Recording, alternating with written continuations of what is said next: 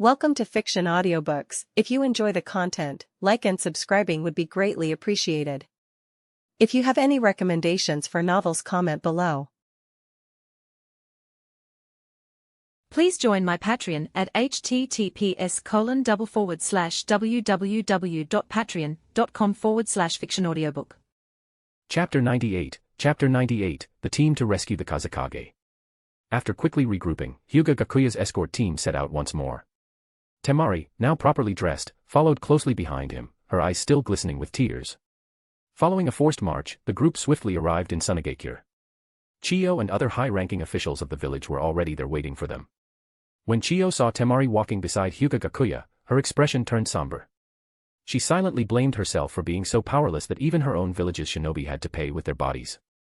Chiyo Dano, it's been a while, Gakuya greeted warmly, extending a hand. The two shook. You haven't changed a bit, Supreme Leader, Chiyo said with a tired smile. I'm practically halfway into the grave by now. Gakuya gave a soft chuckle. You're too modest, Chiyo Dano. You're still full of life. Please, come inside. We've prepared tea. No need. I'm here on behalf of someone, Gakuya said, glancing at Temari beside him. Take us to see the patient first. Temari bowed deeply. Thank you, Supreme Leader. Chiyo felt a deeper pang of shame at that moment. Her suspicions had been right all along, and that only made her feel worse. This way, please. They arrived outside the medical ward.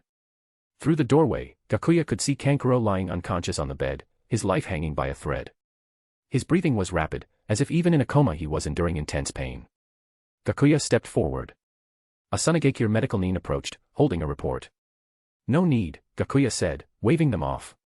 From his arm, a white snake about a foot long slithered out. It bared its fangs and bit into Kankuro's arm, beginning to extract the poison. Chiyo, watching from behind, let out a sigh and gently placed her hand on Temari's shoulder. You've been through a lot, Temari. Temari blushed furiously. Grandma Chiyo, it's not like that. The Supreme Leader didn't do anything to me. Chiyo thought it was just a young girl's embarrassment. Sigh. It's not your fault. It's ours. We were too weak, and you've had to carry the burden. Within half a minute, Gakuya entered sage mode and synthesized an antidote. The white snake remained attached to Kankuro's arm. Suddenly, his body convulsed violently, and he began coughing uncontrollably. Gakuya's medical aide rushed forward to help him turn over. Kankuro immediately vomited a large amount of blackened blood. Once he'd been turned, his breathing began to steady. Gakuya retrieved the snake and let it coil onto his shoulder. In under a minute, Gakuya had cured the illness that had left all of Sunagakure helpless. How is this possible?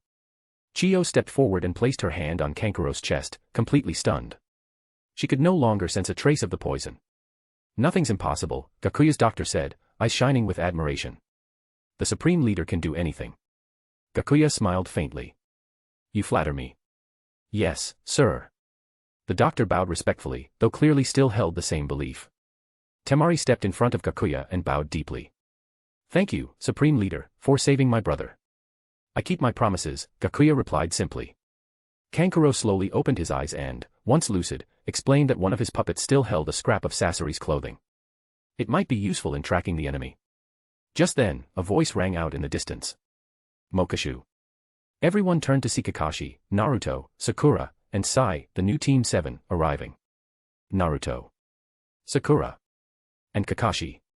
Long time no see, everyone, Gakuya said with a warm smile. After greeting the group, Chiyo's eyes narrowed as she spotted Kakashi. In a flash, she moved to strike him dead, only to be stopped by the others. Chiyo. Look carefully, that's not Tsukumo Hatake. Ebizo shouted, rushing forward. Oh. Right, Chiyo said sheepishly. I'm getting old. My memory's not what it used to be. Mokashu, are you here to support Sunagakure too? Naruto asked. Gakuya nodded. We originally came for a diplomatic visit. But when we heard Sunagakure had been attacked by a terrorist group, we came to help. So we get to fight alongside you again. Naruto beamed. Idiot, Sakura said, smacking him lightly. Mokashu-senpai is a national leader now. You think he's gonna fight on the front lines? Gakuya nodded in agreement. I'll be sending 2 of my personal guards. I see. Naruto scratched his head. So, when are we heading out? Chiyo answered, we move tomorrow. Everyone needs to be at full strength. No, Naruto said firmly. Every second Gaara stays in enemy hands is another moment of danger. He was right. In another location, Gakuya's shadow clone was already cooperating in the extraction of the tailed beast. It would take 3 full days to extract Shikaku. Tomorrow would be the 3rd day, just in time. Naruto and Gaara had gone through similar fates. Back in Konoha, they'd even clashed while in partial tailed beast form. That bizarre connection had brought them closer. We still need rest. Plus, the ninja hounds need time to track the Akatsuki, Kakashi reminded them. Meanwhile, Sakura was collecting samples of the black blood Kankuro had coughed up, hoping it might help her develop an antidote. Gakuya pulled Kimimaro and Yugo aside and instructed them. If enemies appear on the way, you'll be the ones to stop them. The actual rescue of the Kazekage will be left to Konoha and Tsunagakure. As you command, the two responded without hesitation. They followed Gakuya's orders without question. Gakuya didn't want them to go all out, it would disrupt the natural progression of events. The group stayed overnight in Tsunagakure. At dawn, the newly formed rescue squad, Konoha's new Team 7, Chio, and the Federation's Kimimaro and Yugo, set out. Elsewhere, Might Guy's team from Konoha, guided by Kakashi's ninja hounds, was also heading toward the Akatsuki's location where the tailed beast was being extracted. Kakashi summoned his Ninken, who led the team along the trail they'd scouted the day before. After watching them leave, Gakuya returned to his quarters in Tsunagakure to begin planning his next move. In a cave on the border between the Land of Wind and the Land of Grass, members of the Akatsuki stood atop the demonic statue of the Outer Path, continuing the extraction of the tailed beast. Gakuya suddenly opened his eyes. The rescue team's already on the move, he said. The Federation and Konoha are involved, and the Nine-Tails Jinchuriki is with them. Stall them, Pain suggested. I'll go, Itachi volunteered immediately. He was worried the others might go too far and accidentally kill the rescue team, so he chose to handle it himself. Very well. Kisame, go with him, Gakuya ordered. In his heart, Gakuya had another plan. He knew Niji hadn't seen his girlfriend in a long time. This was the perfect opportunity for him to return to Konoha. Gakuya didn't have high expectations for Niji, he just wanted him to be happy. He hoped Niji could use this mission as a chance to reunite with Tenten, maybe even start a real relationship and enjoy a peaceful life. If Niji ended up returning to Konoha with Team 3, so be it. And if he could manage to whisk Tenten away for a little journey, even better. These days, Konoha under Tsunade's rule was no longer shrouded in darkness. Plus, with Gakuya's reputation, Tsunade wouldn't dare lay a hand on Niji, not unless she wanted to throw Konoha into chaos. To ensure Niji's safety, Gakuya had sealed some of his Tenseigan's power into Niji's Byakugan. If Niji were ever in danger, the Tenseigan would automatically activate and obliterate any threat. And if that happened, Gakuya would use Kamui to retrieve him instantly. Hey everyone! I recently found a really good fanfic called Starting from One Piece with the Rinnegan. You can also find it on my web novel profile. It's about a character with the Rinnegan who ends up in the One Piece world. He's not some overpowered guy crushing Yonko on day one, but he's definitely not weak either. He's strong enough to survive and grow, which gives the story a nice balance. I'd say the pacing is smooth, easy to read, and packed with action. Personally, I didn't feel bored even when rereading it, which is rare for me. Highly recommend checking it out if you're looking for something fun and engaging to read. Please drop some power stones. Plus 100 chapters and support me on patreon.com/jigsaw. Chapter 99, Niji, Go Back and Fall in Love. After Niji left, no new member ever joined Might Guy's team. Tsunade had suggested replacements, but everyone politely declined. They insisted that spot belonged to Niji. And so, the vacancy remained. Now, Team Guy found themselves intercepted by a clone of Kisame created through the impersonation jutsu. The battle was fierce and difficult. T/N, Pain allocates a portion of an individual's chakra to a living human sacrifice.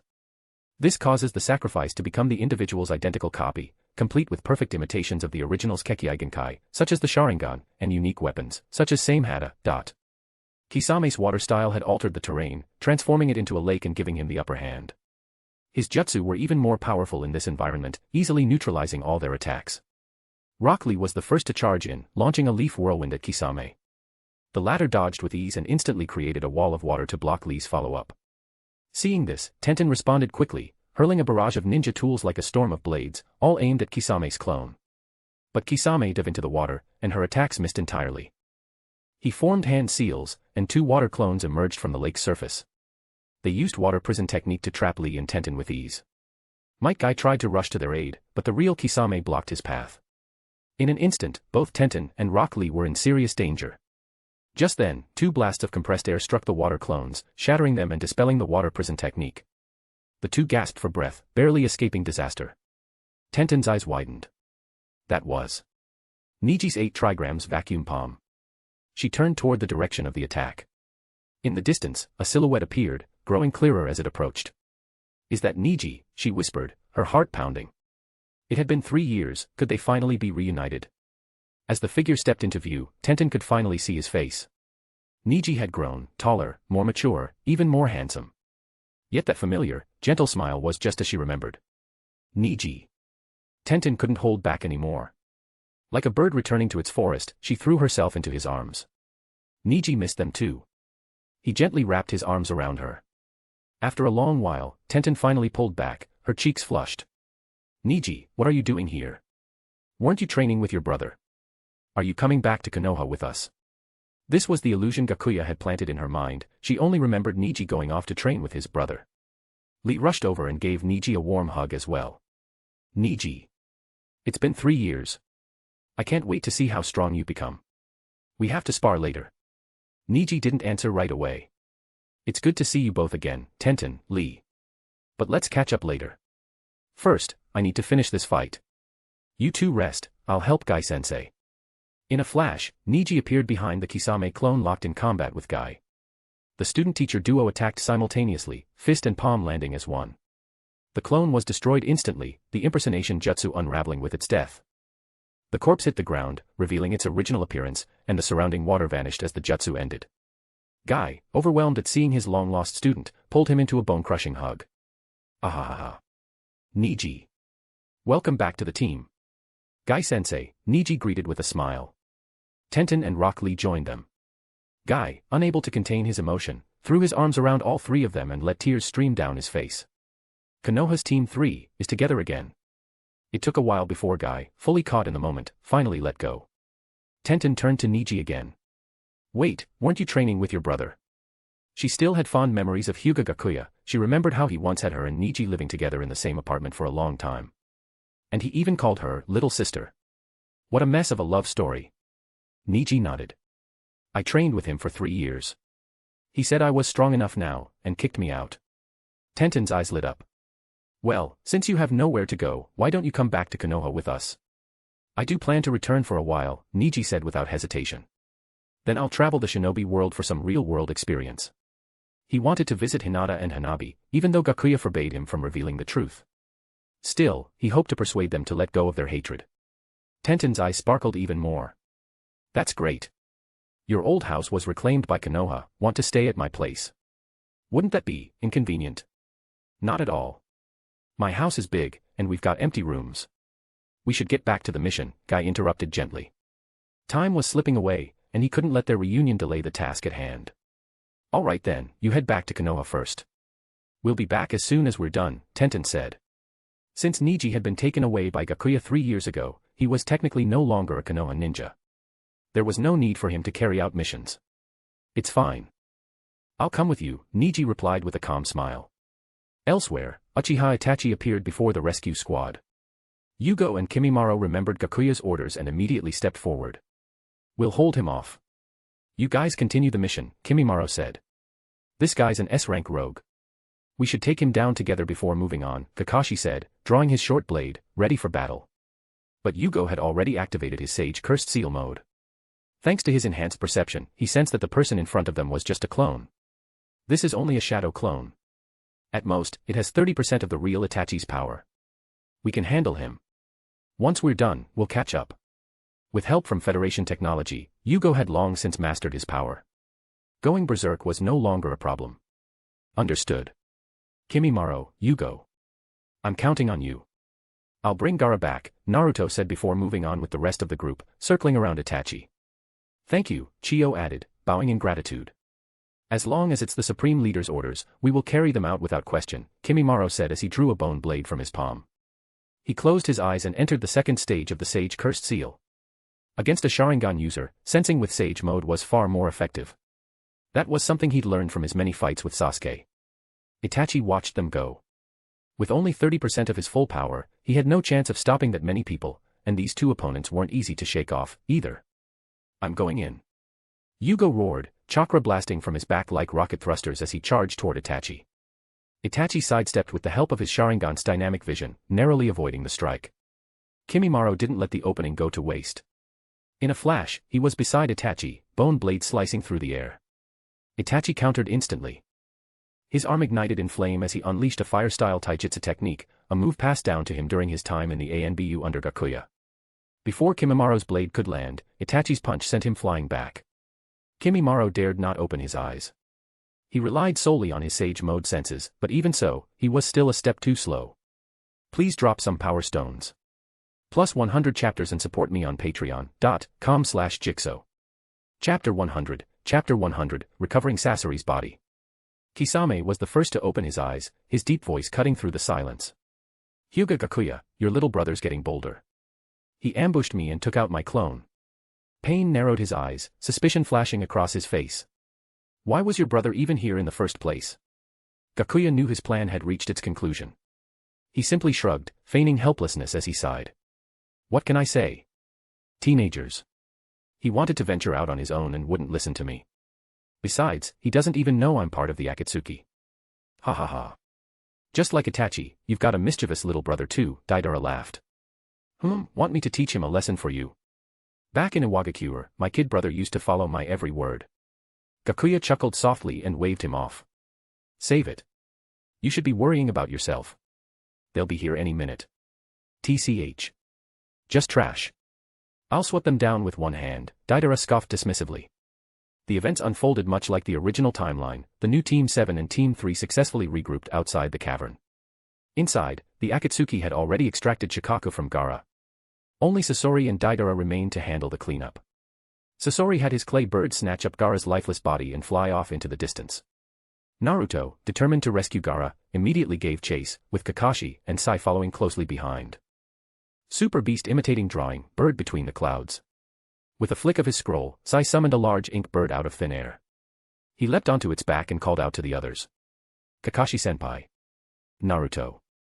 Understanding his intent, both jumped onto the bird as well, and the trio took off after Deidara, kicking off a fierce aerial battle. Back in the cave, Chiyo and Sakura faced off against Sasori. Chiyo unleashed her masterful puppet technique, commanding the legendary 10 puppets of Chikamatsu. Sakura, empowered by her monstrous strength and antidotes, fought alongside her, evenly matching Sasori blow for blow. Sasori's arsenal seemed endless. He first brought out the 4th Kazekage puppet, then shed his outer shell to reveal Hirako. From his back, 4 scrolls unfurled. With them, he summoned the red secret technique, performance of 100 puppets. The battle between puppet masters was brutal and intense, the outcome hanging by a thread. Watching from the shadows, Hyūga Gakuya silently observed.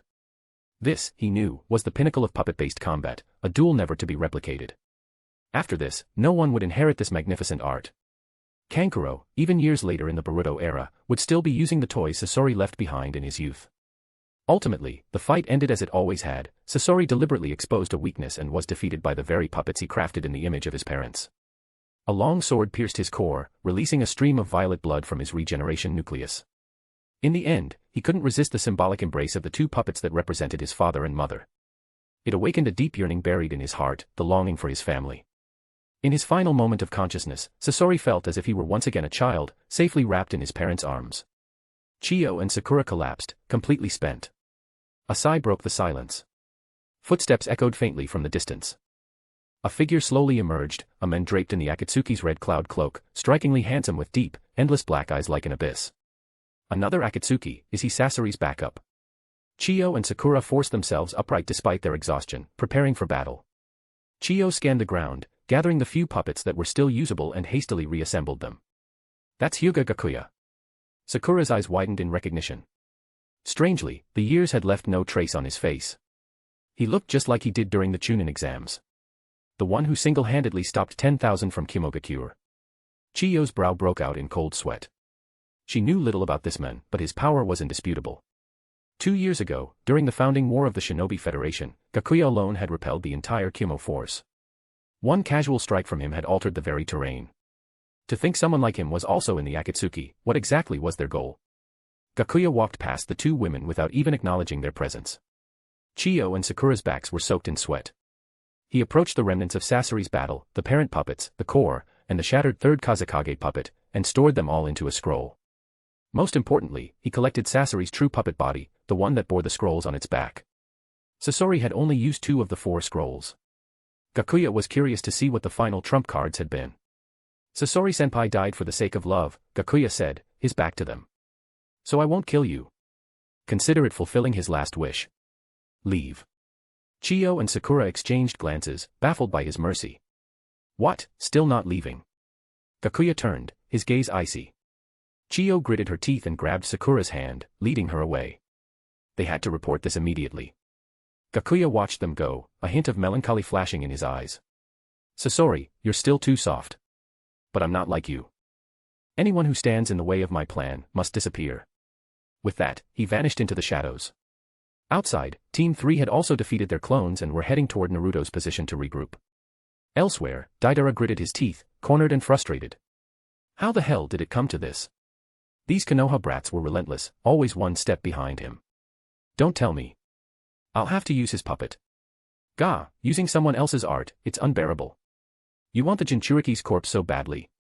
Then take it back. Deidara used his last remaining arm to pull a sealing scroll from his tool pouch and tossed it into the air. Release. A thick cloud of smoke billowed out. From within it, 4 clay birds burst forth, each carrying a Deidara, 3 of them clay clones. The one holding Gaara's body glowed red, diving straight at the Konoha trio. He's going to self-destruct. Sai shouted, steering the ink bird to evade. But Naruto saw only Gaara. He leapt forward, grabbing Gaara's lifeless body from the clay bird, trying to pull him free before it detonated. He couldn't let Gaara be blown to pieces.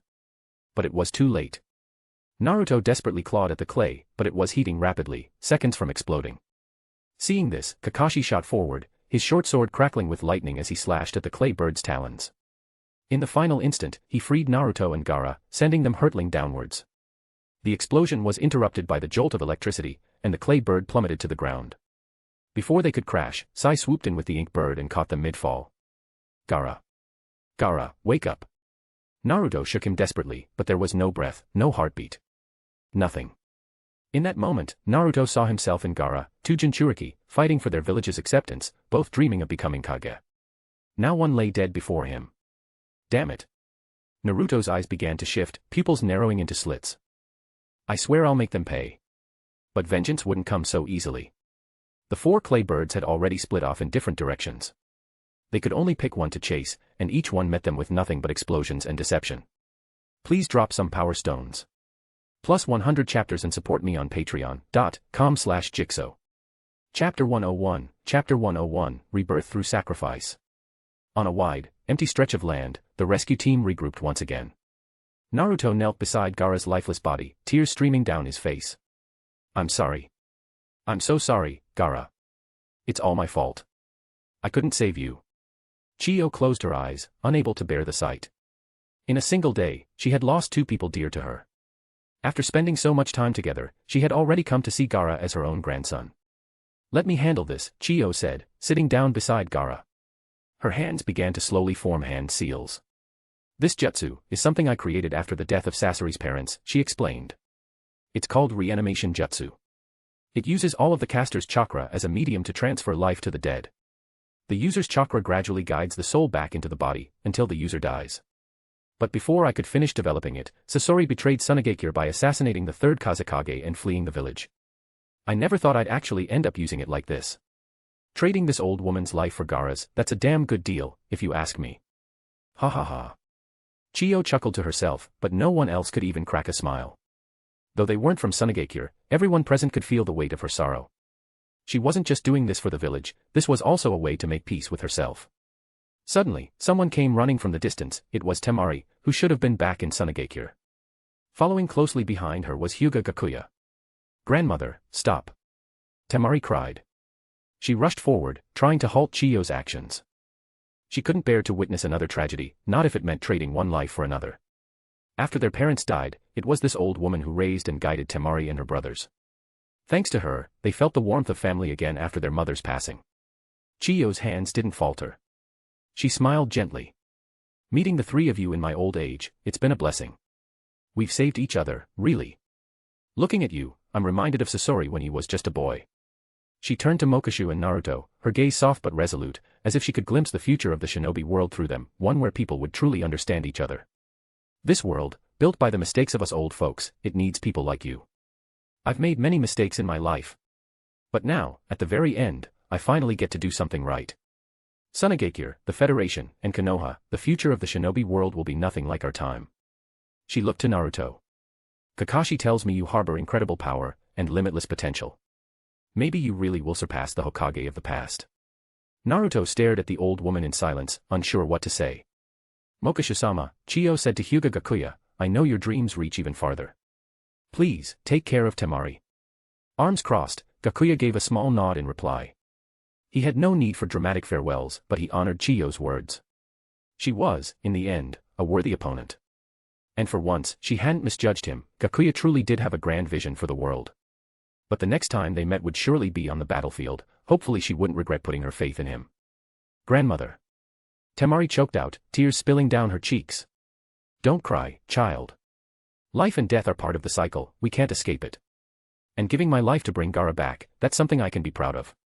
At that moment, Gaara's body began to glow faintly with green light. Chiyo's chakra was slowly fading, dispersing into the air. Her voice grew weaker as her body began to collapse, but Temari caught her just in time. And then, Gaara stirred. He slowly sat up, dazed and confused. What's going on? He saw his sister crying beside him. Chiyo lay against her, her face etched with sorrow and disbelief. A terrible sense of dread welled up in Gaara's chest. He crawled toward Temari with trembling hands and reached out to Chiyo's face, only to find there was no breath left in her. His eyes instantly turned blood red with fury and grief. Gaara's head snapped up, scanning the area. His gaze locked on Hyūga Gakuya. Given the long-standing tension between their two nations, it wasn't a stretch to assume Gakuya might be responsible. Especially with his known history, he had once conspired with Orochimaru to assassinate the fourth Kazekage. Chiba Mokashu, was it you? Did you kill grandmother? I'll make you pay with your life. Gaara roared. He shot to his feet, eyes blazing with rage, and launched a punch straight at Gakuya, only to be grabbed and held back by Naruto. Let me go. Gaara screamed, consumed by madness and despair. He thrashed violently, trying to break free, but Naruto held on tight. Gaara. Calm down. Granny Chiyo gave her life to bring you back. Don't let your hate blind you. Naruto shouted. Gaara froze in place. Temari rushed to his side, gripping his arm. After you were captured by the Akatsuki, the Federation and Konoha sent a joint rescue team to retrieve your body. It was grandmother who used her own life to revive you. Gaara fell to his knees beside Chiyo, stunned. He had never truly known the warmth of family, but Chiyo had always treated them like her own. She'd taught them, looked after them, cooked for them, just like a real grandmother would. Hyūga Gakuya stepped forward, towering over Gaara. Speaking in the voice of an enemy, he said. Chiyo was a worthy opponent. She gave her life to save you, not so you could wallow in grief. Gaara looked up, his eyes clouded with confusion. She saw you as more than just a boy, she saw you as her grandson, and the future of Sunagakure, Gakuya continued. So bear that responsibility. Make her sacrifice count. Sunagakure needs a strong Kazekage. Someone who can lead them forward. Gaara's eyes gradually regained clarity. He knew he couldn't stay stuck in sadness. For Chiyo, and for his village, he had to move on. He rose slowly, taking a deep breath, drawing strength from within. Looking into the distance, he silently vowed to grow stronger, to protect everything Chiyo had cherished. He stood tall, his sorrow now tempered by resolve. Then he extended his hand toward Hyūga Gakuya. They shook hands tightly, an unspoken truce, a symbol of alliance between their two nations. Thank you, Mokashu-sama. I misjudged you. Gaara finally understood why even the criminals in the Federation held such loyalty to their leader. Chiba Mokashu was a charismatic force, whether as an enemy or an ally. It's all right. I understand your anger. Losing someone you love, there's no pain like it. No shame in losing control. Hyūga Gakuya carried himself with the composure of a true leader. Please drop some power stones. Plus 100 chapters and support me on patreon.com/jigsaw. Chapter 102, Chapter 102, The Hero Who Saved Sunagakure, Temari's Parting Gift. Sakura gave Naruto a little shove and lowered her voice. Weren't you looking for info on Uchiha Obito? Mokashu, do you have any intel on Sasuke or Obito? Naruto snapped to attention and turned toward Hyūga Gakuya. He'd been searching for both men, one to bring back, the other to kill. Sasuke, huh, sigh. I didn't expect his thirst for power to go this far. Hyūga Gakuya let out what sounded like a heartfelt lament for a friend. But in truth, Gakuya was just sighing over how annoying it was to keep playing both roles every day. Sasuke being seduced by Orochimaru? That had nothing to do with him, Chiba Mokashu. Clenching his fists, Naruto declared loudly, "It doesn't matter. I'll bring him back no matter what."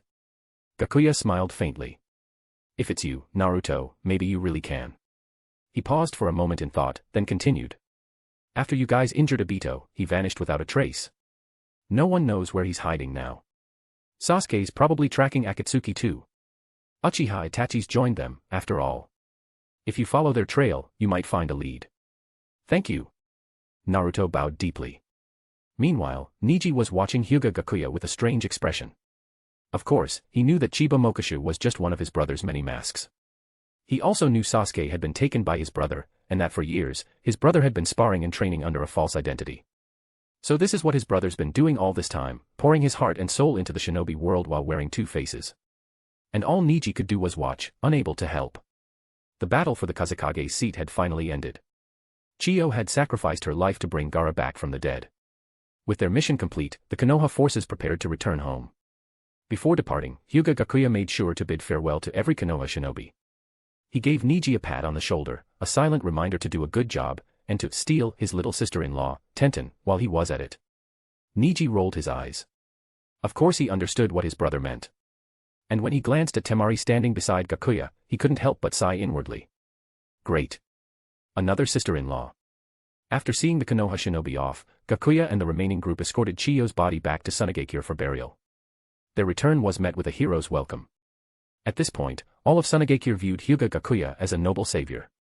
When the Federation was first founded, it was Sunagakure that had provoked war. And yet, in Sunagakure's darkest hour, Gakuya had shown mercy.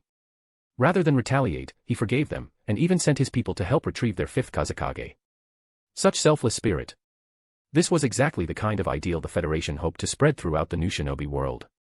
Of course, the reality was far less grand. Gakuya hadn't lifted a finger, he'd just sent some of his guards to stir the pot and lend a token hand. But thanks to his high status, the people still hailed him as the main force behind the operation. One could only imagine the shock and horror on their faces if they ever discovered that Hyūga Gakuya was an accomplice to the very criminal they despised. Would they feel rage? Despair? It was a fascinating thought. Later, Gakuya held several high-level talks with the Kazekage's inner circle. But at this point, negotiation was just a formality, both sides were going out of their way to give ground to the other. With the talks wrapped up, the Federation envoy had no more reason to stay. It was time for Hyūga Gakuya to leave, there was still much to be done. And when that moment came, only Temari showed up to see him off. None of Sunagakure's high-ranking officials appeared. What is this, a political marriage? Gakuya thought as he walked through the sea of golden sand, Temari quietly trailing behind him, head bowed. The rest of the delegation had already departed. Now it was just the two of them. Mokashu-kun, I just wanted to thank you. Truly, Temari said softly. No need. I was only doing my part to keep the peace. If the fifth Kazekage had died, the whole shinobi world might have gone up in flames again. You always think of the bigger picture, but no matter what, I'm still grateful. You probably don't think much of me, but my feelings haven't changed. Temari took a step forward, bold and sincere. Her words practically screamed. You can do whatever you want with me.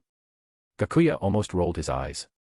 He had way too many secrets to drag Temari into his life. Keeping her around would be far too risky. Well, I haven't made up my mind yet. So how about I collect a little interest for now, he said, turning toward her. Before Temari could react, he pulled her into his arms and kissed her, hard, on her soft, cherry-like lips. Temari's mind went completely blank. It was just a brief kiss. Gakuya pulled away almost as quickly as he'd moved in.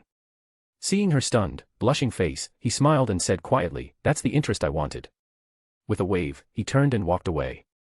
Temari stood there alone, fingers lightly touching her lips. Then, suddenly, she smiled.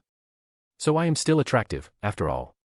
Compared to Hyūga Gakuya, her looks had always felt insignificant. But in that moment, she found her confidence again. She watched him disappear into the distance, her heart filled with warmth. Gently brushing her lips, she savored the fleeting sweetness of their kiss. I'll get stronger, and come find you again. She whispered to herself. Gakuya, meanwhile, left in high spirits. As expected, sampling a few wildflowers now and then had its own unique charm. Land of Rain. What a mess you are, Deidara, Gakuya muttered as he worked on the arm transplant. Deidara, even while lying on the operating table, couldn't resist talking back. That guy only got the better of me because he had home field advantage. If not, I'd have blown Sunagakure sky high. I would have shown them real art. Then he paused. So. Sasori-senpai's dead. Gakuya nodded, his face expressionless as he took out a ring and placed it on the side table. He chose to give up his life. Otherwise, he wouldn't have died. Thought so. No way Sasori-senpai would go down that easy. His art wasn't as grand as mine, but he was strong. Deidara picked up the ring with his one good hand, his tone surprisingly even. There was no trace of grief. They were all outlaws, after all. Tomorrow, it could be his turn. But when his time came, he'd make sure to go out with a bang, unlike Sasori, who died such an ordinary death. Gakuya finished with a few more healing jutsu and wiped his hands. All done. Try it out. Deidara flexed the new arm, clearly satisfied. Not bad. You've got good hands, Gakuya. Gakuya rinsed his hands and headed for the door. I'll leave the rest to you. When Pain arrives, give him the ring. The Five-Tails Jinchuriki has surfaced in the land of Earth, and I'm off to catch myself a beast. Please drop some power stones.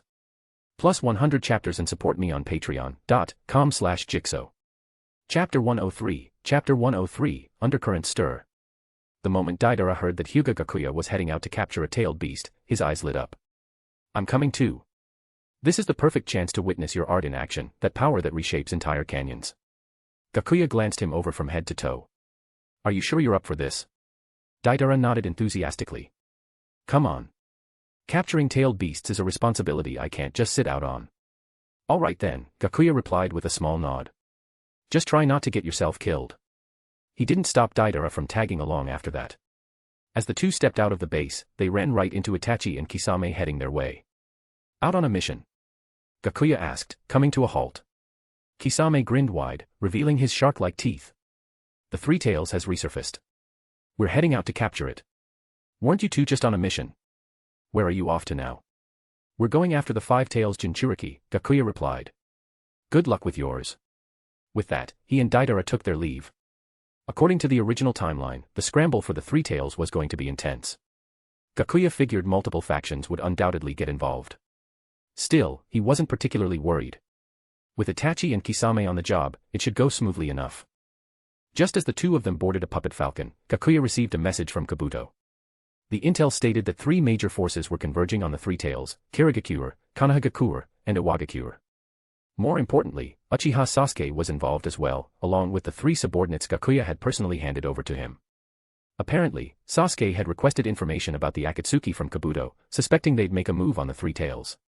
He intended to use this opportunity to locate them, and more specifically, to find Uchiha Itachi. But Gakuya knew the truth, Sasuke was about to walk right into a perfect setup. The ones Akatsuki had dispatched to capture the Three Tails were none other than Itachi and Kisame. This would be the first reunion of the Uchiha brothers since the beginning of Shippuden. A long-awaited confrontation. And with Naruto still chasing after Sasuke, there was no doubt he'd show up too. Naruto, Sasuke, Itachi, the Nine Tails, Three Tails, and Five Tails, three Jinchuriki, three beasts. This was shaping up to be one hell of a show. Gakuya smirked. Things are getting more interesting. What is? Deidara asked, looking puzzled from the side. My informant told me that the Jinchuriki we're after, the Five Tails, is actually on another mission. What mission? Capturing the reawakened Three Tails.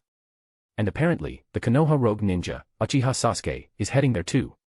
He's hoping to find traces of our Akatsuki, and follow the trail to Uchiha Itachi. Deidara's eyes sparkled. Oh, now this sounds fun. I was thinking, Gakuya continued, instead of ambushing the Five Tails halfway, we let this all play out. Might be fun to watch it unfold.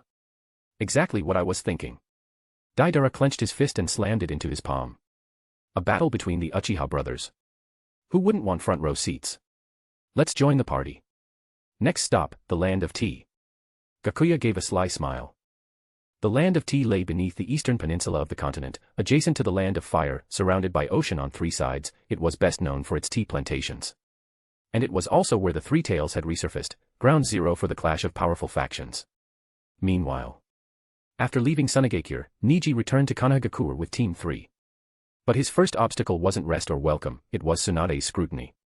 After all, Niji had been gone from Konoha for 3 years. Who was to say he hadn't been turned into a sleeper agent? Worse yet, they discovered that Hyūga Gakuya was now part of the Akatsuki. And Niji had been taken away by Gakuya. 3 years later, he suddenly returns and even disrupts Akatsuki's plans. Suspicious didn't even begin to cover it. Inside the Hokage's office, Tsunade slammed her palm on the desk with a loud bang after listening to Team 3's report. You joined the Akatsuki and still dared to come back to Konoha. Guards.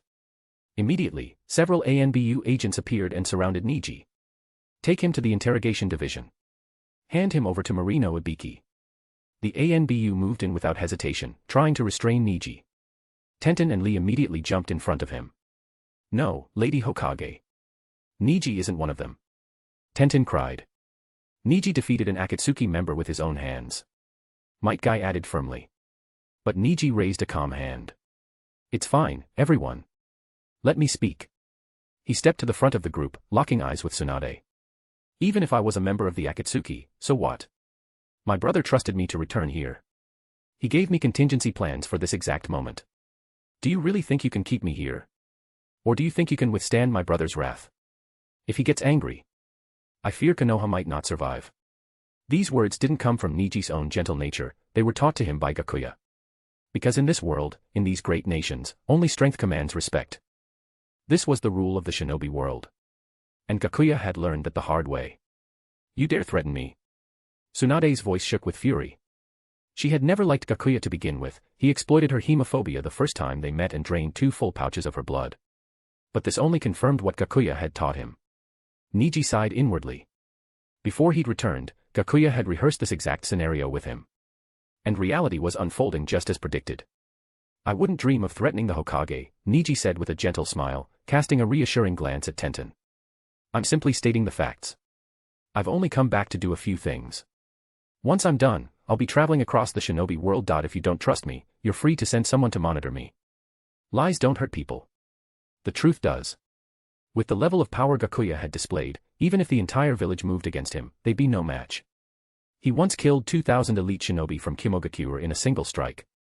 The wisest move would be to treat Niji like a living god, pamper him, earn Gakuya's favor. If it were Hiruzen Sarutobi still in charge, he would have done exactly that. But Tsunade, her pride wouldn't allow it.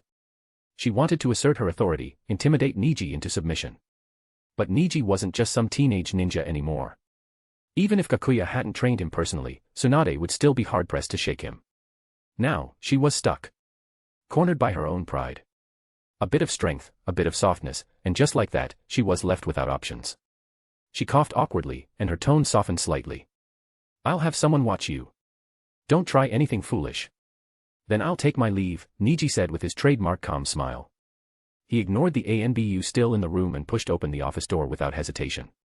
That smile was unmistakably Gakuya's. Lady Hokage. Can I go now too? Tenten asked timidly. Tsunade rubbed her forehead and waved her off. Go, go. Thank you, Lady Tsunade. Tenten quickly chased after Niji. She caught up to him and grabbed his hand mid-run. Come on. You're staying at my place. I'll set up a room for you. Please drop some power stones. Plus 100 chapters and support me on patreon.com/jigsaw. Chapter 104, Extra, Tenten's father's scrutiny, Niji saves a life. Tenten and Niji sat across from each other on the living room sofa. So you're Hyūga Niji? Tenten's father eyed the young men in front of him from head to toe. He was determined to scrutinize the men his daughter had been pining over for 3 long years. Oddly enough, Niji, who had once stared down the Sharingan without flinching, now found himself a bit uneasy under the older man's gaze. Yes, I'm Niji, sir. What have you been doing since you left Konoha? Tenten's father pressed. No matter how he looked at him, he found Niji an eyesore. Sure, the kid was good-looking and had a nice way of speaking, but what right did he have to marry his daughter? I've been training with my brother. Niji answered honestly. So, basically unemployed. Niji scratched his head, realizing he didn't have an actual profession. I guess you could say that. Tenten's father, a businessman with a sharp eye, narrowed his gaze. I see. And your savings? Let me make one thing clear, my daughter has been pampered her entire life. If you don't have at least 100 million Ryo saved up, don't even think about marrying her. Niji knew full well he didn't meet any of those criteria. Sure, his brother had the wealth of a nation, but when he sent Niji out this time, he hadn't given him 100 million ryo for travel expenses. Then again, Hyūga Gakuya had mentioned that someone would cover his expenses along the way. Had his brother anticipated all this? Dad. What the heck are you saying? Tenten returned from the kitchen carrying a bowl of fruit, her face flushing with embarrassment as she smacked her father on the shoulder. At the sight of his daughter, the man immediately dropped his stern facade and put on a beaming smile. Tenten, I was just trying to look out for you, that's all. Who interrogates people like that? Even the Hokage wouldn't dare grill Niji like this, and you're here acting like it's an interview. Niji's just staying with us for a few days, she scolded, turning away from her father with an exasperated sigh. Here, Niji. Have some fruit. Thank you, Niji replied politely, taking the bowl. Can't really blame your father. It's only natural he's protective of his daughter. Tenten's father grumbled inwardly. This kid sure knows how to talk. But winning him over wouldn't be that easy. As for Tenten's mother, her reaction was quite the opposite. She looked at Niji more and more fondly the longer she watched him, just like any doting mother-in-law meeting her future son-in-law for the first time. That night passed without incident. The next morning, after breakfast, Niji left the house and made his way to the apartment where Hinata and Hanabi were living. His goal was simple, try to persuade them to let go of their hatred. After all, no matter how hard they tried, in the next life or the one after, they would never be able to surpass his brother. What's more, the man they pinned their hopes and feelings on, Chiba Mokashu, was none other than Gakuya in disguise. Niji understood well that his brother had done all this to mirror the brainwashing and manipulation the Hyūga clan had once inflicted on him. It was his way of exacting revenge. But Niji also believed it was time for that cycle of hatred to end. The Hyūga clan was gone, both main and branch families alike. He stepped forward and knocked on the door. Before long, Hanabi answered. Hyūga Niji. You. Her face instantly hardened, and her body tensed with caution. 3 years ago, Niji had left with Gakuya. Since then, he'd acted as though the Hyūga clan massacre had never happened. It's me. There's something I'd like to say. Can I come in? Niji asked calmly. Hanabi's eyes were cold as ice. Her voice was detached. I have nothing to say to the brother of the men who murdered my clan. Whatever you've got to say it here. If this is some kind of threat, if Hyūga Gakuya is coming to kill us, let me tell you now, we won't go down without a fight, she said firmly, her tone laced with resolve. Niji shook his head.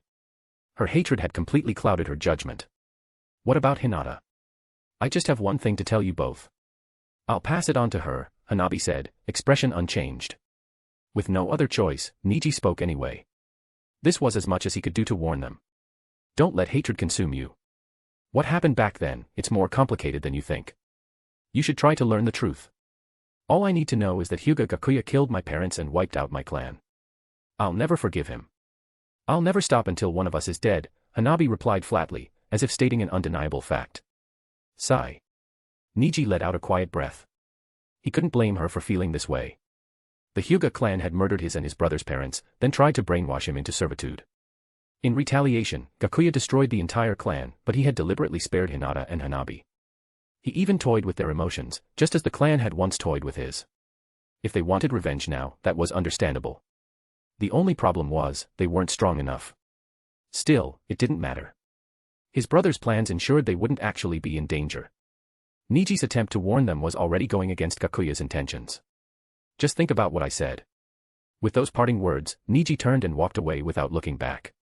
On his way back, Niji decided to say farewell to a few familiar faces before setting off on a journey across the shinobi world. Don't come any closer. If you move, I'll kill this kid. I want to see the cheating whore. If she doesn't come, the kid dies. The shout rang out from a nearby street. Niji looked up and saw a crowd gathered in the distance. He moved closer, pushing through the people. At the center of the chaos stood a leaf shinobi in uniform, holding a child hostage. Among the bystanders were several familiar faces, Tenten and her parents. Uncle, Auntie, Tenten, what's going on? Niji asked, stepping up beside them. Tenten's father sighed. That man's a ninja. While he was out on a mission, his wife cheated on him with his brother. When it came to light, they ran off together, and took his son with them. We've already sent a team to track them down. Please let the child go, he can't breathe like this, a negotiator pleaded in a hushed tone. Several ANBU surrounded the man in a tight circle, but none dared to make a move. He was a chunin, after all. If they botched the rescue and he managed to kill the kid, it would be a huge blow to Konoha's image. It wasn't that they truly valued civilian life, they were worried about the onlookers. A public failure like this would stain the village's reputation. Then go catch that bastard and his whore already, the man screamed, tightening his grip. The blade in his hand edged even closer to the child's throat, gleaming with deadly intent. Please don't do this. We're doing everything we can, we will bring them to justice, the negotiator urged. But the man wasn't listening. His emotions spiraled out of control, rage and despair flickering in his eyes. Niji stood at the edge of the scene, quietly observing. Something about the man's gaze struck him as deeply wrong. A chilling sense of danger crept into his chest. This isn't good. He's about to snap.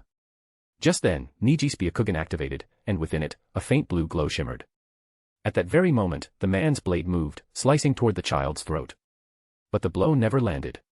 In a flash, Niji's figure blurred into motion.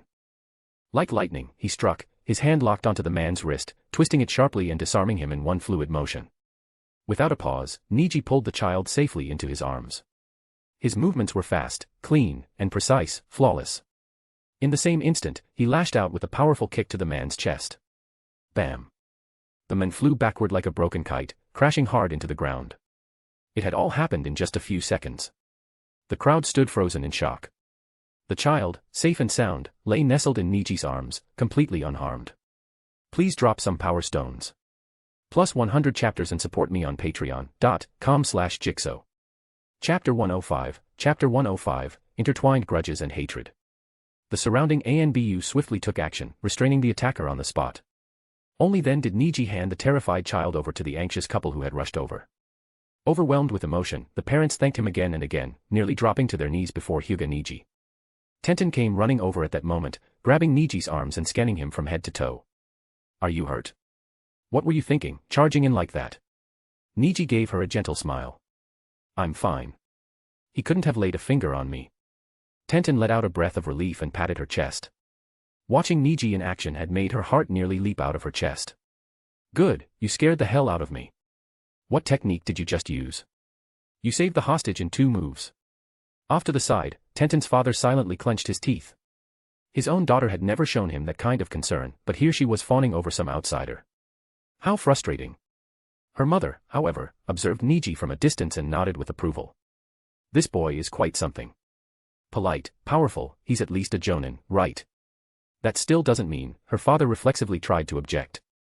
His wife shot him a sharp glance and chided. He's more than worthy of our daughter. Or do you want her holding a lifelong grudge against you?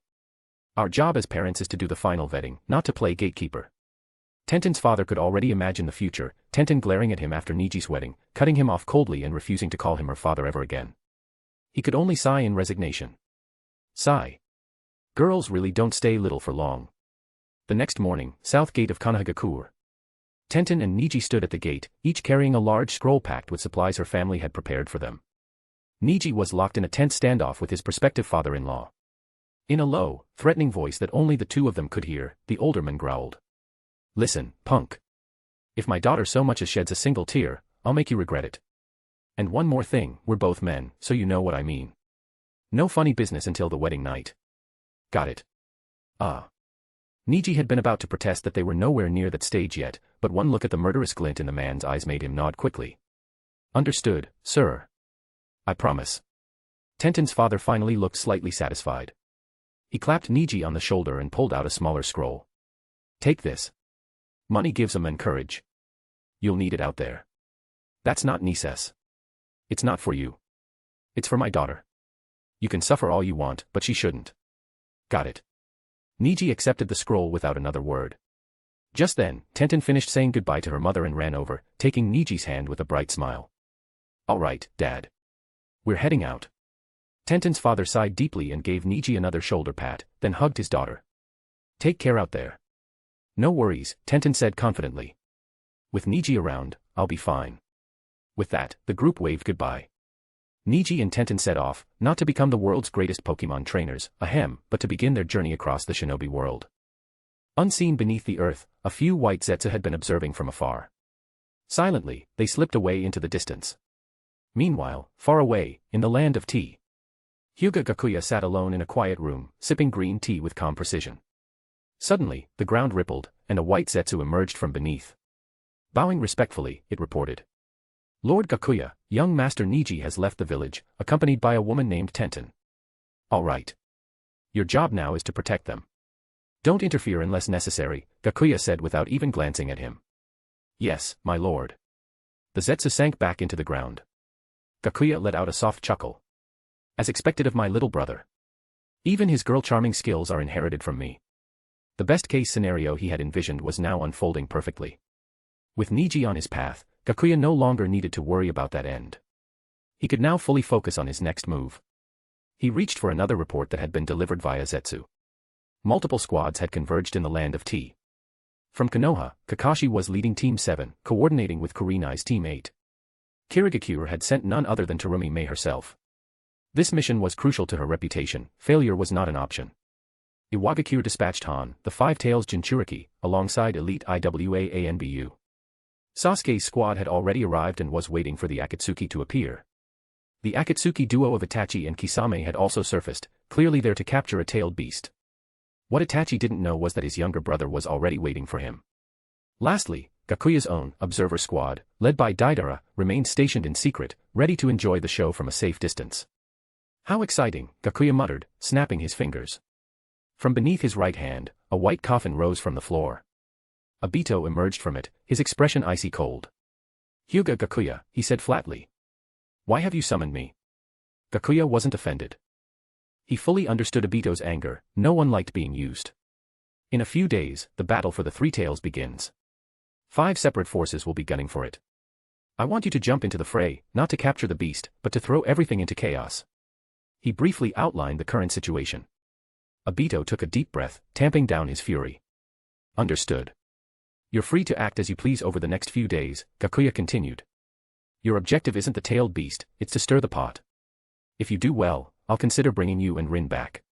For real. With that, Gakuya tossed a half-scroll toward Obito. Catching it, Obito read the title, Heaven's Resurrection. He scoffed at first, but by the time he finished reading, his eyes widened in shock.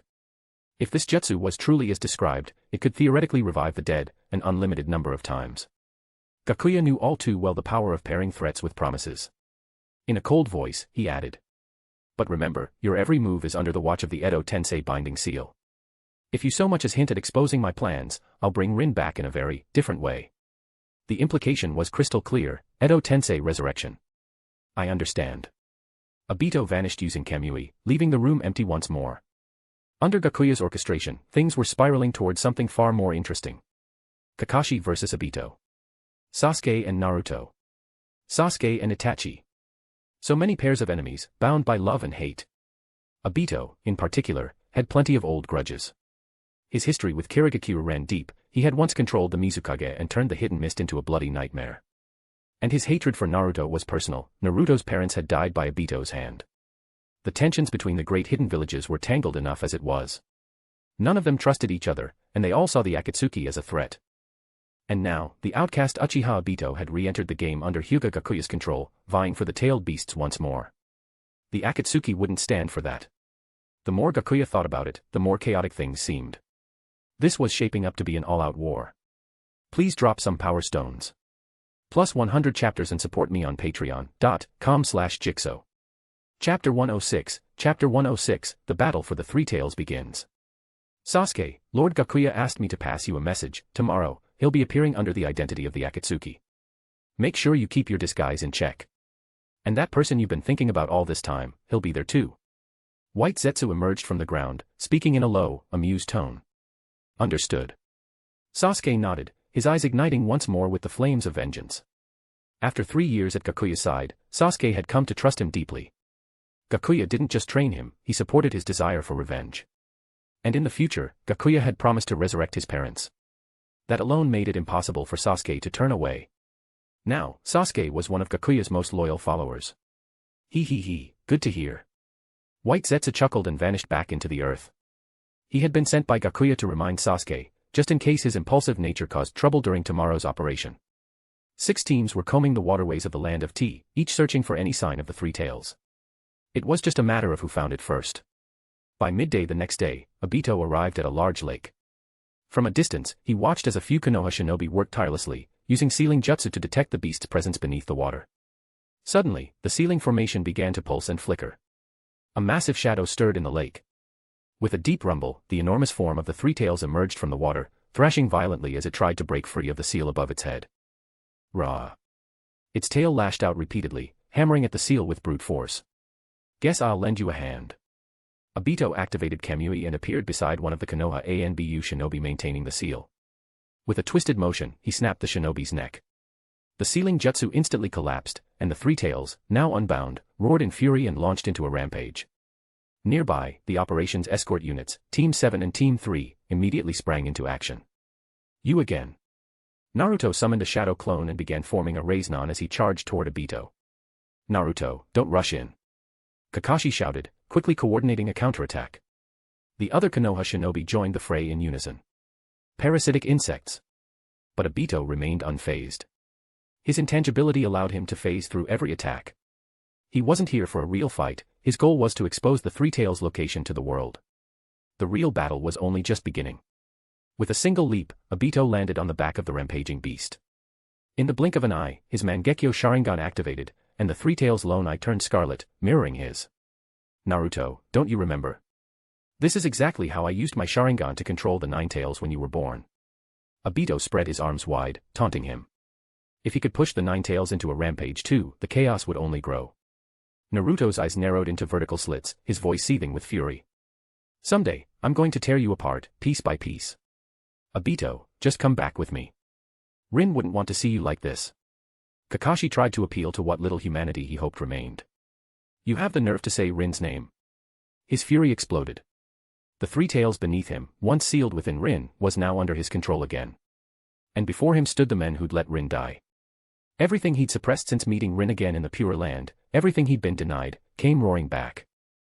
Kakashi, the Three Tails once dwelled inside Rin. Let me show you the pain I felt. The beast opened its maw, an immense surge of chakra swirling inside.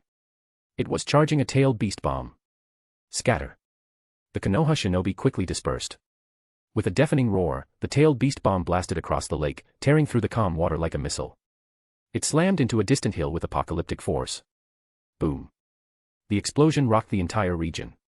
The ground trembled as the hill was obliterated, reduced to flat earth. Smoke and debris shot into the air, forming a colossal mushroom cloud. Obito had held back, he wasn't here to kill Kakashi. Not after learning the truth of the Pure Land. He didn't want Kakashi reuniting with Rin before him. The real purpose of that attack was to send a message to the other forces nearby. The Three Tails has appeared. A new storm is coming. Han, the Jinchuriki of the Five Tails, looked up at the rising mushroom cloud. That's the Three Tails, he said, motioning to his companions. That was a tailed beast bomb. Someone's already found it. Let's move. Yes, sir. The tall, heavily armored man's crimson armor gleamed as they broke into a run. Let's go. The tailed beast from Kirigakure isn't something we'll let others get their hands on. Mei Terumi marched forward, her long legs moving with purpose. Behind her trailed 2 bodyguards and over a dozen Kirigakure shinobi. Itachi-san, should we head out now? Kisame asked, glancing toward his partner. Let's finish this mission quickly. Itachi nodded coldly. Sasuke stared at the mushroom cloud in the distance, a wild smile spreading across his face. So it's finally begun. The Akatsuki must be making a move too. If Itachi shows up, I'll kill him right here and now. Sasuke, are we heading over there? Let's go. I've waited long enough. Wahoo. What a beautiful explosion. The power of a tailed beast. It's pure art. Deidara cheered from atop his clay bird. Gakuya, let's go already. That was too good, I can't wait any longer. Beside him, Hyūga Gakuya simply nodded. Thanks to Obito, he already knew the whole plan. And he had to admit, Obito had done well this time. Back by the lake, the Konoha shinobi who had survived the tailed beast bomb were still shaken. Naruto, Kakashi, Hinata, and Kurenai crouched beneath a thicket of brush, hurriedly planning their next move. We should retreat. With both Obito and the Three Tails working together, we don't stand a chance, said Kakashi, the de facto leader of the mission. Sensei, I've already made a deal with the Nine Tails. This time, I will kill Uchiha Obito. Naruto's voice was firm. Kakashi hesitated. He knew Naruto had been building a relationship of mutual trust with the Nine Tails ever since the failed attempt to trap Obito 2 years ago. Are you confident? I am. I trust the Nine Tails. Deep inside Naruto's mind, the Nine Tails lay on its belly, eyes narrowing. TCH, brat. Suddenly, Kakashi raised a hand. Wait, don't move. He'd heard footsteps, lots of them. All of them poked their heads out from the underbrush. One by one, shinobi stepped out from the trees and gathered near the lake's edge. The stage was set. There he is. Sasuke. Naruto's heart leapt the moment he spotted his long-lost friend. Ignoring Kakashi's warnings, he dashed forward. It was already too late to stop him. From Iwagakure, the Five Tails Jinchuriki, Han. From Kirigakure, Mizukage Meitarumi. From Akatsuki, Uchiha Itachi and Hoshigaki Kisame. They're all here.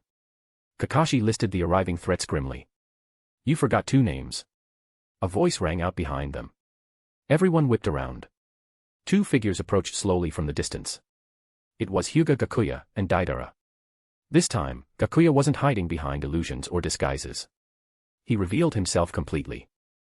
Hinata's body tensed as she laid eyes on him, the man who had murdered her parents. For the first time in years, she saw his real face. She instinctively shifted into a battle stance, ready to throw her life away if it meant taking him down with her. How cold. Already forgotten me. Gakuya sneered with twisted amusement. I'm your big brother, remember? Why did you do it?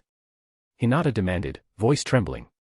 Her mind flashed back to the days when Gakuya used to play with her, Niji, and Hanabi like a caring older sibling. She couldn't understand, how had that gentle brother become the butcher of the Hyūga clan? But what she didn't know was that those memories weren't real. Those sweet, idyllic moments had never existed. They were illusions, planted deep into her heart by Gakuya himself. Please drop some power stones. Plus 100 chapters and support me on patreon.com/jigsaw. Chapter 107, Chapter 107, Sasuke's grudge against the Uchiha massacre. For what? Hyūga Gakuya chuckled coldly, his tone thick with disdain toward Hinata. For power. For revenge. And for ambition. Kinda cruel, huh? You've changed a lot since we last saw you, Gakuya, Kakashi said, stepping protectively in front of the others. Gakuya scratched his head with a sheepish smile, his voice momentarily regaining that familiar, modest tone from the past. Really? Maybe I just kept up the act for too long. Why did you leave us alive? Hinata finally asked, the question that had haunted her for years. You wiped out the entire Hyūga clan, why not finish the job? Why now? Gakuya raised a hand, and in an instant, Hinata's body flew uncontrollably toward his outstretched palm. Yuhi Kurinai and Kakashi reacted in a flash, trying to grab her, but an invisible repulsion force flung them backward. Gakuya's hand closed tightly around Hinata's neck. He lifted her effortlessly and stared into her white eyes with a chilling glare. Because I wanted you to live. Live in the same torment and hatred that I once did. Back then, almost everyone who knew the truth behind the death of Hyūga Gakuya's parents had vanished. Hinata, of course, had no idea what really happened. With a flick of his chakra, Gakuya cast a genjutsu, pulling Hinata into an illusion. In that world, Hinata became the 3-year-old Gakuya. She sat in her mother's arms, while his father knelt and pleaded with a cold, unfeeling Gakuya. Then came the horror. They crushed his mother's skull with a single blow, her brain matter splattering across Hinata's small frame. The father, desperate to protect her, took his own life before Gakuya's eyes. After the bloodshed, Gakuya stared coldly at Hinata within the illusion. Do you feel it now? That unforgettable, soul-rending hatred. But this is only the beginning. You'll experience everything I did. You'll understand me eventually. With those words, the genjutsu deepened. In the real world, Gakuya casually tossed Hinata's unconscious body toward Kurinai. Don't even think about trying to dispel the genjutsu, he said with a sneer. You'll only make it worse. Relax, she'll survive. All she's seeing are some memories. This genjutsu had built-in safeguards, and with the gemstone embedded in Gakuya's chest, it was nearly unbreakable. Inside the illusion, Hinata trembled and thrashed. In reality, her body shook uncontrollably in Kurinai's arms. After hearing Gakuya's warning, none of them dared attempt to break the illusion. Without another word, Gakuya, clearly growing impatient, walked past them, Deidara trailing close behind. My target isn't Konoha, Kakashi. So stay out of my way. As Gakuya passed, no one had the nerve to try and stop him. I finally found you. Itachi. Sasuke called out to the distant figure. Itachi's gaze sharpened. Despite the flood of memories and longing he felt for his little brother, his tone remained flat. Sasuke, you've grown. But I wonder, has your strength kept up? Sasuke drew the Kusanagi sword, his eyes gleaming with 3 tomo. For 3 years, I've lived by your words. Trained, pushed myself past every limit. All for this moment, to kill you. How pitiful. Those eyes, is that all you've got? Itachi said with a condescending smirk. You want to awaken the eternal Mangekyo Sharingan, don't you? Sasuke snapped. Was it exhausting playing the role of the doting older brother? Also, I'd gain the Mangekyo and become your spare. You slaughtered the entire Uchiha clan for a pair of eyes. Question after question, Sasuke laid bare the suspicion he'd harbored for years. Deep down, some small part of him still hoped he was wrong, hoped Itachi would deny it. You've come a long way, Itachi replied calmly. You've figured out more than I expected. But you still can't beat me. Not with those eyes. It wasn't time yet. Itachi hadn't reached the end of his rope. He wasn't ready to die, not by Sasuke's hand. Hearing Itachi confirm it all broke something in Sasuke. The fury he'd kept buried erupted. He couldn't comprehend it, how anyone could kill their own parents for such a reason. Don't you dare underestimate me. Sasuke roared, lightning flickering across his kusanagi. Just keep that sharp-fanged guy off me, Sasuke said to his team without looking back. Got it, they replied one by one. Want me to take care of him, Itachi-san? Kisame asked with a chuckle. No. Go focus on capturing the tailed beast, Itachi replied, glancing briefly at the chaos behind them. Iwagakure and Kirigakure had formed a temporary alliance to attack Uchiha Obito, who was using the Three Tails' power to lay waste to both sides. And the missed shinobi, Obito gave them special attention. The girl he loved had died because of one of their schemes. All right then. I'll go handle the Three Tails, Kisame said as he turned away. But in his heart, he was already planning how to help Obito escape. After all, it was Obito who'd recruited him into Akatsuki, and one of the few who knew about the Eye of the Moon plan. Sasuke's attack struck like lightning, fast, sudden, brutal. He leapt, raising the kusanagi high overhead, and brought it down in a deadly vertical slash. Itachi reacted with incredible speed, drawing a kunai and raising it in defense. But Sasuke's power had surpassed Itachi's expectations. Bolstered by Chidori's lightning, the kunai snapped clean in two, and the blade kept falling. Itachi twisted, narrowly avoiding the strike. As he dodged, he lashed out with a powerful kick aimed at Sasuke's airborne body. But Sasuke wasn't the same as 3 years ago. He anticipated the move, flipping in midair to dodge Itachi's counterattack with ease. Sasuke followed through, driving the kusanagi into the ground. In that instant, an intense current of electricity exploded outward from the point of impact. Chidori had evolved.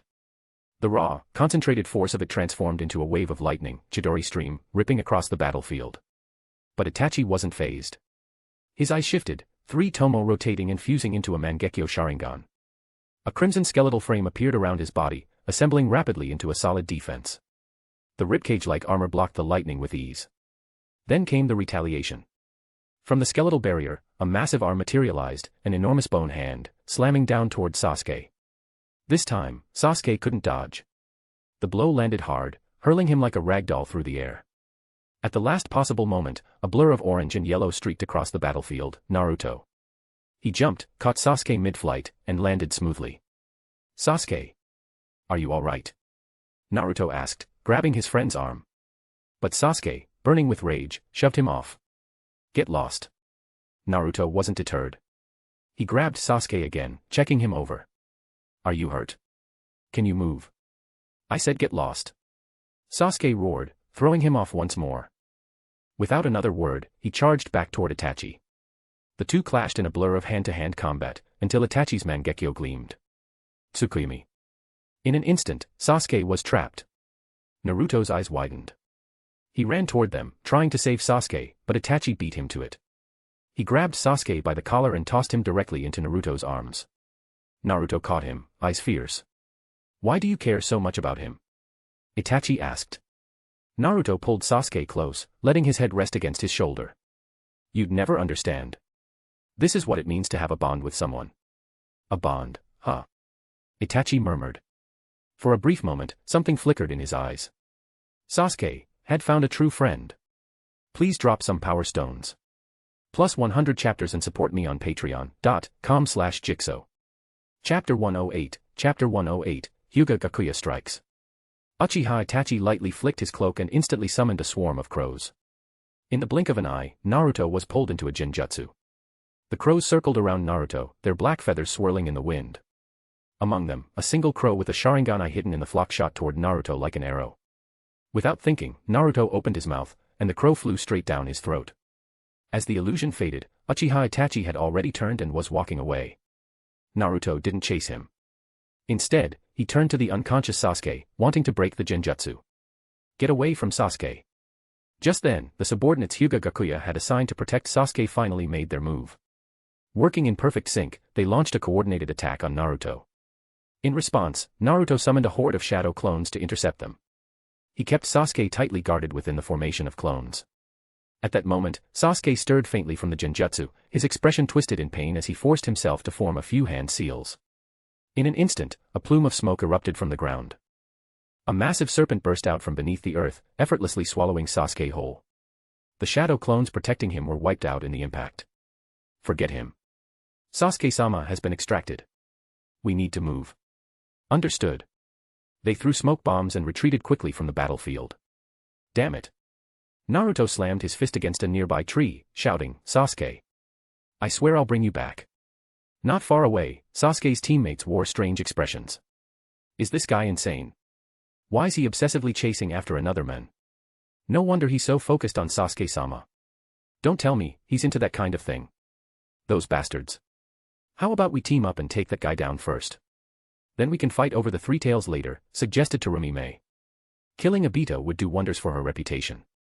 After all, he was indirectly responsible for the death of the fourth Mizukage, and he was the true culprit behind Kirigakuru's dark history. One way or another, he was the mist sworn enemy. Judging from the Three Tails' earlier attack, Terumi was sure he had personal reasons for being here. I'm in, Han replied after a brief pause. Obito was controlling the Three Tails, clearly the most dangerous one here. Cut off the head, and the body follows. We'll force him to release the Three Tails, Mei said coldly. Han didn't answer. Instead, he leapt onto the Three Tails' back, heading straight for Obito. Both factions joined forces, launching an attack from the back of the beast, aiming to engage Obito head-on. Just then, Hyūga Gakuya and Deidara arrived on the battlefield.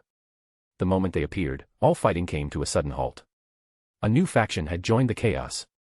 Terumi, Han, and the others immediately pulled back from Obito, leaping off the Three Tails to avoid being caught between two enemies. You're really good at making an entrance, Deidara muttered. Everyone's staring now. I think I'll enjoy your art from the sky. Suit yourself, Gakuya replied. With that, Deidara rose into the air on his clay bird. Hyūga Gakuya turned his cold gaze forward.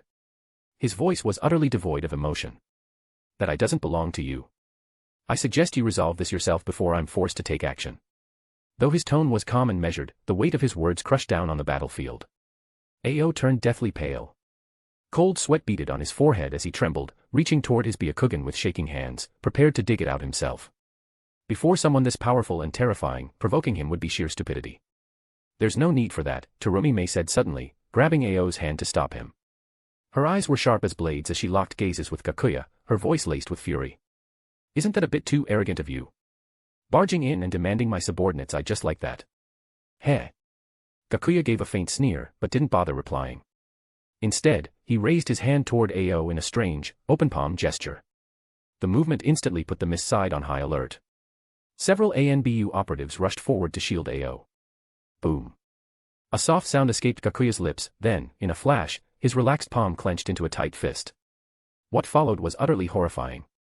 The heads of the mist ANBU, and Ao's, burst like balloons, instantly exploding into a grotesque mess. Blood and brain matter splattered through the air like rain, staining everything nearby in a red and white horror show. Terumi stood frozen in the middle of the bloodbath, her body drenched in gore. Her face was grim, her eyes burning with shock and rage. The lifeless bodies collapsed one by one, hitting the ground with a sickening thud.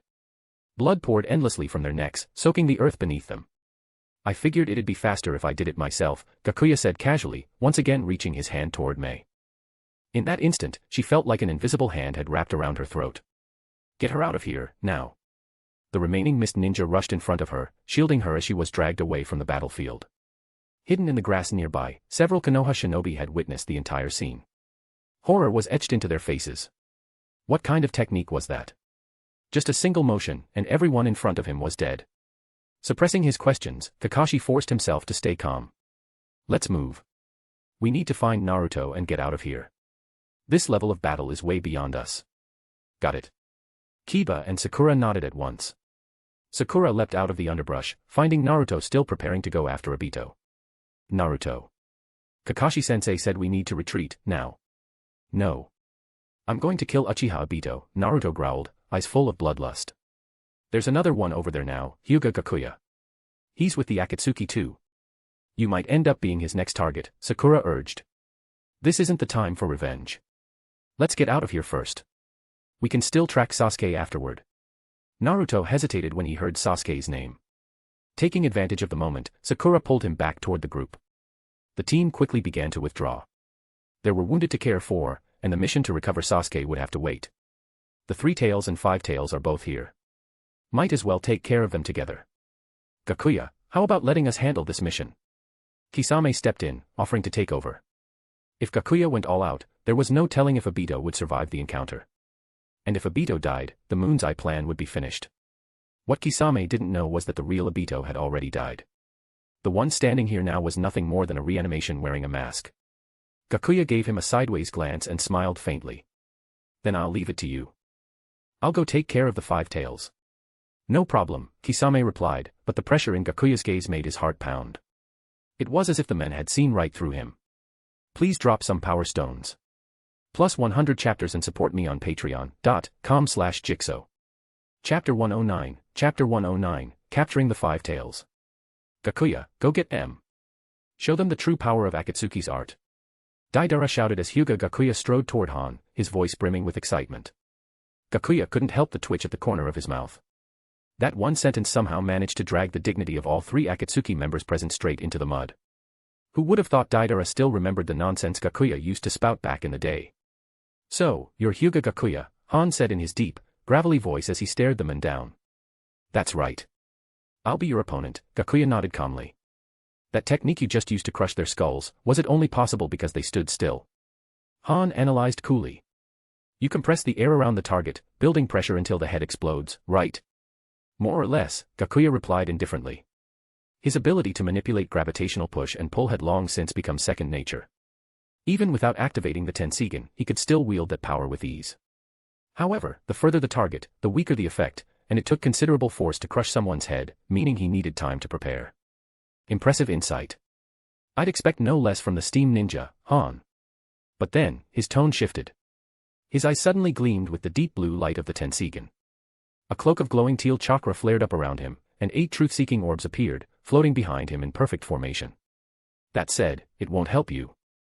The truth-seeking orbs of the old man, roared the 5 tails, Kokuo, sealed within Han. His eyes went wide with disbelief. Collecting the tailed beasts. Is that guy trying to resurrect the 10 tails? Like the other tailed beasts before him, the sight of those orbs shocked Kokuo to the core. He hadn't thought anyone in this era could wield such power. Han. We have to work together this time. If we fall here, there's no coming back. Release my seal, we're going full-tailed beast mode. His voice was honest, utterly sincere, with not a trace of deceit. Before Han could even process it fully, Gakuya had already launched his attack. The 8 truth-seeking orbs lit up like a constellation, spinning violently until they formed a storm of silvery light. In the blink of an eye, it became a devastating silver vortex, tearing through everything in its path, ancient trees, massive boulders, all reduced to dust in an instant. So cool. Deidara couldn't help but shout, eyes gleaming. This is true art. But Han and the 5 tails didn't have the luxury to appreciate it. They knew how dire the situation was, one wrong move and they'd be obliterated. Move. Kokuo barked, immediately pouring chakra into Han's body. Han reacted instantly. A thick tail burst from his back as red steam armor enveloped him completely, spewing waves of scalding steam. With that surge of power, Han's body shot forward like a locomotive, faster and faster, propelled by pure steam pressure. He barely dodged the edge of Gakuya's storm and, in the next instant, disappeared underground using an earth-style technique. How cliché, Gakuya remarked as he slowly floated into the air. 4 tails tried the same thing at the end before giving in. Did you kill Rashi? Han's voice echoed up from beneath the earth as he climbed back out, grief and rage written all over his face. Though Rashi had defected from Iwagakure, they had once faced death together. More or less, Gakuya replied flatly. I'll give you time to fully transform into the tailed beast. Hurry up, I'd actually like to see what the 5 tails is capable of. As you wish. Han activated a sealing technique, breaking the bonds that kept Kokuo suppressed. In his mindscape, the chains binding the beast shattered completely. Even freed, the 5 tails didn't flee. Get ready to handle my power. Understood. From the distance, Gakuya watched as Han's body exploded with scalding steam. In the blink of an eye, a massive, white beast with 5 tails appeared, shaking the very earth. It was a bizarre creature, its body resembled a horse, but its head was that of a dolphin. Most striking of all were the 5 long, razor-sharp horns jutting from its head. Nice, Gakuya praised, activating Sage Mode to show his respect. Nice. Han and Kokuo both shouted, their voices merging in astonishment. We're way beyond nice. The towering white beast slowly lowered its head, aligning all 5 horns before charging with explosive speed and power directly at Gakuya. Horn break. Gakuya didn't flinch. He calmly raised a hand, as though eagerly awaiting the clash. The 5 tails barreled toward him like a runaway train, its full weight crashing down. And yet, Gakuya met it with a single hand, grabbing hold of the beast's longest horn mid-charge. Though the 5 tails' momentum pushed him back several steps, Gakuya quickly raised his other hand, stabilizing their position. What? Impossible. Han and Kokuo shouted in unison. Was this guy even human? He had stopped a full-tailed beast's charge, in midair. Far off, the retreating Konoha team all turned back in stunned silence, their eyes glued to the unbelievable scene. Kakashi couldn't believe what he was seeing. This is beyond anything I imagined. Gakuya, has your power really reached such terrifying heights? Is there anyone in this world who can still beat him? Naruto stood frozen, mouth agape. This is what a ninja can become. He couldn't even begin to imagine reaching that level, but one day, he would. Elsewhere, Itachi and Kisame were still fighting the 3 tails when the shockwave from Gakuya's battle reached them. Both paused, eyes widening. The 3 tails, newly freed from Obito's control, trembled at the sight. Without hesitation, it dove back underwater in terror. But Itachi was faster, activating Amaterasu and searing its shell with black flames. The beast shrieked and tried to retaliate with a tailed beast bomb, but Kisame interrupted it with a giant shark bullet technique. Meanwhile, Gakuya didn't even spare them a glance. So this is as far as we go, he murmured to himself. With both hands, he tightened his grip on the 5 tails horn. Muscles bulged. In one tremendous motion, he lifted the massive beast off the ground. Kokuo's hooves kicked wildly in the air, but it could no longer find its footing. Go. With a shout, Gakuya hurled the 5 tails through the sky like a meteor. The beast slammed into the ground with earth-shattering force, toppling trees, gouging a deep trench into the soil, as though the land itself had been split by a massive axe. Please drop some power stones. Plus 100 chapters and support me on patreon.com/jigsaw. Chapter 110, Itachi's Request, the perfect script for Sasuke. Hyūga Gakuya appeared in a flash above the 5 tails. Countless violet sealing chains surged out from the void, snaking around the beast's massive body, binding it tightly in place. Without hesitation, Hyūga Gakuya thrust out his fist. A tremendous surge of Senjutsu chakra erupted and swirled around his hand. Goodbye. He punched through the air. In the blink of an eye, a gigantic chakra-formed fist crashed down like a mountain, smashing into the 5 tails with overwhelming force. The sheer power behind the blow was enough to obliterate anything in its path. A deafening boom tore through the battlefield, shaking the very earth beneath them. The 5 tails' colossal body was slammed into the ground by the immense force, pinned down and unable to move. The damage was so immense that both the 5 tails and Han were forcibly knocked out of their fully transformed tailed beast state. The impact was evenly shared between the two, and they both lost consciousness in an instant. Not bad. That's some serious firepower. Definitely worthy of 6 paths level taijutsu, Gakuya remarked with satisfaction, admiring the result of his handiwork. Just as the guidebook described, a senjutsu strike powerful enough to shake the heavens. Gakuya summoned a puppet hawk and had it grab Han's unconscious body, sending it flying toward the area where Itachi and Kisame were waiting. Elsewhere, the 3 tails had also been successfully captured, unconscious and floating on a lake. Deidara was busy tying it up, prepping it so his clay bird could drag it across the water. Kisame, meanwhile, was gathering his weapons. His traitorous sword Samehada lay next to the 3 tails, weeping like a baby. Gakuya deactivated most of his abilities and walked over to Itachi. Where's Uchiha Obito? That guy's going after the tailed beasts. He's definitely going to be a major threat to the organization down the line. He escaped, Itachi replied. His space-time dojutsu is difficult to counter. But at least we got the 3 tails. I see. That was your brother earlier, wasn't it? Haven't seen him in years, his strength's grown a lot, Gakuya commented casually. But it seems like he still doesn't understand your intentions, huh? Even without taking his past life into account, Gakuya, once a member of Konoha's ANBU and Itachi's former squad captain, knew exactly what Itachi had done and why. His words sounded sincere, but there was a deeper layer to them. He's the last hope for the revival of the Uchiha, Itachi said simply. Placing the future of your clan on a single person, is that really wise? Gakuya asked, sitting down on a large boulder like they were just chatting over tea. No matter what, this is the path I chose, Itachi said, his gaze fixed on the horizon. There was a flicker of resolve in his eyes. Gakuya nodded slightly. He understood, Itachi had borne immense pain and pressure all these years. To protect both the village and his younger brother, he'd made unthinkable sacrifices. Maybe one day, Sasuke will understand everything you've done for him, Gakuya said, pretending to offer comfort. There was a beat of silence before Itachi suddenly spoke. You're one of the few who knows the truth. If Sasuke goes down the wrong path after I die, I want you to guide him back. His voice was calm, but his eyes betrayed a hint of helplessness and sorrow.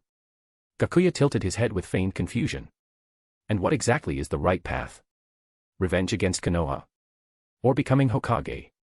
Itachi gave him a long look before answering slowly. To become Hokage. To protect Konoha. To revive the Uchiha. That's the future I want Sasuke to walk toward.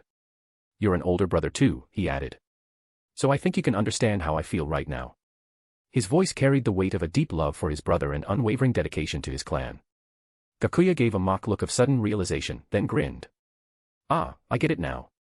So if I help you with this, what's my reward? Itachi hesitated for a moment, then quietly said, a pair of Mangekyo Sharingan. Gakuya's eyes narrowed, a small smile curling at the corner of his lips. So that's where Fugaku's Sharingan had ended up. Using it now as a bargaining chip to pave the way for Sasuke, truly a practical use of a valuable relic. It was almost comedic. Which pair, exactly? Gakuya pressed. Don't tell me, you mean Uchiha Fugaku's eyes. Itachi nodded slightly, confirming it without words. He knew Gakuya had the ability to absorb bloodline powers, and Mangekyo Sharingan like Fugaku's would certainly be tempting. What he didn't know was that Gakuya had already fused Obito's Mangekyo and achieved the eternal Mangekyo Sharingan. Gakuya teased, aren't you worried I'll just betray you, absorb Sasuke and your precious Sharingan? The air suddenly turned heavy with tension. Both men clearly had their own agendas. But Itachi replied, your word is still trustworthy, Hyūga Gakuya. Time was running out. Using the Mangekyo had worsened Itachi's bloodline illness. He needed to leave one final safety net for Sasuke, and Gakuya, one of the few who knew the truth, was the best candidate for the job. Gakuya extended his hand with a smile. Deal. Looking forward to our collaboration. I'll keep your promise, and guide Sasuke onto the right path. I always keep my promises, Gakuya thought to himself. As long as the outcome doesn't change, the detours don't matter. But first, he added, you'll need to give me the eyes. Itachi hesitated briefly, then pulled out a sealed container. Inside were none other than Fugaku's Sharingan. Gakuya accepted the container, carefully examining the contents. They looked like ordinary three-tomo Sharingan on the surface, but he could sense the dormant power hidden within. More importantly, these eyes carried significance, they were a tool. After Itachi's death, Gakuya could use Fugaku's Mangekyo to manipulate Sasuke into following his plan. Don't forget your promise, Itachi reminded him one last time. Relax. I always keep my word, Gakuya replied with a slight smirk. But when Itachi saw that smile, an uneasy feeling crept into his heart. The deal was done, and there was no going back. Of course, Gakuya the master playwright had already prepared Sasuke's most dramatic script. Obito might be dead soon, but there was still an Uchiha Sasuke, wasn't there? Not to mention, he'd just handed Sasuke a major upgrade. If, after all this training and dual Mangekyo fusion, Sasuke still got one shot, well, that was on him. At that moment, Deidara finished securing the three tails with ropes. His clay bird dragged the beast across the lake's surface. Deidara walked up to Gakuya and gave him a hearty pat on the shoulder. Gakuya. That punch earlier, absolutely beautiful. I acknowledge your art. Gakuya chuckled. What an honor. Compared to all the mind games with Itachi, Gakuya much preferred Deidara's simple, sunshine for brains personality. It made him feel like he was still an innocent young man. Just dropped a new fanfic. It's a chill, easy-to-read story with a fun twist. The main character has the flame fruit in the Naruto world. The powers are cool and used in interesting ways, but don't worry, he's not insanely overpowered. There's a good balance, solid pacing, and some nice character moments. Highly recommend checking it out. You can find it by the title in Naruto with the flame fruit or just head to my web novel profile. Please drop some power stones. Plus 100 chapters and support me on patreon.com/jixo. Chapter 111, Sasuke's Hunger for Power. You guys go handle the tailed beasts. Let the leader know that my chakra is nearly drained after capturing the beast. I can't use any jutsu right now, Hyūga Gakuya said to Deidara. You. Chakra drained. Deidara gave him a skeptical look. Gakuya didn't look the least bit exhausted. Gakuya stretched and gave a lazy yawn. Don't let the appearance fool you. I'm dead tired on the inside. Deidara saw that Gakuya was adamant about resting, so he dropped the issue. Fine, go get some rest then. Later, everyone. With a casual wave, Gakuya climbed onto his puppet hawk and flew off. Once he was out of sight, he activated Kamui and slipped into the Kamui dimension. Obito was already waiting there, sitting silently beside Rin's corpse. Gakuya wasn't worried that Obito would try to hide or destroy Rin's body. Thanks to the Edo Tensei curse seal, he could monitor Obito's every move. You did well this time, Gakuya said with rare praise. Obito had flawlessly carried out the plan, and the whole spectacle had unfolded just as Gakuya wanted. He had enjoyed every minute of it. Just keep your promise, Obito replied coldly. Of course.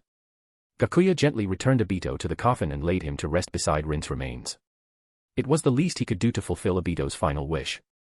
Inside the demonic statue of the outer path, the 3 tails and 5 tails had already been sealed. Only the 2 tails, 6 tails, 8 tails, and 9 tails remained before the 10 tails could be born. But from this point on, Hyūga Gakuya had little to do with the tailed beast hunt. He had other, more pressing matters to attend to. The pathway to the moon had been located by a white Zetsu under Uchiha Hikari's brainwashing. Now, Gakuya simply had to go to the moon and devour Otsutsuki Tonari. To Gakuya, killing someone who hadn't even awakened the Tenseigan yet was nothing short of trivial. The only potential threat was the massive golden Tenseigan. It might require some caution. Besides that, there was also Sasuke. Gakuya needed to check in on him and smooth things over. After all, their first reunion in 3 years had ended with Sasuke getting utterly beaten down by Itachi. That had not reflected well on Gakuya. Elsewhere, the Konoha squad had found a nearby inn and settled in for the night. Hinata, still affected by the genjutsu, slowly began to wake. Within the illusion, she had lived through Hyūga Gakuya's life from age 3 to 13. In that world, Hayashi and his wife had become the heads of the main family. She had taken Gakuya's place, harboring a blood feud. Her parents were murdered by the Hyūga main family, and even the relatives who took her in had been killed by them. She had become the Gakuya who massacred the Hyūga clan, leaving only Hyūga Gakuya and Niji alive at the end, just so they could feel her pain. Now, sitting blankly on the bed, she kept replaying those memories over and over. Subconsciously, a part of her had begun to understand Gakuya's actions. No, no, no. Hyūga Gakuya is the one who killed my parents. No matter the reason, I can't forgive him, Hinata muttered to herself in the empty room, as if trying to reinforce her hatred. Her face was pale. The genjutsu had shaken her deeply. She knew Gakuya's past might have been filled with suffering, but that was no excuse for killing her parents. Clenching her fists tightly, she tried to pull herself out of the mental storm. She had to face reality. Gakuya was her enemy. That would never change. And yet, she couldn't stop herself from thinking. Does this cycle of hatred passed down through generations really mean anything?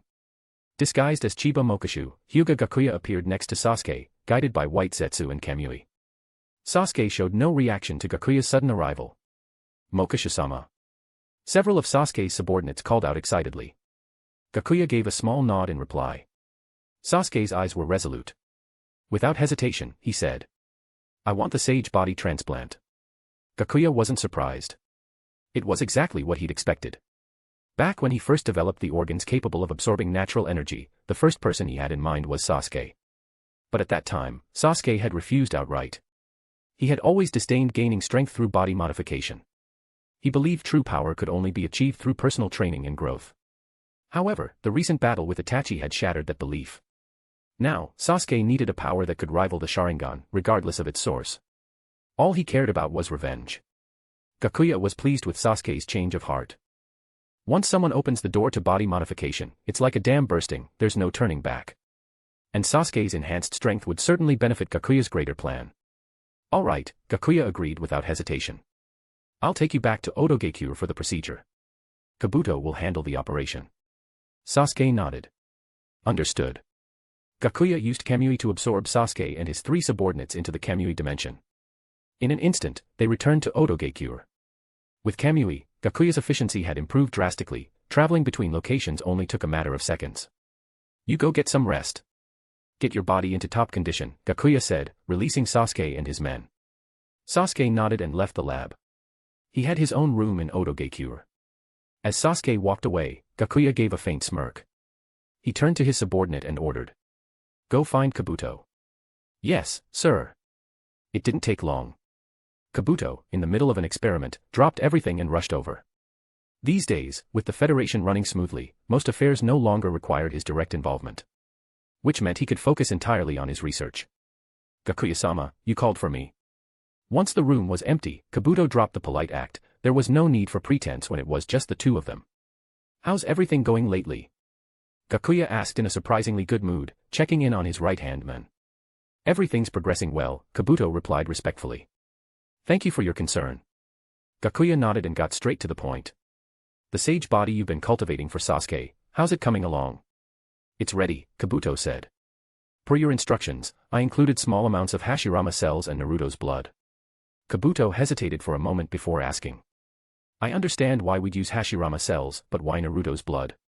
Yin and Yang combined, Gakuya said simply. That's the key to creation. He wasn't expecting Sasuke to awaken the Rinnegan on his own. That would take too long. His plan was to make Sasuke more compatible with Uchiha Madara's Rinnegan in the future. And it didn't necessarily have to go into the eye socket, it could be implanted into the palm, too. Kabuto caught on immediately. You mean, the Rinnegan? Exactly, Gakuya confirmed. Make sure this organ strengthens Sasuke's resilience. Don't worry. Everything was made according to your specs. Good, Gakuya said with a satisfied nod. Get ready to begin the transplant. Understood. Please drop some power stones. Plus 100 chapters and support me on patreon.com/jigsaw. Chapter 112, Absorbing the Purple Tenseigan. On the hospital bed, Sasuke slowly opened his eyes, still dazed. Sitting beside him was Hyūga Gakuya. Congratulations, Gakuya said with a smirk. The surgery was a success. You're officially a girl now. Sasuke rolled his eyes. He knew it was just Gakuya's twisted sense of humor. Sitting up, he immediately felt that the world around him had changed, natural energy now drifted around him, almost as if it were within his grasp. Seeing Sasuke so unamused, Gakuya dropped the jokes and got down to business. Kabuto will help you adapt to the new organ. Sasuke, rarely one to show gratitude, actually muttered, thanks. No need for thanks. You're my partner. The stronger you get, the better. Gakuya smiled faintly. Do your best. This sage organ is custom-made. It's been infused with the cells of the god of Shinobi, Hashirama Senju. Not only will it let you control natural energy, but it'll also boost your vitality and enhance your ocular power. Rest up. I've got things to take care of. He left the hospital room. Outside the door, Kabuto was already waiting. Don't let Sasuke go on his revenge quest until I return, Gakuya instructed. He didn't want to miss the show. Understood. Gakuya had White Zetsu lead him to the underground lake that connected to the moon. Since he hadn't marked the location before, using Kamui for instant teleportation wasn't an option. Riding on a puppet falcon, it didn't take long for Gakuya to arrive. The cave sat at the border between the Land of Fire and the Federation. Gazing at the shimmering lake, Gakuya crouched and scooped up some water, yet he felt no moisture at all. Just like in the original story. No doubt, this was the same lake that led to the moon. This must be the ancient dimensional gateway left behind by Otsutsuki Himura. Without hesitation, Gakuya dove in. As he entered the water, bubbles immediately surrounded him. They were illusionary bubbles, the kind that could trap a person in genjutsu with a single touch, spat out by a crab, of all things. Dodging nimbly, Gakuya avoided the bubbles and swam forward. After a few minutes, all sense of direction vanished. He could no longer tell up from down. He just kept swimming toward the distant light. Eventually, he reached the other side, pulling himself ashore. He was now inside the moon. Gakuya looked around. He was still inside a cave, but the walls glittered with multicolored crystals. A massive red crab lay nearby, already aware of Gakuya's presence and watching him warily. It had been the one generating the illusion bubbles. Gakuya found the creature fascinating. Any biologist back in the Federation would have killed to study it. Forming a spiritual orb in his hand, Gakuya sent it into the crab's brain, easily taking control. He then stored it in his Kamui dimension. With that done, he made his way out of the cave. This was Himura's world, the sanctuary he created for his descendants after the Sage of Six Paths used Chibaku Tensei to seal Kagaya Otsutsuki and the demonic statue of the outer path into the moon. To guard the statue and Kagaya's husk, Himura had led his clan to the moon, leaving behind only one branch on Earth, the Hyūga Clan. After Himura's death, his descendants split into two factions over differing interpretations of his teachings. The branch family believed the world the sage created had been in endless war for over 1,000 years, a failure. It needed to be destroyed. To that end, they offered up their entire clan's Byakugan and forged a purple Tenseigan, then slaughtered the peaceful main family. But due to bloodline limitations, the branch family perished as well, leaving behind only a single descendant, Otsutsuki Tonari. Gakuya's goal this time was simple: obtain both of the Tenseigan on the moon. One was the purple Tenseigan created by the branch family.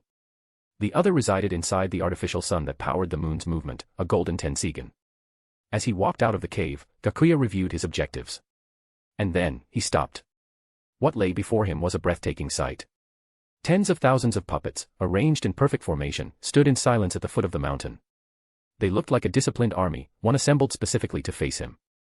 At the center of the formation, mounted on a high pedestal, sat a giant spherical stone. Carved into its surface was the emblem of the Uchiha Clan, shining prominently. No doubt, that was the seal containing the purple Tenseigan. Otsutsuki Tonari, Gakuya murmured with a smirk, I didn't expect this kind of welcome.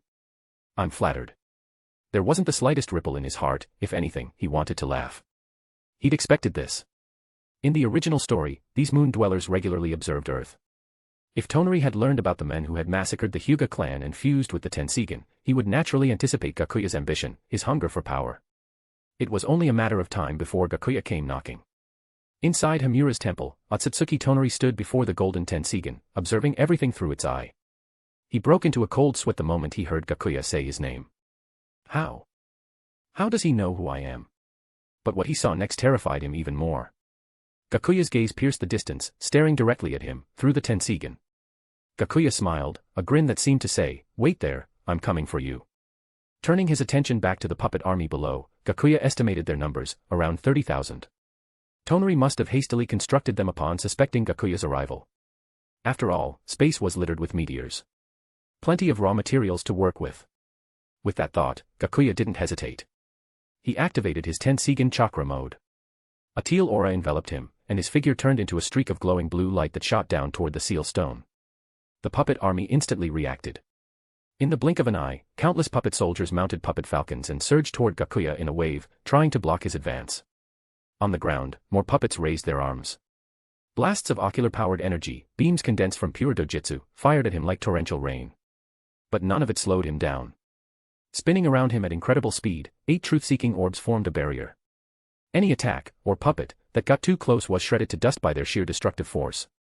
As Gakuya closed the distance, only a few thousand meters from the seal, an unexpected change occurred. The seal stone, silent until now, suddenly burst into radiant purple light, glowing like a star on the verge of exploding. And then, just as the energy reached its peak, a golden beam of light erupted from the Tenseigan, lancing toward Gakuya with blinding speed.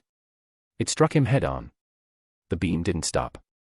It blasted forward, piercing the moon's crust with unstoppable force. The entire surface trembled under the impact. Rock and dust flew sky-high, forming a massive crater. Please drop some power stones.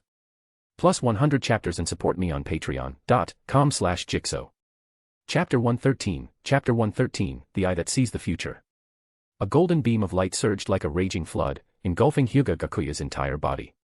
Its power was so immense that it tore straight through the moon's hardened surface, leaving behind a gaping, horrific hole. I did it. Tonari shouted, exhilarated. But in the very next moment, a scene that defied logic unfolded before his eyes. Hyūga Gakuya emerged from the heart of the massive golden beam completely unscathed, continuing his charge toward the violet Tenseigan. How is that possible? Tonari's eyes widened in disbelief, his face frozen in utter shock. He couldn't comprehend it. How could anyone survive such an overwhelming attack without a single defense and come out entirely unharmed? Frantically, he activated his golden Tenseigan, scanning Gakuya with heightened scrutiny. Then, he noticed something that made his blood run cold.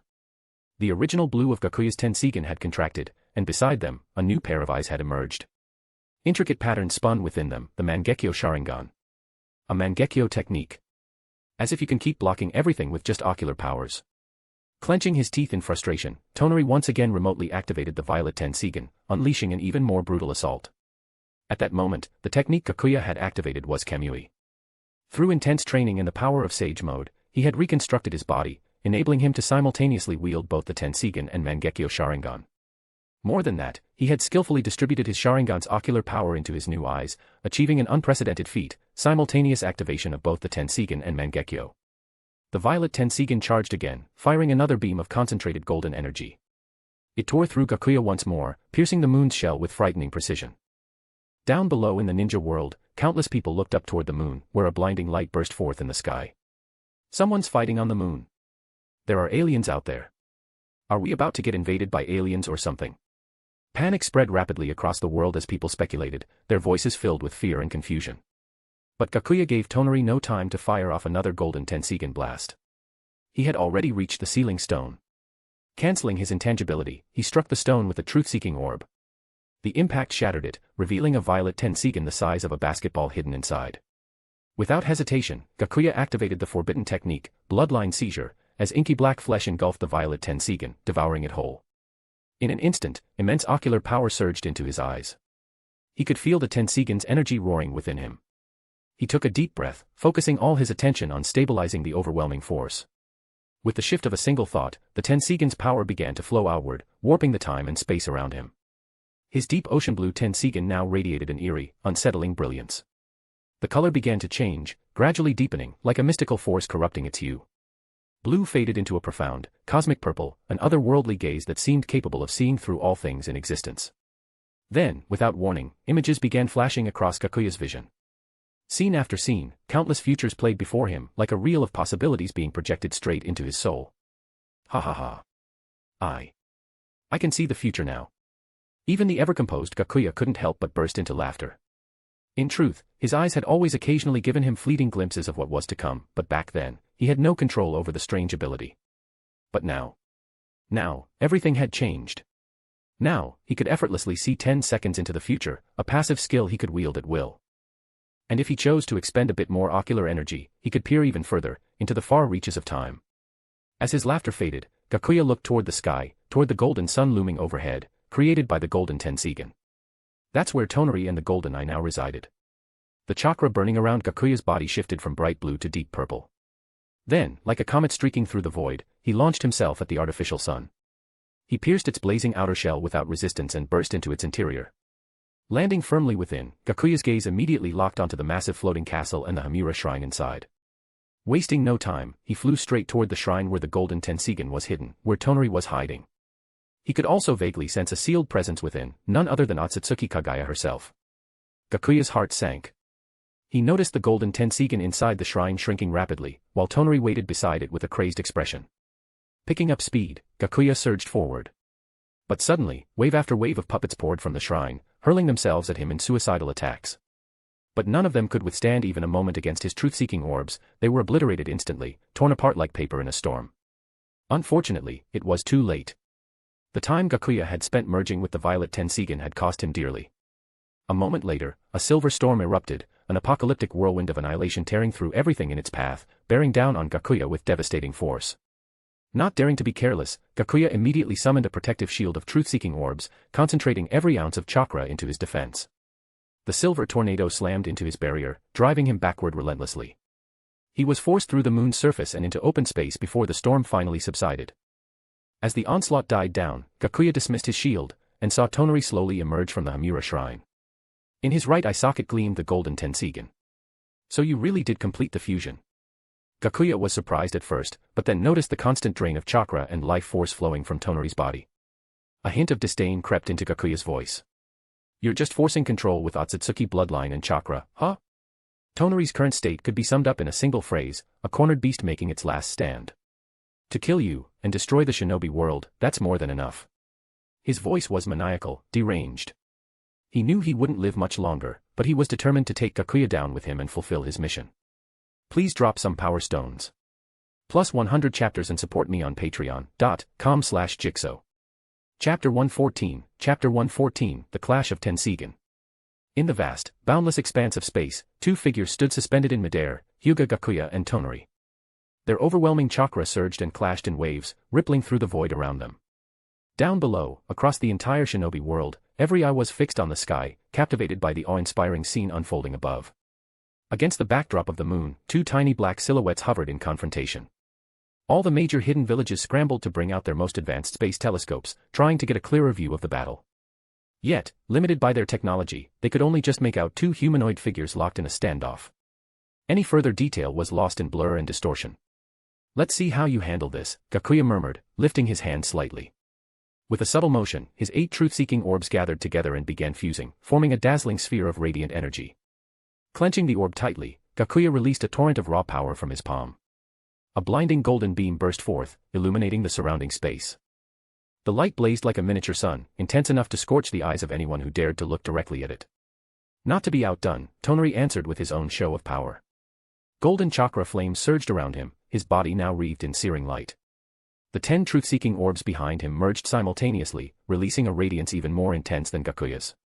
A frenzied light danced in Tonari's eyes as he gathered his strength with all his might. Golden will reincarnation explosion. Golden will reincarnation explosion. Their voices rang out in perfect unison. At the same time, the two unleashed their devastating golden beams, each attack carrying immeasurable destructive force. Like twin dragons roaring through the cosmos, the golden rays streaked across space and collided head-on with unimaginable speed. The shockwave that followed rocked the very fabric of the void. Space itself seemed to twist and writhe under the force of their clash. And from the world below, all who witnessed it would remember the moment for the rest of their lives. Though it was night, the golden light bathed the entire world in a glow like dusk, as if the sun had risen once more. Gakuya, wielding the power of a pair of violet Tenseigan, held his own effortlessly against Tonari's single golden Tenseigan. Eventually, their attacks began to subside, neither able to gain the upper hand. As the golden light faded from his vision, Tonari realized that Gakuya had vanished. In the next instant, Gakuya reappeared right in front of him, his chakra-infused fist slammed into Tonari's chest. Tonari was sent hurtling backwards like a meteor crashing into the lunar surface. With a deafening crash, his body embedded deep into the moon's crust, sending plumes of dust into the air. Groaning, Tonari clawed his way out of the crater, staggering to his feet. He wobbled slightly, not from physical injury, but from the crushing weight of defeat. He had fused with the golden Tenseigan. And yet he still couldn't overcome the men standing before him. How is this possible?" he muttered, his voice trembling with disbelief. Gakuya descended slowly from the sky, landing gracefully on the moon's surface. His gaze was razor-sharp, fixed squarely on his opponent. "Still don't get it." His voice was cold. "This is the difference between us. I'm strong, stronger than you." Both of their golden will reincarnation explosions were still in cooldown, meaning neither could fully activate their Tenseigan powers again for a short time. Wasting no time, Gakuya summoned the 8 truth-seeking orbs behind him. They shot forward like meteorites, hurtling toward Tonari. At the same time, Gakuya launched himself forward, propelling off the ground like an arrow from a bow. Tonari's eyes widened. He quickly called back his 10 truth-seeking orbs to intercept the incoming assault. The spheres collided in midair with thunderous crashes, locked in a chaotic deadlock. Before Tonari could react, Gakuya was already in front of him, his fists raining down like a relentless storm. Every strike carried terrifying power. Gritting his teeth, Tonari fought back, throwing punches of his own to meet Gakuya's assault. Fists collided hundreds of times in a matter of seconds. Tonari pushed himself to his limits, struggling to keep up with Gakuya's movements, but it was like chasing shadows. Gakuya's Tenseigan saw through his every move. Tonari's attacks were completely neutralized. Landing even a single hit on Gakuya began to feel impossible. Gakuya seized an opening and drove a fierce kick into Tonari's stomach, sending him flying once more. Clutching his midsection, Tonari rose shakily to his feet, bitter frustration boiling inside him. "Why? I have the Tenseigan, so why can't I beat you?" "The Tenseigan is powerful," Gakuya replied coolly, "but you've never truly mastered it. I've fought countless battles. And I've become one with my Tenseigan." Even without the violet Tenseigan he recently fused, Tonari wouldn't have stood a chance against him. Tonari gasped for breath. Deep down, he knew Gakuya was right. His Tenseigan may be more potent in theory, but he lacked the battle experience to unlock its full potential. Gakuya, on the other hand, had refined his abilities through endless combat. His bond with his Tenseigan was complete. Tonari's rushed fusion with the golden Tenseigan couldn't compare. "Hand over your eyes," Gakuya said, raising a hand to recall his truth-seeking orbs. They began forming another attack. This strike would end it all. But a wild look flickered in Tonari's eyes. He understood all too well, if this continued, he would never win. And yet, there was still one chance left. One way to destroy this flawed shinobi world entirely. With a sudden surge of power, Tonari directed his orbs to tear apart the moon's crust beneath his feet, creating a massive fissure. Then he darted away at blistering speed, toward the far side of the moon. In the blink of an eye, Tonari had vanished to the moon's dark side. At the same time, Gakuya's attack finished charging. His Tenseigan locked precisely onto Tonari's new position, and through his future sight, he saw clearly what Tonari intended to do. Still, he didn't hold back.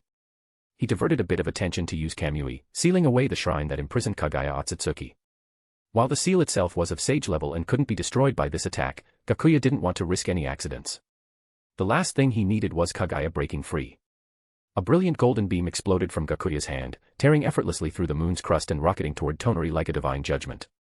Tonri responded with his own pre-prepared technique, pouring every last ounce of life force and chakra into this final attack. In an instant, his once powerful frame shriveled into skin and bones.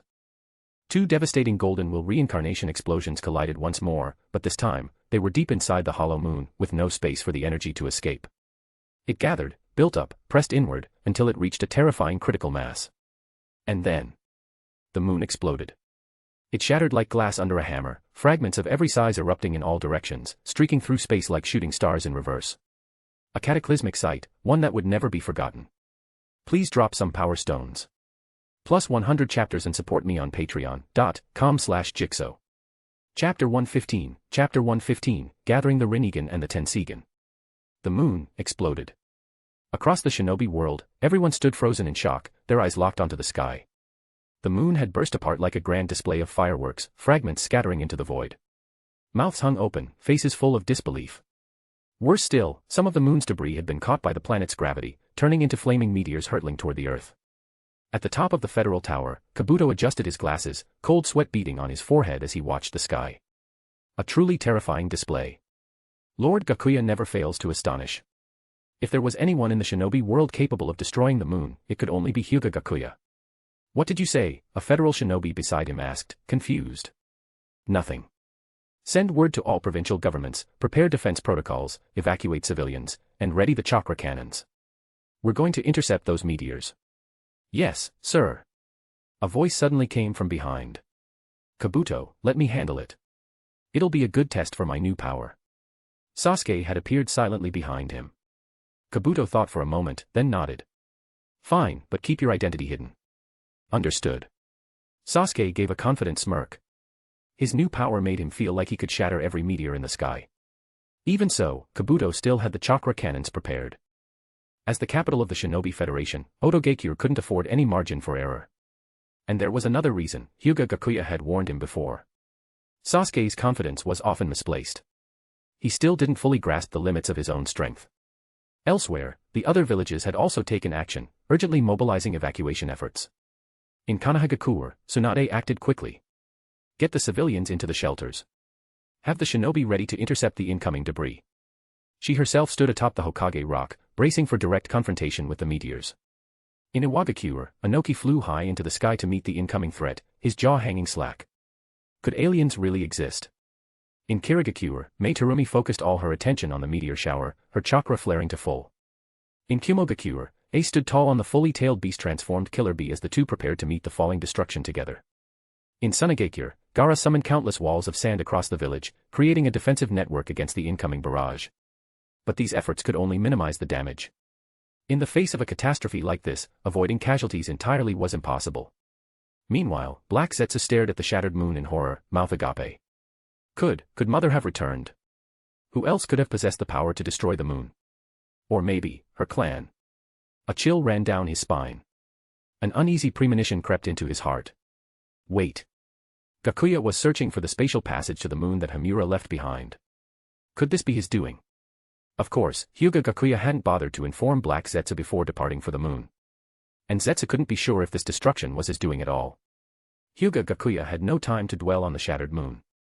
In an instant, he activated Kamui and appeared right in front of Tonori, gripping him by the throat. It's useless, Tonori choked out with his last breath, a twisted smile on his face. Killing me won't save the shinobi world. The moon wasn't essential to the planet. In the ancient era, humanity thrived without it. It was only after the Sage of Six Paths sealed Kagaya Otsutsuki with Chibaka Tensei that the moon came into being. But in his final act, Tonori had pushed a massive wave of moon fragments toward the planet. Even now, they drifted through space, a slow-motion apocalypse. These meteors would devastate the shinobi world's ecosystem, wiping it clean before nature could rebuild. Gakuya coldly dug the golden Tenseigan out of Tonori's right eye socket and absorbed it. You don't need to worry about that. As the golden Tenseigan merged with his own, Gakuya's eye power surged, the iris shifting hue to a radiant gold. Moments later, his body surged with movement. Flesh and chakra swirled violently as Tonori was completely absorbed. Gakuya's chakra evolved, becoming pure Otsutsuki chakra. Then, something unexpected. A pulse, deep within his eternal Mangekyo Sharingan. A tremor from within. Of course, Gakuya laughed. How could I have forgotten? Otsutsuki chakra is the source of yin and yang. Ashura and Indra's chakras are just fragments of it. His amusement faded into deep concentration. He focused, guiding the newly refined Otsutsuki chakra into his eternal Mangekyo Sharingan, attempting the nearly impossible. Minutes passed. 10 long minutes. He didn't waver for a second. He poured everything into the process, holding his breath until it happened. The scarlet eternal Mangekyo Sharingan began to shift. The patterns dissolved, giving way to a series of concentric circles, mysterious and divine. Rinnegan. In one eye, a golden Tenseigan spun. In the other, a purple Rinnegan. Together, the eyes gleamed like the yin-yang tomo, two halves of godlike vision in perfect balance. These were not inherited eyes. Gakuya had awakened them through his own power. He now held the six paths might, along with a unique dojutsu akin to Madara's limbo. His Toki no Kage had evolved as well. Now, not only could he stop time, but he could accelerate, slow, or even reverse it at will. The previous scene involving ambushing Obito with the Toki no Kage has been retconned to a true time stop. But such overwhelming power came with limits. Each use gave him only 10 minutes of control, and afterward, a long cooldown was required to restore his strength. When the fusion was complete, Gakuya turned his gaze to the sky and the wreckage drifting in space. Much of the moon remained close by, its fragmented outline still faintly visible. The Shinobi world couldn't be destroyed. Not yet. He focused his will and released the Hamura shrine from his Kamui dimension, placing it at the heart of the moon's broken shell. As for Kagaya's seal, it was on a 6 paths level. He couldn't be sure he could break it. Even if he could, releasing her now would do him no good. What he needed was a fully restored, peak-conditioned Kagaya, not a battered remnant sealed for 1,000 years. That would come later. Everything had to follow the script. Golden Tenseigan and purple Rinnegan flared in tandem. Gakuya would remake the moon. With the shrine as its nucleus, the fragments and meteorites surrounding it began to converge, drawn like rivers to the sea. Even the debris hurtling toward the planet began to shift, intercepted by his power. Only a few outliers continued their descent, too far away to be recalled. But they no longer posed a global threat. Under Gakuya's guidance, the fragments began to fuse, slowly forming a new moon. It was smaller than before, necessarily so. The original moon had been hollow, an artificial construct. This one was solid, and required immense effort. He had even drawn in stray meteorites from the far edges of space to complete it.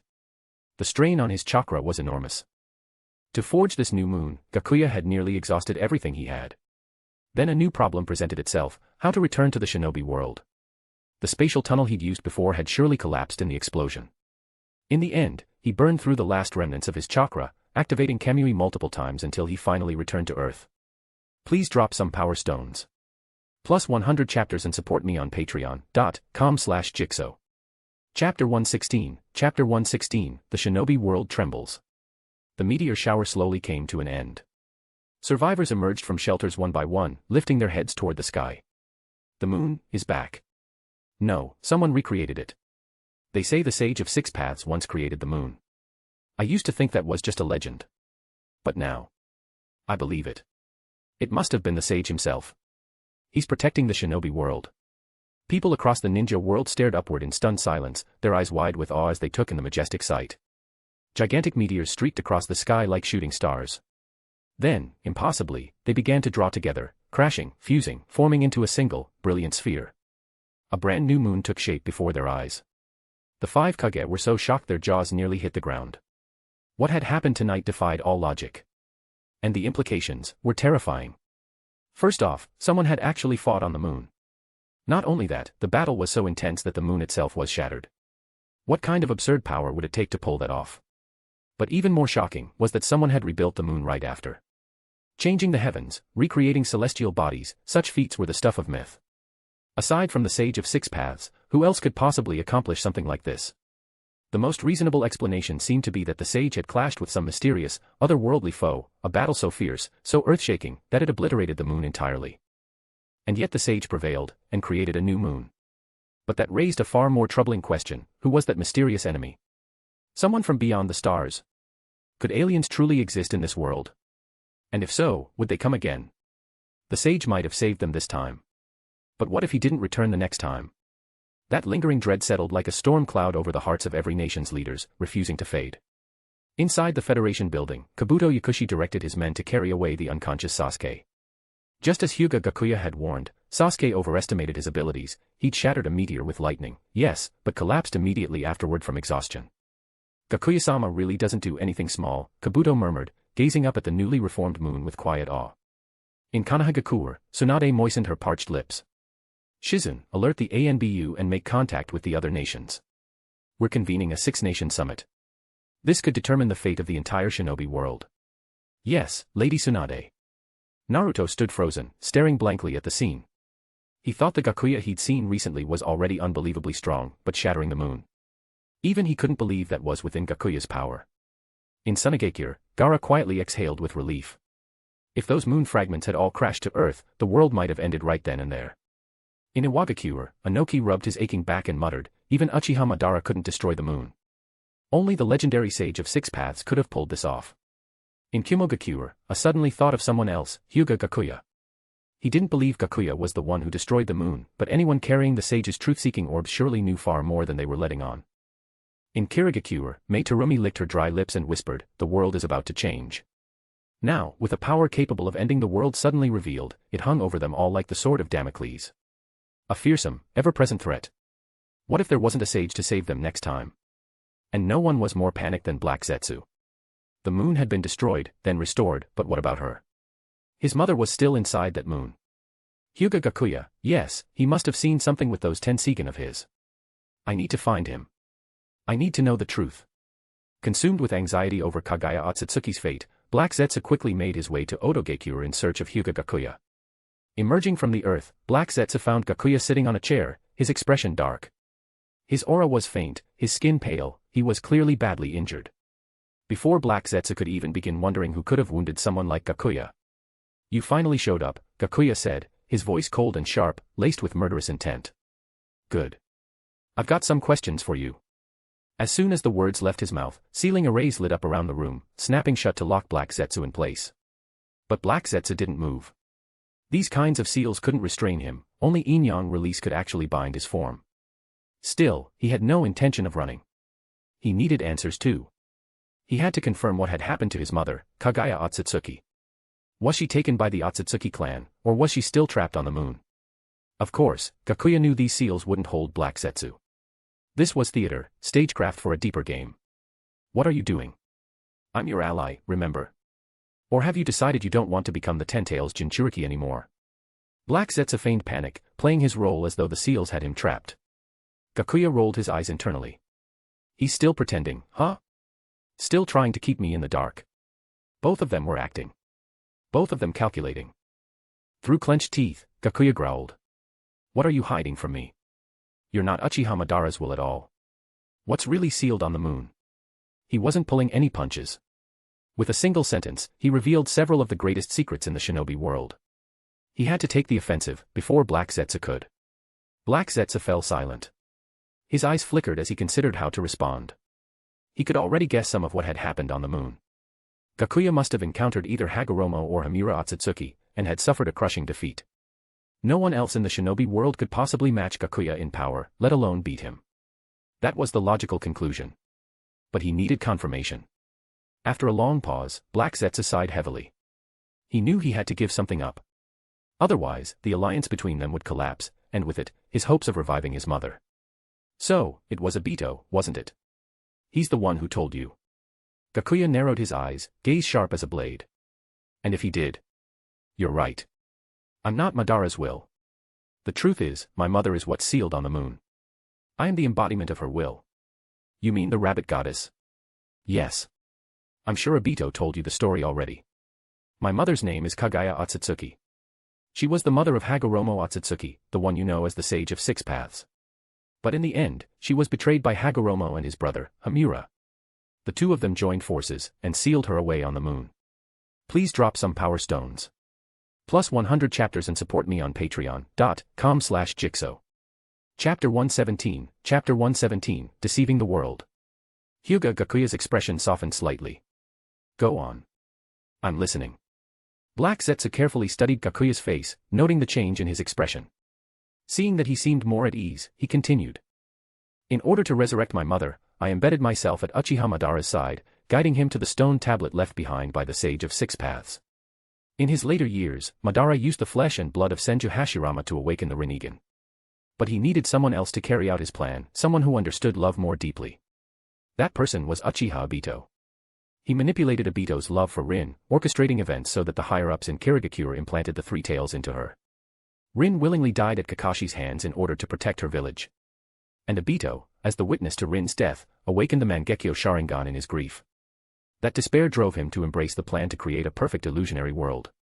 Gakuya, of course, already knew all of this. This was canon material. Black Zetsu manipulated Uchiha Madara. Madara manipulated Obito.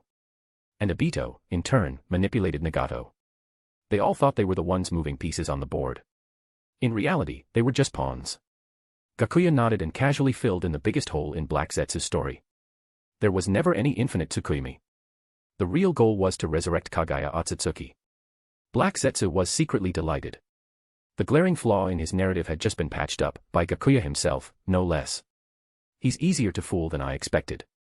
That's right, Black Zetsu quickly said. All I've ever wanted was to free my mother from her seal. Gakuya smiled and waved his hand dismissively. Well, why didn't you just say that in the first place? No need to make it so complicated. Once I become the Ten Tails Jinchuriki, I can break the seal for her. Black Zetsu immediately responded with flattery. Thank you, Lord Gakuya. On the surface, he sounded respectful. But inwardly, Black Zetsu was sneering. So gullible. All it took was a few words. In Black Zetsu's eyes, Gakuya was arrogant, overconfident, and convinced he was in control of everything, when in truth he was dancing in the palm of someone else's hand. What exactly happened on the moon?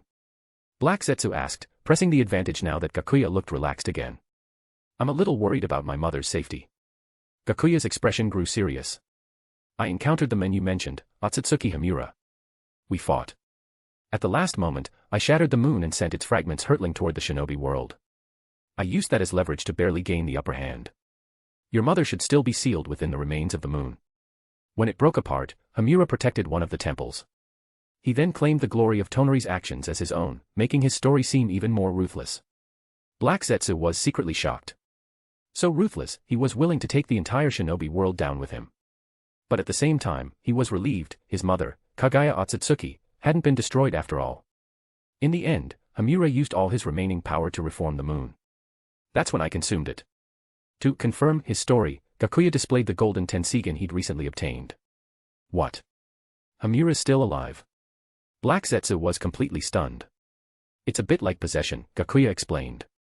He used the corpse of one of his descendants and merged with the Tenseigan to bring himself back to life. When I arrived, only one member of the Otsutsuki clan was left on the moon. That person, terrified of my power, forcibly fused with the golden Tenseigan and died. Then, somehow, he revived again and called himself Otsutsuki Himura. It was all a fabrication, but Gakuya delivered it with perfect confidence. I see. So what's the next move? Black Zetsu asked, feigning loyalty. Gakuya, as if already prepared, casually dispelled the sealing technique on Black Zetsu. Lately, the Akatsuki have been making too much noise. We can use this incident to cover things up. Right now, they probably think the Sage of Six Paths fought aliens to save the world. They're panicking, afraid of extraterrestrial power. Gakuya continued with calm assurance, let's make it official. Spread the narrative under the name of the Federation. Stoke their fear. Meanwhile, we'll continue hunting the tailed beasts. Understood. Do you need me to do anything specific? Just make sure the plan moves forward smoothly. After sending Black Zetsu away and confirming there were no eyes or ears around, Gakuya stretched lazily. The pale look on his face faded, revealing a healthy flush. It had all been an act. Knock knock knock. Came a knock from outside the hidden chamber. Come in. Only one person had access to this place, Kabuto Yakushi. It could only be him. As expected, Kabuto entered respectfully. Gakuya asked, how's it going? The fabricated materials. Everything's ready. As you requested. Kabuto handed over a stack of blurry photographs. Gakuya casually flipped through them.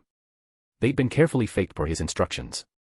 In the photos, the Sage of Six Paths in a Magatama-patterned robe was engaged in a fierce battle with a horned men in white robes.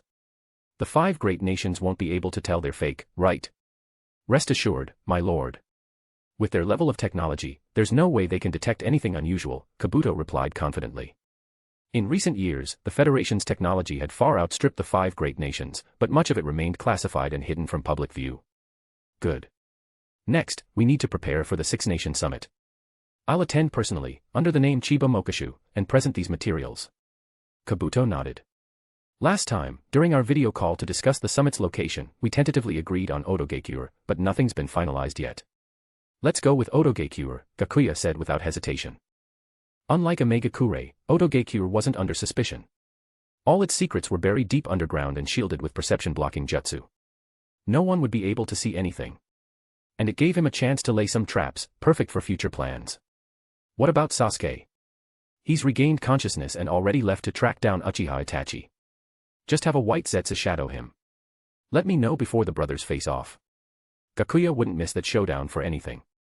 A powered-up Sasuke versus Itachi, it was bound to be spectacular. Understood. Land of Rain. Nagato stared at the intelligence report delivered under the alias of Chiba Mokashu, Hyūga Gakuya's undercover identity. Don't forget, Mokashu was also a member of the Akatsuki. He had been designed as the organization's backup leader. Should the Ten-Tails plan fail, unifying the Shinobi world under a new Akatsuki would become the fallback objective. Because of that, Mokashu rarely contacted the Akatsuki directly. But this was crucial intel, an exception. The report detailed a battle between the Sage of Six Paths and an alien being, complete with descriptions of Rinnegan abilities. Nagato believed it. After all, aside from himself and Konan, no one else should have known what the Rinnegan could really do. A bold idea suddenly took shape in Nagato's mind. Maybe this was the perfect opportunity to gather the remaining tailed beasts. Please drop some power stones. Plus 100 chapters and support me on patreon.com/jigsaw. Chapter 118, the Six Nations Summit begins. The location for the Six Nations Summit was quickly decided. It would be held in the federal village of Sound. In recent years, the Federation had built an excellent reputation, maintaining diplomatic ties with all nations. Hosting this summit made perfect sense. During this turbulent time, the Shinobi world was gripped by fear. Each nation was busy with post-disaster reconstruction and efforts to stabilize the hearts of their people. A joint declaration from all six nations was urgently needed to calm the public. As the second in command of their respective nations, the five Kage arrived one after another in the village of Sound. Hyūga Gakuya personally welcomed each of them. In this world, the daimyo handled governance and finances, while the Kage managed diplomacy and military affairs. Lord Makushu, it's been a while, Gaara greeted warmly, extending a hand. Lord Gaara, I trust you've been well, Gakuya replied with a pleasant smile as they shook hands, exchanging polite greetings.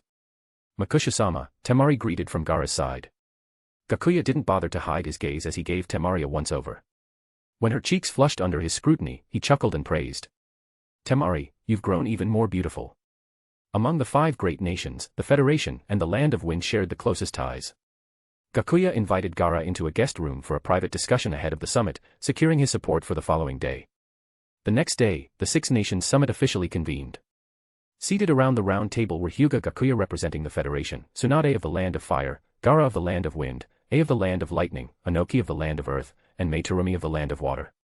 Behind them stood their elite guards. The formation closely resembled the five Kage summit from the original timeline. The only difference that caught Gakuya's attention was the presence of Jiraiya and Shikaka standing behind Tsunade. These six individuals represented the strongest forces in the Shinobi world. The decisions made here would shape its future. Gakuya cleared his throat lightly and began. I'm sure you're all well aware of the current situation. The disaster we just faced has brought unprecedented damage to the Shinobi world. That's why I hope, during this summit, we can reach a consensus to face future crises together. It was a standard opening, diplomatic in tone. But what came next was the real show. Gakuya had already hinted to the other Kage that he possessed vital intel. A cut to the chase. A was the first to speak. This isn't a press conference. Save the speeches. Let's see this intel so we can actually come up with a plan. Of course. Gakuya smiled and pulled out a stack of fabricated photos, handing them to Kimimaro. Pass these around to the other Kage. Yes, sir. Kimimaro took the photos and made a full round, distributing them to each Kage. As they looked through the images, everyone's expressions grew grave. Just as they had suspected, one of the figures in the photo held a black staff, clearly the Sage of Six Paths. And the opponent, could it actually be an alien? Makushidano, are you certain these are real? Anoki was the first to voice his doubt. The existence of aliens and the Sage of Six Paths seemed too far-fetched. Absolutely. These images were captured by the Federation's most advanced space telescope, Gakuya said calmly. Our preliminary analysis suggests that what we're seeing is a battle on the moon between the Sage of Six Paths and an unknown extraterrestrial enemy. A holographic screen rose from the center of the table, playing a short but clearer video of the battle. Gakuya had personally gone into space to create this forged footage. He knew these leaders wouldn't be easy to fool without visual proof. In the video, the Sage of Six Paths, with Rinnegan eyes, a black staff, and 9 truth-seeking orbs floating behind him, was locked in combat with an enemy bearing the Byakugan. Jiraiya, standing behind Tsunade, flinched slightly at the sight of the sage's Rinnegan, a trace of sorrow flashing in his eyes. Those black orbs. They're truth-seeking balls, A muttered, brows furrowed. He had seen them before, right behind Gakuya. All eyes turned toward A in an instant. Truth-seeking balls? Gakuya asked, feigning surprise. I hesitated for a moment, then decided to share. We saw them behind Hyūga Gakuya when he defected from the leaf. We didn't know what they were at the time, but Gyuki, the 8 tails, told us. You all know how wise the tailed beasts can be. And my brother is a perfect Jinchuriki.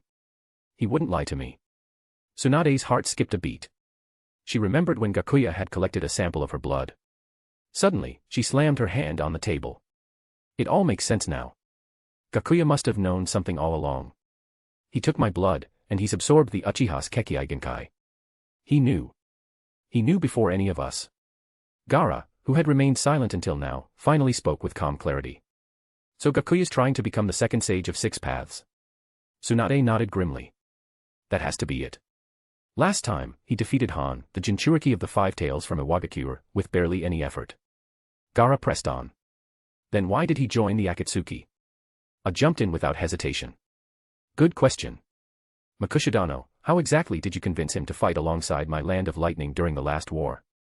Gakuya remained unfazed. He had expected skepticism and prepared his answers long ago. I simply made an exchange, blood from the Kagaya and Uzumaki clans. That bought me a single favor from him. The room fell silent. All eyes were once again drawn to the footage on the screen as the Kage absorbed this information. It was Mei who finally broke the tension. The Sage of 6 Paths has the Rinnegan, but the enemy, why do they have the Byakugan? Everyone was thinking the same thing. The Rinnegan being the sage's eye makes sense, that's long been in the legends, she continued. But what about the Byakugan? Gakuya smoothly guided the conversation forward. We've considered that as well. After combing through countless ancient texts, we've come to a conclusion, the Hyūga Clan may be descended from aliens. Our scientists believe it goes even further. The Uchiha, Senju, Uzumaki, and Kagaya clans, all of them may trace their bloodlines back to the same extraterrestrial origin. Anoki scoffed. Impossible. The Uchiha and Senju were mortal enemies during the Warring States era. They couldn't possibly share a common ancestor. Gakuya remained composed. Why not? Hokage, you know what the Uchiha's eye and the Senju's body are called, don't you? Without thinking, Tsunade answered, Sage's eye and Sage's body. Exactly, Gakuya said with a nod. The Sage's eye and body. And in ancient times, who else but the Sage of 6 Paths could be called a true sage? His logic was sound. It was difficult to refute. We theorize that in ancient times, a group of aliens invaded the Shinobi world. For reasons unknown, they fell into civil war, splitting into factions and slaughtering each other. The victors, unable or unwilling to return home, stayed and propagated their bloodlines. That gave rise to today's Kekkei clans. This theory wasn't far from the truth. And none of the Kage could find a solid flaw in it. Please drop some power stones. Plus 100 chapters and support me on patreon.com/jigsaw. Chapter 119, The Attack of Pain. Everyone was quietly considering the credibility of Hyūga Gakuya's theory. Suddenly, Jiraiya broke the silence. Hold on. I once had a student who awakened the Rinnegan, but he was an Uzumaki. How do you explain that? Gakuya fell silent, thinking for a long moment before finally responding. That part. I honestly don't know. But are you absolutely sure what you saw were the Rinnegan, Lord Jiraiya? Everyone turned their eyes to Jiraiya, puzzled. If someone in the Shinobi world had awakened the Rinnegan, how could none of them have heard of it? Jiraiya nodded firmly. Yes. They were the Rinnegan. Exactly like the ones we saw in that footage. Anoki was the first to speak. Then where is he now? If someone like that exists, we could train him to become another sage of 6 paths. That way, we'd have a real shot at resisting those aliens. Jiraiya fell into a somber pause before saying, he's most likely dead by now. Anoki sighed. What a shame, he might have been our next sage of 6 paths. Just then, a sudden disturbance erupted outside. Screams rang out, followed by the heavy sound of footsteps approaching. A voice came from beyond the door. It's been a while, Jiraiya-sensei. The 6 guards behind them immediately moved into combat stance, ready to face the intruder. Hyūga Gakuya's lips curled into a subtle smile. The very person they'd been discussing had arrived. The door to the conference room shattered violently. A man stepped inside at a slow, deliberate pace.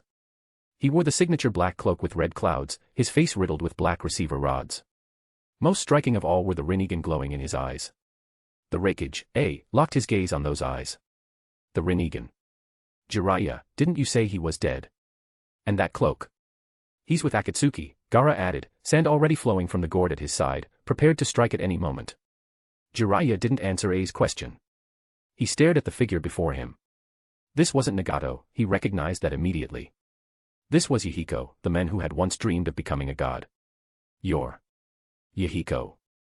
How did Nagato's eyes end up with you? Anoki murmured thoughtfully, so that's what happened. A comrade coveted the Rinnegan and took them by force. Tragic. Pain replied coldly, Yahiko. That man is long dead. What stands before you now is pain. Jiraiya clenched his fists, quickly piecing things together. The Yahiko he knew would never steal his comrade's eyes for power. This is just a puppet, isn't it? Nagato's the one pulling the strings from behind. I don't know what happened to twist you like this, but don't lose yourself any further. Pain remained emotionless. As expected of Jiraiya-sensei, you saw through it instantly. As for my goal, it is to bring true peace. He began to tell his tale with an unnerving calm. In the ancient past, there was a tailed beast known as the Ten Tails. With a single blow, it could wipe entire nations off the map. Even the Sage of Six Paths feared its power and sealed it within his own body. As his death approached, he divided its chakra into 9 parts, which became today's tailed beasts. And its body was sealed away on the moon, the statue we now know as the Ghetto statue. Jiraiya pressed further. So your plan is to resurrect the Ten Tails? Pain nodded. Exactly.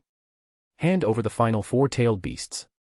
With the Ten Tails, the Shinobi world could finally have the power to resist alien threats and achieve lasting peace. He made no effort to hide his goal. When the world trembles before the Ten Tails, when all feel the pain of war, there will be no more wars. When billions lie dead, people will finally understand the meaning of suffering. Humanity is too foolish. They need a god to open their eyes to reality. But that was nonsense. If the Ten Tails truly returned, what would be left of their great nations? Nothing. The true ruler would be whoever controlled that monster.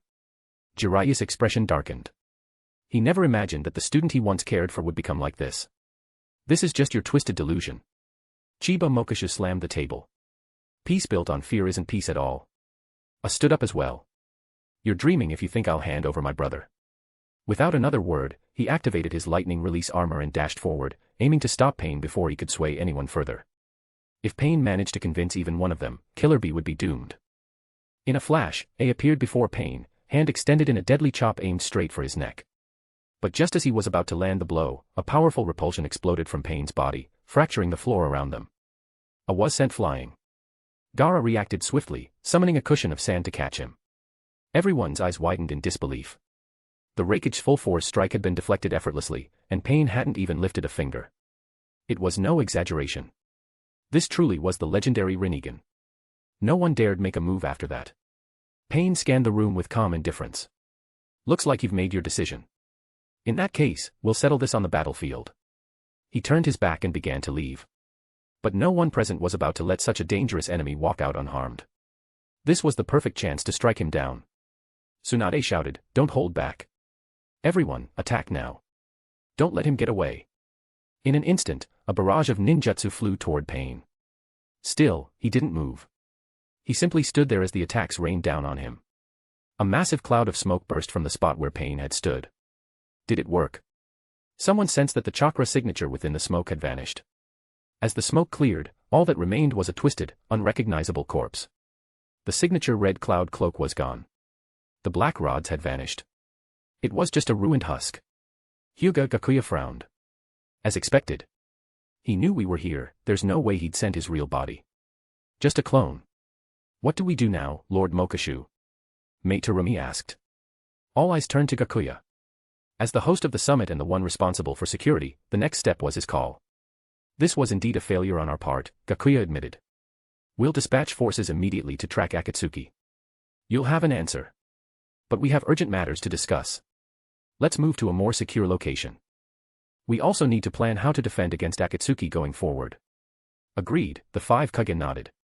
No one blamed Gakuya for the breach. After all, their enemy wielded the Rinnegan. This way, please. The There's no point in hiding it anymore, Gakuya said, taking the lead. They arrived at an elevator in the main government building.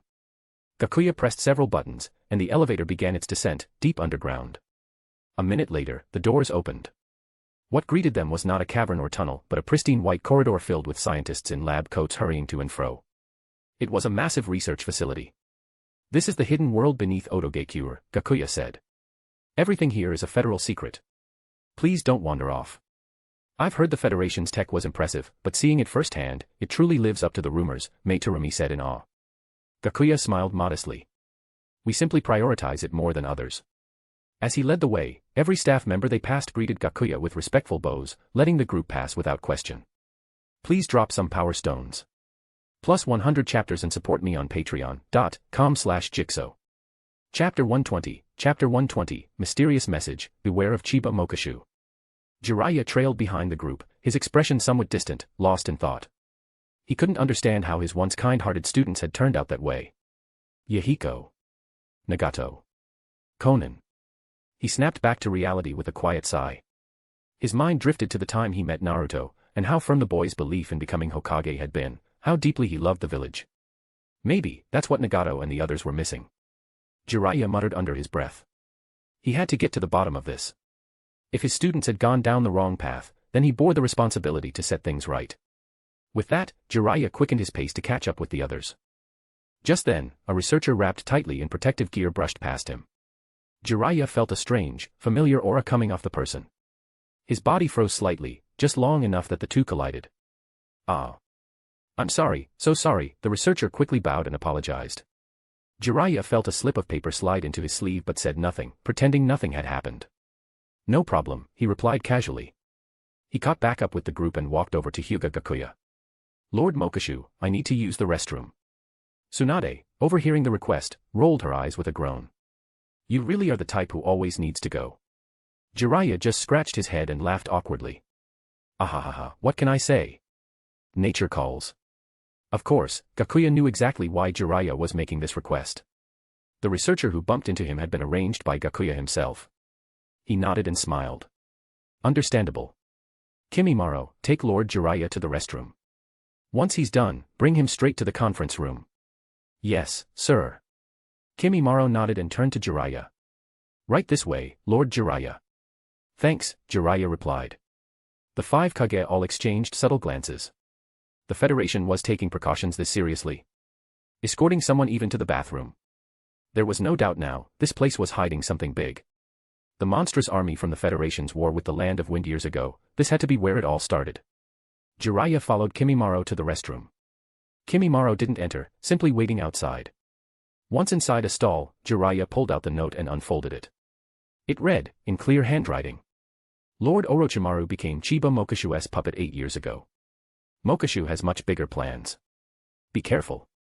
Jiraiya's eyes widened in shock. His first instinct was disbelief. How could that be possible?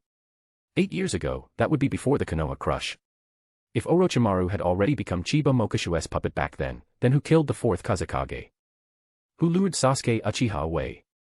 It made less and less sense the more he thought about it. Could this be a ploy by the Akatsuki to sow discord? But that familiar aura from the men who handed him the note, it did resemble Orochimaru's. That kind of thing couldn't be faked. The use of Lord Orochimaru implied the messenger might have been a former subordinate of his. The deeper he thought, the more questions surfaced. But lingering too long would only raise suspicion. Jiraiya immediately tore the note into pieces and flushed it down the toilet. After composing himself, he stepped back out. Let's go, Kimimaro, he said calmly. Kimimaro nodded and escorted him back to the conference room. All the while, Jiraiya turned over countermeasures in his mind.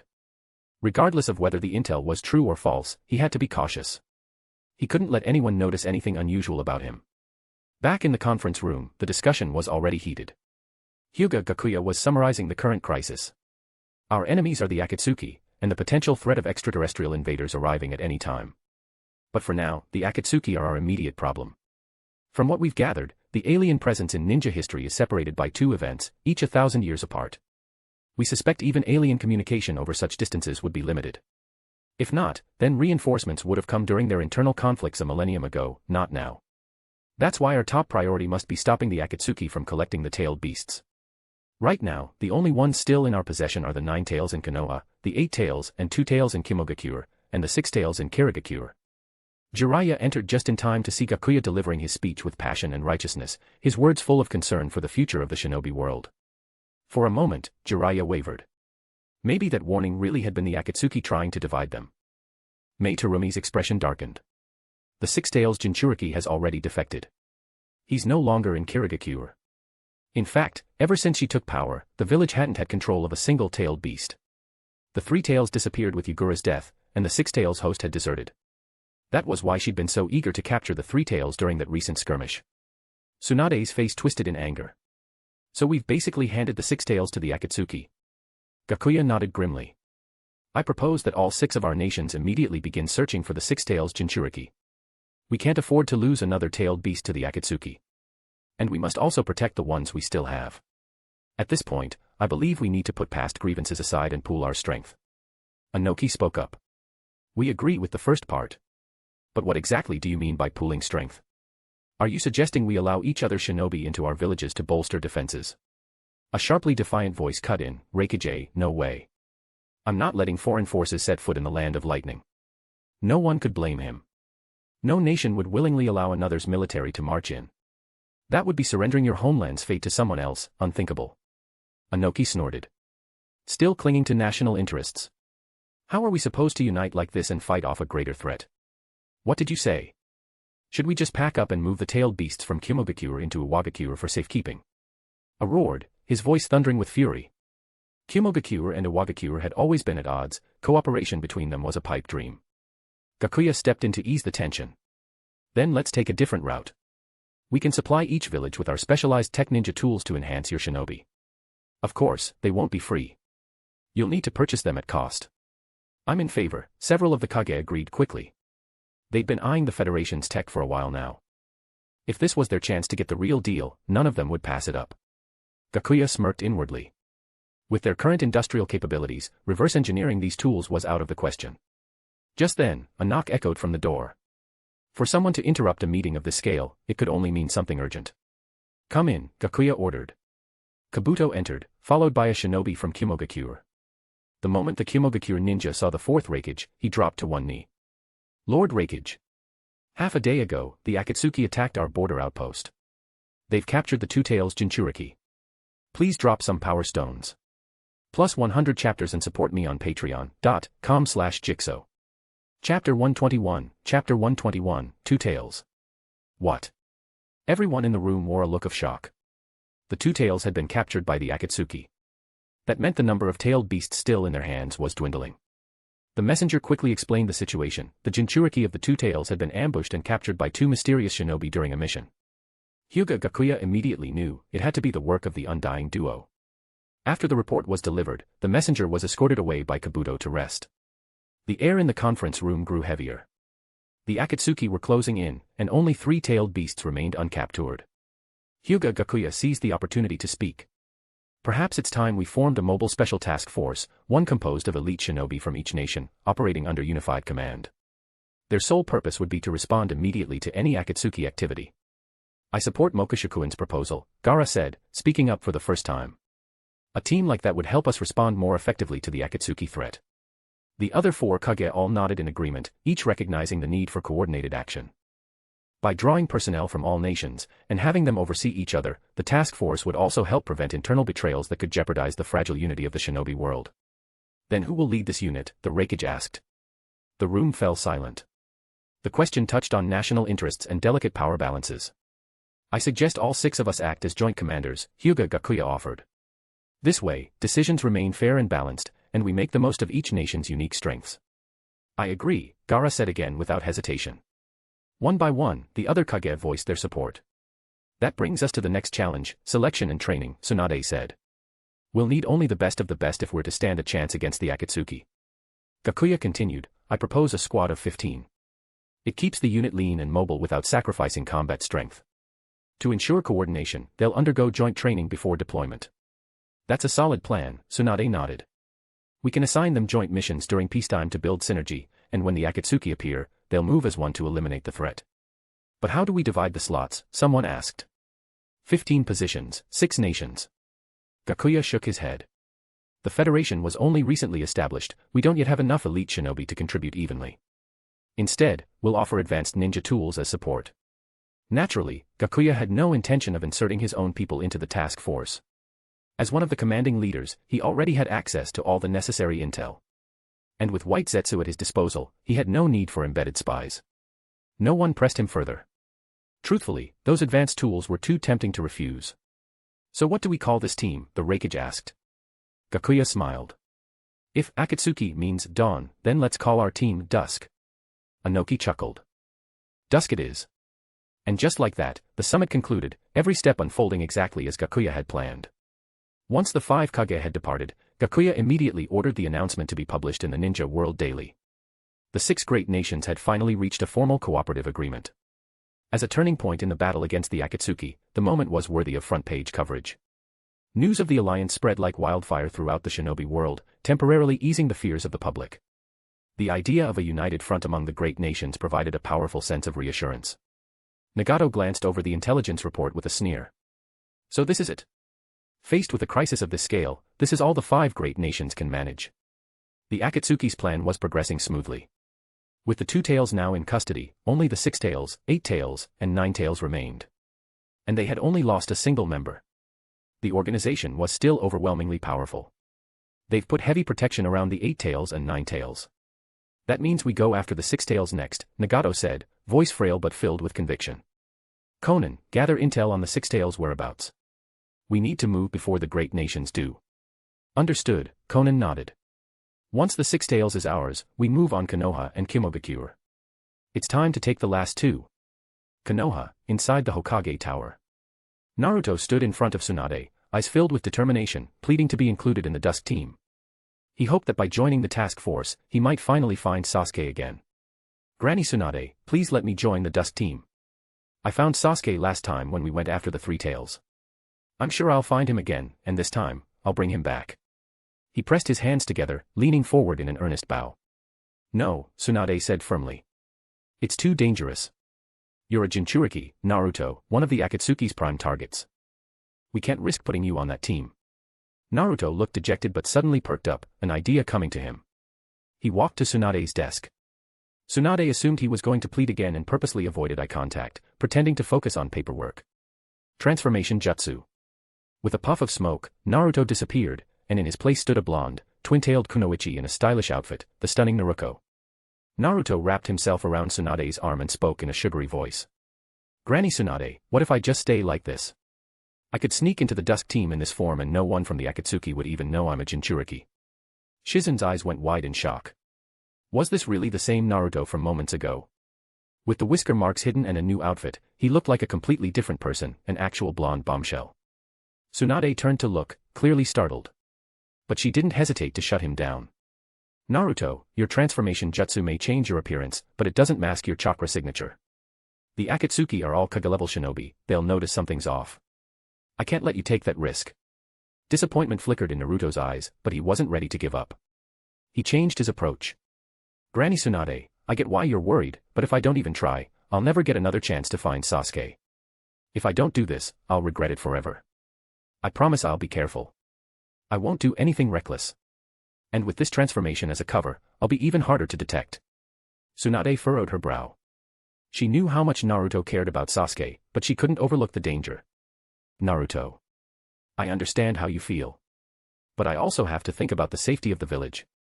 If anything happens to you, it could endanger not just Konoha, but the entire shinobi world. Naruto clenched his fists. He understood her concerns, but he also believed he was ready. Please, Granny Tsunade. I'm not the same Naruto I used to be. I have the strength to protect myself, and the village. This chance means everything to me. I have to find Sasuke. Tsunade looked into Naruto's eyes, so full of resolve, and hesitated. I support Naruto's decision. Jiraiya's voice rang out from the window, his nose bleeding as he dramatically leapt into the room. Let him go, Tsunade. The kids worked hard for this. Besides, you've seen it, his transformation is pretty damn convincing. Jiraiya didn't hold back with the praise. Naruto's heart swelled with emotion. Erosenin. Tsunade sighed deeply. Fine. But this is the deal, your top priority is to stay safe. No heroics, no pushing your limits. The moment things get dangerous, you pull out. Got it. Naruto leapt up in joy, his transformed chest bouncing wildly. Thank you, Granny Tsunade. I won't let you down, I will bring Sasuke back. Even Jiraiya couldn't look away, eyes going comically wide at the sight. Please drop some power stones. Plus 100 chapters and support me on patreon.com/jigsaw. Chapter 122, Chapter 122, The Revived Slippery Snake. After achieving his goal, Naruto said his goodbyes to Tsunade and Jiraiya and left the Hokage's office. Tsunade turned to Jiraiya. So, what brings you here? Jiraiya wiped the blood from his nose, looking uncharacteristically serious. I need to tell you something. A few days ago, I stayed behind in Odogakure, not because I was drawn in by the food, like you probably think. I was gathering intelligence. Important intelligence. Tsunade rolled her eyes, thinking he was just trying to salvage his reputation. And what kind of intel would be worth you making a personal trip, she asked, crossing her arms and eyeing him suspiciously. Jiraiya's face darkened. While I was in one of the Federation's underground labs, someone slipped me a note. I read it in the restroom to avoid drawing attention. It said, Lord Orochimaru has been a puppet of Chiba Mokishu for the past 8 years. Mokishu has a far greater scheme. Be careful. Tsunade didn't even hesitate. That's ridiculous. Sounds like some ploy by the Akatsuki to sow discord. Besides, what leader doesn't have a plan? I'm the Hokage, and even I want to take Konoha to new heights. Jiraiya's expression turned even more grave. That's what I thought too, at first. But the person who handed me the note, they had Orochimaru's chakra. So I stayed in Odogakure under the pretense of sightseeing and dug deeper. Sure enough, I found several red flags. From what I uncovered, Orochimaru had a hand in founding Odogakure. But how did Chiba Mokishu end up as its leader? And here's the thing, Chiba Mokishu basically appeared out of nowhere. 2 years before the invasion of Konoha, he suddenly emerged, and not even the citizens of Odogakure know anything about his past. Everything Jiraiya pointed out was carefully orchestrated by Hyūga Gakuya to plant doubt in Jiraiya's mind. Tsunade frowned. She didn't want to believe there was something wrong with Chiba Mokishu. No way. Didn't Sasuke kill Orochimaru? How could he be someone else's puppet? And even if Mokishu came from some secret program in the Land of Fields, he was connected to Orochimaru before the Konoha invasion. You know this, none of your suspicions hold water. Jiraiya nodded, then shook his head. I'm not sure either. That's why I came back to Konoha, to confirm the truth. Tsunade sat back in her chair, her expression solemn. If this is true, then it's a serious problem. So how do you plan to verify it? We'll use the curse mark on Anko to resurrect Orochimaru. If Orochimaru comes back, then Mokishu is likely in the clear. But if he doesn't, then it means his soul has been bound, and we'll need to investigate the underground of Odogakure. Tsunade's brows furrowed. Absolutely not. You know how dangerous Orochimaru is. If he comes back, it won't be easy to kill him again. As fellow members of the legendary Sannin, they both knew better than anyone how slippery Orochimaru could be. Jiraiya said, if we set up a sealing formation in advance, it should be fine. Even someone like Orochimaru can't escape from a properly prepared seal. This is worth the risk. If Orochimaru really was controlled by Mokishu, then that means the invasion of Konoha and Sasuke's defection were all part of his grand design.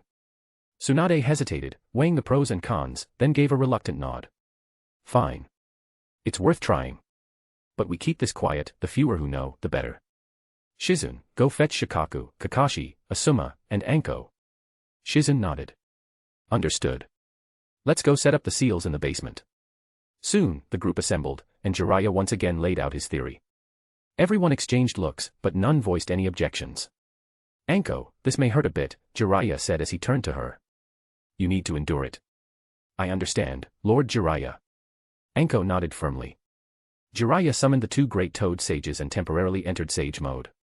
He undid the seal. Then he placed a hand on Anko's shoulder, channeling sage chakra into her body to activate the curse mark Orochimaru had left behind. Immediately, everyone snapped into battle readiness, waiting for Orochimaru to appear. Meanwhile, in Odogakure, inside the morgue where reanimated bodies were stored, one of the coffins began to shake violently. Inside, Orochimaru's consciousness stirred. He felt the curse mark calling to him, urging him to break free from the binds of the reanimation jutsu. Outside the coffin, Hyūga Gakuya and Kabuto watched silently, fully aware that their plan was unfolding as intended. Kabuto casually took out a sealing talisman and pressed it onto the coffin. In an instant, the shaking stopped, and Orochimaru's consciousness was extinguished once more. Back in Konoha, under the watchful gaze of the group, a white snake emerged from Anko's shoulder. The snake opened its mouth and spit out a body. It landed limply on the floor, unmoving. Its eyes were lifeless, like a corpse. Tsunade knelt down and picked up Orochimaru's body. It felt like nothing more than shed snakeskin in her hands. She examined it. There was no soul within. There's no soul. This is just a body, Tsunade said, tossing it aside. Toad sages, thank you for your help. Little Jiraiya, no problem. We'll be on our way now. After seeing them off, Jiraiya walked over to Orochimaru's limp body and checked it again. Orochimaru's soul definitely isn't in the Pure Land. If it were, he would have revived. That means. Jiraiya trailed off. Kakashi offered a possibility. Maybe he's already been resurrected. Jiraiya came to a firm conclusion. No. This kind of curse mark requires coordination from the caster. Without that, it can't be triggered. The fact that the body emerged but the soul didn't, means Orochimaru tried to come back but was stopped. Shikaka thought for a moment. Which means, that note you got is probably accurate. Orochimaru really is being controlled. Most likely by Chiba Mokashu. Asuma exhaled a puff of smoke. So what now? Do we issue a formal condemnation of the Federation? No, Jiraiya said immediately. We don't have solid proof. That would only make the Federation suspicious. Tsunade asked, then what are you planning? A confident smile spread across Jiraiya's face. I'm going to sneak into the Federation's underground base and get the evidence myself. For a moment, everyone in the basement stared in shock. Sneak into the Federation's underground lab. That place was a death trap.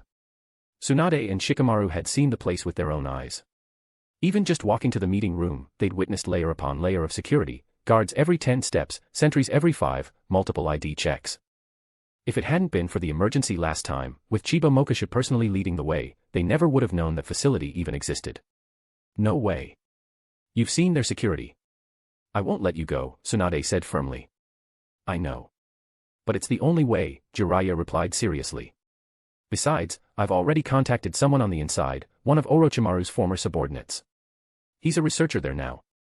We've established a secure line of communication. I trust him.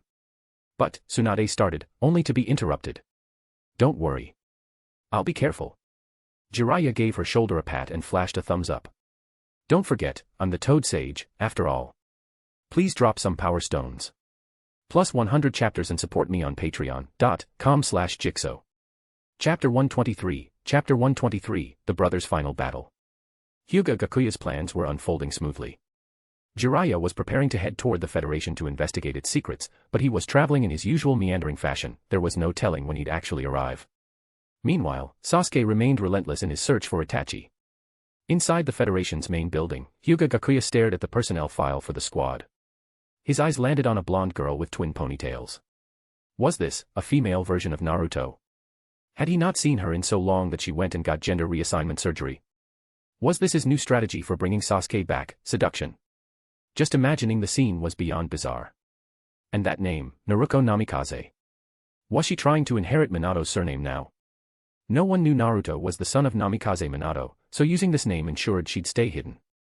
In the photo, Naruto's signature whisker marks were gone. The disguise was actually quite effective, assuming the enemy had never seen Naruto in the first place. Gakuya continued flipping through the dossier. There was Kakashi and Sai from Konoha Gakure, Kuratsuchi from Iwa Gakure, Samui from Kimo Gakure, each one fairly well known.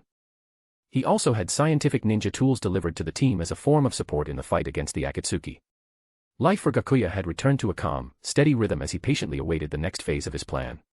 Several days passed. While he was still developing the abilities of his Rinnegan, a sudden disturbance came from the ground. White Zetsu emerged. Gakuya-sama, Sasuke, and Itachi have agreed to a battle. 3 days from now. At the old Uchiha hideout. Gakuya smiled faintly. I see. Where is Sasuke now? He's staying at an inn near the border of the Land of Fire. Take me to him. Inside the room, Sasuke sat silently, polishing his kusanagi blade. His eyes were distant, lost in thought. A familiar whirl of chakra appeared beside him, he knew immediately it was Hyūga Gakuya. Senpai, Sasuke said without looking up, still polishing his sword. You here to watch Itachi die? He always referred to Gakuya as senpai, seeing a shared pain between their pasts, a kindred bond of vengeance. Gakuya feigned curiosity. I came to see you. As a fellow Avenger, have you really thought this through? Are you truly ready to kill Uchiha Itachi? It was a leading question, designed to set the stage for his future talk no jutsu once the deed was done. Sasuke didn't understand the true intent, but he nodded, voice unwavering. Of course. I have to kill him. If I don't, everything I've done will have been for nothing. Even if it means carrying even more pain and hatred. Gakuya pressed. Sasuke paused, then raised his head to the window. A twisted smile crept across his lips, as though he could already see Itachi lying dead at his feet. That's the best part, he said with a surge of emotion. Just thinking about killing him, it feels incredible. So, you've made your decision. Gakuya sighed. But don't underestimate him. Uchiha Itachi isn't someone you can take down easily. Sasuke gave a small nod to show he understood. He picked up his sword again, examining the blade closely. I'm ready, he said calmly. This time, I'll end it myself. Gakuya, ever the master manipulator, let out a sigh like a seasoned actor slipping into character. Ah, this is the Uchiha's fate. Sasuke didn't catch the deeper meaning, he simply thought Gakuya was sympathizing with his journey of vengeance. From the age of 6, vengeance had defined his entire life. Every second, every choice, had been in service of that goal. Gakuya, however, was laying the groundwork. When the truth was revealed, Sasuke would remember those words, and the impact would be devastating. Sasuke continued, once I kill Uchiha Itachi, I'll finally have power equal to our ancestor, Madara. After that, I'll help you obtain the 10 tails. In exchange, I want you to bring my parents back. I'll be waiting for that day, Gakuya said, a subtle, nearly imperceptible smile flashing in his eyes. Sasuke stood up, kusanagi in hand, his gaze firm and resolute. He could hardly wait for the final battle. I'm going to complete my final training, he said. I've prepared something special for Itachi. With that, he turned and left the room. Gakuya watched him go, calculating inwardly. Everything is proceeding exactly as planned. Once Sasuke kills Itachi, I'll tell him the truth. The pain and regret will break him, and he'll become my strongest weapon, the executor of my plan. Perfect. 3 days later, dark clouds gathered in the sky. A torrential storm was brewing. The air was thick with tension. Every breath felt heavy, as if the atmosphere itself knew what was about to unfold. Inside the Uchiha hideout, Itachi was already seated on the central throne, waiting quietly for Sasuke's arrival. His expression was resolute, but a hint of peace flickered in his eyes. He had carried a heavy burden ever since he massacred the Uchiha clan. After this battle, Sasuke would return to the village as the men who killed the traitor Uchiha Itachi. With that, he'd awaken the eternal Mangekyo Sharingan, gain the strength to protect the village, and eventually become Hokage. The only regret was not living to see Sasuke marry. But this fight was inevitable. It wasn't just the clash between two brothers, it was Itachi's final duty, for the village and for Sasuke. As he sat there, memories of his time with Sasuke flooded his mind. He had given Sasuke all his love, only to force him into hatred. A contradiction that tore at him even now. Still, he hoped this battle would be what finally freed Sasuke from his past. Thud, thud, thud. Footsteps echoed through the hall, drawing Itachi out of his thoughts. Sasuke had arrived.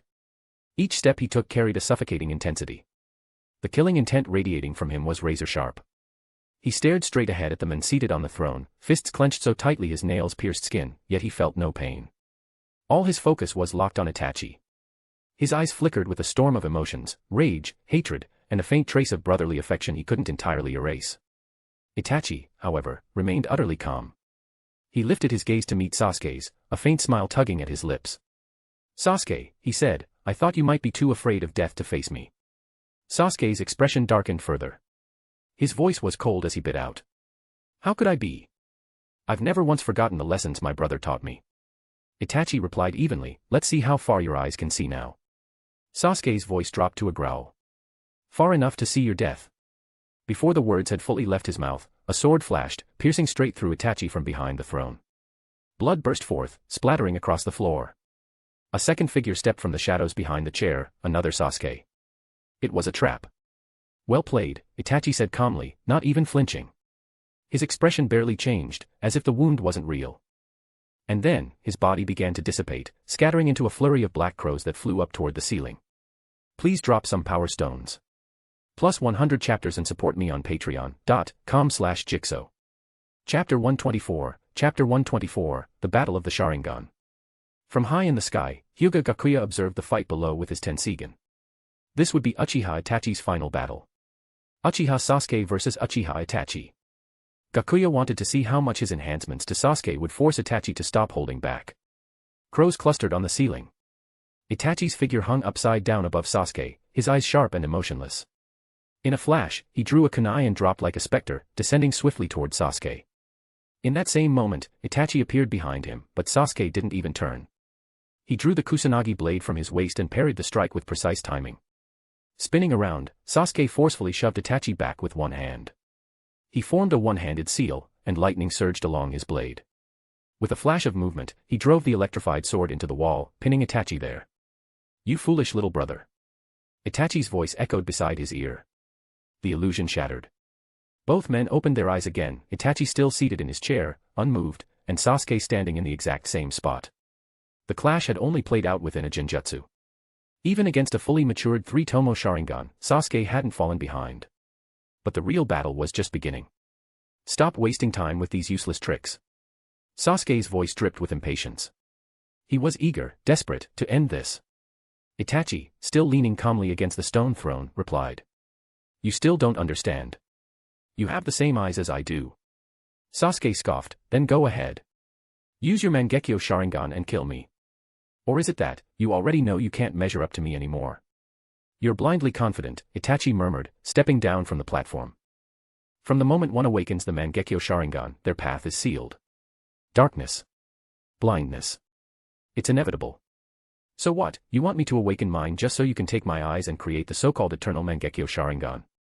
Itachi's lips twisted into a manic grin, the power in his eyes sharpening into something nearly demonic. "So you know about the eternal Mangekyo? Then you understand, Sasuke, you're my light. And now, you'll become a part of me. The Uchiha Clan is a cursed bloodline, chasing eternal power even if it means slaughtering kin. Killing those closest to us, and calling that strength." His voice grew wild and twisted, like a vengeful demon from the depths of hell. The power in his eyes materialized into tendrils of chakra, whipping toward Sasuke like lashes from a whip. Sasuke stared at him, momentarily stunned. He had never seen Itachi like this. He could hardly believe this was the same gentle older brother from his childhood. "From the moment you were born, you were bound by this blood-soaked destiny. Come, little brother. I'll kill you, free you from the fate of our clan. Shatter the chains. Escape this burden." Itachi struck without warning. A torrent of gleaming shuriken and kunai burst from his hands, raining towards Sasuke in a deadly hail. Sasuke didn't flinch. In a blur of motion, he snatched his own weapons from his pouch and hurled them to intercept Itachi's barrage. The air rang with a constant clang-clang, metal striking metal midair in a dazzling display of precision. Sparks flew with each clash, a breathtaking spectacle of technique and control. But when the weapons collided, their energy spent, they clattered heavily to the floor with dull thuds. The Uchiha's combination of throwing techniques and the Sharingan wasn't just lethal, it was mesmerizing. Both brothers possessed extraordinary combat instincts, and their mastery of throwing weapons had reached the pinnacle of shinobi skill. It was said that any Uchiha who awakened the Sharingan became a master of ninja tools. That legacy was now on full display. Every exchange between them was razor-sharp, filled with danger and unpredictability. Even while suffering from his hereditary illness and impaired vision, Itachi's experience showed. His attacks grew more frequent, more precise. Sasuke, despite his speed, was beginning to struggle. The sheer number and speed of the weapons overwhelmed him. One kunai grazed his cheek, leaving a shallow but bloody line. Sasuke couldn't afford to hold back any longer. He dropped his weapons and swiftly formed hand seals. Chidori current.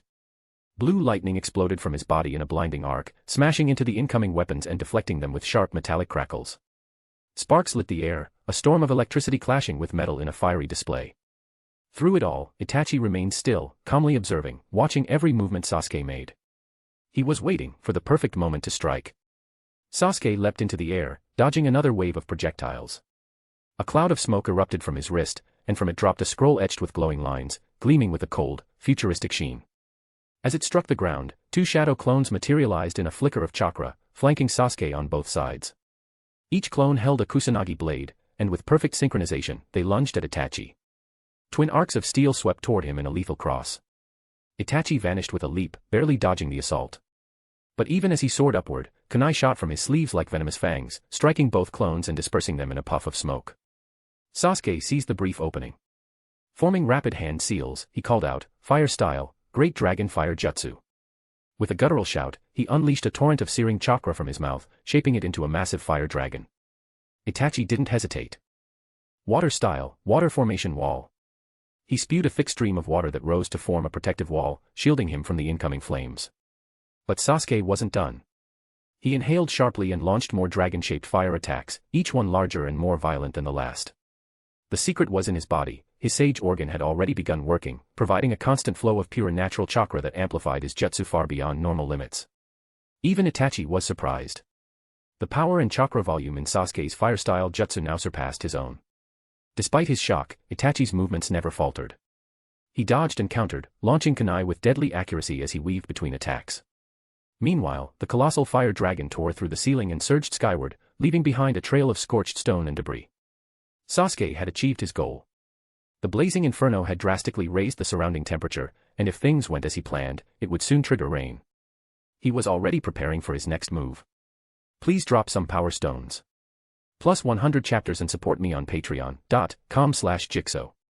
Chapter 125, Chapter 125, Sasuke's Ultimate Sage Mode. Suddenly, Itachi's figure vanished from Sasuke's line of sight. Sasuke's heart tightened as he quickly scanned the area, but Itachi was nowhere to be seen. Activating his Sharingan, Sasuke turned in every direction, trying to catch even a glimpse of his brother. Then, out of nowhere, a wave of killing intent surged from behind him. Sasuke had no time to react, he dove forward on instinct alone. TCH. A kunai stabbed deep into his shoulder, and blood spurted out instantly. Gritting his teeth, Sasuke endured the searing pain as he rolled to the side, finally spotting Itachi in the distance. Itachi stood silently a few meters away, ice cold and lifeless, staring at Sasuke without the slightest hint of emotion. "So you're still not strong enough, little brother," he said, his tone flat and merciless, as if stating an obvious fact. Sasuke yanked the kunai from his shoulder and clutched the wound, glaring at his brother with wide, furious eyes. In that moment, Itachi's Sharingan flared, 3 tomo spinning hypnotically. A genjutsu hit Sasuke like a lightning strike. His body froze, every muscle seemingly cut off from his will. He stood there in a daze, powerless, as Itachi slowly walked toward him. Still too weak. Itachi reached Sasuke, extending his hand toward Sasuke's eyes. Watching that hand draw closer, Sasuke was filled with terror and rage. But just as Itachi's fingers were about to touch his eye, a surge of immense power erupted from within Sasuke's body. From deep inside, his sage organ thundered like a muffled explosion. In the blink of an eye, natural energy rushed toward him from all directions, drawn to him like a flood. Hyūga Gakuya's eyes lit up. He finally used it in a real fight, the ultimate sage mode, power beyond that of the ordinary sage. The sage organ wasn't just some enhancement to ninjutsu. Gakuya had meticulously designed it for Sasuke, crafting it from the flesh of the white snake sage from Ryuchi Cave, cells from Hashirama, and Naruto's blood. "Don't disappoint me now, Sasuke," Gakuya murmured. Visible torrents of natural energy swirled toward Sasuke, wrapping around him. The wound on his shoulder began healing before his very eyes. From his chest, pale white snakes burst forth, flesh-made constructs shaped like swords. They struck toward Itachi with vicious precision. Using his enhanced ocular power from Sage Mode, Sasuke shattered the genjutsu with brute force alone. Itachi leapt back immediately, grimacing. The backlash of the broken genjutsu caused intense pain to stab through his eyes, blurring his vision even further. Sasuke tore the upper half of his shirt apart, revealing his transformation. Hardened serpent scales spread across his body. Horns grew from his head, and scaly wings unfurled from his back. "I surpassed you a long time ago. I've become a sage now." Itachi stared at Sasuke's grotesque new form, voice calm but curious. "Is that Orochimaru's power?" "I don't care whose power it is, so long as it can kill you." Sasuke roared, stomping hard against the ground. His wings shot open, and he rocketed forward like a cannonball, aiming straight for Itachi. In a flash, he closed the distance and swung his Kusanagi blade toward Itachi's head with deadly force. Itachi gritted through the pain, twisting his body to evade. His hands blurred into seals as he unleashed a fire-style, great fireball jutsu. A massive flame roared toward Sasuke. But Sasuke remained calm. He opened his mouth and exhaled a fierce gust of wind that countered the flames, blowing them right back at Itachi. Without pause, Sasuke launched a new flurry of attacks, slashing at Itachi again and again with his Kusanagi. Itachi could only retreat and dodge. His movements were quick, but Sasuke's attacks grew faster with every strike. As his body adapted to Ultimate Sage Mode, his speed climbed even higher. Now Sasuke was clearly faster than him. Even Itachi couldn't keep up with his movements. Sasuke's sword strikes rained down like a storm, each one crackling with power. Despite all his skill, Itachi couldn't dodge them all. Cuts and slashes began to accumulate across his body. "Looks like you've really grown stronger, but it's still not enough." Itachi's eyes briefly revealed a flicker of surprise before he forced himself back into composure. He timed his moment and suddenly leapt backward, putting distance between them and refusing to engage Sasuke head-on. At the same time, the tomo in his eyes began spinning rapidly, merging into something far more ominous, a sinister Mangekyo pattern. Itachi hesitated only for a second before activating his Mangekyo ability, Amaterasu. Blood tears streamed from his eyes. In an instant, black flames erupted from Sasuke's body, dark, violent fire that seemed intent on consuming everything. Caught off guard, Sasuke was struck full force. Pain like nothing he'd ever felt tore through him, driving him to his knees as he frantically tried to extinguish the flames. But Amaterasu's fire clung to him like a curse, refusing to die out no matter how hard he struggled. The flames blazed brighter, burning away the white phosphorus of his transformed skin. His hair curled from the heat, and the acrid smell of scorched flesh filled the air. Sasuke's mouth opened unnaturally wide, and suddenly, a thick glob of mucus-like liquid spewed out. From within it, a slime-covered Sasuke slowly emerged. All that remained at the original spot was a burnt and crumbling husk, just a skin suit left behind, still being devoured by Amaterasu. The classic Orochimaru-style body substitution technique. It consumed a vast amount of chakra, but it could heal severe injuries and dispel even the most persistent negative effects. One of Orochimaru's most iconic survival techniques, and one Gakuya had personally taught Sasuke to counter Amaterasu. "Well done," Itachi said, blood dripping from the corner of his eye. "But what will you do next?" He prepared to fire off another wave of Amaterasu. Sasuke had experienced that searing, soul-ripping pain once before, he wasn't going to risk it again. He beat his massive wings and shot into the air like a blur. Amaterasu instantly ignited the spot he had just vacated. The black flames pursued him, but Itachi's attacks kept missing their mark. Black fire scorched the room, climbing up the walls and setting them ablaze. Watching from the shadows, Hyūga Gakuya slowly shook his head. He's holding back more and more. Amaterasu can burn through anything the Sharingan sees, and Sasuke's speed isn't enough to escape its gaze. Itachi's just teaching him, training him to understand the true potential of the Sharingan. He sighed, his pride wounded. His masterpiece, Sasuke, was being outshone by Itachi again. But it didn't matter. Sasuke hadn't reached his final form yet. In Gakuya's mind, the perfect state was, one Rinnegan implanted in the forehead, eternal Mangekyo Sharingan in both eyes, combined with ultimate Sage mode and would release. Once that was complete, Sasuke would have power surpassing even Uchiha Obito. Please drop some power stones. Plus 100 chapters and support me on patreon.com/jigsaw. Chapter 126, Lightning Style. The room was far too cramped to continue fighting. Sasuke burst through the hole he'd just blasted into the ceiling with great fireball jutsu and landed on the rooftop. Itachi wasn't far behind, bounding off the wall and launching himself after Sasuke. But Sasuke was ready, he wasn't going to give his brother even a second to get his footing. Die. Fire style, great fireball jutsu. Just as Itachi touched down, Sasuke unleashed the technique without hesitation. A massive fireball, like a burning meteor, shot toward Itachi with devastating speed. Fire style, great fireball jutsu. Calm in the face of the onslaught, Itachi quickly responded in kind. He formed the hand seals with fluid precision and expelled his own torrent of flames, colliding head-on with Sasuke's. But Sasuke's fire was fiercer, hotter, more forceful. It pushed back against Itachi's flames, inching toward him with overwhelming pressure. Blood streamed once again from Itachi's eyes. To match Sasuke's intensity, he imbued his flames with the black fire of Amaterasu, just barely managing to hold his ground. At this point, Sasuke's ninjutsu was not only more powerful, it was fueled by more chakra than Itachi had left. Itachi's reserves were finite. Sasuke's, however, flowed like the tide, each wave might recede, but another soon followed. The sage organ within Sasuke's body functioned like a second chakra heart, converting physical and spiritual energy into the purest form of sage chakra.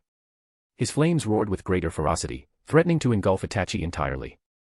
But Itachi didn't back down. Focused, unwavering, he channeled more of Amaterasu's black fire into his own flames, resisting with every ounce of strength.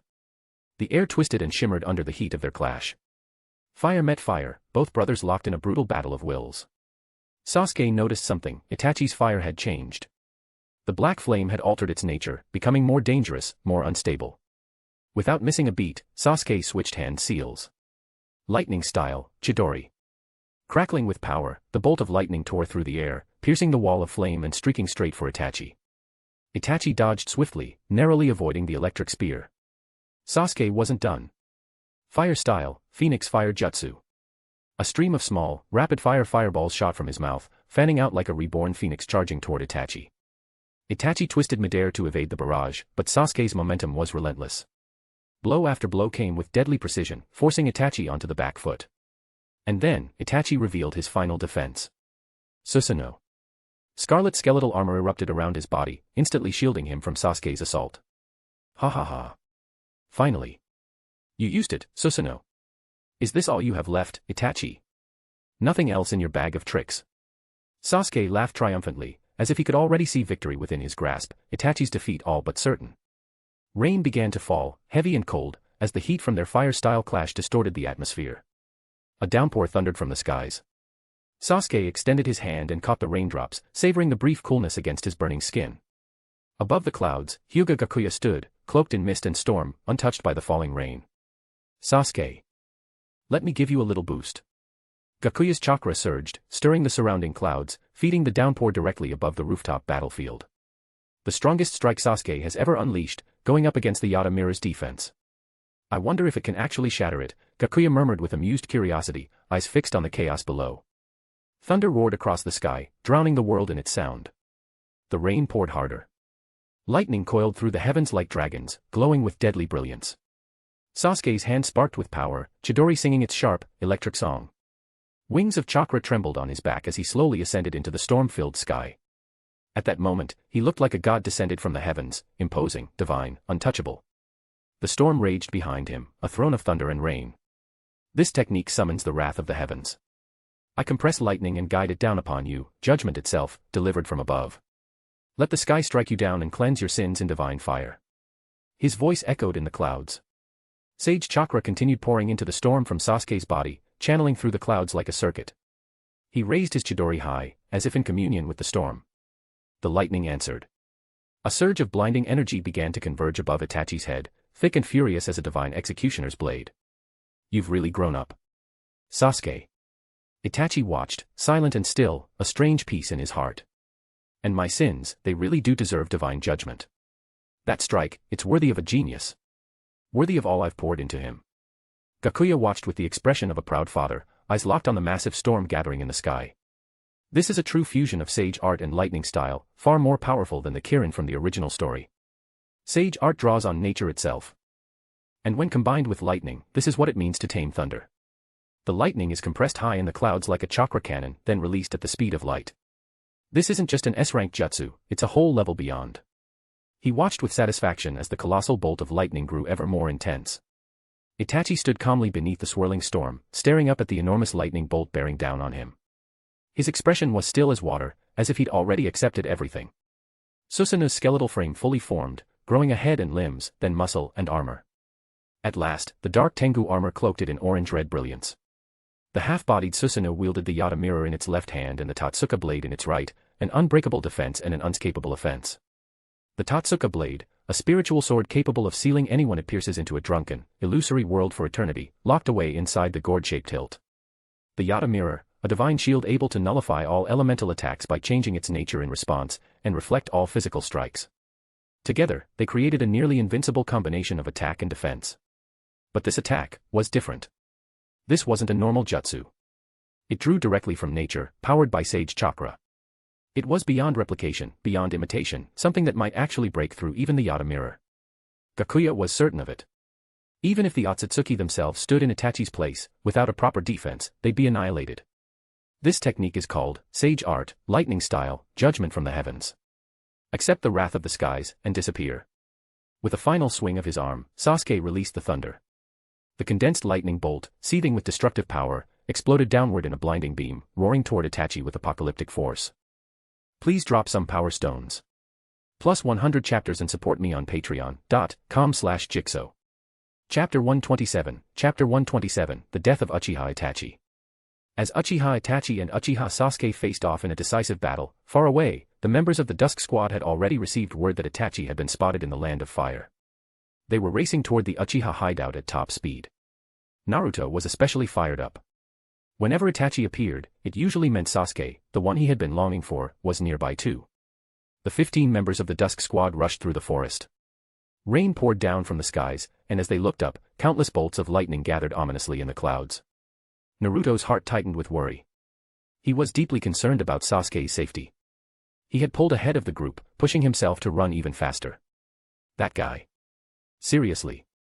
He has no sense of teamwork at all, Kuratsuchi muttered under her breath. How are we supposed to take down the Akatsuki with a reckless idiot like him? Beside her, Akatsuki scratched his head sheepishly. He's just worried about his friend. It's understandable. Weren't you the same when Deidara defected? You really wanted to bring him back too, right? The scene now really did mirror the past moment. Naruto, appearing under the identity of Naruko, was undeniably acting like someone desperately chasing after Sasuke. Kuratsuchi's face flushed red. Shut up.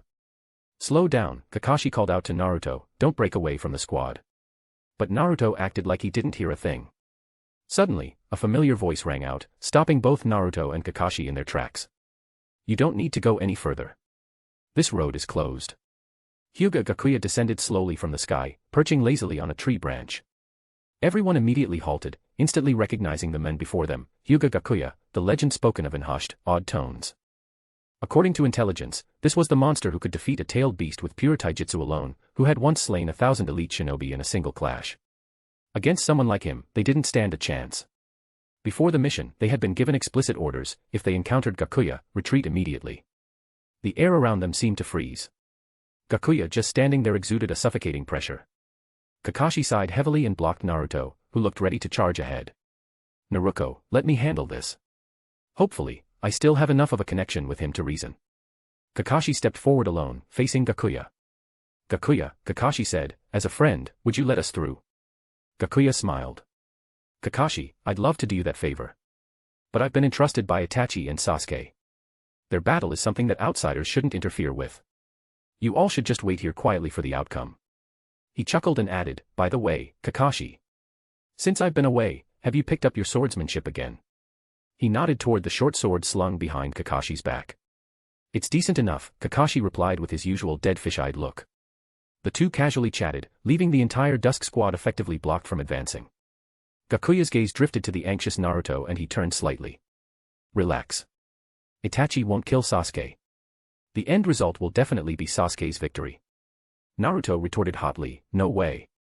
Itachi killed his own parents, there's nothing he wouldn't do. Still smiling, Gakuya said, I said he won't, and he won't. You'll see soon enough. If the third Hokage were still around, he would have told you the truth too. The third Hokage. The one who schemed and betrayed the fourth for power. The squad gritted their teeth. They couldn't beat Gakuya, and there was no getting around him either. Even Naruto could only force himself to wait, his heart pounding anxiously for the outcome of the brothers' duel. Suddenly, a massive bolt of lightning tore through the sky, forming a colossal pillar of light that connected heaven and earth. Everyone turned their gaze toward the awe-inspiring sight. Looks like Sasuke's winning, Gakuya said, raising a hand to shield his eyes from the glare. Even Susanoo shouldn't be able to withstand that. Naruto felt a wave of relief wash over him, but almost immediately, it was replaced by frustration. Sasuke had grown so powerful, while he himself still seemed stuck in place. According to Itachi's plan, after his death, the Dusk Squad would rescue Sasuke and bring him back to Konoha, turning him into a hero who had slain an S-rank rogue ninja, and ensuring he stayed in the village. But now, that whole plan was blocked by Gakuya's shadow clone. Enough idle chatter. Let's return to the main story. At the original Uchiha hideout, Susanoo stood tall, clad in its ominous black armor resembling a tengu, lifting the Yata mirror high to meet Sasuke's strongest strike. The colossal lightning beam fell from the heavens like a descending star, crashing straight into the Yata mirror. Blinding light engulfed Susanoo, and deafening booms shook the air, warping the very atmosphere into spirals. The ground split open, forming deep, jagged scars. The entire Uchiha hideout was reduced to ruins under the force of that one attack. Sasuke, having pushed his sage mode to the absolute limit, could no longer maintain his ultimate sage form. He slowly descended, the scale-like wings on his back fading away. He slumped against the rubble, gasping for breath, staring intently toward the spot where the beam had landed, desperately hoping to see Itachi's defeated form. As the light gradually faded, Susanoo remained standing, but it was in shambles. Cracks riddled its surface like a shattered porcelain doll, ready to crumble at any moment. The once indestructible Yata mirror now looked like an ordinary mirror, riddled with fractures, as if a single touch would shatter it completely. Inside Susanoo, Itachi was on his knees, blood pouring from his mouth in heavy torrents. He looked like a candle flickering in the wind, his life force barely clinging on. Susanoo could no longer hold together. With a deafening crash, it shattered into pieces. Itachi, gritting his teeth through the excruciating pain, forced himself to his feet. He staggered towards Sasuke, limping heavily, leaving bloody footprints with every step, footprints quickly washed away by the rain. Sasuke's eyes widened in disbelief. This can't be happening, he gasped. That attack had been devastating, powerful enough to destroy everything in its path, yet Itachi had survived. Sasuke's mind reeled. How could his full-powered strike fail? Was Itachi truly unbeatable? A deep, primal fear crept into Sasuke's heart. His body trembling uncontrollably, Sasuke instinctively staggered backward, a few clumsy steps putting distance between him and the slowly approaching Itachi. Desperately fighting down his fear, he fumbled through his ninja pouch and pulled out a scroll. His hands shook violently. A puff of smoke burst forth as he summoned another scroll from within. Fighting his panic, Sasuke hurled the scroll at Itachi. It burst into flames, forming a massive fireball that shot toward him. But Itachi kept advancing, unfazed. The skeletal frame of Susanoo flickered back to life around him, easily shielding him from the fireball. As Sasuke watched, terrified and helpless, Itachi finally stood before him. Itachi reached out, his hand trembling, and gently poked Sasuke's forehead with 2 fingers, leaving behind 2 bloody streaks, and in that moment, poured his remaining ocular power into Sasuke's eyes. Forgive me, Sasuke. This will be the last time, Itachi whispered. With that, his body crumpled, drifting down like a leaf, landing softly in the shallow puddle. His eyes slowly lost their light, fading into eternal silence. Please drop some power stones. Plus 100 chapters and support me on patreon.com/jigsaw. Chapter 128, Chapter 128, The Second Stage Senjutsu Organ Serum. Sasuke stared blankly at Itachi's lifeless body, his eyes full of confusion. Why hadn't Itachi taken his eyes?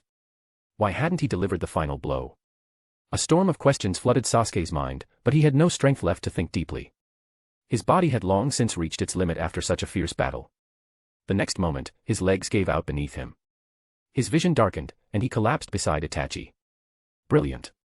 Truly, a magnificent fight, Hyūga Gakuya said as he slowly descended, clapping for the 2 brothers. The battle hadn't disappointed Gakuya in the slightest.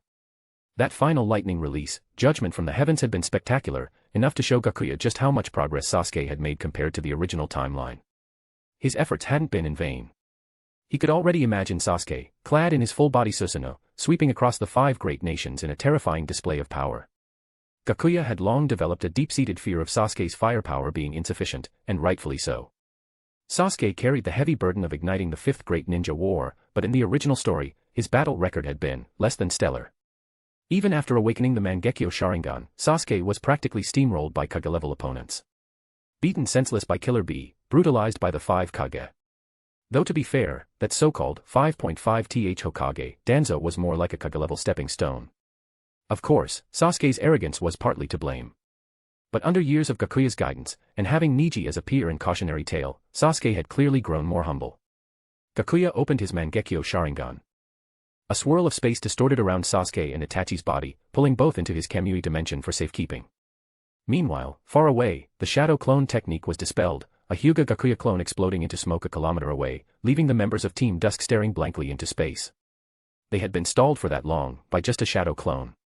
Seeing the clone disperse, Naruto, currently transformed into Naruko, immediately dashed off toward the battlefield, desperate to find Sasuke. That was way too dirty, Kakashi muttered, criticizing Gakuya's methods. But he quickly sped up to follow Naruto, worried something might happen. The rest of Team Dusk hurried after them. Gakuya used Kamui to instantly teleport back to Odogekure. He placed Sasuke directly onto an operating table, stored away Itachi's Mangekyo Sharingan for later, and sent someone to fetch Kabuto. Moments later, Kabuto arrived at the operating room door. He pushed it open gently and immediately spotted Sasuke lying unconscious on the surgical bed. He could guess, more or less, what had happened. Approaching Gakuya, Kabuto respectfully bowed. Lord Gakuya, you called for me. Itachi's dead.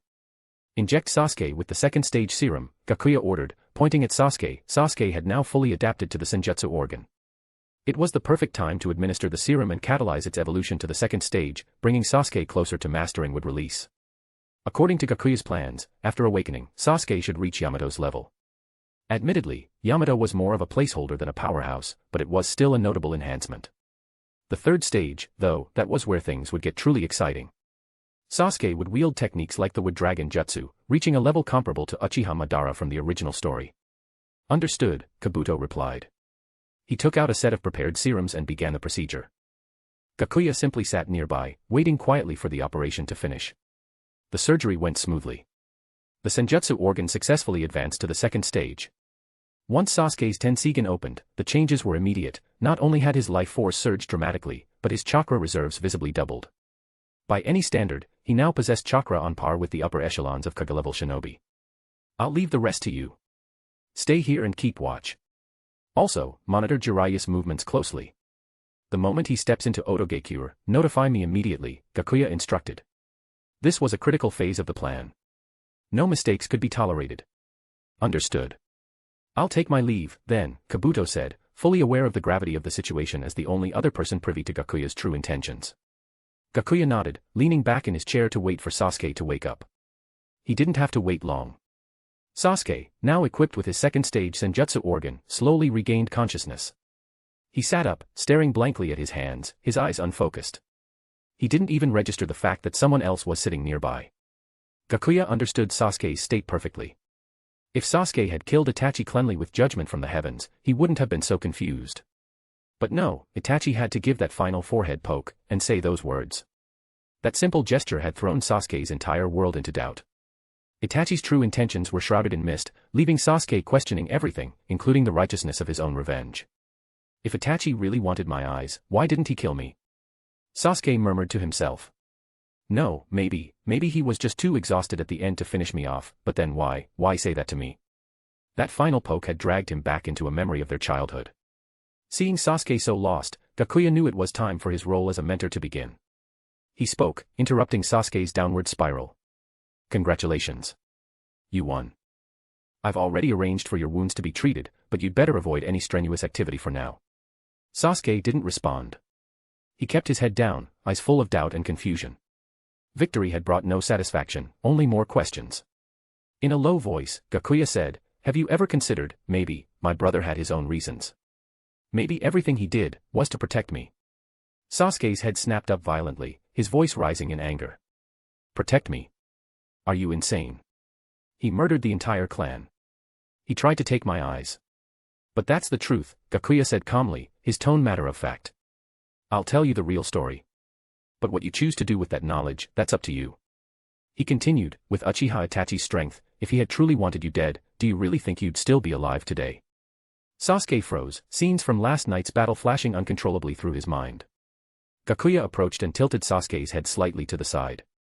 With a light tap to Sasuke's forehead, he dispelled the seal Itachi had placed there. Sasuke's left eye suddenly radiated with the power of Itachi's Mangekyo, and blood tears streamed down his face. Before him, the wall spontaneously erupted in the black flames of Amaterasu. Gakuya spoke softly, breaking Sasuke's last thread of denial. Feel that? That's the power of Amaterasu. Wherever your eye sees, the flames will follow. There is no escape. Please drop some power stones. Plus 100 chapters and support me on patreon.com/jigsaw. Chapter 129, Chapter 129, The Truth Behind the Uchiha Massacre, The Darkness of Konoha. This is proof that Itachi wanted to protect you, Hyūga Gakuya said. He used his Sharingan's power to create a transcription seal and sealed it within your eye. If you ever encounter a powerful enemy, it will activate and unleash Amaterasu to protect you. Gakuya walked up to the burning black flames and, with a casual pinch of his fingers, extinguished them. Impossible. Why would Itachi do that? Wasn't he obsessed with surpassing Uchiha Madara's power? Sasuke shouted, refusing to believe Gakuya's words. He said he didn't believe it, but deep down, he was struggling to comprehend it. The person he had dedicated his entire life to killing, had been trying to protect him all along. It was as if all his efforts had been denied in an instant. What brother would ever truly want to kill his own little brother? Gakuya opened his Sharingan and said softly, let me tell you a story. Listen carefully, and then decide what you believe. As he spoke, Gakuya cast a genjutsu, pulling Sasuke into an illusionary world. 16 years ago, Uchiha Obito used his Sharingan to control the Nine Tails and launch an attack on Konoha. The chaos claimed the lives of the fourth Hokage and his wife, along with countless shinobi and civilians. A small, bitter smile crossed Gakuya's lips. I still remember, back then, in the shelter, Itachi was holding you tightly in his arms. As Gakuya spoke, the scene unfolded before Sasuke's eyes. He saw the Nine Tails firing tailed beast bombs, reducing Konoha to rubble. And in the shelter, a young Itachi cradled a wailing baby Sasuke. Sasuke's face froze as he silently watched the memory. The Uchiha were implicated in the attack and suspected of plotting a coup. They were forced to relocate to the village's outskirts and placed under constant surveillance by the ANBU. Bitterness and resentment grew within the Uchiha clan. The wedge between Konoha and the Uchiha deepened, and distrust became reality. In time, the Uchiha truly began to plot a coup to seize power. To stay informed, Konoha planted a spy within the Uchiha, someone who also became an ANBU. The illusion shifted again, showing the moment Itachi joined the ANBU and suffered endless suspicion and hostility. Uchiha Itachi eventually joined Hyūga Gakuya's squad. The two were close in age and quickly grew close, Itachi often seeking Gakuya's advice on various matters, and Gakuya always answering patiently. Naturally, within the illusion, Gakuya shamelessly portrayed himself as Itachi's closest confidant. At the same time, Konoha's higher-ups had already noticed the Uchiha's movements. They managed to win over 2 key figures from the clan. One of them was your brother, Uchiha Itachi. The other was Uchiha Shursue. Both of them hoped to prevent a war between Konoha and the Uchiha, and they worked desperately from within as double agents. Sasuke's whole body trembled, confusion thick in his voice. Why would they betray the Uchiha? Gakuya sighed softly, and the illusion shifted again.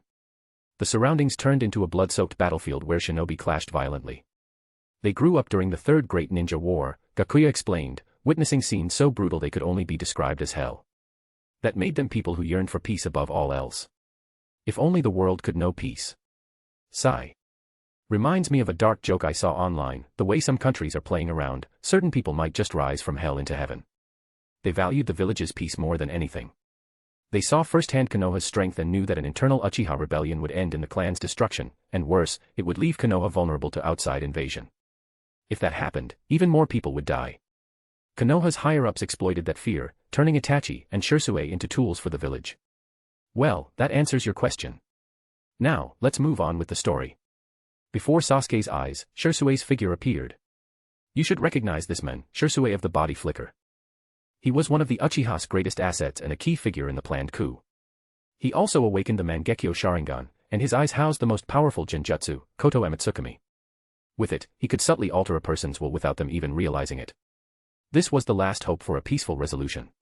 If things reached a breaking point, Shursue intended to use his genjutsu to control your father. But Konoha would never allow that. The hatred between the Uchiha and the village, accumulated since Konoha's founding, was beyond repair.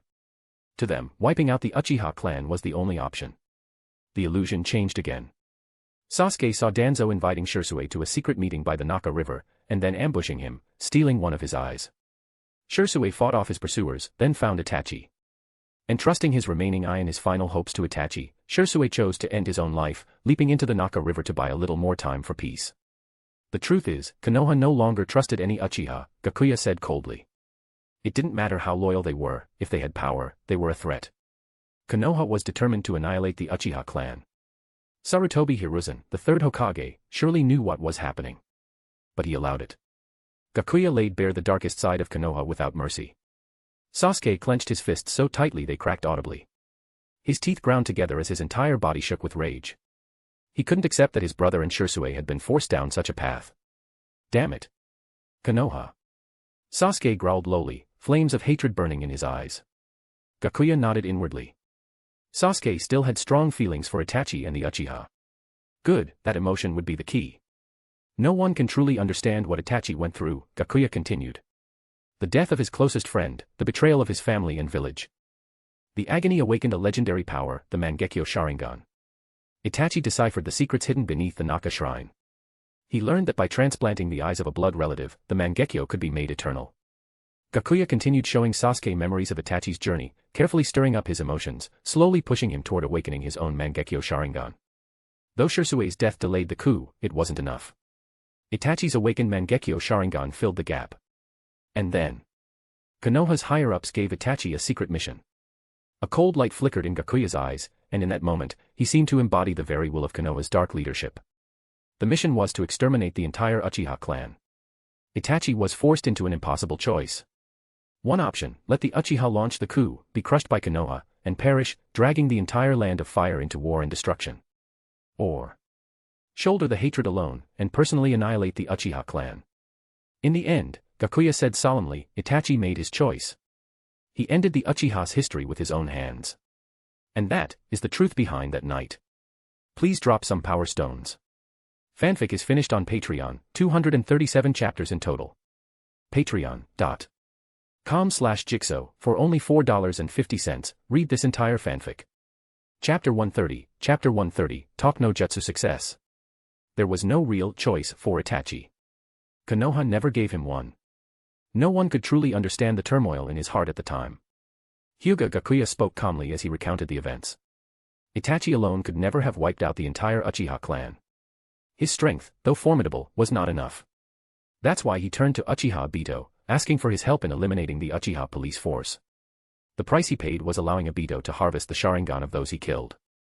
In Sasuke's mind, the figure of the crimson-eyed Obito surfaced. Itachi completed his mission as flawlessly as ever.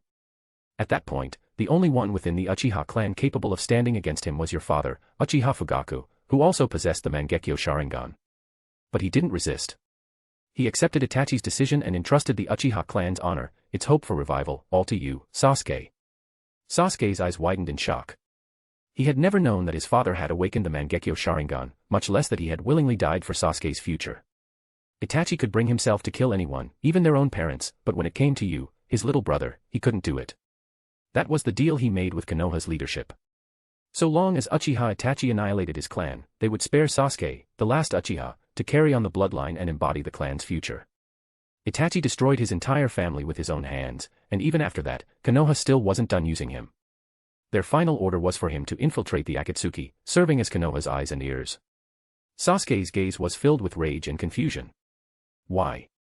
Why did Konoha have to drive the Uchiha to extinction? Why? You know the story from there. As Itachi's closest friend, he entrusted me with a task, to guide you onto the right path.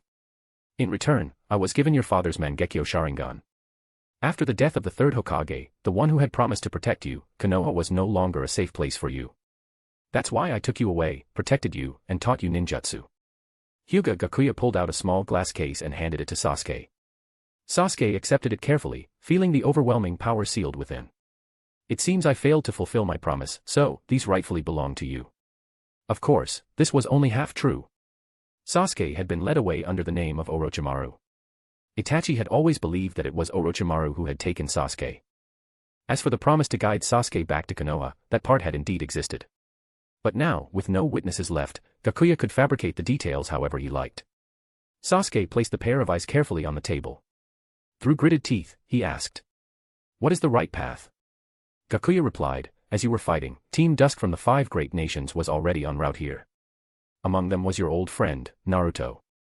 Itachi believed Naruto could bring you back to Konoha. And that right path meant returning to Konoha, protecting it, and eventually becoming the next Hokage. He gently patted Sasuke on the shoulder and said in a low voice. But I believe you deserve to know the full truth. You deserve the right to choose for yourself. So I pushed Team Dusk back and laid everything bare. Now, 2 paths lie before you. First, you can follow Itachi's wishes, return to Konoha, and I will help restore your honor. You would return as a hero. Before Gakuya could even finish, Sasuke's face twisted with rage. His clenched fists trembled, his whole body quivering with suppressed fury. Return to Konoha. Sasuke hissed, the words grinding out between his teeth. Return to the village that slaughtered the Uchiha clan. Never. His voice was low and hoarse, crackling with barely contained hatred. To Sasuke, Konoha was a nightmare, a graveyard of memories soaked in blood. He would never forget the sight of his entire clan lying slaughtered before him. Never forget the brother he once loved so deeply, standing among the corpses. These wounds were carved into his soul, impossible to erase. And it was all because of Konoha. Then there's the second option, Gakuya said, voice calm and inviting. Follow me. Together, we'll build a perfect world, and take revenge on Konoha. A vision flashed before Sasuke's eyes, his family alive, smiling, together again. He reached out to touch them, only for the illusion to burst like a soap bubble. Gakuya lifted the genjutsu, pulling them both back to reality. But Sasuke's choice was already clear. He would follow Hyūga Gakuya. He would create a perfect world. And he would rain vengeance down on Konoha. Gakuya had barely even exerted any effort. Just by telling Sasuke the truth of the Uchiha massacre, Sasuke's heart had been decided. How could anyone expect him to return to the arms of those who murdered his family? Sasuke, ignoring the agony racking his body, climbed down from the hospital bed. He walked over to Itachi's corpse. Looking down at his brother, whose lips still seemed to carry the faintest trace of a smile, Sasuke swore. I will destroy everything about Konoha. I will make them suffer 100-fold, 1,000-fold, for what they made me endure. The more he spoke, the more intense his rage grew. His eyes bled tears of blood as the tomo in his Sharingan began to spin faster and faster, until they merged into the blood-red whirls of the Mangekyo Sharingan. Gakuya observed quietly, without a hint of surprise. If Sasuke hadn't awakened the Mangekyo now, it would have meant his potential was utterly spent. The deeper the Uchiha's emotions, the greater their power. Gakuya couldn't help but wonder what kind of ability Sasuke's Mangekyo might manifest. This is the Uchiha's fate. Hyūga Gakuya muttered, watching from the side. Sasuke, regaining his senses, gently touched his blood-stained eyelids. I'll make Konoha pay. One day. I'll make them suffer 1,000 times over. Gakuya sighed and shook his head. Are you certain about this? Walking the path of vengeance, joining me to build a perfect world, to revive your loved ones. This is not what Itachi wished for you. His voice was thick with seeming concern, as if genuinely worried for Sasuke. To any outsider, Gakuya would have seemed like a selfless mentor, one who didn't covet the Sharingan's power, who had even returned a pair of Mangekyo eyes without a second thought. How could Sasuke ever suspect that Gakuya's motives might not be pure? If you return to Konoha, you might. Hearing Gakuya's soft persuasion, Sasuke felt a faint warmth flicker in his frozen heart. But his voice remained cold and unwavering, cutting Gakuya off before he could finish. There's no need to try and change my mind, sensei. I've already decided. And nothing will change that. Gakuya almost sighed loudly to the heavens, but remembering they were still indoors, he restrained himself. Instead, he turned silently toward Itachi's body, his gaze filled with bottomless sorrow and regret. The world sees the Uchiha as evil. They say the Sharingan can only be awakened through the death of a loved one. But reality is the opposite. The Uchiha are the ones who love the deepest. Itachi underestimated your resolve to take vengeance on Konoha. And he far underestimated how much you loved him. Hearing this, Sasuke clenched his fists tightly. He stood there, lost in silence. Please drop some power stones. Fanfic is finished on Patreon, 237 chapters in total. Patreon.com/Jigsaw, for only $4.50, read this entire fanfic. Chapter 131, Burying Uchiha Itachi, Sasuke's Trust.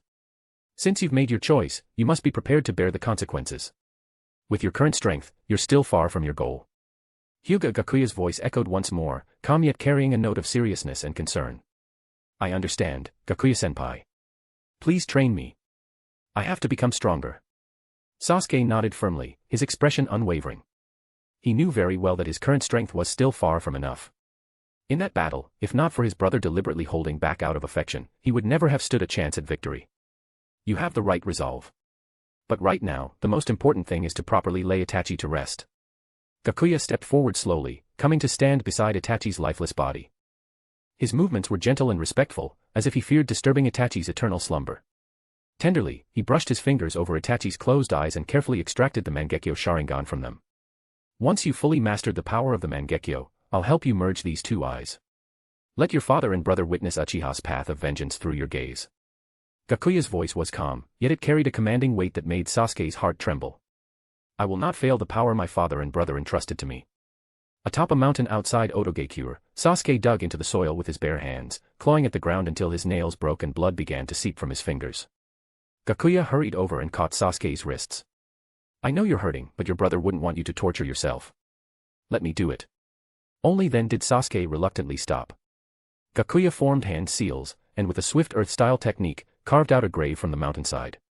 Sasuke quietly lifted the coffin, the one cradling Itachi's body, and gently lowered it into the grave. Gakuya sealed the coffin under layers of earth, then watched as Sasuke picked up a stone slab and, pulling out a kunai, began carefully carving out the tombstone one stroke at a time. Standing beside him, Gakuya spoke softly about Itachi's past, deepening the hatred in Sasuke's heart toward Konoha. You don't need to grieve too much, Sasuke. Itachi often said you were his pride and joy. Every time he heard news of you, he would smile and share it with us, no matter how stoic he normally was. When he heard you had become a ninja and completed a B-rank mission, he actually laughed out loud. It was rare to see him so happy. As he listened, Sasuke's eyes shimmered with unshed tears. It's all because of those people in Konoha. If not for them. Sasuke clenched his teeth, his voice trembling with rage. Gakuya sighed, his face clouded with feigned sorrow. Yes. Itachi bore so much pain and hatred to protect that village. And in the end, what did he receive? Neither respect nor gratitude. Sasuke's grip on the kunai tightened as he carved harder into the stone, pouring his anger into every line. That's why you must have your revenge, Sasuke. Those who live peacefully today because of Itachi's sacrifice must pay the price. A fierce glint lit Sasuke's eyes. He grasped the stone slab tightly. I will make Konoha pay for everything they've done. Before long, a tombstone stood solemnly over the grave, facing toward the distant land of fire. Watch me. I will avenge you both. Sasuke said, kneeling before the grave and bowing his head deeply. Gakuya stood silently, gazing at the tombstone, and murmured as if in mourning. I'm sorry, Itachi. I went against your wishes. I couldn't just stand by and watch Sasuke become another tool of Konoha. I've led him down a dangerous path. This is my failure. He spoke as though he were truly Itachi's dearest friend. Had Itachi been alive to hear these words, he would have fought Gakuya to the death without hesitation. Sasuke was deeply moved by Gakuya's words. He stood up and stepped closer to him. Senpai, please don't blame yourself. This was my choice. Even if my brother were still alive, I believe he would understand. After laying Itachi to rest, Sasuke and Gakuya returned to Odogekure together. Standing atop the tower, the two of them looked up at the vast starry sky, each lost in their own thoughts. Sasuke was contemplating his path to vengeance. Gakuya, meanwhile, was thinking about how to further guide him along that path. What will you do next? Gakuya asked. I will train. I must become stronger, Sasuke replied without hesitation. I can guide you in your training. But remember, revenge must not be rushed, Gakuya reminded him. Sasuke gave a slight nod. He knew he needed time to grow. Gakuya patted him lightly on the shoulder, a satisfied glint flashing through his eyes. Remember, Sasuke, let your hatred fuel your progress, but don't let it cloud your mind. We have far greater goals ahead. Sasuke nodded heavily, his voice filled with unwavering trust. Yes, Gakuya-senpai. In Sasuke's eyes, Gakuya was not just a respected senior, he was a kindred spirit. Now, he was also someone his brother had trusted with his final wishes. Because of the persona Gakuya had so carefully crafted, Sasuke had subconsciously shifted part of the trust he had in Itachi onto him. At this moment, Sasuke would obey Gakuya's every word without question.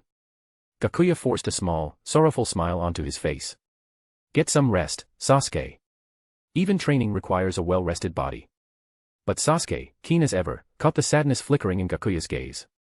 He thought to himself, he must be grieving deeply too, having lost such a close friend. I understand, senpai. Please take care of yourself too. Sasuke said, bowing respectfully before turning and walking away. Gakuya watched him go, his silhouette growing smaller and smaller until it disappeared completely. Only then did Gakuya lower his gaze, whispering to the empty night. Itachi, don't blame me. Sasuke, though already far away, faintly heard Gakuya's words carried by the wind, his heart ached so sharply it felt like it was being torn apart. Of course Gakuya was grieving. How could someone who had lost such a dear friend not feel sorrow? If only he had seen through Konoha's darkness earlier. Maybe none of this would have happened. That was Sasuke's own conclusion, but what he didn't realize was that at this very moment, Gakuya's thoughts were far from mourning. In fact, he was casually wondering whether he should visit Karen tonight. Only when he was certain Sasuke had gone completely out of earshot did Gakuya drop the mask of grief and return to his usual self. Done. Sasuke is easier to guide than I expected. Thanks to the Mangekyo eyes and Itachi's final act, he had no choice but to trust me. And of course, I have Itachi to thank for that. Gakuya did feel a tiny twinge of guilt deep down. After all, Sasuke trusted him completely, and he was manipulating that trust. But the feeling quickly faded. This was all just part of the deal. In the future, he would revive Fugaku, Mikoto, and Itachi. A small price to pay for achieving his ambitions. Please drop some power stones. Fanfic is finished on Patreon, 237 chapters in total. Patreon.com/Jigsaw, for only $4.50, read this entire fanfic. Chapter 132, Chapter 132, The Power Sasuke Longs for Most. On the rooftop, Kabuto approached Hyūga Gakuya and asked. Should I retrieve Itachi's body? Gakuya thought for a moment before shaking his head. Forget it. It wouldn't be good if Sasuke finds out. We'll wait until later, once Mirai has had a chance to guide him. Kabuto bowed respectfully. Understood. In Kabuto's eyes, Hyūga Gakuya was a man who planned everything with meticulous precision. Only those who had followed Gakuya closely knew just how easily he manipulated the entire shinobi world within the palm of his hand. Gakuya added. But we can't allow anyone else to find Itachi's body either, especially Black Zetsu. I understand. I'll go set up a sealing jutsu with Inyan release right away. After giving a respectful farewell, Kabuto personally went to Itachi's grave to lay down powerful seals. Gakuya had made all the arrangements regarding the Uchiha brothers perfectly clear. It was almost ruthless how he had already started planning how to use the dead. He truly wouldn't even spare a corpse. The next morning, Gakuya brought Sasuke to a hidden training ground. "Senpai, what are we going to train today?" Sasuke asked respectfully. "You've awakened your Mangekyo Sharingan. Right now, your top priority is mastering the dojutsu in your eyes, and Susanoo," Gakuya explained calmly. Itachi's eyes possessed Tsukuyomi and Amaterasu. Together, they unlocked the third ability of the Mangekyo Sharingan, Susanoo. You've experienced their powers firsthand. Tsukuyomi traps the target in a genjutsu where days pass in the span of a second in the real world.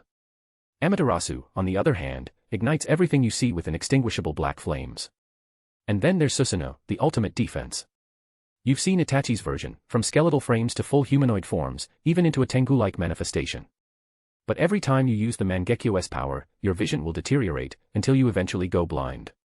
Hearing this, Sasuke's heart sank. But the thought of mastering such power, of avenging Itachi, stirred excitement deep within him. "Will I be able to use those abilities too?" he asked earnestly. Like a patient elder, Gakuya nodded. "Of course. But remember, each Mangekyo awakens different abilities, unique to the user's heart. The Sharingan is known as the eye that reflects the heart. Your powers will be shaped by your deepest emotions. But don't place all your hopes on it. And don't grow dependent on the Sharingan." To prove his point, Gakuya formed a quick hand seal and created a shadow clone. The clone activated its Sharingan and summoned the most basic form of Susanoo, a skeletal frame. Under Sasuke's watchful gaze, Gakuya's real body casually reached out and crushed the Susanoo skeleton with one hand before dispelling the clone. "Remember," Gakuya warned. "True strength comes from yourself. The Mangekyo doesn't mean you can abandon the development of your ninjutsu. Itachi Susanoo was able to withstand your lightning release, judgment from the heavens because he wielded the power of sacred treasures. You mustn't slack on improving your own jutsu." Sasuke nodded solemnly, full of respect. "I understand." Seeing Sasuke's serious attitude, Gakuya finally smiled again. "The two sacred treasures have already been retrieved. They're being repaired and reinforced. Once that's done, they'll be yours." Sasuke felt a surge of emotion and bowed deeply. "Thank you. It's nothing. Itachi entrusted you to me. Naturally, I'll make sure you're well taken care of," Gakuya said, giving Sasuke a reassuring pat on the shoulder. Normally, awakening the dojutsu in both eyes would require either a great external stimulus or long, slow exploration. But you don't have that kind of time. I'm going to use my Sharingan's power to forcibly awaken the abilities in your eyes, accelerating the process. There won't be any side effects. But, it's going to be extremely painful. You need to be prepared. If you want to back out, I'll understand.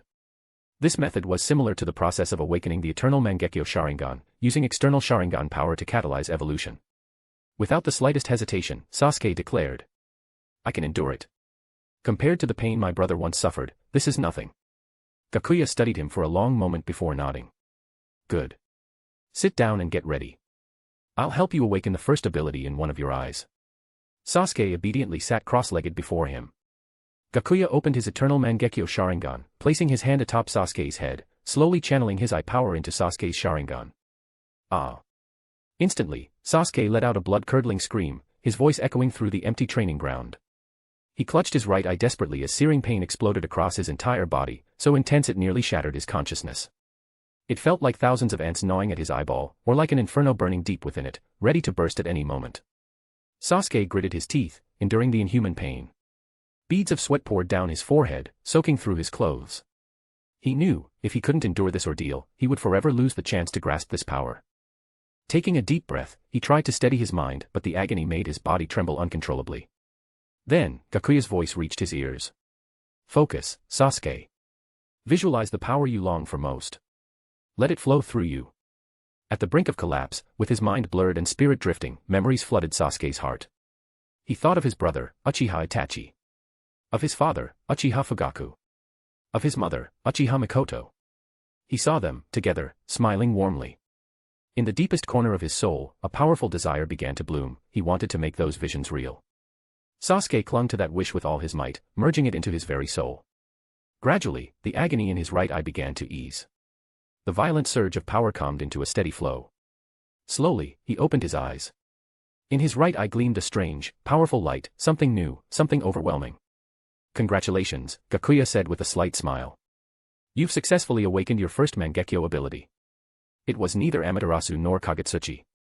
Just as Gakuya had expected, Sasuke had awakened a dojutsu completely different from the original canon, shaped by Gakuya's intervention, and by Sasuke's own evolving soul. Please drop some power stones. Fanfic is finished on Patreon, 237 chapters in total. Patreon.com/Jigsaw, for only $4.50, read this entire fanfic. Chapter 133, Chapter 133, The Barrier Between Twisting Reality and Illusion. Sasuke dropped to his knees, body leaning forward as harsh, ragged breaths filled the air. Sweat dripped from his forehead like broken pearls, soaking his back and forming a wet patch on the ground. Gradually, the searing pain that consumed him began to recede, like a tide pulling away from shore. Trembling, he raised a hand to touch the corners of his eyes, feeling the residual heat and sting. Ha ha ha. Sasuke's laughter echoed through the room, wild and obsessive. A manic light burned in his gaze, as if he could already see the future before him. With power like this, I can destroy Konoha for sure. He muttered, his voice thick with resolve and hatred.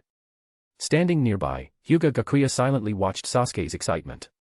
He understood this state all too well, he himself had often lost control when his strength surged.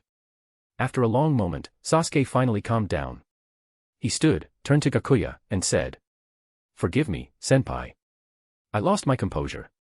Gakuya offered a faint, understanding smile. "It's fine. I've gone mad over power too. So, what kind of eye technique did you awaken?" Sasuke, now fully trusting Gakuya, answered without hesitation. "Of course. The ability in my right eye is called Kumo no Kagami. It twists the boundary between reality and illusion, turning genjutsu into reality." Gakuya's eyes narrowed slightly. Was this a reverse version of Izanagi? Where Izanagi turned reality into illusion, this ability did the opposite, transforming illusion into the real world. So, Gakuya asked, intrigued, if you kill someone inside a genjutsu and activate this ability, they die in real life too? Sasuke nodded. Exactly. It was a terrifying power. Most shinobi couldn't even resist basic Sharingan genjutsu, meaning that under the right circumstances, this technique would be nearly unstoppable. Of course, that was under ideal conditions. In reality, a weaker user might simply waste their chakra, and even a strong user wouldn't guarantee success. As for why Sasuke awakened this particular ability, Gakuya could guess. Most likely, it was triggered by the illusion he had crafted for Sasuke the day before, the peaceful image of a happy family of four. That deep emotional longing had awakened the Mangekyo Sharingan. Now, Sasuke's desire to turn illusion into reality had given birth to this new power. Gakuya thought for a moment, then said, "We should test it first. Find its limits, so you don't run into trouble later." As he spoke, he casually summoned a white Zetsu. "Use your ability on him." "Understood," Sasuke replied, activating his Sharingan and pulling the white Zetsu into a genjutsu. Inside the illusion, Sasuke snapped the white Zetsu's neck. Without hesitation, he activated Kumo no Kagami. A shimmering mirror appeared in front of the white Zetsu. In the reflection, its neck was already broken. The next second, the mirror shattered with a sharp crack. Reality twisted. Before Gakuya's eyes, the white Zetsu's neck snapped cleanly, its body collapsing to the ground. Gakuya clapped his hands in admiration. An incredible ability. As long as they fall under your genjutsu, it's a guaranteed kill. Excitement flashed in Sasuke's eyes. If I combine this with my other jutsu, the destructive power will be even greater. Gakuya nodded thoughtfully. Used properly, this technique would be a devastating weapon on the battlefield. But against strong opponents, it might not work as smoothly, Gakuya warned. Be careful. I will, Sasuke replied seriously. Indeed, White Zetsu was passive. Against the Kage or other powerful shinobi, it would be a different story. Just then, the transmission device in the training room buzzed to life. Kabuto's voice came through. Team Dusk has arrived outside the village. They're here for supply pickups. Hyūga Hinata and Hyūga Hanabi are with them. I see, Gakuya replied. I'll meet Team Dusk personally. You handle the supply distribution. After that, bring them straight to the reception hall. Understood, Lord Gakuya. Gakuya turned to Sasuke. Want to come see Naruto? During your battle with Itachi, he was scared out of his mind, worried something would happen to you. Sasuke clicked his tongue and looked away, a little tsundere. I guess. We haven't seen each other in a while. I wonder how strong he's gotten. Gakuya chuckled. In that case, you can't show up like this. Before Sasuke could react, Gakuya placed a hand lightly on his face. Sasuke's features began to shift dramatically. His flat chest and hips suddenly rounded out, his hair grew longer, cascading down his shoulders like a waterfall. His face softened into delicate, feminine features. Even his clothes changed, the outfit morphing into a graceful dress. The transformation was complete. This wasn't the cold, handsome Sasuke anymore. Standing before Gakuya was a stunningly beautiful woman. Satisfied, Gakuya withdrew his hand. Now, even if Naruto feels a sense of familiarity, he won't recognize you. Sasuke, blushing furiously, looked down at himself. He wanted to protest, to demand Gakuya change him back immediately. But just then, Gakuya let out a soft sigh. Itachi often told me, he wished he had a little sister. Now, seeing you like this, it's like fulfilling a part of his wish. Sasuke's protests died in his throat. He lowered his head silently and followed Gakuya without another word. Meanwhile, Gakuya chuckled inwardly. As expected, using Itachi's name was incredibly effective. He could hardly wait for the upcoming meeting. Sasuke transformed into Satsuki, meeting Naruto. It was going to be a strange, nostalgic, unforgettable reunion. On the way, Gakuya said. Naruto wanted to join Team Dust to search for you, but he couldn't use his real identity. After all, he's the Nine-Tails Jinchuriki. No way they'd let him join a squad hunting Akatsuki. He gave Sasuke a tip. When you meet Team Dusk, look for the blonde girl with twin ponytails.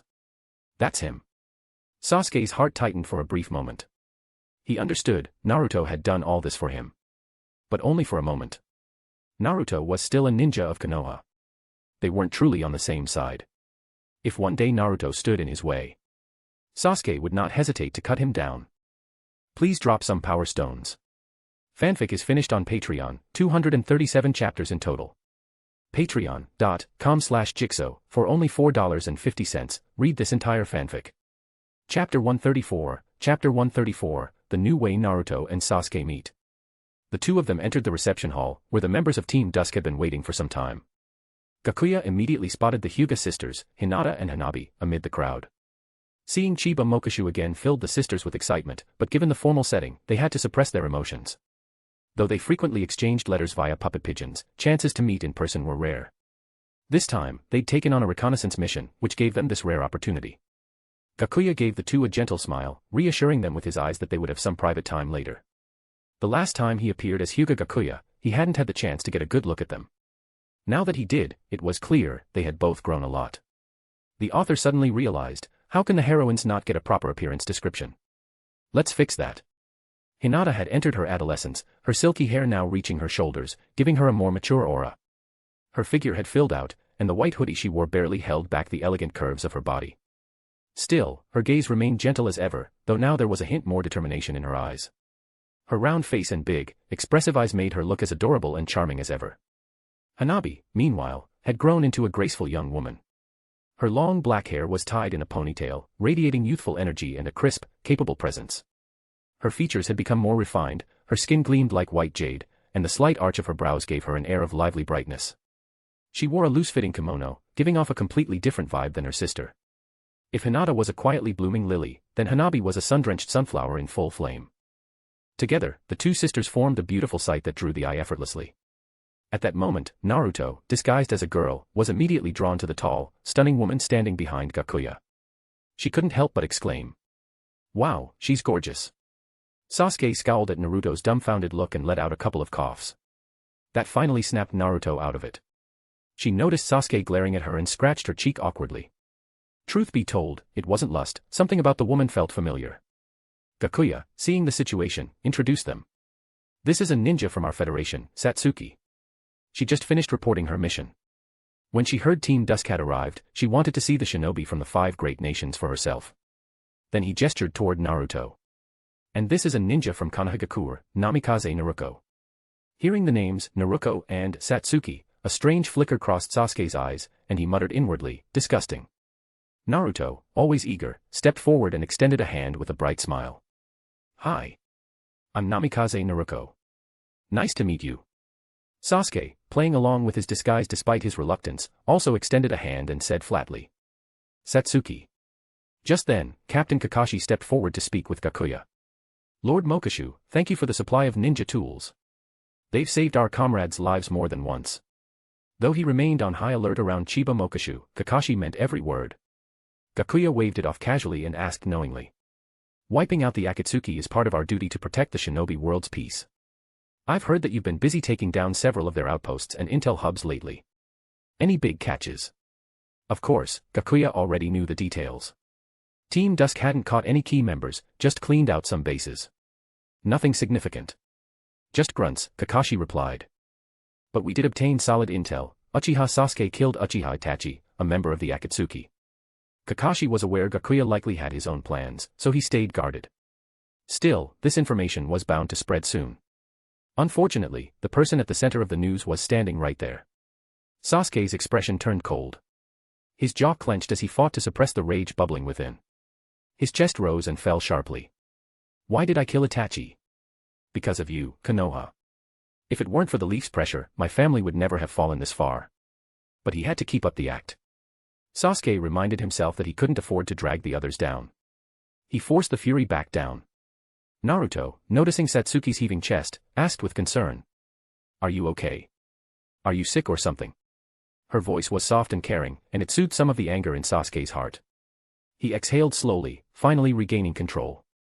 I'm fine, he said, his voice steady. Only Naruto noticed the brief crack in his composure. Naruto studied Satsuki with curiosity. You know, you look really familiar. Have we met before? Sasuke froze, panic flashing across his mind. But he recovered quickly, letting out a dry chuckle and saying coldly. You think someone like you could possibly be worth remembering? Humph, fine. Be that way. Naruto turned away with a pout, clearly unbothered. Gakuya jumped in to smooth things over. Maybe pretty people just tend to look alike, haha. Exactly. Naruto grinned and scratched her head. She didn't seem to take Sasuke's coldness to heart. All right, everyone, take a seat.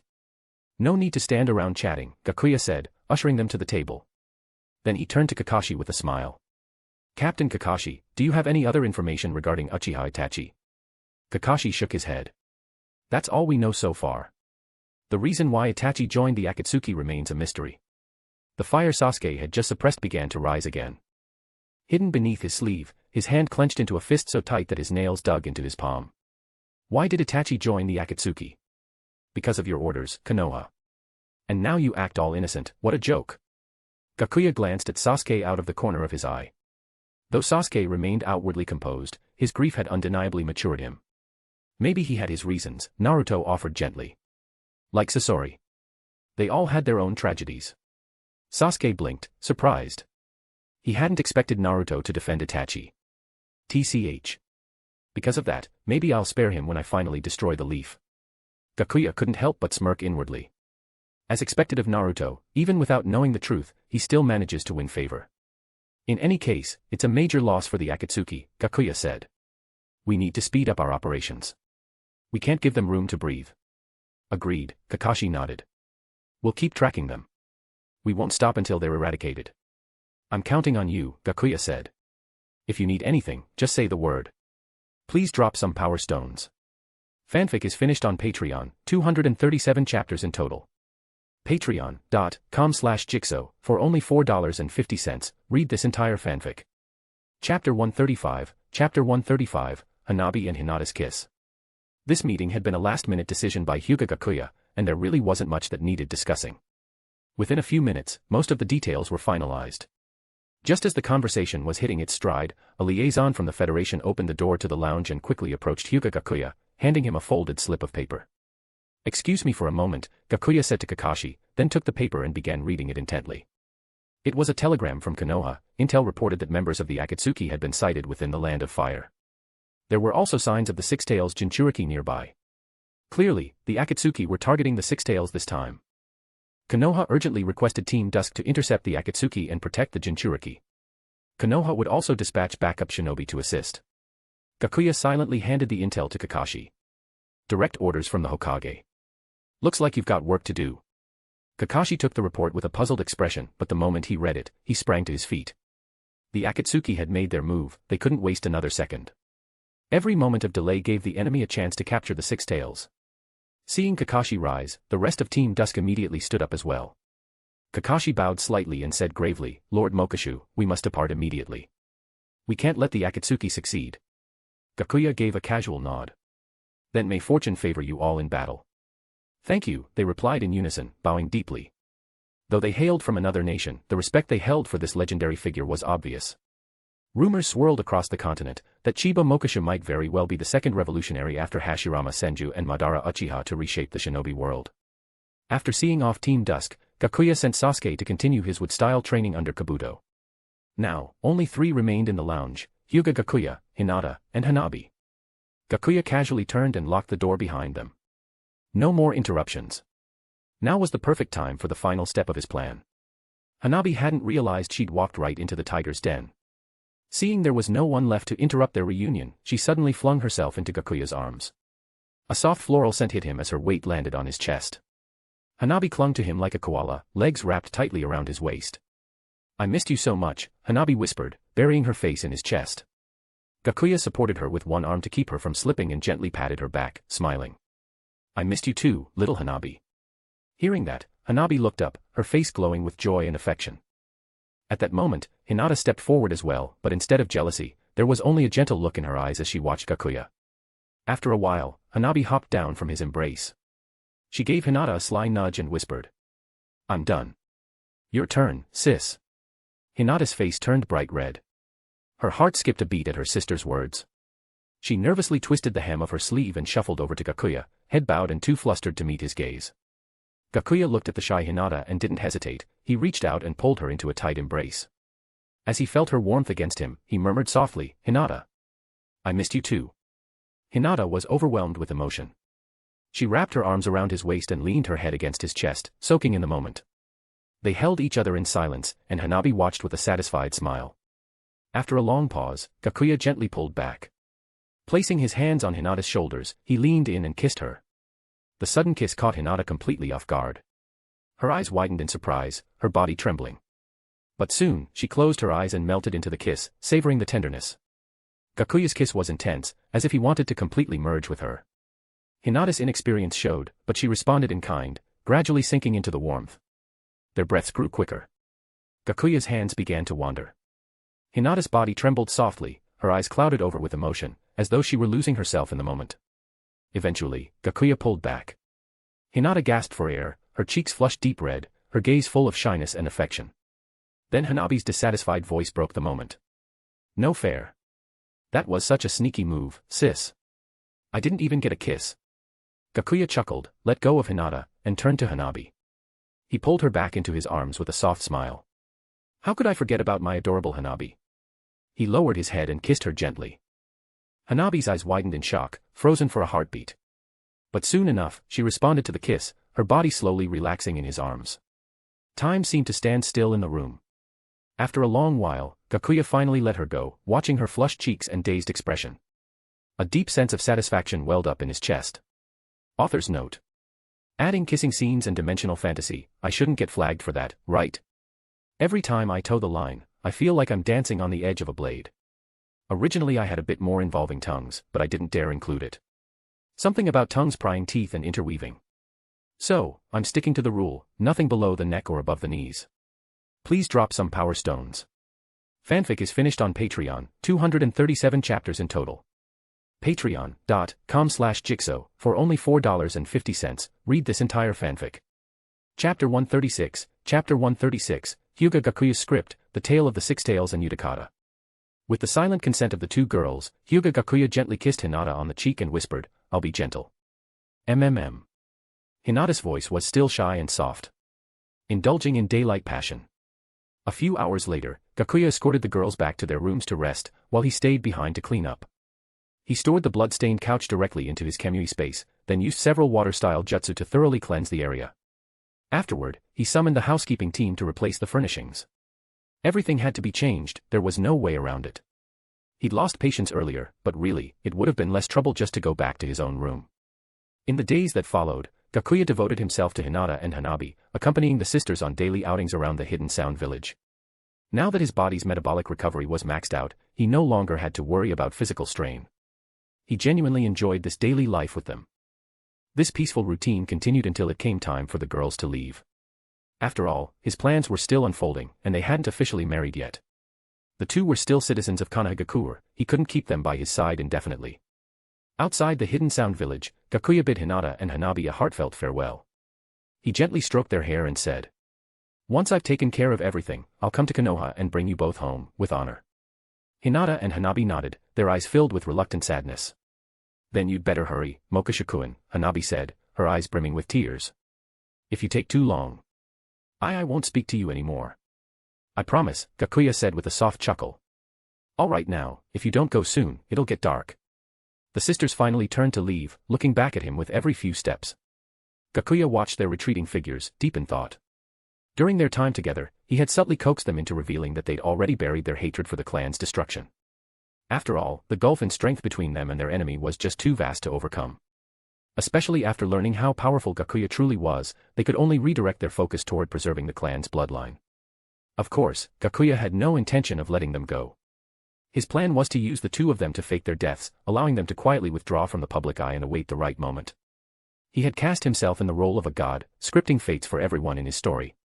Now it was time to turn his attention to the matter of the Six Tails, ensuring the successful capture of the tailed beast while also thinning the Akatsuki's ranks. It was all part of the plan.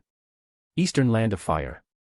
This secluded mountaintop, surrounded by sheer cliffs and hidden away from the world, was home to the descendants of the Tsuchigumo clan. In one quiet corner of the mountain, sunlight filtered through the leaves, scattering golden flecks across the forest floor. A handsome man leaned against the base of a massive tree. His expression was calm but tired, eyes half-lidded as he basked in the peaceful moment. Not far from him, a blonde-haired girl was practicing diligently, her hands moving in a flurry of hand seals as she focused intently on casting a jutsu. Every so often, the men would crack open an eye, gaze at her gently, and offer quiet suggestions or corrections. The girl listened carefully to Utakata's guidance, adjusting her hand movements and pacing, pouring herself back into her training.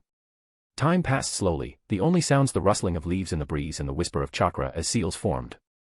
The entire scene radiated peace and harmony. Pure love really is a beautiful thing, Gakuya murmured from above, watching the scene unfold from the sky. He had arrived before the Akatsuki or Team Dusk, he'd been the first to discover the Six Tails location. That man below was none other than Utakata, the Jinchuriki of the Six Tails. Formerly a shinobi of Kirigakure, he shared the same tragic fate as many other hosts, shunned and hated by his village. Years of discrimination had made him withdrawn and suspicious. Yet, like Naruto, he'd once had a teacher who treated him like a son. Unable to bear watching Utakata suffer, his master defied the will of the hidden mist and attempted a forbidden ritual that could safely extract the tailed beast, at great risk to his own life. But Utakata misunderstood, thinking his master was trying to steal the Six Tails for himself. He lost control, killed the men, and fled the village in grief and rage. Since then, he'd been on the run, until he stumbled upon this hidden village on Katsuragi Mountain. The girl named Hataru had taken him in, on the condition that he teach her ninjutsu. This version of events hadn't strayed far from the original. It wouldn't be long before someone came to disrupt this fragile peace, whether for the power of the tailed beast or to steal the Tsuchigumo clan's secret jutsu, Fury. Gakuya had no intention of micromanaging the conflict over the Six Tails. His role was that of a silent catalyst, he'd stir the pot, then clean up the mess once it was done.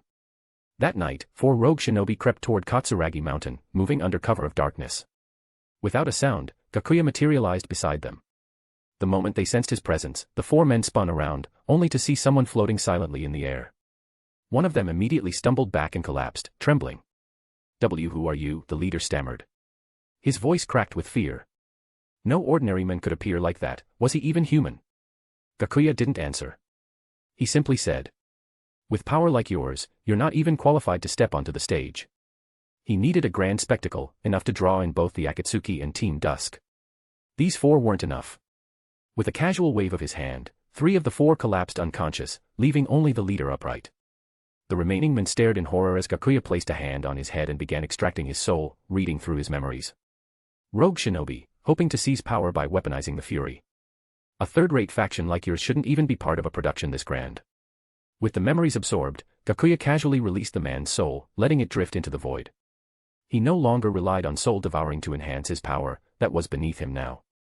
After a moment's thought, he summoned 4 orbs of spiritual energy with his Tenseigan, embedding them into the skulls of the fallen shinobi, seizing control of their bodies. From his Kamui space, he retrieved a vial of the Federation's hero water and ordered the 4 to drink it. The concoction would temporarily triple their chakra reserves, physical strength, and speed. With them under his control, Gakuya resumed their mission, but with a twist. He would force Utakata to unleash the power of the Six Tails. Only then would the resulting chaos be large enough to draw the real players onto the stage. After all, what good was a performance without an audience? Please drop some power stones. Fanfic is finished on Patreon, 237 chapters in total. Patreon.com/Jigsaw, for only $4.50, read this entire fanfic. Chapter 137, The Six Tails Trail appears. Under the cover of night, Hyūga Gakuya silently unraveled the sealing jutsu protecting Mount Katsuragi, manipulating 4 rogue clones to slip unnoticed into the courtyard at the mountaintop. Only 3 people lived here, Utakata, Hataru, and an old servant named Tanbai. Gakuya split the 4 clones into 3 groups, each assigned to investigate one of the 3 rooms. Due to years of being hunted, Utakata had developed an acute sense of vigilance. Even after settling here for some time, he kept traps meticulously laid out around his room. Under Gakuya's control, the leader of the rogues deliberately triggered one of the hallway traps. In an instant, a hail of kunai shot out from all directions, easily blocked by the clone. Utakata jolted awake, grabbing the blowpipe beside his pillow and launching a barrage of soap bubbles into the air. They drifted through the courtyard before erupting all at once, a mist of steam exploding outward. The rogue leader darted backward through the haze, retreating as the attack failed to do him any real harm. But just as he was about to exit the courtyard, he felt his body grow heavy.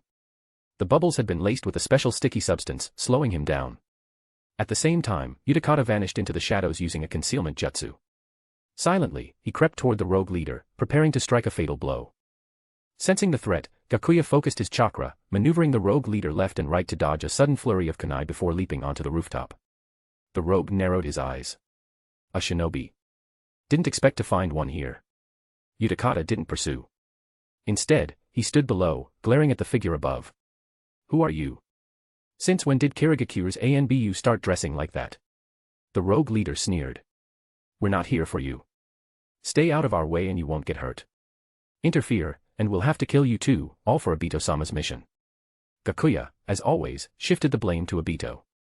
Uchiha Obito. Utakata silently repeated the name. Of course he knew it, Obito, the Konoha defector who controlled the Mizukage, was infamous across the shinobi world. If they weren't here for him, then their target had to be Hataru. It clearly wasn't the old servant, Tanbai. Just then, faint sounds of battle echoed from the distance, brief but enough to confirm Utakata's suspicion. Though cold by nature, his instincts told him to avoid unnecessary trouble. He considered taking the rogue's advice and leaving. He blew a giant bubble, climbed inside, and prepared to drift away. But before he could leave, the other 3 rogue clones appeared on the rooftop. 2 of them carried someone over their shoulders, Hataru and Tanbai. Nothing to do with you anymore. Scram. The leader waved Utakata off dismissively. Yet Utakata froze at the sight. His mind told him these men were dangerous and he should leave immediately. But for some reason, he couldn't make himself turn away. Expose their backs. The rogue leader ignored Utakata and gave his next order. The 2 rogues carrying the captives pulled open the clothing on their backs. On Hataru's back was a mess of scars, and embedded deep within the wounds was a jet-black gemstone. The leader's face lit up with glee. Ha ha ha. That's it. The Fury, an ancient secret jutsu said to annihilate everything within a 100-mile radius. Obito-sama's ultimate weapon. The words were clearly meant for Utakata. Weapon, a word that every Jinchuriki knows all too well. Every village saw them that way. It was a calculated move to provoke Utakata's sympathy. Utakata's grip on his blowpipe tightened. For reasons he couldn't explain, rage was rising within him. He had grown fond of the girl during their time together, though his naturally cold personality blinded him to it until now. One of the rogues licked his lips as he looked at Hataru. This beauty's for Obito-sama, but can't we have a little fun first? Ha ha ha. As long as you don't break her, go ahead. I don't believe in wasting resources. Just form a line behind me when I'm done, the leader laughed crudely. Thanks, boss, the other 3 replied eagerly. Tanbai, the old servant, was tossed carelessly to the ground. Barely conscious, he opened his eyes and croaked out a plea to Utakata, please, take Hataru, find the shinobi of Konoha. The Tsuchigumo clan was an ally of Konoha, and protecting its members was part of Konoha's shinobi code. No one could endure this without exploding. Utakata could no longer suppress his fury. With a flash of movement, he appeared before the rogue holding Hataru and drove a vicious kick into his gut. The man was caught completely off guard, sent flying. Utakata caught the unconscious Hataru midair and placed her gently into the bubble he had prepared earlier, sealing her safely behind him. The other 2 rogues lunged at him with taijutsu attacks. Utakata weaved through their strikes and retaliated with a torrent of soap bubbles from his blowpipe. Upon contact, they exploded with concussive force, pushing the enemies back. The 3 rogues were about to charge again, but the leader held up a hand to stop them. He licked his lips. Getting desperate, huh? That girl, she must be your girlfriend. She is pretty. I think I'll make you watch while we take her. Yeah, let him watch, the others jeered with more disgusting comments. Utakata's rage reached new heights. Gakuya, still controlling the four, continued provoking Utakata deliberately. He needed Utakata to lose control, to enter his tailed beast state. In the original history, Utakata had already begun to harness some of the beast's power, capable of entering the tailed beast cloak state. Gakuya intended to push him further, to stir chaos and draw in the key players. Utakata's eyes were cold, deadly. Even he didn't understand why he was this angry. He took a deep breath, and chakra surged within his body. So you've chosen death, the rogue leader snapped. The three rogues charged. Utakata dodged with lightning-fast reflexes, countering with explosive bubbles that burst like cannonballs against the enemy. But the rogues shrugged off the attacks easily. They had been strengthened by hero water, the standard tricks wouldn't work. At Gakuya's command, the four formed a formation and launched a combined ninjutsu, lightning flash formation. A sudden burst of electricity lit up the night, surrounding Utakata in a web of blinding light. Lightning tore through every inch of his body. Aya! Utakata howled in agony. Without drawing on his tailed beast's power, he stood no chance against these elite Jonin-level opponents. Meanwhile, still sealed inside the protective bubble, Hataru stirred from her unconsciousness. She beat her fists against the bubble's walls, shouting, "Let me out. Let me help him." A pair of desperate lovers, separated in the face of overwhelming danger. Please drop some power stones. Fanfic is finished on Patreon, 237 chapters in total. Patreon.com/Jigsaw, for only $4.50, read this entire fanfic. Chapter 138, Tailed Beast Cloak. The lightning from the coordinated jutsu unleashed by the four rogue shinobi gradually faded, revealing Utakata collapsed on the ground, his entire body scorched and blackened. Clinging to his last shred of consciousness, he forced himself to endure the agony coursing through him and directed the soap bubble enclosing Hataru to fly further away. Ha ha ha. You think it's gonna be that easy to let her escape, the bandit leader sneered, hurling a kunai that popped the soap bubble with a sharp snap. Ah. Hataru's vision went black as the bubble vanished. Unprotected, she plummeted straight to the ground, slamming into it with a sickening thud. Utakata, still conscious, watched in horror, his heart aching as though it were being ripped apart. He desperately wanted to run to her, to protect her, but he had expended all his strength in the earlier battle. Now, even standing felt impossible. Saving her was a distant dream. You had your chance to run, and now it's too late. The bandit leader looked down coldly at Utakata, paralyzed and helpless, a cruel smile playing across his lips. Cracking his knuckles, he slowly drew a sharp kunai from his belt and started walking toward Utakata, clearly intending to deliver the final blow. Hataru's eyes widened in terror. She watched, powerless, as the scene unfolded before her. Despair and helplessness surged within her. She struggled to rise, to do something, anything, but her body refused to respond. Tears streamed down her cheeks as she screamed, her voice trembling. "I'll go with you. Just don't hurt him. If you lay a hand on him, I swear I'll use my secret technique and take all of us down with me. You know what kind of destruction it can cause." The bandit leader licked his lips slowly, unfazed by her threat. Still, something in her tone must have given him pause, because he didn't take another step toward Utakata. Then his eyes lit up as if something suddenly clicked. "Oh. I get it now. You two are a couple, aren't you? No wonder you're so loyal to each other." He burst out laughing. "Now this is getting fun. This kind of drama really gets my blood pumping. I love playing twisted little games like this. Take her away. I'm gonna have my fun with this little beauty first. Once I've had enough, it's your turn," he leered as he turned to his subordinates and waved them forward. Hehehe. Thanks, boss. Two bandits lunged forward like wolves, each grabbing one of Hataru's arms and dragging her away with ease. She fought with everything she had, tears flowing freely down her face. She kept looking back at Utakata, eyes filled with heartbreak and despair. Utakata's eyes were wide with fury and anguish as he watched the person he loved being pulled away.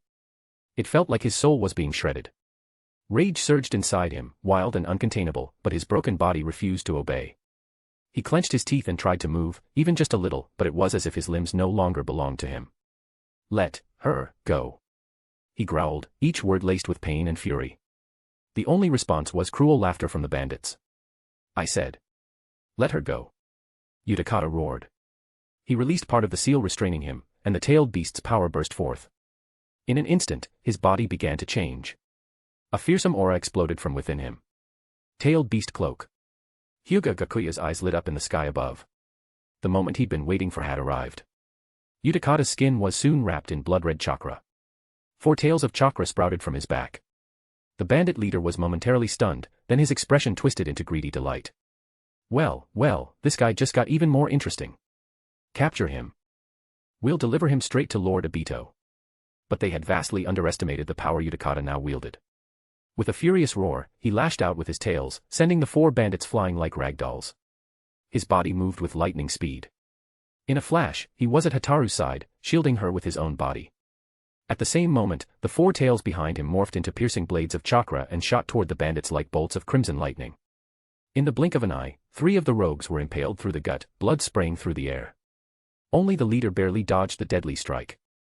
But before he could catch his breath, one of Uchiha's tails snaked around him like a vengeful spirit, lifting him high into the air. Now, the yin-yang chakra within Uchiha surged violently, gathering into a single terrifying mass of energy. He was preparing to unleash a tailed beast bomb. Realizing death was moments away, the bandit leader screamed in terror. No. Please. Don't kill me. I'm begging you. Uchiha didn't flinch. His blood-red eyes, now feral and filled with righteous fury, locked onto the men who had brought so much pain. Without hesitation, he fired the completed tailed beast bomb straight at him. The blast engulfed the bandit leader completely. There wasn't even time for a final scream, he was reduced to ash in an instant. As the dust settled, the red chakra cloak faded from Uchiha's body. Drained and broken, he collapsed into unconsciousness. The strain of the tailed beast cloak had pushed his body beyond its limit. Sensei! Hataru cried out, forcing herself to her feet despite the pain. She rushed to his side, unsure what to do. He lay motionless, his breathing shallow. Nearby, the old retainer Tanbai had recovered slightly. He limped over. Miss, let's get Uchiha inside. I'll fetch the medicine. Right. Both of them were wounded, barely able to move, but they managed to drag Uchiha into the house, laying him gently on a bed and applying salve to his injuries. Tanbai then pulled out a message scroll and sent a carrier bird flying toward Konoha. Someone was targeting the power of the tailed beasts. This couldn't be ignored. As allies of the Uchiha Clan, Konoha would send help. Hataru stayed at Uchiha's side, tears flowing without end. She gripped his hand tightly and whispered. Please, get better soon. High above, Hyūga Gakuya stretched lazily. It's done. With all that commotion, Team Dusk and the Akatsuki must have noticed by now. Everything that happened had been part of the plan, to force Uchiha to use the tailed beast's power and draw the actors to the stage. TCH, playing the villain who tears lovers apart really leaves a bad taste in my mouth. Maybe next time I'll try something a little less cruel. Please drop some power stones. Fanfic is finished on Patreon, 237 chapters in total. Patreon.com/Jigsaw, for only $4.50, read this entire fanfic. Chapter 139, Team Dusk, and the Irresistible Charm of Naruko. 100 miles away, Team Dusk had set up camp and was resting around a crackling fire, casually discussing their next move. We've been searching every day for so long, and still not a single clue, Karui from Hyūga said impatiently. Samui, also from Hyūga, was the first to speak up in response. Even so, we have to keep looking. If we don't, the entire shinobi world will fall into Akatsuki's hands. Don't kill the mood, Akatsuki from Iwagakure interjected, ladling food into bowls. Let's just eat first. Thanks, the 2 women said in unison, taking the wooden bowls he handed them. Karui took a deep breath of the food's aroma, her irritation momentarily forgotten. Damn, these rations from the Federation never get old. So many varieties, and easy to make too, not much more trouble than soldier pills. Naturally, the Federation's supply kits for a 15-man unit came with top-tier food and weapons. Hyūga Gakuya wouldn't dare skimp on provisions. Agreed, Samui nodded.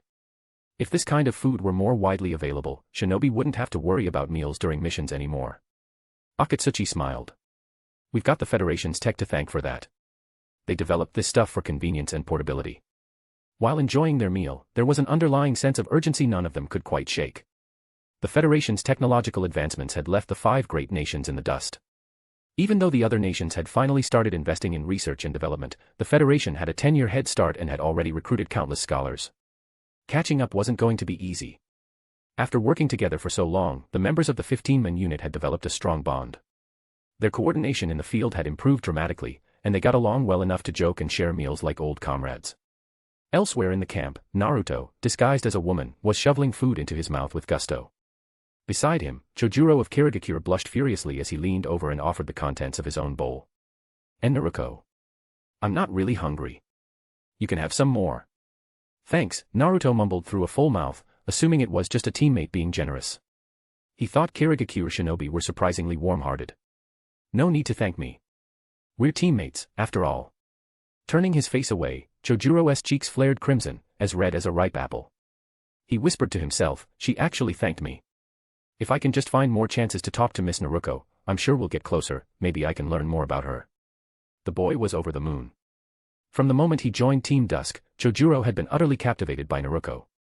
Her fiery personality, radiant smile, beautiful features, and unmatched strength, everything about her had ensnared his heart like an invisible web of charm. He had no idea, of course, that the girl of his dreams was actually a guy. And Naruto, being as dense as ever, had no clue about Chojuro's feelings.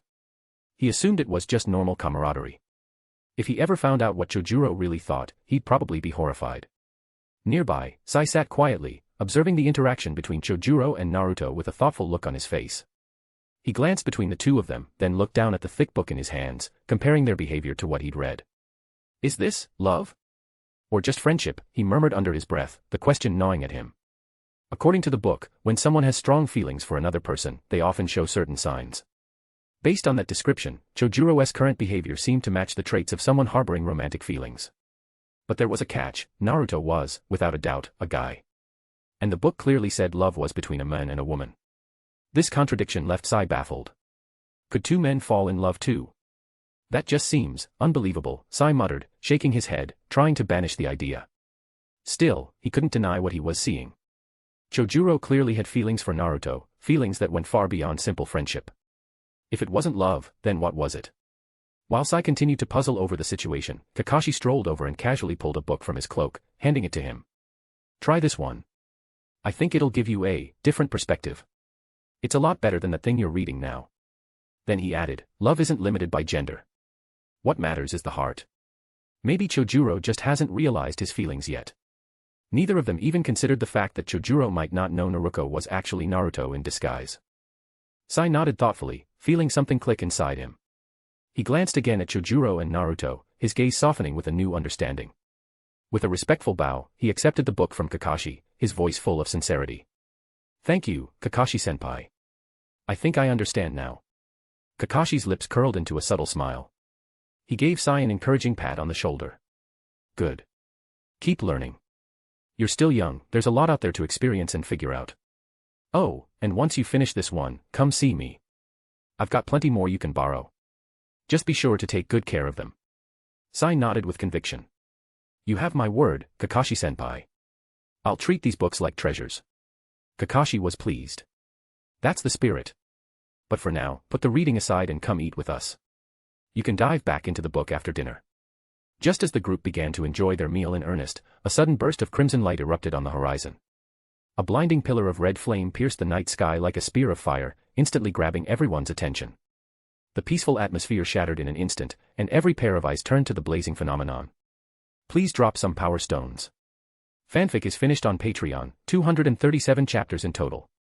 Patreon.com/Jigsaw, for only $4.50, read this entire fanfic. Chapter 140, The Akatsuki's Response, Asuma's Doomed Fate. Team Dusk didn't have time to enjoy their meal. Each member stopped what they were doing, eyes instinctively turning toward the distant horizon. There, a blinding red pillar of light had pierced the sky, splitting the heavens in two. Naruto's eyes widened as he stared at the crimson column. A look of shock flashed across his face. That chakra, he knew it all too well. There was no doubt in his mind. That's tailed beast chakra. No mistake, it has to be the six tails, he shouted, voice laced with urgency and worry. The others stiffened, exchanging uneasy glances. What could have happened to trigger such a massive release of power? What kind of opponent could force a Jinchuriki to unleash the full strength of their beast? Could it be that the Akatsuki had already located the six tails? Just then, the red light began to fade, but an instant later, a deafening explosion rocked the skies. A colossal tailed beast bomb shot into the air like a cannonball, tearing the thick storm clouds to shreds in a blink. Kakashi's face darkened, his eyes sharp as blades. He knew exactly what this meant. Without hesitation, he turned to the rest of the squad and barked, "That's definitely tailed beast chakra. It looks like the Akatsuki may have gotten to the six tails before we did. Everyone, move out, full speed. Head straight for the chakra's origin. We can't let them succeed." "Yes," came the unanimous response, resolute and unwavering. No sooner had the words left their mouths than the team vanished in a blur, racing off like a gust of wind toward the source of the disturbance. Elsewhere, the Akatsuki had placed high priority on capturing the Six Tails. The undead duo of Kakuzu and Hyūga, as well as the god and angel pair of Pain and Konan, had all set their sights on the beast. Both teams had gone their separate ways in search of the Six Tails trail, but the eruption of chakra had taken place far from their locations. They hadn't even caught a glimpse of the blinding column of light. An hour had passed since the chakra burst. In a small inn in the eastern region of the Land of Fire, Konan received intel from one of their informants. The message clearly indicated the presence of tailed beast chakra at MT Katsuragi. After calculating the distance, she turned to Nagato, his body connected to a series of machines, and said, "The Six Tails appeared at MT Katsuragi, but that's way beyond our chakra transmission range. We'll need to relocate." Nagato's ability to control pain was limited by distance. Once his black rods reached a certain range, they could no longer transmit chakra effectively. The chakra eruption had occurred well beyond that range. Notify Kakuzu and Hyūga. Have them delay the enemy's attempt to move the Six Tails, avoid a prolonged fight. Pain will head there soon to support. Nagato issued his orders with grim clarity. He knew the overall strength of Team Dusk, each member at least Jonin level. Even the immortal duo would struggle against them. Pain would need to step in himself if they wanted any chance of wresting the Six Tails from their grasp. Understood. Konan wrote the orders onto a sheet of paper, then merged it with a flurry of other slips, transforming the whole mass into a paper eagle that took flight into the distance. At a bounty exchange station, Kakuzu had just completed a side mission, collecting the reward from a recent target. They'd intercepted a Konoha team en route to support Team Dusk, and as a result, Asuma hadn't been able to escape his grim fate. He had been slain by Kakuzu, yet another victim traded for a high bounty. Beside him, Hyūga looked agitated and irritable, casually wiping the blood from his wickedly sharp scythe while muttering under his breath. "Damn it. We should have just wiped them all out from the start. Letting those three escape really pisses me off." He replayed the earlier battle in his head, his frustration mounting. They had the strength to annihilate the enemy entirely, but that damn bearded guy had dragged things out, ruining their rhythm and the perfect opportunity. For someone like Hyūga, who reveled in killing, failing to fully indulge in the thrill of slaughter was pure torture. He could almost feel the disapproval of Jashin-sama weighing down on him. At that moment, the exchange station owner walked out from the back room, grinning as he struck up a conversation with Kakuzu. "Hey, buddy, we just got a piece of top-tier intel, real big stuff, about a tailed beast." He leaned in, eyes glinting. "You Akatsuki types are always hunting those things, right? I'll cut you a deal. 5 million Ryo. What do you say?" Kakuzu narrowed his eyes, clearly contemplating whether to buy the information or simply kill the men and take it. But after a long moment, he decided against it, too much hassle. With a disgruntled grunt, he counted out the 5 million Ryo and handed it over. His voice was low and cold. "Start talking. If it's not worth the price, you'd better start praying for a miracle." But the bounty master remained calm. He dealt with cutthroats like this every day. "Relax. I don't scam customers. The intel's simple, the Six Tails was spotted at MT Katsuragi. That's it. Worth the price, right?" Kakuzu nodded slightly. A precise location like that was certainly valuable, but he still needed to verify it. The man casually continued as he pocketed the money. The chakra pillar could be seen for miles. The guy who runs the station near Katsuragi sent out a telegram immediately. The explosion had been far too massive to stay hidden. News like that would soon ripple through the entire Shinobi world. But this was the nature of the information trade. He made his profit off timing and distance. With telegrams in hand, events in the southern regions could reach the northern edges in no time at all. "I just got the word myself about an hour ago. Passed it to you right away." Kakuzu nodded again and placed a large case of money on the table. "Store this. I'll come back for it." "Sure thing," the man replied with a nod. For a client like this, it was a small favor. "Hyūga," Kakuzu said flatly, "the Six Tails has shown up. And the ones we're up against, it's Team Dusk. You're going to have your fun." Inside, he could barely contain his anticipation. Kakuzu had been eyeing the members of Team Dusk for some time. Every one of them carried a high bounty, Anoki's granddaughter, the copy ninja Kakashi, all incredibly juicy targets. "They're all Jonin level, huh?" Hyūga's eyes lit up. "If I can sacrifice offerings like that to Jashin-sama, he'll be ecstatic." With a gleeful look on his face, he bounced back from his bad mood, fired up with excitement. Just as they were stepping out of the exchange station, a paper eagle shot down from the sky like lightning. It landed swiftly, unfolding into a cascade of paper scraps, except for one sheet covered in detailed script, perfectly intact. Kakuzu picked it up and skimmed the message before holding it over his palm.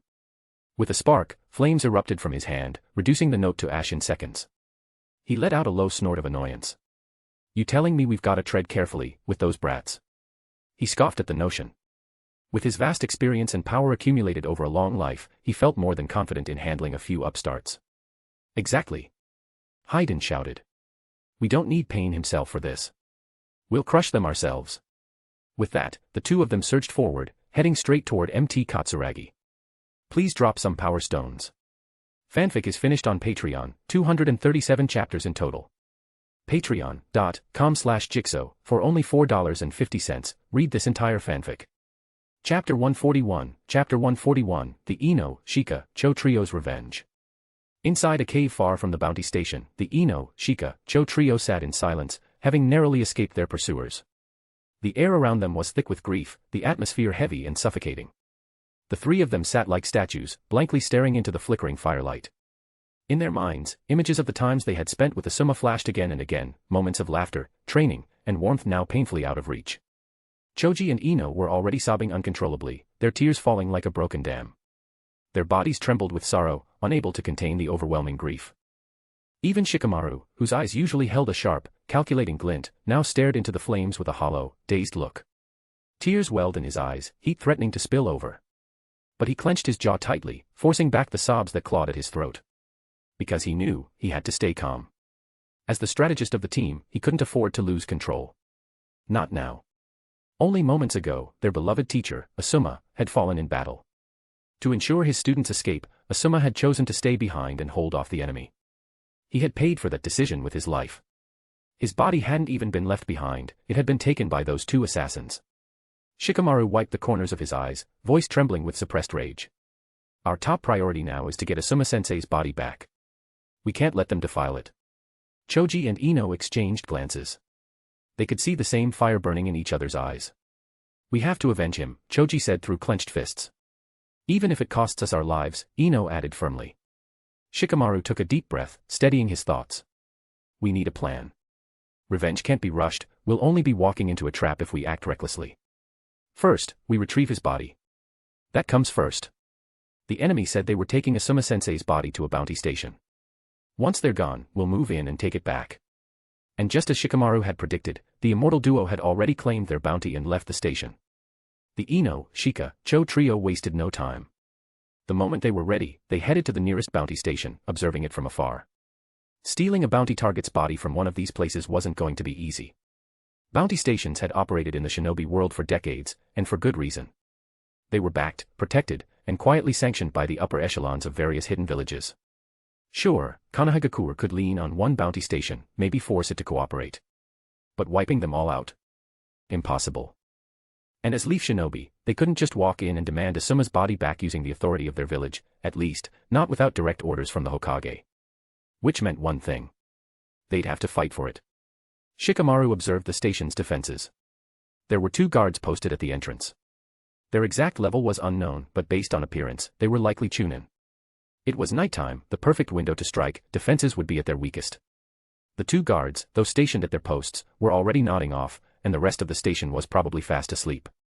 Shikamaru mulled it over for a moment and quickly formulated a plan. First, we take out the guards.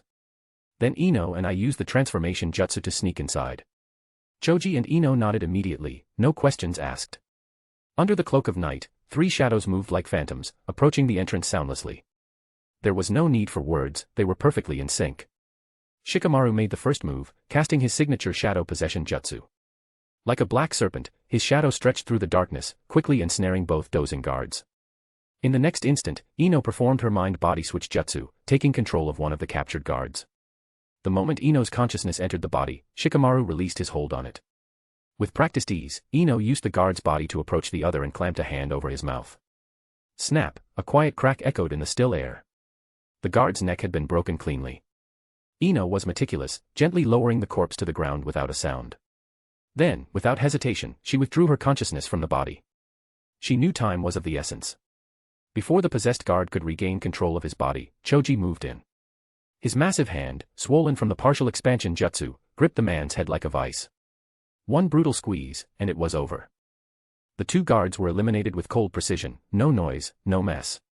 With the entrance clear, Shikamaru and Ino transformed into the guards' likenesses and slipped into the bounty station, while Choji stayed behind to watch their backs. Inside, a chill hung in the air. Rows and rows of large drawers lined the walls, each containing a corpse. The scent of cold metal and death was everywhere. Ino's heart sank at the sight. So many bodies, how would they find Asuma-sensei? Shikamaru caught her eye and gave a reassuring nod. Then he crept toward the front desk where the ledger was kept, scanning the records in silence. There it was. Asuma. Drawer number 325. Bounty paid, 35 million ryo. Shikamaru's fists clenched, eyes burning with a mix of grief and fury. They sold our teacher like he was some kind of object. And worse, if only he'd been quicker, smarter, maybe Asuma wouldn't have had to die. He pushed the guilt down and moved quietly to drawer number 325. Ino watched anxiously as he took a deep breath and opened it. There he was. Asuma's body lay cold and still, battle wounds still visible on his face. Shikamaru bit his lip, whispering, "Sensei, we're taking you home." With painstaking care, he lifted Asuma's body into his arms, making sure not to make a single noise. But just then, creak, the sound of a door opening echoed through the hall. Someone was coming. Yawning and scratching his head, the bounty station owner walked out from a back room, completely unaware of what was about to happen. I recommend that you check out my new fanfic, The Shimura actually has ice release. It's really good. In short, the protagonist is Danzo's son, so Danzo supports him, he has good mentors, bloodline limit, and so on. I won't say much about his background, the fanfic will explain it in the first chapters. I would recommend to check it out, quite a nice fanfic, no system, no harem, no excessive power. I like his backstory, especially that he has support, so his power has backup, and the relationship with Danzo without much emotion, more like Danzo's dream of becoming a Hokage, transforming to make his son a Hokage. Please drop some power stones. Fanfic is finished on Patreon, 237 chapters in total. Patreon.com/Jigsaw, for only $4.50, read this entire fanfic. Chapter 142, Chapter 142, Critical Intel. He instantly took in the scene before him. Before he could finish, Ino used the mind-body switch technique. His body froze, completely taken over by her jutsu, while her real body slumped to the ground. The bounty station owner was just a civilian. There was no way he could resist a ninja technique, and he was immediately subdued. Still using his body, Ino snapped. "Why aren't you on duty? What are you doing inside?" Shikamaru didn't respond. He quickly lifted Asuma's lifeless body onto his back. At that moment, Choji, having heard the commotion, rushed into the bounty station. As soon as he arrived, he grasped the situation instantly. Shikamaru had already briefed him on what to do in a scenario like this. Choji crept toward the body-controlled owner while the latter, under Ino's control, walked toward him in tandem. The coordination between them was seamless. Together, they took control of the bounty station owner and managed to bring out Asuma's body safely, along with a hostage. The Ino, Shika, Cho trio fled for a long stretch with Asuma's body and the captured bounty station owner. Only when they were certain no one was chasing them did they finally stop. They gently laid down Asuma's corpse, along with the bound hostage. Ino and Choji knelt beside their fallen teacher, tears streaking their faces, hearts consumed with grief. But Shikamaru knew this wasn't the time to wallow in sorrow. This was the perfect moment to track Akatsuki, and the best opportunity to avenge Asuma. He walked up to the unconscious bounty station owner, pulled out a water skin, and without hesitation poured cold water onto the man's head. The owner was tightly bound to a large tree. The sudden chill shocked him back to consciousness. As soon as he realized the situation he was in, panic overwhelmed him. He began to tremble uncontrollably. His eyes flew open, and he stared at Shikamaru's grim, killing intent-laden expression, begging in a hoarse voice. "Please don't kill me. I'll give you whatever you want, money, anything. Just spare my life, I beg you." Even while pleading for his life, he darted his eyes around, frantically assessing the situation. He caught sight of the three shinobi wearing leaf headbands and the cold corpse lying nearby. His face turned even paler, and sweat began to bead on his forehead. "You're here for your comrade's body, right? Take it. We don't need it. We only needed to confirm the death. Even if you hadn't shown up, we would have returned the body to Konoha. Please don't kill me." He begged loudly. He knew very well that even if these three Konoha shinobi killed him to retrieve their comrade's remains, they'd face no consequences. He, on the other hand, would be dead for good. Shikamaru stared at the trembling men with cold, steely eyes. His voice was calm, yet carried a terrifying weight. "From here on out, I ask the questions. You answer." He flicked his wrist, cold steel flashed through the air. A kunai whistled past and stabbed into the ground a single inch from the man's crotch with a dull thud. The bounty station owner let out a strangled gasp, his face going ghost white. His entire body shivered uncontrollably. As long as you answer my questions honestly, I promise not to kill you. Completely terrified, the man nodded frantically like a bobblehead, showing absolute obedience. I want to know everything about the two who just made a trade with you. Their names, backgrounds, abilities, tell me everything you know. Shikamaru gripped the kunai in his hand tightly. The killing intent rolling off him wasn't directed at this sniveling coward, but at those two elusive Akatsuki members. Still, the intensity was more than enough to scare the man out of his wits. Trembling, he blurted out, those two are definitely with Akatsuki. One's named Haiden, the other's Kakuzu. I don't know much about Haiden, just that he's Kakuzu's new partner, and apparently, he's a follower of some evil god cult. Shikamaru immediately caught onto something important and pressed further.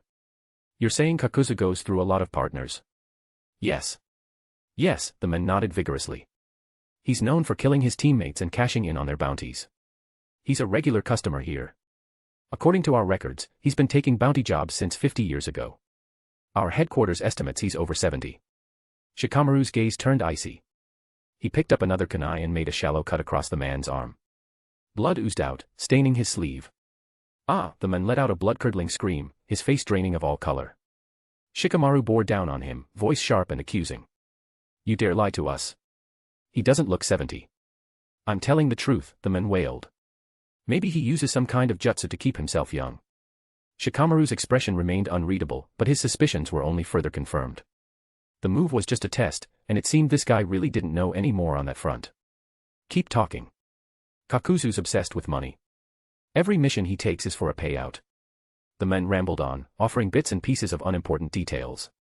But when he saw Shikamaru's murderous aura hadn't faded in the slightest, he gritted his teeth and said, I know two critical pieces of intel. If I tell you, will you let me live? Otherwise, you'll never find them. He was gambling everything on his last bargaining chip. Talk. Shikamaru pulled out a kunai and cut the ropes binding him, showing a bit of good faith. He wasn't worried about the men running, after all, there were 3 shinobi here. No way a civilian was getting away. Kakuzu often delivers corpses without hearts. HQ suspects that his method of prolonging life involves using hearts. Shikamaru's eyes narrowed. And, I just sold them a piece of intel. A tailed beast was spotted around Mount Katsuragi. They're headed that way right now. Shikamaru's heart skipped a beat. The 6 tails had appeared, meaning Team Dusk could be facing off against Akatsuki at any moment. He had to get this intel to Naruto and the others now. You're free to go. The bounty station owner didn't dare hesitate. Terrified that they might change their minds, he turned and bolted, not looking back once. Shikamaru had gotten what he came for. He turned to Choji and Ino. We need to get this intel to Naruto's team immediately. Both nodded. They understood the urgency all too well. Please drop some power stones. Fanfic is finished on Patreon, 237 chapters in total. Patreon.com/Jigsaw, for only $4.50, read this entire fanfic. Chapter 143, The Six Tails Jinchuriki. Shikamaru spoke gravely. Ino, Choji, you two escort Asuma-sensei's body back to Konoha immediately. We can't leave his remains exposed out here. I'll head to Mount Katsuragi to find Team Dusk and deliver the intel. Choji shook his head and firmly objected. No way. I should be the one to deliver the intel. You two take Sensei back safely. They all knew what this mission meant. If any of them encountered the Akatsuki, their chances of survival were next to none. It was a one-way trip. You will follow orders. Shikamaru's voice hardened, reprimanding Choji. This information has to reach Team Dusk before they engage the Akatsuki. It's the only way to make Asuma-sensei's death meaningful. But, Choji began, but Shikamaru cut him off instantly. There's no room for discussion. I'm the squad leader now, and this is a direct order. Shikamaru's tone left no room for argument. Go. I'll make sure Asuma-sensei is avenged. Seeing his resolve, Choji finally nodded in silence.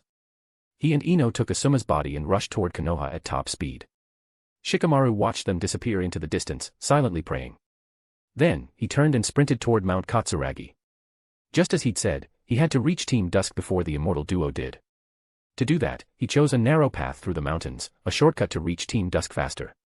As the trio scattered in different directions, a figure slowly emerged from the shadows where Team Inoshikacho had just taken a brief rest. It was Hyūga Gakuya. Beside him stood the owner of the bounty exchange station, whose vacant eyes and lifeless expression made it clear, he had become nothing more than one of Gakuya's puppets. Gakuya had orchestrated this entire operation with a single goal, to use Nara Shikamaru's hand to eliminate the immortal duo and weaken the Akatsuki. He couldn't afford the slightest deviation from the plan. Shikamaru knew the duo's abilities well. And with his own intellect combined with the power of Team Dusk's 15 elite jonin, success was within reach. Of course, this was only one of Gakuya's many clones monitoring the mission's progress. This particular one had a simple task: guide Shikamaru to Team Dusk. Before leaving, Gakuya raised a hand and used sage art to summon a beast from afar. The beast pounced on the puppet like bounty master, pinning him down and dragging him off into the distance. Someone like that, who knew far too much and held no real value, wasn't worth keeping under long-term control. The safest option was silence. With that done, Gakuya staged the scene to make it look like a wild animal attack. Even if Konoha eventually launched an investigation, they'd never uncover the truth. Of the 3 squads sent out, Team Dusk was closest to Katsuragi, and the first to find signs of the Six Tails. They arrived quickly at Mount Katsuragi. At the sight of the torn ceiling barrier, a chill ran down their spines. It was unmistakable, the Akatsuki had been here. Did we get here too late? Omoi, ever the pessimist, sighed. Only the 8 tails and 9 tails remain. The Akatsuki already has 7-tailed beasts. Is the world really going to end? The heavy mood affected everyone. Morale dropped like a stone. Shut up. Karui snapped. We're shinobi. We don't give up, not even at the very end. Kakashi, calm as ever, drew his short sword from behind his back. She's right. Be ready to fight. Let's move. As a seasoned Konoha ninja, Kakashi knew this place. It was the domain of the Tsuchigumo clan and home to their secret technique, one powerful enough to level an entire region. What worried him now was the possibility that the Akatsuki hadn't just taken the Six Tails, but also kidnapped the clan's heir. That would be a disaster. Yes, sir. Kakashi led the charge, vaulting through the broken barrier and scaling the cliffs. Team Dusk followed close behind. To their surprise, there was no ambush. They reached the mountaintop compound without resistance. There, they were met with a gruesome sight: 3 corpses and chunks of flesh littered the ground. These aren't Akatsuki members, someone observed. Their numbers and clothing don't match. Right. The Six Tails might still be here, and there are survivors inside, added a Sunagakure scout. From inside the house, an old retainer named Tonbai peeked through the window. When he saw the group of 15 shinobi in the courtyard, he mistook them for the same bandits from earlier. It was impossible for anyone to arrive from Konoha in just a few hours. He moved to trigger the traps. Wait. Kakashi shouted. We're from Konoha. Don't be afraid. The name Konoha meant more than any of the 5 great nations here. After all, they were allies of the Tsuchigumo clan. Tonbai hesitated, then saw the 4 head protectors, clearly shinobi from various hidden villages. He let out a long sigh of relief. They weren't bandits. He stepped out of the house, waving them in. Come quickly. You arrived just in time. We have wounded inside, please help them. Got it. Kakashi nodded and signaled a medical ninja forward. Inside, they found a man lying unconscious in the inner room, a young girl anxiously watching over him as the medic worked. Everyone from Team Dusk had memorized the Six Tails Jinchuriki's face. There was no doubt, this was Utakata. The battle-hardened shinobi casually took up positions around the room, seemingly resting, but in truth, surrounding him on all sides. Of course, Naruto, as always, sat right by Utakata's side, watching the medical ninja work with concern. Is he going to be okay? Naruto asked, voice filled with worry. As a fellow Jinchuriki, he felt a deep kinship with every one of them. Chojuro silently watched her from behind, his heart quietly stirred. Miss Naruko is not only beautiful, she's so kind-hearted too.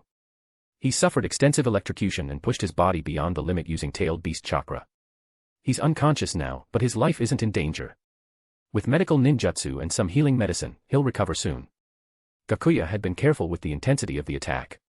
With proper treatment and a dose of medicine from the Federation, Utakata would wake up before long. Hataru still looked uneasy. Are you sure? Could you double-check, just in case? The medic shot her a sideways glance. Don't question my work. Kirigakure's hydrotherapy techniques are no joke. All right. Thank you. Please drop some power stones. Fanfic is finished on Patreon, 237 chapters in total. Patreon.com/Jigsaw, for only $4.50, read this entire fanfic. Chapter 144, Chapter 144, Utakata's Resistance. Kakashi asked about what had happened. Tonbai sighed and recounted everything in detail. For Shinobi claiming to serve Obito had infiltrated the area, intending to steal the Tsuchigumo clan's secret technique. They were stopped by Uchiha, who had entered a partial tailed beast transformation. Kakashi's expression darkened. You're certain they said they served Obito? If that was true, Obito was clearly scheming something again. Absolutely, Tanbai confirmed. I heard them loud and clear. They called him Lord Obito. Their leader, that pile of meat on the ground, used to be him. They were at least Jonin level. If Uchiha-sama hadn't erupted with his power, the young lady would have been taken for sure. As he listened, Kakashi grew thoughtful. Trouble was clearly brewing. He turned toward the blonde girl. And she is. She's the heiress of the Tsuchigumo clan and the current inheritor of our secret technique, Tanbai explained. Hataru gave a graceful bow to greet them. Meanwhile, the medical nin had finished treating Uchiha, who was lying unconscious on the bed, and returned to the group. Discreetly, the medic gave Kakashi a signal. It confirmed the man in the bed was none other than the Six-Tails Jinchuriki. Kakashi thought to himself, this place isn't safe anymore. We need to move the Six-Tails Jinchuriki and the secret technique's successor to a secure location. The Akatsuki must have sensed the Six-Tails' appearance by now. They might already be on their way here. The longer they stayed, the more danger they courted. We're leaving immediately, Kakashi said without hesitation. He turned to Tanbai. Both Obito and the Akatsuki have likely set their sights on this place. It's no longer safe. You need to come with us. Tanbai wasn't a fool, he nodded. Very well. We can take refuge at the Tsuchigumo clan's ancestral grounds. The villagers there will protect us. But Kakashi shook his head firmly. That won't be enough. The Akatsuki's strength isn't something a small clan or a handful of shinobi can handle. Their threat level is something only great nations can deal with. Our only option now is to head straight for Konoha. Otherwise, we might not get another chance. Tanbai's eyes widened. Was it really that serious? But he trusted Konoha, and in the end, he accepted the plan. No time to waste. We move out now, Kakashi ordered. Naruko, you'll carry Uchiha. Kuratsuchi, look after Lady Hataru. Kakashi almost slipped and said Naruto's real name, forgetting that he was still in female form, not exactly ideal for this kind of task. Got it, Naruto replied without hesitation. He never cared much for those details, and stepped forward to pick up Uchiha. But Chojuro quickly intervened. He couldn't stand by and watch any longer. Miss Naruko, allow me, he said, hurrying over to take on the task himself. I'm fine, really, Naruto said, giving his full chest a confident pat. I can handle it. Chojuro's face flushed a deep red. Uchiha is one of us, from Hyūga. It's my duty to look after him. Hearing that, Naruto immediately thought of his bond with Sasuke and gave up his insistence. All right. I'll leave it to you, then. Naruko's simple compliment had Chojuro energized as if he'd just been supercharged. He handed his twin swords, Hiramakari, to a fellow Hyūga shinobi and hoisted Uchiha onto his back with renewed strength and purpose. Little did Naruto realize how his usual acts of kindness, now expressed through the lens of a beautiful girl, were effortlessly stringing poor Chojuro along like a top-tier flirt. Once everyone was ready, Kakashi gave a final warning. The enemy may set up an ambush along the way. Stay alert. With Uchiha still unconscious, the group set out at full speed toward Konoha. The atmosphere in the group was heavy, silent, and focused. Unbeknownst to them, their current path would soon intersect with two very dangerous enemies, the immortal duo. If they kept going this way, a confrontation was inevitable.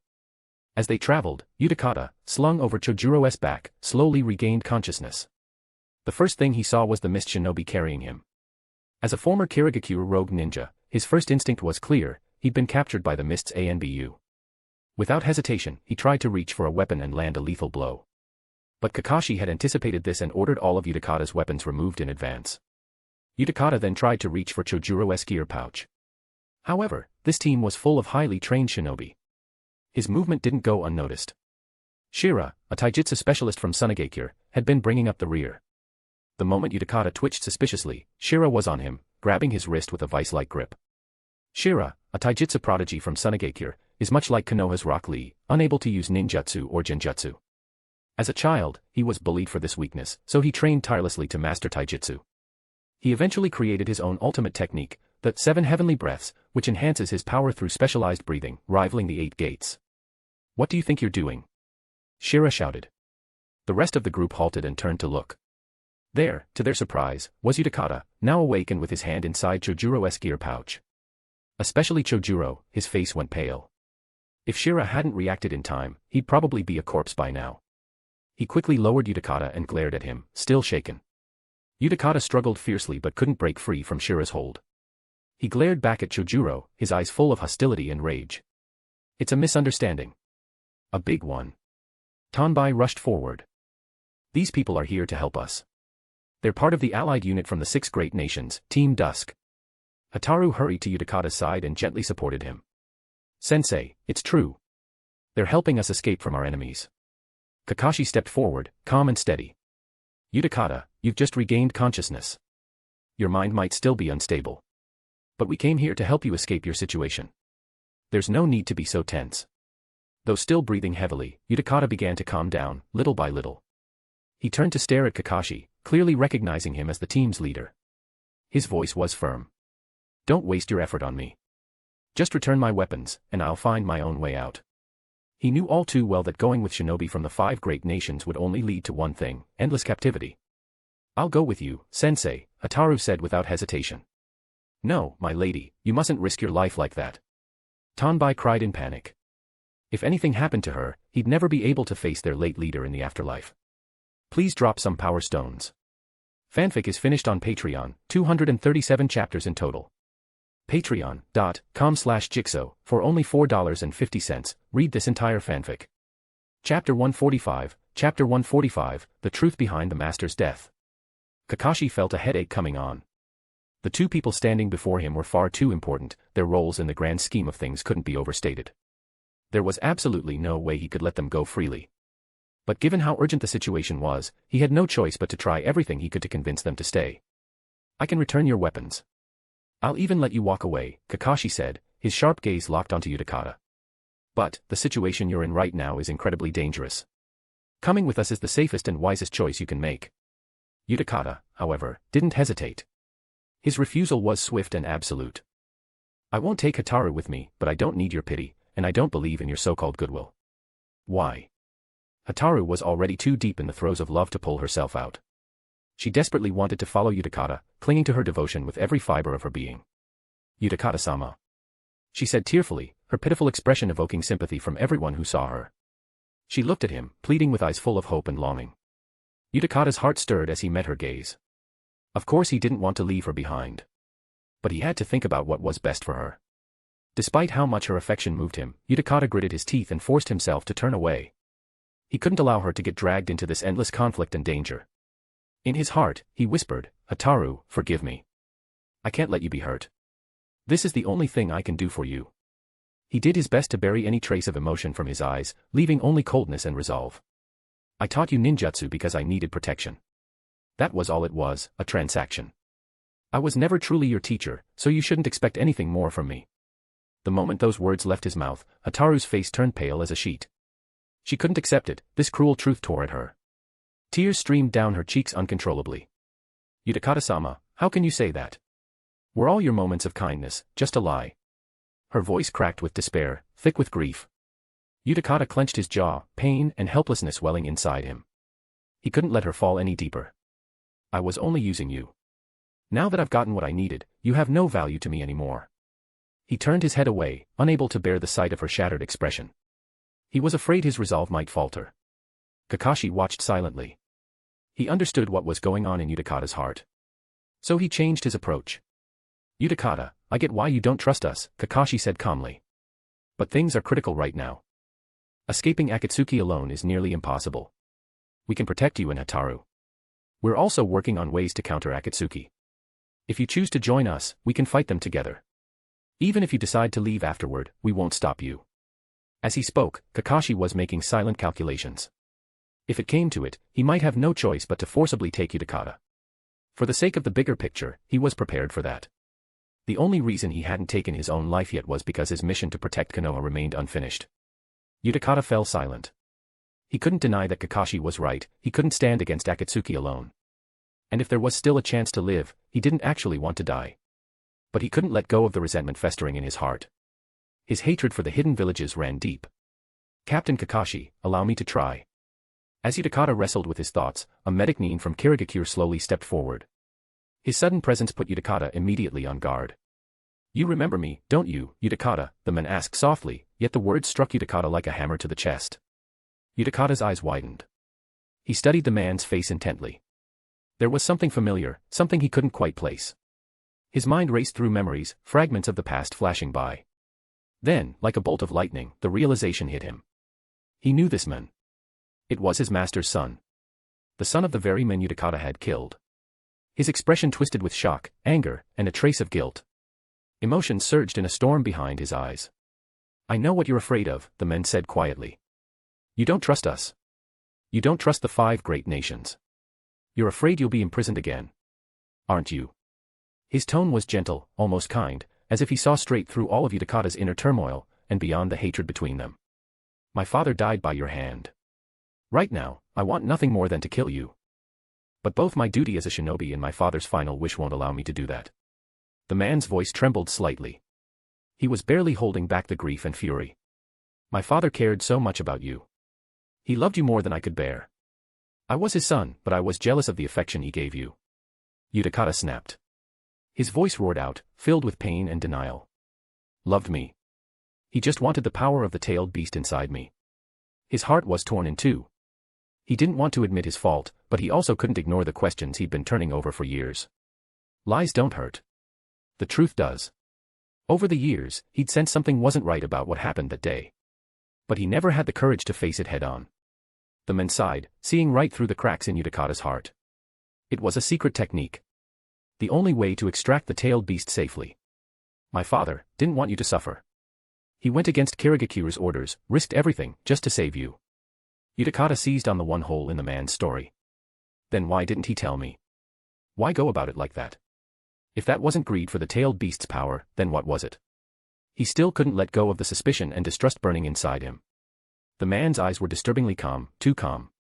Like a still pond, emotionless and deep. His voice, though steady, carried a devastating truth.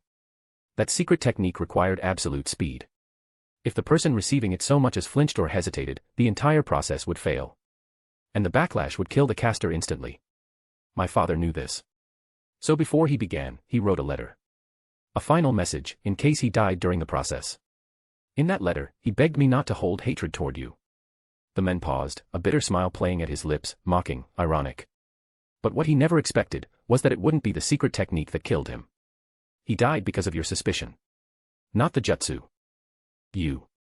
Please drop some power stones. Fanfic is finished on Patreon, 237 chapters in total. Patreon.com/Jigsaw, for only $4.50, read this entire fanfic. Chapter 146, Shikamaru arrives, life-saving intel. Uchiha stood frozen in place, stunned into silence by the man's every word. At this moment, he could no longer utter a single word in defense. The brutal truth crashed down on him like a sledgehammer, leaving him no choice but to accept the unbearable reality. Suddenly, his legs gave out, and he collapsed to his knees.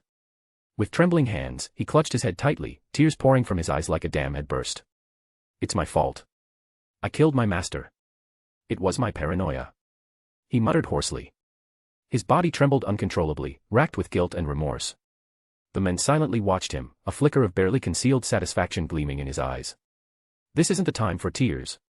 The shinobi world stands on the brink of destruction, and you're still clinging to your obsessions, he said coldly, towering over Uchiha. Uchiha raised his head and bowed deeply 3 times, his forehead striking the ground with audible thuds. I'm sorry. I'm so sorry. He repeated over and over. The man shook his head slightly. I've long let go of hatred. I never intended to see you again in this lifetime, but since I've received a request from the Mizukage herself, I'm here to ask you to return to Kirigakuya. He could clearly see the hesitation and fear in Uchiha's eyes, so he continued. Under the Mizukage's leadership, Kirigakuya is no longer the blood mist of the past. If you return, you'll be well protected. No one's going to imprison you. Thank you. I'll go back, Uchiha replied without hesitation. He couldn't think of a single reason to refuse. The man reached into his sleeve and tossed a Kirigakuya forehead protector to the ground in front of Uchiha. Uchiha stared at the familiar headband in surprise, then instinctively reached for it and placed it back on his forehead. His teammates from Team Dusk stood quietly to the side, listening in silence to Uchiha's story. Among them, 2 felt his pain the most. Naruto, especially, found himself deeply moved. His eyes welled up as he thought of his own master, the lecherous sage who had cared for him like a father. If he had ever been the one to accidentally kill his own teacher, he couldn't even imagine it. He'd lose his mind. Killing one's master really is a time-honored tradition in the shinobi world. Beside him, Chojuro temporarily forgot how close he had come to dying moments earlier. He quickly pulled some tissues from his pocket and handed them to Naruto. Kakashi listened to the story in silence, a powerful sense of familiarity washing over him. He, too, had once killed the most important person in his life, and led his dearest friend down a dark path. But there was still a mission to complete. He took a deep breath to steady himself and stepped forward, gently placing his right hand on Utakata's shoulder. The past can't be changed, Utakata. What matters is what we do now, and what comes next. Utakata looked up, his tear-streaked face filled with resolve. I understand. I'm ready to fight the Akatsuki with you. Good. Kakashi gave him a faint, relieved smile. Then let's fight, for the sake of the shinobi world. Utakata wiped away the last of his tears and stood tall, his eyes filled with determination. I'll use my power to make up for my mistakes. Just then, Hataru tugged at his sleeve. Sensei, don't abandon me again, okay? Utakata's expression softened, guilt flickering across his face. I'm sorry, everything I said earlier, I didn't mean it. I don't think I can live without you anymore. Hataru immediately broke into a smile, tears still clinging to her lashes. It's okay. I'll forgive you this time, but no more of that, all right? Just as the atmosphere lightened, a rustling came from the dense trees behind them. Who's there? In an instant, everyone tensed, dropping into battle stances. Time seemed to freeze as their eyes locked onto the source of the noise. A lone figure slowly emerged from the underbrush, covered in dirt and leaves like a soldier returning from the front lines. His bandaged body and exhausted face made it clear, he'd just fought a hard battle and traveled a long way to get here. Seeing that everyone was safe and unharmed, he let out a long breath and leaned against a tree for support, gasping like he was trying to empty his lungs of every last drop of air. Finally. I made it. Naruto's eyes lit up the moment he recognized the newcomer. Despite the disheveled state, he could never forget that face, his childhood friend and truancy buddy, Nara Shikamaru. Without hesitation, Naruto sprinted over and caught him in his arms. Shikamaru. What are you doing here? He asked excitedly. Kakashi's heart skipped a beat when he noticed there was no one else with Shikamaru. He had a feeling he already knew what was coming. Shikamaru took a deep breath, his face grave. We were ambushed by the Akatsuki. Asuma-sensei, he didn't make it. Kakashi fell silent. That was the fate awaiting most shinobi, death on the battlefield, be it today or tomorrow. The only thing he could do for Asuma now was avenge him. Naruto's eyes went wide, his expression filled with disbelief. He couldn't accept it. Asuma was strong. How could someone like him die so easily? Asuma had once taught him how to harness wind chakra. He wasn't just a powerful shinobi, but a respected mentor. The weight in Naruto's chest grew heavier with every memory. The rest of Team Dusk looked somber. They might not have known Asuma, but his death meant one thing: the Akatsuki were getting dangerously close. And they were strong. Naruto's voice shook with worry. What about Choji and Ino? Shikamaru's face had gone emotionless, his voice mechanical. I sent them to bring Asuma-sensei's body back to the village. I took a shortcut to find you and deliver intel. The two Akatsuki members we fought, their techniques were bizarre. Asuma-sensei managed to uncover some of their abilities before he died. I also got more intel after interrogating a bounty station boss. Combining the two, I was able to piece together some of their powers. What abilities? Kakashi asked urgently. As a veteran shinobi, he knew just how critical intel was, especially when facing strange and deadly opponents. Please drop some power stones. Fanfic is finished on Patreon, 237 chapters in total. Patreon.com/Jigsaw, for only $4.50, read this entire fanfic. Chapter 147, Chapter 147, The Revenge Plan. Shikamaru was silent for a moment. After collecting his thoughts, he began to speak. Among them, the loudmouth with the necklace around his neck is named Haiden. He uses a red scythe to extract blood, and his ability is immortality. Even if you cut off his head, he doesn't die. Asuma-sensei once decapitated him, but his head hit the ground and still kept talking. Later, his teammate reattached it, and he just got up and kept fighting like nothing happened. Gasps and murmurs rippled through the group. They had known members of the Akatsuki were strong, but to hear that some of them were literally unkillable. What? Are you sure that's not just genjutsu? Someone shouted in disbelief. An ability like that sounded impossible. Shikamaru nodded firmly, his voice heavy with certainty. It's definitely not genjutsu. And there's more, he seems to use some kind of heretical ritual. He licks his enemy's blood and draws a symbol of Jashinism on the ground. Then, he injures himself, and whatever damage he does to himself is inflicted on his target. That's how Asuma-sensei died. So when fighting him, the most important thing is, don't let him get your blood. If you're accidentally wounded, wash it off immediately using water release if you can. Or force him out of the ritual zone. But whatever you do, don't try to kill him directly.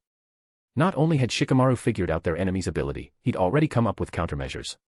He'd been thinking the entire way over here, there was no way he'd arrive empty-handed. Kakashi frowned deeply, a mix of concern and vigilance flickering in his eyes. He exhaled softly and murmured.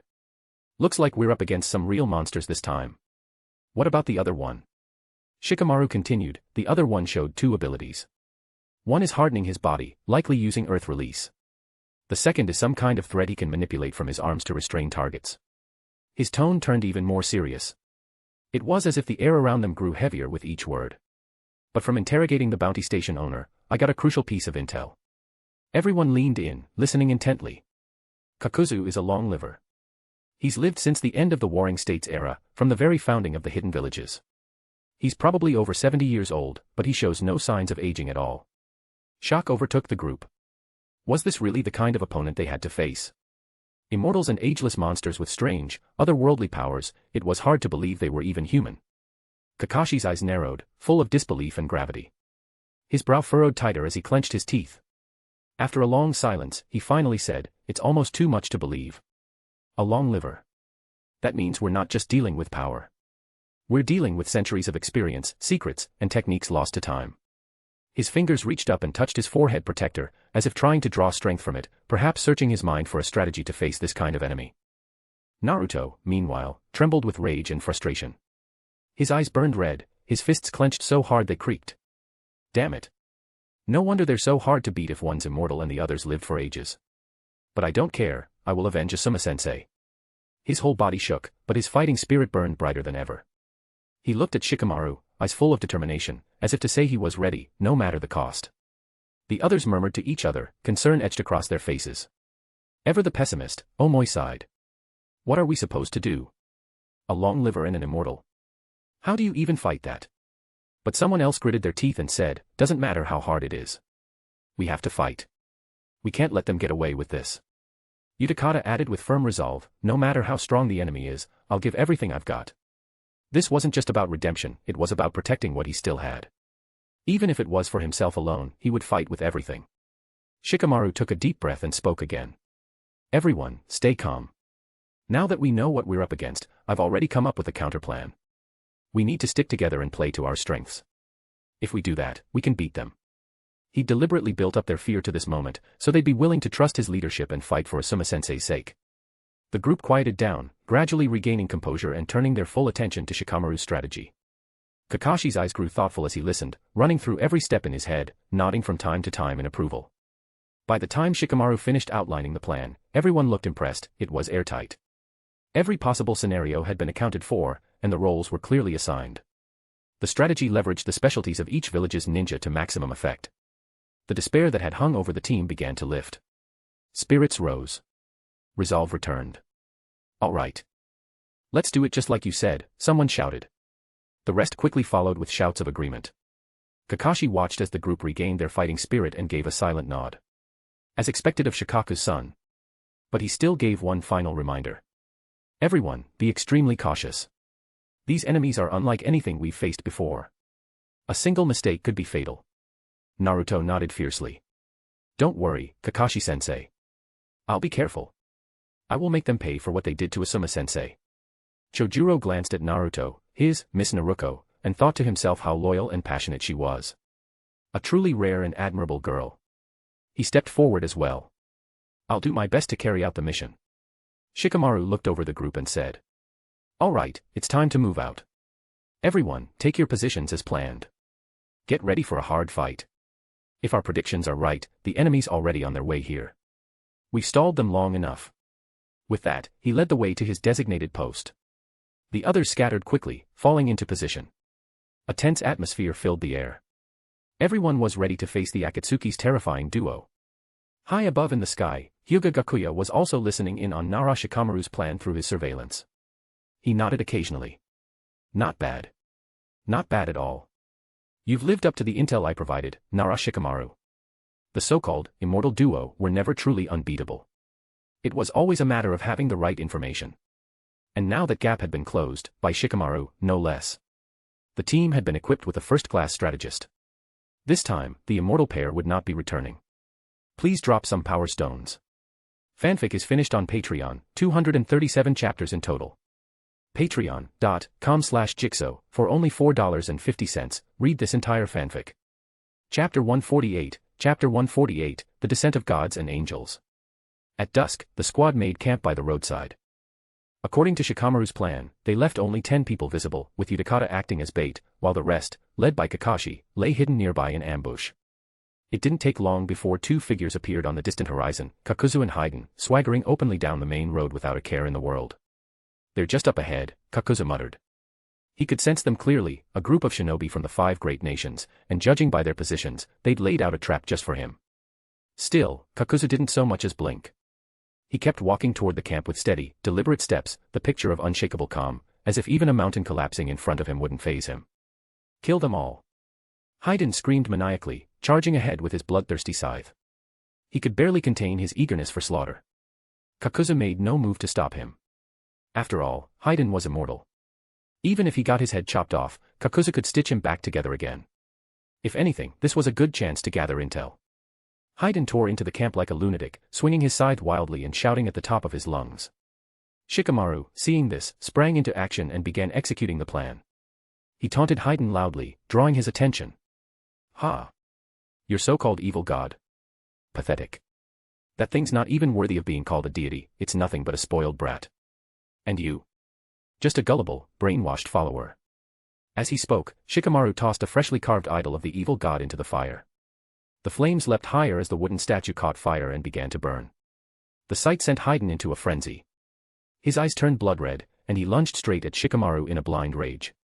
"You dare blaspheme Lord Jashin? I'll make you pay for that with your life," he roared. Shikamaru deftly evaded Hyūga's attacks, all while directing the others to continue with the operation.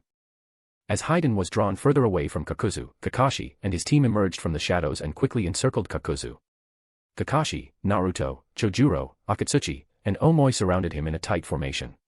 Kakuzu's expression darkened slightly as he realized he'd walked into an ambush, but he remained calm. "Smart plan. That guy's a Nara, isn't he?" Kakuzu said evenly. "With the intel you've got, I'm guessing you've already figured out Hyūga's abilities." A veteran of countless battles, Kakuzu immediately saw through Shikamaru's tactics. "Lure Hyūga out first, neutralize him, then focus on me." Clever, but naive. Kakuzu's hands flew through a sequence of signs. He unleashed a barrage of jutsu in an attempt to break the encirclement. His arms morphed into black tendrils, snaking out like tentacles in all directions as he tried to grab his attackers. But Kakashi's team was ready. They dodged skillfully and launched counterattacks. Naruto created multiple shadow clones, each attacking from a different direction. Chojuro closed in with his twin blades, engaging Kakuzu in close combat. Akatsuchi and Omoi unleashed their own techniques, supporting Kakashi and keeping the pressure on. Realizing brute force wasn't working, Kakuzu quickly shifted tactics. He hardened his body with black threads for defense, then reshaped them into weapons, switching fluidly between offense and defense. The clash escalated into an all-out brawl, neither side gaining a clear upper hand. Meanwhile, Hyūga was now isolated and overwhelmed. Using his shadow imitation technique, Shikamaru locked Hyūga's movements in place, preventing him from performing his rituals. The others took the opportunity to strike, trying to subdue him once and for all. Though Hyūga was immortal, the team's coordination left him struggling to gain any ground. He thrashed and shouted, trying to break free of Shikamaru's hold, but to no avail. As Hyūga began to tire, Shikamaru prepared the final blow. He activated the Shadow Strangle Jutsu, wrapping Hyūga in a grip so tight he couldn't move an inch. "It's over, Hyūga," Shikamaru said coldly. The others stepped in and dismembered him, leaving only his head intact. Even then, the severed head kept screaming threats about how Jashin would curse them all. Shikamaru gathered firewood and stacked it around the mutilated Hyūga, then poured accelerant over the pile. Realizing what was about to happen, Hyūga howled. "You'll pay for this. Lord Jashin will never forgive you. I'll crawl back from the depths of hell to kill you myself, Jashin is almighty." Shikamaru pulled out a lighter, a Suma-sensei's old lighter. He smirked. "Look at you now. Your almighty god can't even save you from a campfire." He tossed the lighter. Flames surged, engulfing Hyūga's body. His endless tirade finally fell silent as even his immortal flesh turned to ash. That was the end of Hyūga, killed by fire, finally and utterly. Shikamaru stood still, dazed. Asuma-sensei. I've avenged you. There was no time for mourning. Back on the battlefield, Kakuzu had entered his monstrous final form. Four masked beasts, each representing a heart, had emerged from his body, putting immense pressure on Kakashi's team. Some of them were already injured. They needed backup. Shikamaru snapped back into focus. Assessing the situation, he quickly devised a new plan. He had already figured out Kakuzu's ability. Each mask was a separate heart, a separate life. The only way to defeat him was to destroy every single mask. He ordered the team to divide their efforts. Some would keep the masked beasts occupied, while others would trap Kakuzu in a barrier and destroy the heart inside his main body. With that one gone, the remaining hearts wouldn't be able to return. The plan worked perfectly. Inside the barrier, the final heart was shattered. The other hearts, unable to reunite with the main body, were intercepted and destroyed one by one. Even when Kakuzu realized what they were doing, it was too late. The numerical disadvantage was too much to overcome. Thus ended the tale of the immortal duo, in a pathetically ironic fashion. Still, they had fulfilled their purpose, buying time for Nagato and Konan. Just as the team was catching its breath, a figure descended slowly from the sky. That familiar cloak, embroidered with crimson clouds, everyone recognized it instantly. Fear flashed in their eyes, but they forced themselves to stand and prepare for another fight. This battle would be different. They were exhausted. They had no more detailed intel. And now they were facing a far more dangerous foe. You were careless, Kakuzu, Pain said, looking down at the corpse. He wasn't surprised. The duo's reckless arrogance had sealed their fate. But his mission was done. Pain was here now, and the outcome of the next battle was no longer in doubt. Hand over the six tails, he said calmly. I have no intention of killing more than I need to. You're insane if you think I'm just going to let that happen. Naruto shouted angrily. Gotta say, said Hyūga Gakuya from the sky, munching on popcorn as he hovered above the battlefield. For an early-stage boss, Nagato's got some serious presence. He watched the chaos unfold below, as if enjoying the latest episode of a high-budget anime. Please drop some power stones. Fanfic is finished on Patreon, 237 chapters in total. Patreon.com/Jigsaw, for only $4.50, read this entire fanfic. Chapter 149, Chapter 149, Hyūga Gakuya's Deal. Pain's cold, merciless gaze swept across the battlefield, an overwhelming pressure radiating from his body in waves. Despite being pushed to their limits, the members of Team Dusk gripped their weapons tightly, prepared to make a final stand. If you insist on defying me, then don't blame me for showing no mercy, Pain said, his voice echoing like a whisper from the depths of the underworld. We'll hold him off. You two get out of here, now. Kakashi shouted at Uchiha and Hataru. They were the mission's priority. Under no circumstances could they fall into the hands of the Akatsuki. But Uchiha refused to leave so easily. No. I have to atone for what I've done. Take Hataru and get out of here. That's an order. You're the target, they're after you. If you escape, the mission is complete. Kakashi yelled, desperate. Gritting his teeth, Uchiha blew a massive bubble that enveloped both him and Hataru, lifting them into the sky and flying away from the battlefield. Pain made no move to pursue. Instead, he slowly raised his hand. A torrent of chakra surged around him, so intense that pebbles on the ground began to leap and rattle violently. A moment later, a powerful shockwave exploded outward, aimed directly at the others. Team Dusk gave everything they had to block the attack, but against Pain's overwhelming force, their defenses crumbled like paper. One by one, they were sent flying, crashing hard into the ground. Naruto charged forward with a roar, unleashing jutsu after jutsu in rapid succession, but Pain casually brushed his attacks aside with a flick of his hand. Give it up.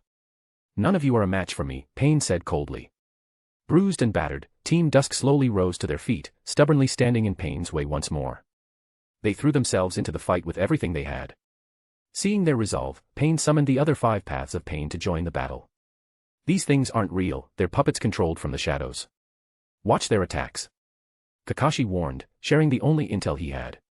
The clash intensified. The members of Team Dusk fought with reckless abandon, determined to stop Pain at any cost. Their bodies were covered in wounds, but their eyes never wavered. They held the line, desperate to buy even one more second for Uchiha and Hataru to escape. Inside the soaring, translucent bubble, Uchiha and Hataru looked down at the chaos erupting below. Suddenly, the bubble stopped midair, no longer moving. In the blink of an eye, Hyūga Gakuya appeared before them, clad in the signature Akatsuki cloak adorned with red clouds. Uchiha instantly pulled out his blowpipe, ready to strike. Gakuya raised a hand. I don't care much for fighting. How about we make a deal? I'll guarantee your safe escape, if you hand over the 6 tails and the technique, Fury. T/N, Fury is a technique which could create a massive explosion, capable of wiping out an entire village. It was developed by En no Gyoja, and his granddaughter Hataru had the Kenjutsu implanted on her back. Utakata shielded Hataru with his body, his eyes burning with anger and defiance. Forget it. We'd never give them to someone like you. Hataru stepped forward beside him, shaking her head. We don't believe you. You're obviously up to something. Gakuya frowned slightly. Do you really think you have another choice? Pain will catch up to you in moments. When he does, you'll both die. The Six Tails and Fury are the source of this chaos. Hand them over, and you two can live out your lives as an ordinary couple. Utakata bit down hard, torn between survival and duty. He knew they couldn't beat Pain, but giving up the Six Tails and Fury? That was a price almost too steep to pay. Screams echoed from far below. The pressure from the battlefield surged again. Utakata's face twisted in anguish. He looked at Hataru, then at Gakuya. You're wasting time. Hand them over, and your teammates live. We get what we want, and we leave. Utakata took a deep breath. Fine. I'll give you the Six Tails and Fury. But you must swear to keep Hataru and my teammates safe. Gakuya smiled faintly, clearly pleased. Of course. I keep my word. No. Hataru grabbed Utakata's arm. You can't do this. We can't just give them up, that's our mission. Utakata froze, staring into her eyes, his heart heavy with guilt and inner turmoil. You're in no position to bargain. Gakuya acted without hesitation, bursting the bubble and grabbing both of them by the neck. He began extracting the tailed beast and the secret technique. It didn't take long. The Six Tails was pulled into a sealing container, thrashing wildly inside as it tried to escape, only to be crushed down by Gakuya's powerful grip. Next, he drew Fury from Hataru, extracting it in the form of a black gemstone, which he held in his hand. I kept my promise.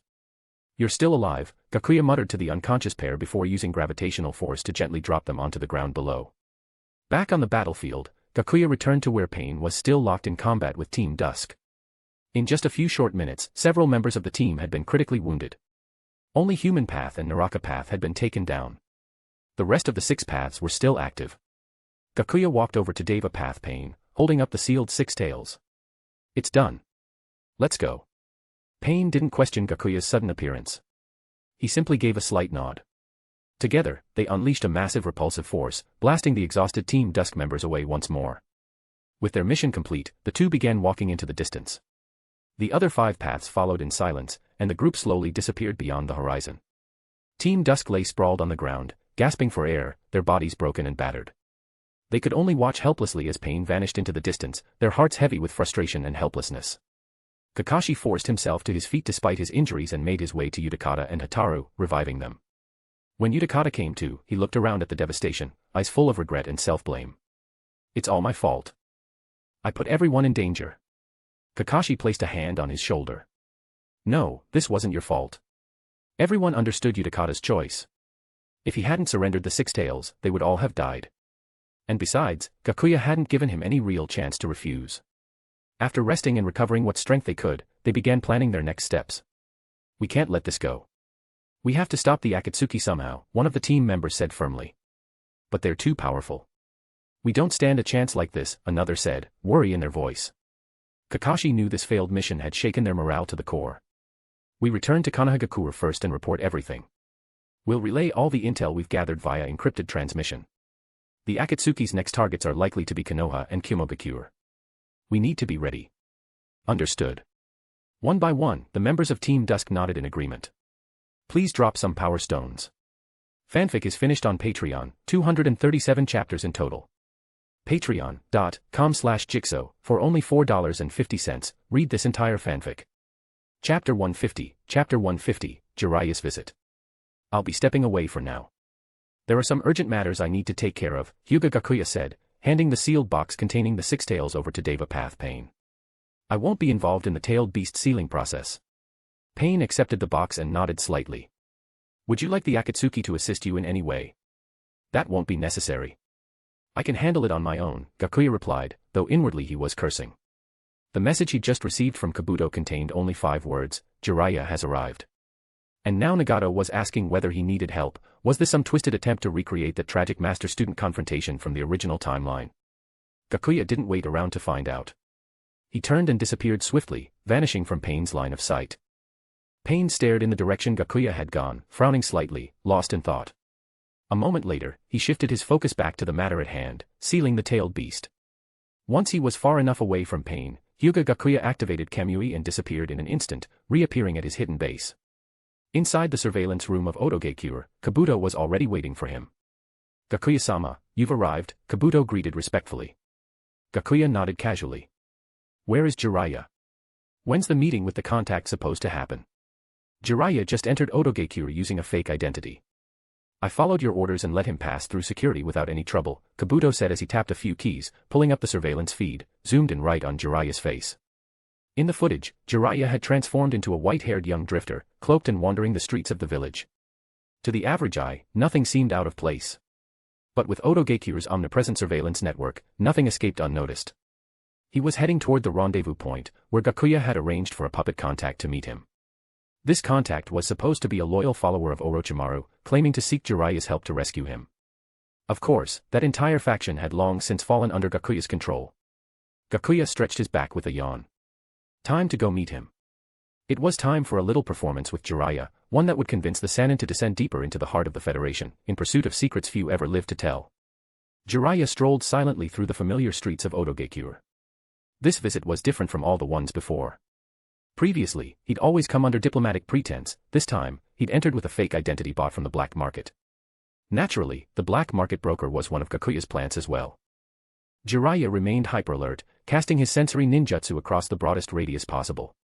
He couldn't afford to walk into a trap. Following the arranged code, he arrived at a small inn, supposedly a gathering point for Orochimaru's loyalists. He stepped up to the counter and tapped it lightly, then muttered the bizarre password he'd been taught. "Potato, potato.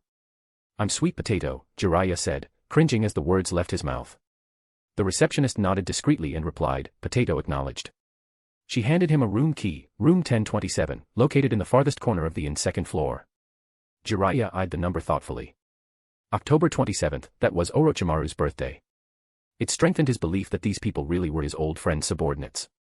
Orochimaru hadn't changed, still twisted and brutal, yet somehow always able to command unwavering loyalty.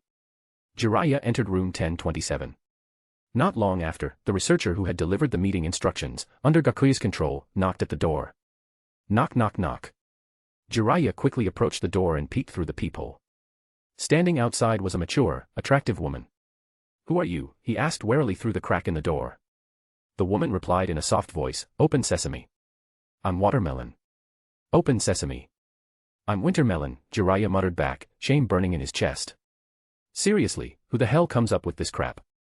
He thought bitterly. If only one of them had a shred of my storytelling talent, maybe they'd pick better code words. Of course, the ridiculous passphrase were Gakuya's idea, a prank specifically meant to humiliate him. Jiraiya sighed and opened the door, gesturing for the woman to enter. She glided gracefully into the room. Once the door was shut and he confirmed no one had followed her, Jiraiya's tone sharpened. "Where's Morikawa K? Wasn't he supposed to come in person?" Pretty face or not, the mission took priority. The woman smiled oddly. Her voice turned gentle. "I am Morikawa K." Her mouth suddenly stretched unnaturally wide, and a men began crawling out from within her, slimy and soaked in mucus, standing upright before a stunned Jiraiya. The woman went slack, standing motionless like an empty shell. Jiraiya wrinkled his nose against the sour stench. It was disgusting, and unmistakably Orochimaru's style. Under Gakuya's control, every move of the puppet was designed to evoke Orochimaru's legacy. The cold-eyed man, Morikawa K, explained, "Jiraiya-sama, the area's crawling with Chiba Mokashu's men. I had to take certain precautions." Jiraiya gave a curt nod. "I understand. Now tell me about the plan. How do I rescue Orochimaru?" Morikawa's eyes gleamed with a flicker of cunning. He lowered his voice. "We'll proceed with the original plan. We've confirmed some key intel. Orochimaru-sama's body and consciousness have been taken over by Edo Tensei." Jiraiya frowned. "If that's true, how do I get him back? The moment I see him, I'll be exposed. How do I help him regain control?" Morikawa ran his tongue along his cheek, licking away the slime. "There's no need to worry. Those resurrected by Edo Tensei remain sealed in coffins without independent awareness unless the summoner actively controls them. All you need to do is infiltrate the underground lab I've marked on the map, locate the room where Orochimaru-sama is being kept, and insert this talisman into his body. That will restore his consciousness." He reached into his mouth and pulled out a slimy tag, holding it toward Jiraiya. Jiraiya recoiled slightly. Just put it on the table. Jiraiya-sama is cautious as ever, Morikawa said with a smile. Jiraiya rolled his eyes. Cautious? No, I just don't want to touch anything that came out of there. Now, where's the map, he added. Morikawa tapped the side of his head. All in here. I'll draw it out for you now. You can use my identity to gain access. He walked to the bookshelf, retrieved some paper and a pen, and began sketching the map with practiced ease. Each room was labeled with its function, and he marked one in particular with a bold question mark. This one here, we believe it's the chamber where Orochimaru-sama is sealed. You'll need to sneak in and place the talisman. However, the sealing jutsu around it, you'll have to handle that yourself. Please drop some power stones. Fanfic is finished on Patreon, 237 chapters in total. Patreon.com/Jigsaw, for only $4.50, read this entire fanfic. Chapter 151, Chapter 151, A Tale of Two Men. Jiraiya studied the map with intense focus. I see. But this journey definitely won't be smooth sailing. Morikawa curled his lips into a faint, sinister smile. Naturally. But with your strength, Jiraiya-sama, I have no doubt you'll overcome any danger with ease. Just then, a commotion erupted outside, followed by a group of people bursting into the inn. Unidentified individuals have infiltrated Oto Gakuya. The security division is conducting a routine inspection. Jiraiya's expression changed instantly. Damn it. Have we been discovered? Morikawa's face also tightened with tension, his mind racing to find a countermeasure. This isn't good. They may have found us. Without wasting a second, Morikawa dove back into the body of the beautiful woman he had been disguising himself as, reverting to her appearance in an instant. Before Jiraiya could react, Morikawa urgently dragged him over to the sofa, forcing him to lie down. He then straddled Jiraiya, letting out deliberately seductive moans. Jiraiya's eyes widened in horror. He'd already seen Morikawa's true form, a grotesque, slime-covered monstrosity, hideous and stomach-turning. Now that same creature, wearing a woman's skin, was sitting on top of him doing that. It was beyond revolting. His stomach churned violently. He wanted to vomit right then and there. But hearing the footsteps nearing outside, he had no choice but to grit his teeth and endure. Sure enough, footsteps stopped right outside the door, followed by a loud bang as it was flung open. A guard took one look inside, and froze. Then, without a word, he slammed the door shut and turned to his teammates. Forget it. This room checks out. After all, who would go through all the trouble of sneaking into Oto Gakuya, just to engage in some perverted rendezvous? Once the voices outside had faded, Morikawa finally climbed off of Jiraiya. Jiraiya sprang to his feet and rushed to the bathroom, retching uncontrollably, as though he could vomit out everything he'd eaten the day before. Morikawa, still using the form of the seductive woman, walked over to Jiraiya and gently patted his back. Are you all right, Jiraiya-sama? That sweet, delicate voice nearly sent Jiraiya over the edge again. I'm fine. Just, stay away from me, he said through clenched teeth, his tone filled with disgust. It took a while for him to recover, and when he finally glanced at Morikawa, he felt a chill run down his spine. He was on the verge of a full-blown mental breakdown. Silently, he swore to complete this mission as fast as possible and get the hell out of this nightmare. All right. Back to the mission, Jiraiya said, swallowing his nausea. I've reviewed the map. What's the next step? Morikawa smiled. It's simple. Jiraiya-sama, all you need to do is follow the map's instructions, sneak into the underground research facility, locate the room where Orochimaru-sama is sealed, break the seal, and place the charm inside his body. That will sever the control of impure world reincarnation. Jiraiya nodded. And how do I get inside the facility? I'm guessing the outer defenses are tight. Morikawa looked confident. You don't need to worry about that. I've already arranged everything. Just follow my plan and you'll get in without a hitch. As he spoke, he pulled out a card and a set of researcher's clothing, handing them to Jiraiya. This is your clearance pass and uniform. Just show this at the entrance and you'll get through the checkpoint. I'll be nearby to back you up. Jiraiya examined the pass, frowning. This thing looks pretty standard. Are you sure it'll work? Noting his skepticism, Morikawa reassured him. Don't worry, Jiraiya-sama. I crafted that myself, flawless in every detail. Jiraiya finally relaxed a little. All right. If we've been compromised, then the sooner we move, the better. Let's go. Morikawa nodded and exited the inn first. Jiraiya waited until the patrol had moved on, then quickly changed into the uniform Morikawa had provided. Avoiding the patrolling shinobi, he quietly made his way toward the underground facility as marked on the map. Inside the surveillance room, Hyūga Gakuya chuckled to himself. That twisted little scene was the perfect punishment for someone like Jiraiya and his shameless habits.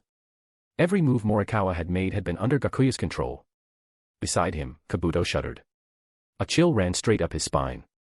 Anyone targeted by Gakuya-sama was as good as doomed, first Orochimaru, then Uchiha Obito, and now Jiraiya. Jiraiya remained on high alert the entire way, his sensory jutsu fully active as he scanned for threats. Finally, he reached the entrance to the Federal Research Facility. It was one of the access points leading to the subterranean world of the Federation. He took a deep breath, hoping nothing would go wrong, and stepped forward to present the pass. To his relief, he passed the checkpoint without issue. Inside, he followed the directions on the map until they reached the elevator to the lower levels. 2 guards stood at the basement entrance. As soon as they saw Jiraiya, an unfamiliar face, one of them stepped forward. "Who are you?" "This area is restricted." From further down the hall, Morikawa, now back in his true form, walked over with a pleasant smile. "It's fine. He's a new recruit I brought in to assist with my research. This is his first visit for a preliminary interview." Jiraiya quickly handed over his pass. The guards examined it, glanced at Morikawa, and though they still seemed slightly suspicious, they eventually nodded. "Everything's in order. Go ahead." The two boarded the elevator. Morikawa punched in a sequence, and that familiar sensation of weightlessness returned as the lift descended deep underground. When the doors opened again, they were met with the sharp stench of chemicals. Researchers bustled back and forth, engrossed in their work. They had arrived in the deepest, most secretive layer of the Federation's underground research division. "There are all kinds of people down here," Morikawa whispered. "Act like you've been here for years. This is as far as I can take you." He stepped out of the elevator and walked off toward his own lab. Jiraiya exited the lift slowly, going over the map again in his mind. As he moved through the halls, he studied everything around him. Last time he came here with Chiba Mokashu, his movements had been restricted. Now was the perfect opportunity to gather valuable intel. He noticed that each research wing was massive, divided into countless labs and zones, each packed with bizarre equipment and experimental specimens. Please drop some power stones. Fanfic is finished on Patreon, 237 chapters in total. Patreon.com/Jigsaw, for only $4.50, read this entire fanfic. Chapter 152, Orochimaru imprisoned. Jiraiya stepped into the laboratory and was immediately struck by the sight of a dozen researchers, each immersed in their own experiments. The room was packed with a wide array of instruments and biological samples. At the very center stood a massive cylindrical tank filled with a grotesque creature. The creature's body was pitch black and covered in writhing tentacles. Its appearance was so nightmarish that just one glance sent a chill down the spine. Jiraiya stood frozen, his expression shifting from mild curiosity to stunned disbelief. His eyes locked onto the containment tank, and he subconsciously leaned back, as if trying to distance himself from the disturbing scene. His mouth parted slightly, a thin puff of cold breath escaping. Beads of sweat had begun to form on his brow. His fists clenched at his sides, his palms already damp with sweat. None of the researchers paid him any mind. They were completely absorbed in their work, proudly presenting their latest experiment. Just then, a man entered the lab and eyed Jiraiya suspiciously. "What are you doing here? I don't recall seeing you on the lab roster." Jiraiya quickly deflected with a vague excuse. "Ah. I was just passing by and got curious. Your experiment caught my attention." The man's eyes lit up. Seizing the opportunity, he began passionately explaining his work. "We're studying how to convert dark chakra into physical weapons of war." After the explanation, he earnestly invited Jiraiya to join their lab. "So interested in becoming one of us?" It wasn't surprising that he was so enthusiastic. The lab was severely understaffed, and people interested in this kind of research were rare. Naturally, he wasn't going to let the opportunity slip by. But Jiraiya waved his hands quickly and declined, backing out of the room in a hurry. After all, he was on an infiltration mission, there was no way he could say yes. If the guy started asking about his area of expertise, the whole cover could fall apart. No, he had to move faster. The Federation's research was far more dangerous than he had imagined. He had to report this to Konoha immediately. There were secrets here, dark ones, and it was becoming increasingly clear that Orochimaru really had been under Hyūga Gakuya's control all this time. Jiraiya used to think Orochimaru and Danzo were already the pinnacle of madness. But now, after seeing this place, he realized what true insanity looked like. The Federation had better equipment, more abundant resources, and research freedoms the 5 great nations could never allow. All of this had turned the facility into a breeding ground for mad scientists. Following the route he had memorized, Jiraiya soon found himself outside the room where Orochimaru was sealed. Sure enough, the doorway was covered in complex sealing formulas. Unlocking it would take time, but fortunately, the room was next to a warehouse and rarely visited. He had enough time to break the seal. 10 minutes later, Jiraiya carefully pushed the door open and slipped inside, then quickly shut it behind him. Inside the empty room stood a white coffin with a single kanji painted on it, Snake. Jiraiya knew immediately that this was the place. He approached cautiously and slowly lowered the coffin's lid, revealing Orochimaru standing motionless inside. His eyes were closed, and all traces of his usual arrogance and malice had vanished. Jiraiya's eyes widened. Orochimaru really was under Hyūga Gakuya's control. That meant the Konoha crush, manipulating Uchiha Sasuke, could all of that have been orchestrated by him. There was no time to worry about what might happen if Orochimaru turned on him once he regained consciousness. The situation was too urgent. Without hesitation, Jiraiya pulled a talisman from his pocket and pressed it to Orochimaru's forehead. In an instant, the control seal left behind by Kabuto was overridden by the new tag. Orochimaru's eyes slowly opened. Orochimaru, being no fool, immediately pieced things together. With a dry chuckle, he said, "Hey. So it was you who came to rescue me." Jiraiya's face was stern. "Skip the pleasantries. Tell me everything. Who exactly is Chiba Mokashu?" Orochimaru let out a cold laugh. "Chiba Mokashu? You mean Hyūga Gakuya, don't you?" He had seen it all in the early days of his possession. He knew full well that Chiba Mokashu and Hyūga Gakuya were one and the same. What? Jiraiya reeled in shock. How could these two completely unrelated figures be connected? "You're still as dense as ever, Jiraiya," Orochimaru sneered, shaking his head. "Chiba Mokashu is Hyūga Gakuya. That name was just another mask he wore." Jiraiya's mind was a whirlwind of disbelief. His thoughts came crashing down in waves. He stood there, frozen, eyes wide with shock, mouth agape but unable to speak a single word. He couldn't reconcile it. The Chiba Mokashu he had known, righteous, inspiring, a man who fought for peace, was also Hyūga Gakuya, a manipulator steeped in blood and deceit. He thought back to Mokashu's fiery speeches, his tireless efforts for the welfare of the people, and now those memories were tainted by the image of Gakuya's cold, merciless hands pulling the strings from behind the scenes. If that were true, then his denunciation of the Akatsuki and the formation of the Six-Nation Coalition Team, Team Dusk, what was it all for? Jiraiya took a deep breath, trying to compose himself. His voice was low as he looked Orochimaru in the eyes. "Tell me everything. From the beginning." Orochimaru didn't hesitate. He recounted it all, from his first battle against Hyūga Gakuya, to his loss and subsequent possession, to the hidden schemes he witnessed while trapped inside, and finally, his death and resurrection via Edo Tensei, leaving him sealed here for years. "He's been orchestrating everything from the shadows," Orochimaru said, eyes gleaming with resentment. "Switching faces and identities to achieve his true goal. His ambition is far greater than any of you could imagine." Orochimaru and Hyūga Gakuya were mortal enemies. By now, Gakuya had held him captive for nearly a decade. Now that he had a chance to expose the truth and regain his freedom, there was no way he was letting it slip away. Jiraiya's fists clenched tighter.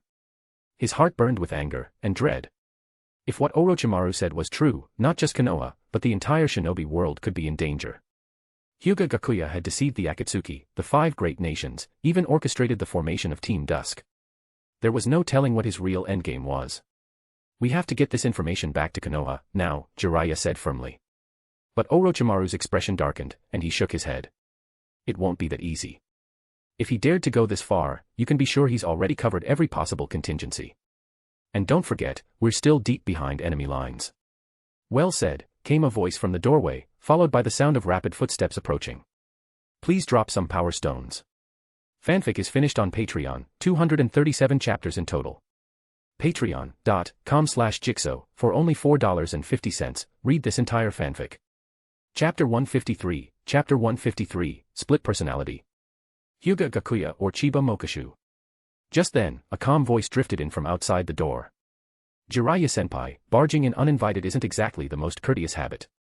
A loud bang followed as a Federation shinobi slammed open the doors to the sealing chamber. Moments later, a dozen more rushed in like a tide, surrounding both Jiraiya and Orochimaru in a tight formation. They didn't attack, at least not immediately. Instead, they simply encircled the two, forming an unbroken wall. "Be careful. Don't injure our honored guests," Hyūga Gakuya said as he strolled in with an unhurried air. A faint, unreadable smile tugged at the corners of his lips, his hands clasped calmly behind his back. "Yes, sir," the shinobi responded in unison. Jiraiya's eyes widened in disbelief. "Who the hell are you? Chiba Mokashu or Hyūga Gakuya? And how did you even know I was here?" Orochimaru assumed a battle stance, eyes narrowing. He's Hyūga Gakuya, he said grimly. Gakuya's smile twisted into something eerie as he replied lazily. Heh. I can be both Hyūga Gakuya and Chiba Mokishu. Or perhaps neither of them truly defines me. Maybe both names are just masks I wear.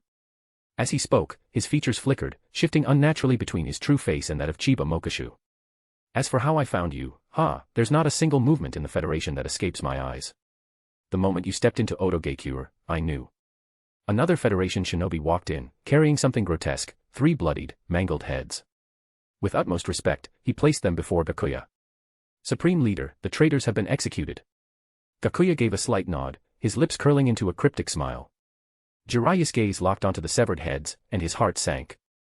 Those were the very people who had helped him sneak in. It had been a mutual exploitation, sure, but their death still twisted his gut in rage. He scowled, fists clenching as he demanded. What's your endgame? Why go through all of this? Gakuya tilted his head, arms folded across his chest, that same subtle smirk lingering on his lips. My goal. It's not something you could understand right now. Just know this, the world only needs one ruling power. Jiraiya gritted his teeth, fists trembling. You're insane. Do you have any idea what kind of catastrophe you're bringing to the shinobi world? But Gakuya only chuckled and shrugged. A catastrophe? Maybe. But sometimes disaster is the spark of revolution. And I am the one who lights that flame. A sharp ache shot through Jiraiya's chest. Once, he had trusted Chiba Mokishu with all his heart. Believed in him. Seen him as the future hope of the shinobi world. But now that dream lay shattered before his eyes. The memory of Mokishu's passionate speeches and his idealistic resolve flashed through Jiraiya's mind, tangled with the cruel image of the man now standing before him, Hyūga Gakuya. The conflict tore at him. And then, clarity struck. I get it now. You're both, Jiraiya said, eyes wide with shock and sorrow. His voice trembled as he pointed at Gakuya. 2 personalities in one body. You've devoured Mokishu's mind, haven't you? Chiba Mokishu, he was full of hope, with dreams of a better world. How could he become someone like you? Gakuya hadn't expected Jiraiya to weave such a dramatic interpretation. Still, it made for a convenient cover story. Why not go along with it? He bared his teeth in a feral grin. Heh. Jiraiya, you're still so naive. Dreams. Ideals. In this cruel world, those are just illusions. Only those who wield absolute power can dictate reality. With a swift flick of his arm, his voice sharpened. You don't get it. Mokishu wanted to reshape the world, but his way. It failed. I am the fusion of 2 minds. I've inherited both of their visions. I am the force of revolution incarnate. Anyone who tries to stand in my way will be crushed beneath the wheels of history. By the time he finished, his voice had risen to a near maniacal pitch. His body trembled slightly with the intensity of his conviction. Jiraiya's anger boiled over. How could he have been so blind? How had he not seen through this deception sooner? Guilt and regret flooded him. What would he even tell the people of Konoha? But amidst the storm of emotion, Jiraiya's gaze hardened. Now wasn't the time for despair. For the village. For the shinobi world, he had to stand up and fight. No. You're wrong, he roared, raising a trembling fist high above his head. The path Mokishu chose was never this. You led him astray. Led him astray. Gakuya sneered. You think you understood him? His ambition was always there. It was just buried deep. All I did was set it free. He crossed his arms again, contempt clear in his eyes. But Jiraiya stood firm. You're lying. I knew Mokishu. His kindness, his sense of justice, they were real. Internally, Gakuya chuckled. Still clinging to hope. How foolish. Let him dream a little longer. So what? Gakuya said with a dismissive smirk. I'm in control now. Mokishu is gone. No matter how hard you fight, you can't change that. Jiraiya clenched his fists tighter, his whole body shaking.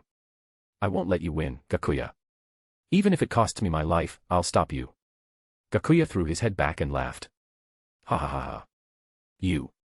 Stop me. Jiraiya, you're still dreaming. I will build a new world. You'll be nothing but dust in its wake. Jiraiya took a deep breath, steadying himself. You will pay for what you've done. You'll answer for it all. Orochimaru, who had been watching silently, finally spoke. Hyūga Gakuya. No one can control everything. Not even you. He lifted his hands, sliding into a ready stance. Jiraiya. Looks like it's time for an old-fashioned team-up. Jiraiya nodded solemnly. Yeah. Just don't slow me down. Please drop some power stones. Fanfic is finished on Patreon, 237 chapters in total. Patreon.com/Jigsaw, for only $4.50, read this entire fanfic. Chapter 154, Jiraiya's death. The protagonist deliberately exposed his identity as part of a larger plan to fake a redemption arc. This will be explained in this chapter. It looked like Jiraiya and Orochimaru were ready for an all-out battle, but in truth, both were already plotting their escape. In their current situation, killing Hyūga Gakuya was impossible. But if they could pass on what they'd learned, maybe, just maybe, someone could stop him down the line. Jiraiya certainly wasn't going to go all in like he had in the original timeline. Gakuya wasn't his student, and he had no obligation to sacrifice himself for Konoha's sake. Gakuya narrowed his eyes and sneered coldly. Humph. Do you really think you're on the side of justice? The Konoha shinobi, Jiraiya, illegally infiltrated a Federation research facility, murdered Federation personnel, and stole classified data. Isn't that enough of a crime? Jiraiya-senpai, you'd better make the most of your final moments. After you're dead, I'll return your body to Konoha. With charges like that, even the village won't be able to say a word. With a wave of his hand, the surrounding Federation shinobi surged forward like a tidal wave. Jiraiya and Orochimaru exchanged a glance. No words were needed between longtime comrades. With a single look, they understood each other completely. Fire style, flame bullet. Wind style, great breakthrough. A searing blaze met a roaring gust of wind, the two combining into a scorching inferno that swept toward the oncoming shinobi. Unable to withstand the force, the attackers had no choice but to retreat. Gakuya gave a cold snort and raised a hand, repelling the firestorm with raw force. If that's all you've got, then this is where your story ends, he mocked. Seizing the brief opening, Jiraiya and Orochimaru gave each other one more look and vanished in a blur of movement, sprinting toward the elevator at top speed. Trying to run. Not so easy. Gakuya saw through their intent and immediately led his men in pursuit. Jiraiya and Orochimaru fled through the corridors, hurling jutsu behind them to slow their pursuers. But Gakuya wasn't in a rush. He tailed them calmly. After all, his goal wasn't to kill them, at least, not yet. They reached the elevator and rushed to open it, just as the door slid open to reveal a squad of Federation shinobi waiting inside. Their hearts sank, but their reactions were instantaneous. Earth style, earth flow wall. Jiraiya slammed a hand to the floor, raising a thick earthen wall to buy time. Meanwhile, Orochimaru unleashed a torrent of snakes from his mouth, sending them slithering forward to attack the men in the elevator. The snakes engulfed the shinobi in an instant. Jiraiya and Orochimaru slipped into the elevator, but no matter what they did, it wouldn't start. Behind them, Gakuya's mocking voice rang out. Struggling is pointless. You need clearance to activate the elevator. With a casual swing of his fist, he shattered the earth wall from a distance. Orochimaru didn't respond. A massive white serpent burst from his mouth, and he transformed into a serpent himself. The larger snake devoured Jiraiya in one gulp and smashed through the elevator ceiling, crawling straight upward. Gakuya stepped into the elevator and looked up at the two fleeing figures, but made no move to stop them. Otogekure was his after all, he couldn't risk damaging it in a full-on chase. You don't need to follow them, he said. Leave the rest to me. Yes, sir, the shinobi responded in unison. Gakuya disappeared in a flicker, heading after the fleeing duo. Orochimaru and Jiraiya scrambled upward, but it didn't take long before they sensed a powerful chakra quickly closing in. Damn it. He's already on us. Jiraiya shouted from inside the serpent's belly. Orochimaru's heart sank, but he pressed on. Just as the first rays of light peeked through above, Gakuya caught up.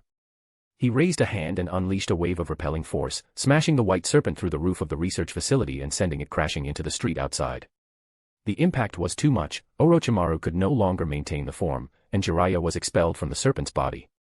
Gakuya emerged slowly, floating into the air above them, looking down like a god surveying mortals.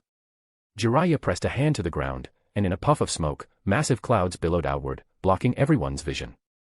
From within the haze, a colossal toad leapt high into the air, racing out of Otogekure with Orochimaru and Jiraiya atop its back. Gakuya didn't give chase immediately. Instead, he followed at a leisurely pace, like a predator toying with his prey. He didn't want to kill them. He needed them to escape. Only by letting them go could his information be leaked. This was all part of the plan, to soften the public perception of him before launching an attack on Konoha. If even Nagato, the mastermind behind Pain's assault, could be redeemed by Naruto's Talk no Jutsu, why couldn't he? A redeemable villain needed to be revived, to suffer, to be misunderstood, and most importantly, to have a noble cause. He wanted Jiraiya to return to Konoha and spread his story. That was how his legend would take root, how he would become a man worthy of being talked down. Gakuya followed at a steady pace until Gamabunta bounded out of Odogekure and into the forest beyond. Only then did he pick up speed slightly. Watching Gakuya gaining on them, Orochimaru muttered, "This isn't going to work." "You've got the best chance of surviving this," Jiraiya said through gritted teeth. "You're in an Edo Tensei body. You have to break out and get the intel to Konoha." It was the only way. If they both tried to run, neither would make it. One of them had to hold Gakuya off. Orochimaru hesitated, then gave a slow nod. "I'll do it." It was the only viable choice. And besides, Orochimaru had no intention of playing the hero. He wasn't going to stick around and die. Gakuya casually threw a punch from a distance.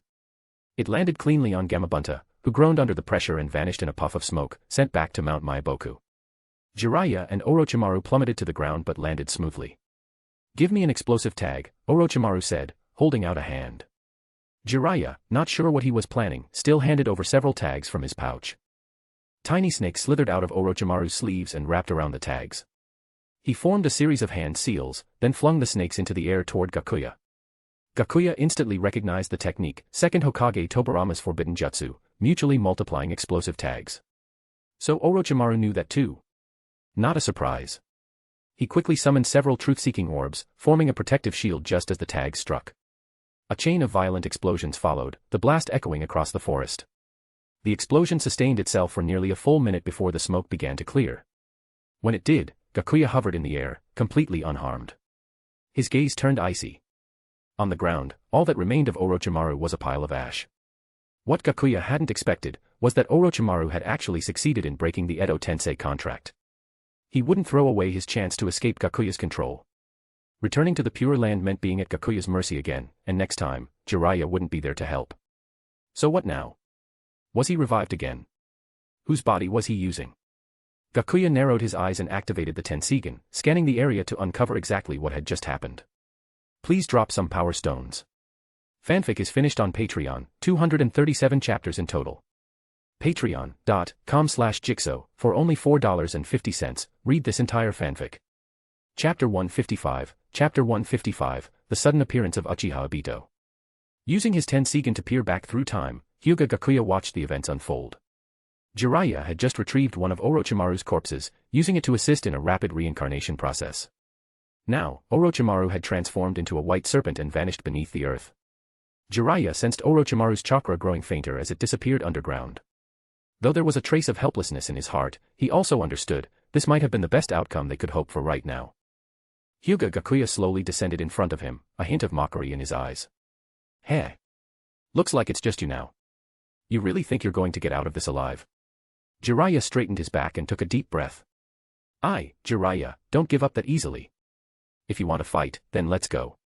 Gakuya sneered, then raised his hand.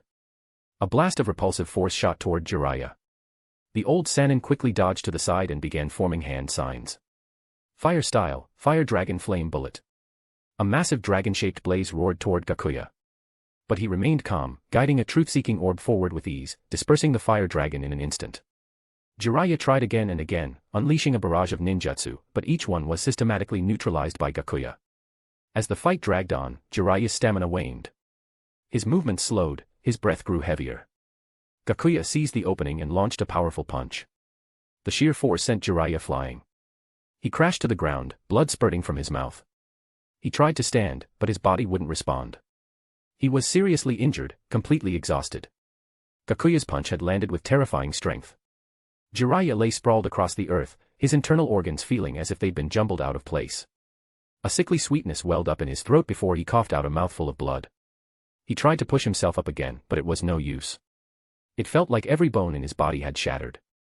Gakuya walked toward him, step by step, wearing the satisfied smile of a man who knew he'd won. Towering over Jiraiya, he said coldly, "Give up. You've run out of chances." Jiraiya gritted his teeth, defiance still burning in his eyes. "Have you ever heard of a hero who surrenders?" Gakuya nodded slightly. "Very well. I'll make it quick for you." From behind him, a truth-seeking orb shot forward, aimed straight at Jiraiya's forehead. Jiraiya slowly closed his eyes. So this is the end of the tale of the gutsy ninja. Blood trickled from the corner of his mouth as he lay there, silent. My life, even though I always joked around. I never once regretted the choices I made. I traveled the world, witnessed so many stories, trained some great students.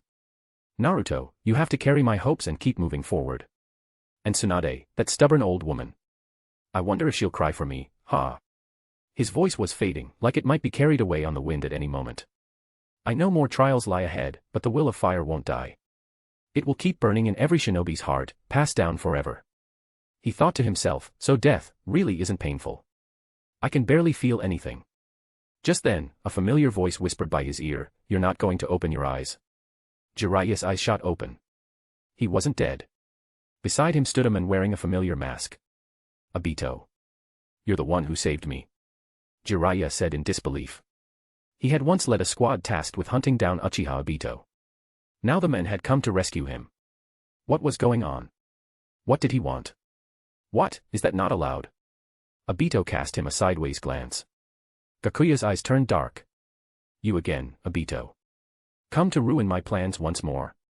Obito grinned. So you can manipulate the hidden leaf, but I can't. That's a bit hypocritical, don't you think? Heh.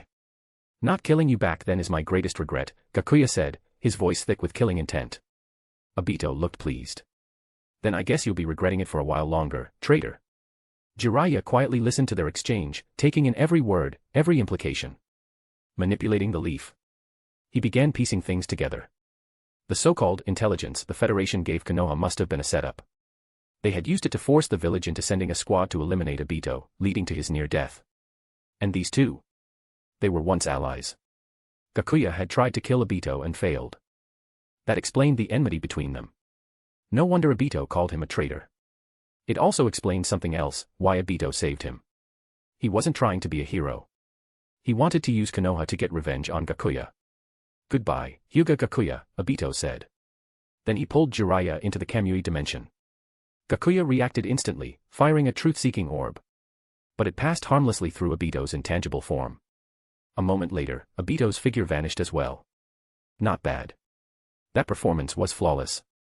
Gakuya smiled faintly, watching the empty space where they'd disappeared. He had no intention of letting Jiraiya die, not now. That would have made redemption impossible. Even if the plan was to eventually redeem himself, he couldn't have too many stains on his record. Someone like Obito, who was black from head to toe in the original story, could never be truly forgiven. Gakuya's redemption might only be temporary, but a proper villain still had to maintain some standards. Inside the Kamui dimension, Jiraiya and Obito appeared atop a stone pillar. Jiraiya wiped the blood from his mouth and was the first to speak. Why did you save me? Obito shrugged. Why else? You heard it, I'm going to use you to deal with Gakuya. We've been at odds for a long time. He used your village to pull a fast one on me, nearly got me killed. Now it's payback time. He smiled with exaggerated innocence. Of course, if you'd rather hear a nicer version of the story, let's call it cooperation. His childish tone sent a chill down Jiraiya's spine. For the first time, Jiraiya realized, everything they had thought was their decision, had only ever been moves on someone else's game board. The sudden rumors spreading through the shinobi world about Obito's true identity, that, too, must have been the result of the ongoing chess match between him and Gakuya. If you want us to take Gakuya down, you'll need to give us intel, Jiraiya said. Otherwise, how are we supposed to beat him? He knew there was no walking away from this. They were enemies now. All he could do was try to gain as much information as possible. Of course, Obito replied. I'm counting on you to take him out. He began explaining, Gakuya's eyes are called the Tenseigan. They awakened after he devoured the Byakugan of an entire clan, it's the ultimate Kekkei Genkai. And those black orbs floating behind him are truth-seeking orbs. They can nullify all ninjutsu.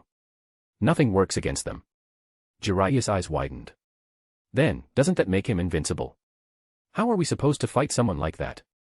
Please drop some power stones.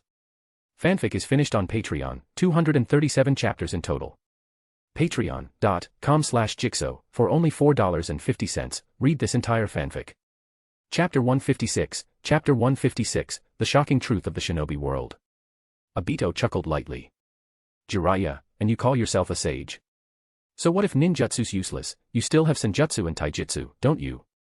But Hyūga Gakuya knows all of those. The real problem is whether you can even land a hit on him. You should know by now, Hyūga Gakuya's power is completely beyond anything this world can handle. Jiraiya frowned deeply. And if you know how strong he is, then tell me, how are we supposed to defeat him? Obito smiled behind his mask, a strange twist to his lips. That's exactly why I'm proposing we join forces. I plan to bring you with me to persuade Nagato. Together, we'll ambush and kill Hyūga Gakuya. Only someone with the Rinnegan can stand against his Tenseigan now. Nagato, huh? Jiraiya's mind drifted back to the young boy he once trained. How confident are you this will work? Less than 10%, Obito admitted without hesitation. Nagato and I have already parted ways. But with you there, Jiraiya, we might have a 30% chance. Jiraiya, who knew his student well, narrowed his eyes and voiced his doubts. Hyūga Gakuya is part of the Akatsuki. His dream isn't so different from Yahiko's or Nagato's. He wants to bring peace through power. Why would Nagato agree to turn against him? Because of the 10 tails, Obito revealed flatly. Hyūga Gakuya is using the Akatsuki's power for his own ends. He wants to unify the shinobi world, but he can't do that without the 10 tails. He joined the Akatsuki because I personally invited him, and I told him everything about the 10 tails plan. I saw it in his eyes. He couldn't hide his greed in that moment. You want to know why the truth about my identity suddenly came to light? That was all Gakuya's doing. He wanted to drive a wedge between me and Nagato, to kick me out of Akatsuki and take control of the 10 tails plan for himself. Everything Obito said now, these secrets, had been taught to him by Hyūga Gakuya himself. The cruel irony was that it wasn't until the moment of his death that Obito truly understood what was happening. It wasn't that Obito was too stupid to see it, he had already begun to suspect that someone was manipulating him. He knew he couldn't trust Black Zetsu. What he hadn't expected was that Gakuya, too, had only been wearing a mask. What Gakuya wanted wasn't just power. It was the entire shinobi world. As a transmigrant, Gakuya knew every hidden truth about this world. He stood outside the boundaries of the game board, and there was no one else to play against him. This world was Gakuya's personal board. When he was weak, he could only watch the pieces move on their own. But now that he was strong, every piece danced to his will. Jiraiya fell into deep thought as he listened to Obito's revelations. He weighed the truth in each word, processing the implications. Then, a cold smile formed on his face. You've said a lot about Gakuya's schemes. But what about you? You make it sound like you're just some innocent victim. Don't you have any tricks of your own? He stared hard at Obito, eyes locked onto the crimson Sharingan behind the mask. It was clear, if Obito didn't give him something of real value, this so-called alliance was over before it started. Gakuya's dual personality fooled me. But you're still hiding something, aren't you? Obito raised a hand to his mask, pausing as if in thought. After a long silence, he finally spoke, as if making a choice. In truth, it was Gakuya who had instructed Obito to reveal this part of the shinobi world's truth to Jiraiya. It doesn't really matter anymore. What's done is done. I'm not Uchiha Madara, but I am his successor. Jiraiya's eyes widened. Madara, the legendary shinobi who had co-founded Konoha Gakure.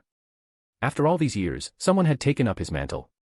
But even that revelation couldn't compare to the greater shock he'd received earlier, when he learned that Chiba Mokashu and Hyūga Gakuya were the same person.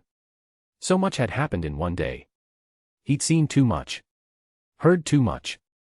And yet, he found himself, growing stronger. Calmer. Successor. Jiraiya's brows furrowed. So the reason you didn't die on Canopy Bridge, was because Madara saved you and chose you to carry on his will. Obito nodded. That's right. I inherited his will, and continued the 10 tails plan. Jiraiya fired off another series of questions. Didn't Madara die after the battle at the Valley of the End? Are you sure you didn't meet an imposter? And if Madara chose you, why is Nagato the one carrying out the plan now? You really think a member of the Uzumaki clan could awaken the Rinnegan on his own? Obito sneered, suddenly seated atop a stone pillar, his chin resting in his hand as he looked down at Jiraiya. You're too naive. Madara survived the battle at the Valley of the End using a forbidden jutsu, Izanagi. He lived on, and the Rinnegan. That was his prize. Jiraiya stopped asking questions. He listened, quietly, as his worldview was shattered again and again. Using the flesh and blood of Hashirama Senju, and his own eternal Mangekyo Sharingan, Madara awakened the Rinnegan at the end of his life. But he was too old and frail to carry out his plan. So he chose a vessel, someone with the powerful chakra and vitality of the Uzumaki, Nagato. He entrusted the Rinnegan to him. Not just to gather the tailed beasts, but to serve as the vessel for Madara's resurrection. Obito's words revealed something crucial: the Rinnegan could be used to bring the dead back to life. And I, Obito said, was the one tasked with guiding Nagato down that path. At last, Jiraiya's anger boiled over. So that's how it happened. His student, twisted and corrupted, and the one in front of him bore a direct responsibility. So you're the one who turned Nagato into this. Whoa, let's not be hasty, Jiraiya-sensei. Obito waved his hands innocently, though his voice was laced with mocking amusement. I merely gave him a little push. If you're looking for the real mastermind, you should probably be pointing fingers at Konoha Gakuya. His words struck a nerve. After all, we have to thank Danzo, don't we? If he hadn't tried to seize the power of the Rinnegan for himself, I wouldn't have had it so easy. Jiraiya's expression darkened. Even though Danzo was long dead, somehow, more dirt always surfaced. Even in death, he couldn't let people have peace. You really dropped the ball as a teacher, huh? Let me enlighten you. Obito's voice cut like a blade through Jiraiya's heart. And Jiraiya could only stand there, filled with guilt. Maybe if he'd guided them better, maybe if he hadn't left so soon, the tragedy could have been avoided. In the beginning, the Akatsuki wasn't some terrifying criminal organization. It was a true movement, one dedicated to peace. They even caught the attention of Hanzo of the Salamander. He shared their ideals and intended to bring them under his protection. Everything was headed in the right direction. Please drop some power stones. Fanfic is finished on Patreon, 237 chapters in total. Patreon.com/Jigsaw, for only $4.50, read this entire fanfic. Chapter 157, A Game of Truths. However, Obito continued, just when things seemed to be turning around, your precious Konoha's Danzo began to stir up trouble from the shadows. He feared the power of the Rinnegan, saw Nagato's group as a threat to Konoha's status, and coveted that power for himself. So he started sowing discord between Hanzo and the Akatsuki, feeding Hanzo's suspicion and fear of Nagato and his comrades. Obito paused for a moment, then said coldly, Hanzo, desperate to maintain his own power, laid a trap. He invited Nagato and the others for a negotiation, claiming he wanted to support and cooperate with them. Naive as they were, they believed him. But what awaited them was a massacre. Hanzo joined forces with Danzo's men and launched a surprise attack. The Akatsuki were caught completely off guard and suffered devastating losses. In that battle, Yahiko sacrificed himself to protect Nagato. Nagato watched his closest friend die before his eyes. The pain and rage that followed broke something inside him. I merely helped him see the truth of this world. That only through absolute power can peace be achieved. And so, Akatsuki was born. Through Obito, Gakuya manipulated the narrative to lay all blame at Konoha's feet. It was Konoha, he implied, that had driven Nagato down a dark path. Jiraiya fell into a long silence. Konoha had indeed hurt Nagato deeply, first by taking his parents, and now by being complicit in Yahiko's death. Even if these actions came from individuals, Konoha still bore responsibility. With a heavy breath, Jiraiya finally spoke. I never realized just how tangled this web truly was. Danzo.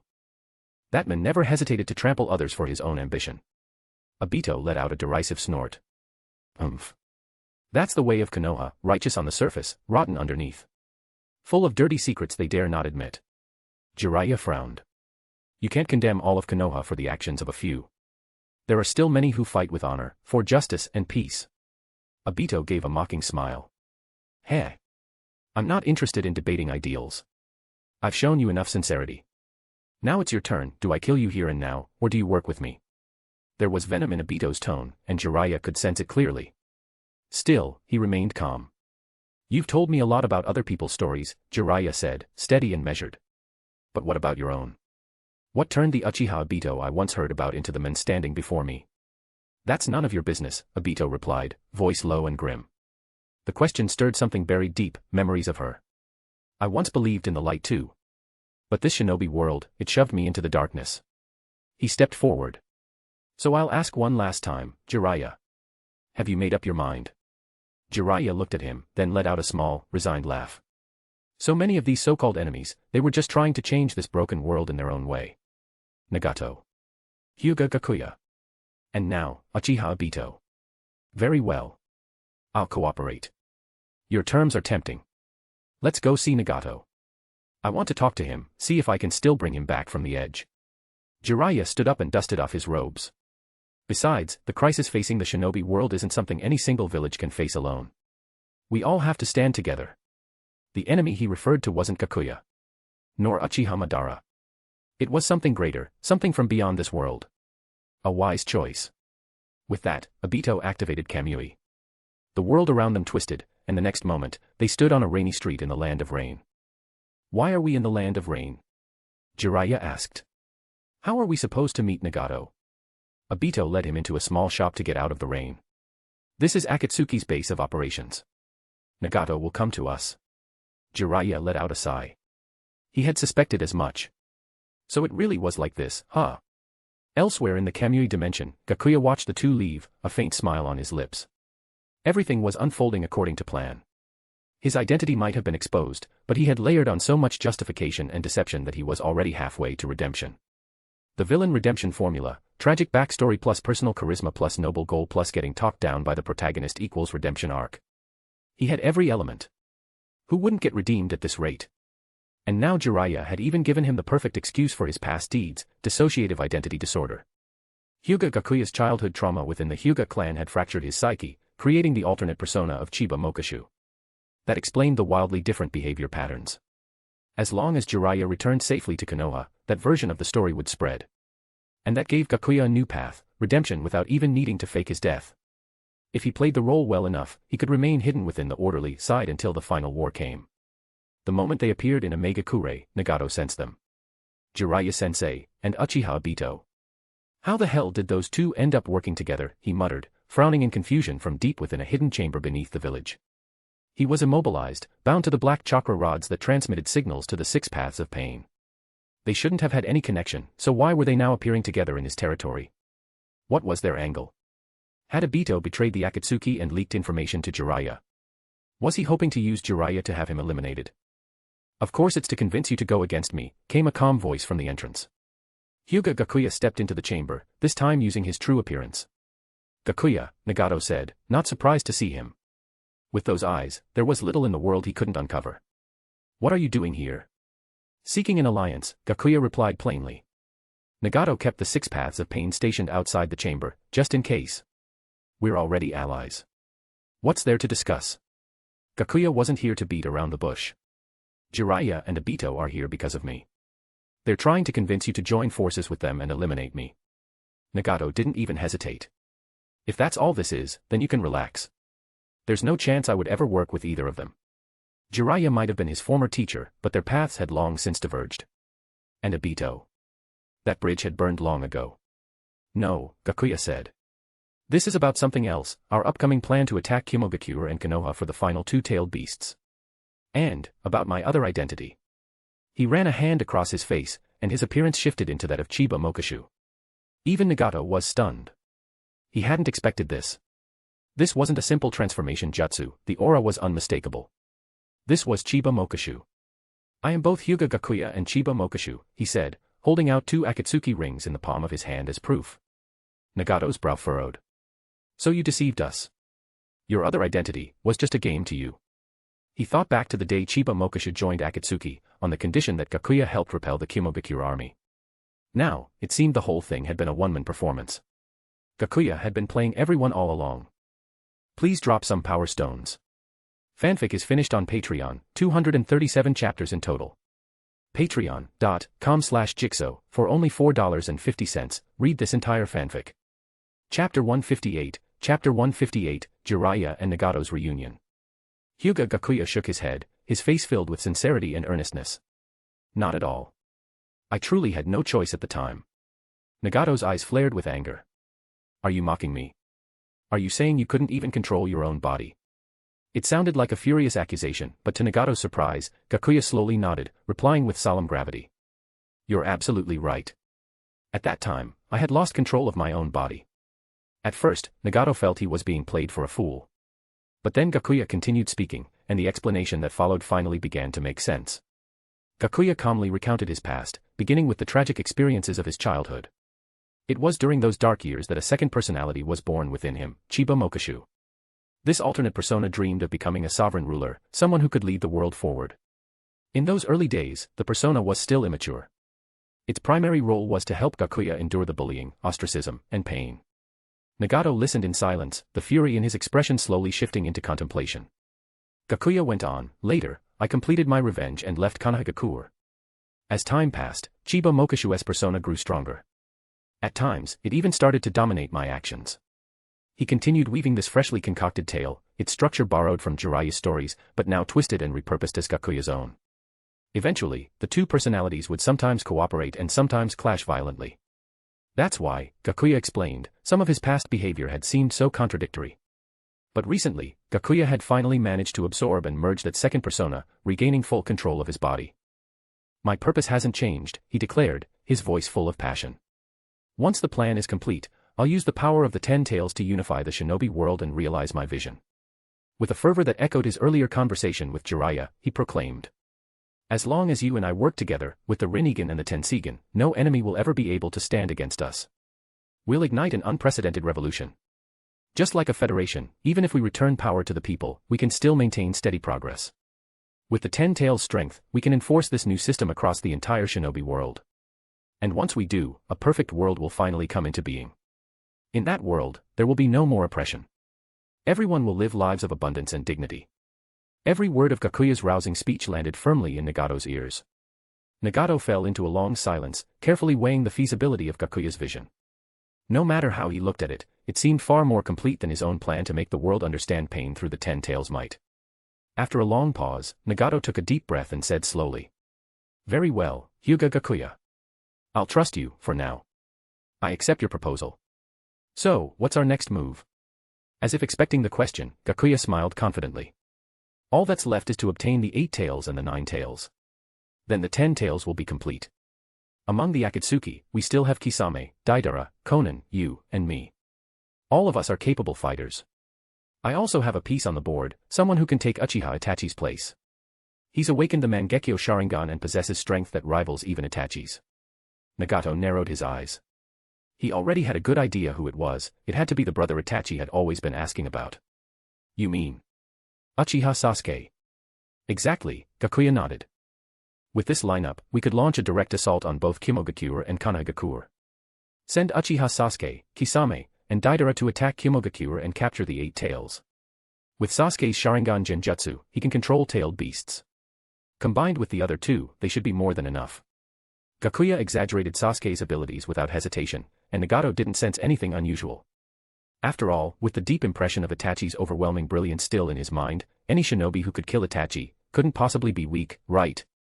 As for Konoha, you, Konan, and I will handle that.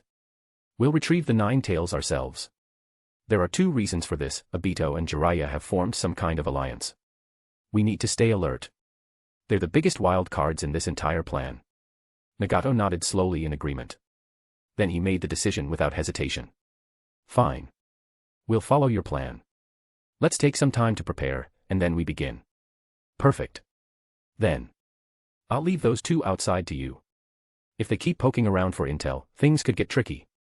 Gakuya clapped his hands lightly, as if celebrating the successful alliance. Nagato's expression didn't change. I've already sent Konan to bring them in. No sooner had he said that than Gakuya heard a familiar voice from outside. Konan, it's been a while. You've only gotten more beautiful, though you've grown a bit colder, came Jiraiya's voice, casual and warm, like an old friend speaking to someone he hadn't seen in years. Gakuya smiled faintly. From here on, I shouldn't show myself. I'll go make the final preparations. And just like that, he vanished from sight. At least, that's what it looked like. In truth, he remained hidden among the clouds, watching from afar through the Tenseigan. Konan pushed open the door to the secret chamber, leading Jiraiya and Uchiha Obito inside. Behind them followed the 6 paths of pain. Of course they had to be present. If either Jiraiya or Obito suddenly turned hostile, Nagato's current condition wouldn't be enough to stop them. The moment Jiraiya stepped into the chamber, he saw Nagato, crucified in place like a martyr. His eyes immediately filled with guilt. It's been a long time, Nagato. It has, Jiraiya-sensei. Jiraiya took a deep breath and then bowed low. I'm sorry, Nagato. I've learned the truth. I hope you can forgive what Konoha did to you. Nagato let out a cold, scornful laugh. The people were already dead. Things had gone far beyond the point of apologies. This was the arrogance of the great nations. Heh. I forgave Konoha long ago. After all, why would a god stoop to holding grudges against mortals? His words dripped with mockery. Jiraiya straightened slowly, his face full of sorrow. Nagato, no matter how you feel about the leaf, I came here today to ask you to stop. Don't let more innocent people suffer. Jiraiya's voice was earnest and heartfelt. Nagato burst out laughing. Innocent. This world is full of so-called innocent people. But whoever helps them. Please drop some power stones. Fanfic is finished on Patreon, 237 chapters in total. Patreon.com/Jigsaw, for only $4.50, read this entire fanfic. Chapter 159, Chapter 159, A Bitter Falling Out. Nagato's laughter cut off abruptly. His expression turned icy as he glared at Jiraiya. Jiraiya-sensei, you're far too naive. This world has always operated on the law of the jungle. Only through absolute power can we bring about true change. Everything I'm doing now is to build a new world order. Jiraiya shook his head, eyes filled with regret. Nagato, you're walking a dangerous path. This approach will only bring more suffering and destruction. He fixed his gaze on Nagato, voice calm but firm. You're being used, Nagato. Haven't you realized that yet? Nagato coughed violently, driven by fury. Used. Cough, cough. Who would dare try to use me? You're the one on the losing side now. I've already gathered 7 of the 9-tailed beasts. Only the 8 tails and 9 tails remain. My plan is almost complete. And you think now is the time to try and convince me to stop? Don't you think that's ridiculous? Jiraiya took a step forward, his eyes locking onto Nagato's Rinnegan. I came here today to tell you the truth. Nagato, you've been manipulated by Hyūga Gakuya. You're lost in the web of lies he spun. Can't you see it? He's only using you to further his own ambition. At this point, Jiraiya still believed it was Hyūga Gakuya who had seduced Nagato into his dream of unifying the world through force. Maybe you don't know yet, but Hyūga Gakuya and Chiba Mokashu are the same person. Chiba Mokashu is just another persona of Gakuya. And now that they've fully fused, his ambitions have grown even more dangerous. He wants to dominate the entire Shinobi world. What he's after is the power of the 10 tails. You're just a tool to him. Jiraiya had expected shock or denial in Nagato's reaction.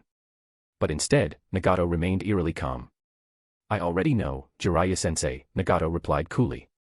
We've come to an understanding. In fact, I should thank him. He helped me identify the flaws in my original plan. His proposed federation model is far more complete. Jiraiya grew more anxious. Nagato, think this through. Everything Gakuya claims is filled with contradictions. His so-called ideal world is riddled with holes. We can't let him keep controlling you. Looking at Nagato, Jiraiya was filled with disappointment and dread. He had truly hoped Nagato would listen. But now, it was clear, Nagato was completely under Gakuya's influence, too far gone to turn back. You've lost yourself, Nagato.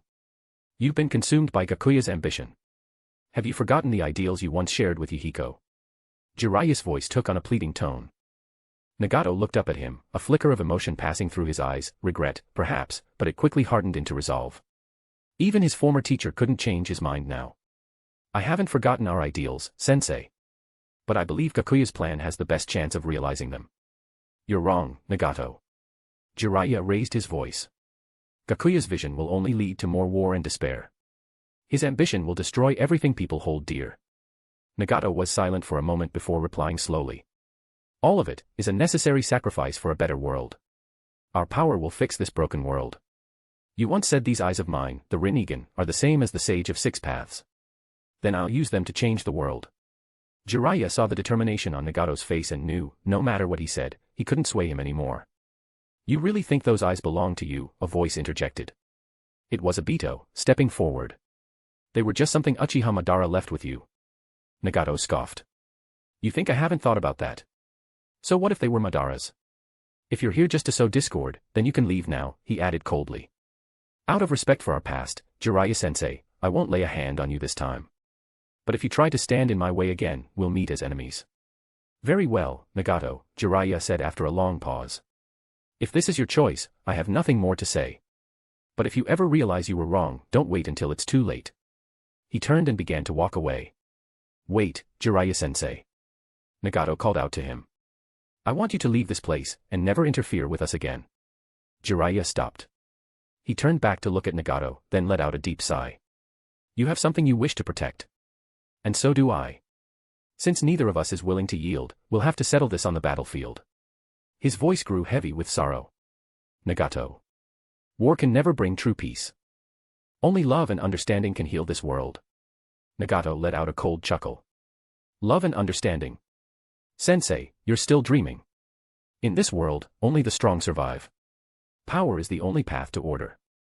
Jiraiya shook his head. You're wrong, Nagato. Power isn't the answer to everything. If all we seek is domination, we'll be trapped in endless war and suffering. Nagato was silent for a moment, then said quietly. I used to believe that too. But reality taught me otherwise, only by gaining absolute power can I protect what matters. Jiraiya let out a final sigh. Then there's nothing more to say. He turned and left the hidden chamber. Watching the two part ways with no reconciliation, Obito knew his goal had been achieved. Without hesitation, he activated Kamui and warped Jiraiya into the Kamui dimension, vanishing from the spot. Everything's going according to plan. Hyūga Gakuya whispered to himself after listening to the entire conversation. Nagato had firmly rejected Jiraiya's plea. Gakuya's earlier revelations had also played their part. Now it was time to prepare for the assault on Konoha Gakure and Kimogakure. From his pocket, he pulled out a black gemstone, one of the spoils from the battle over the Six Tails. This gem served as the catalyst for the secret jutsu, Fury. Once fully charged, it could unleash devastation over a 100-kilometer radius. Gakuya's next step was to pass this gemstone, and the secret jutsu, to Deidara.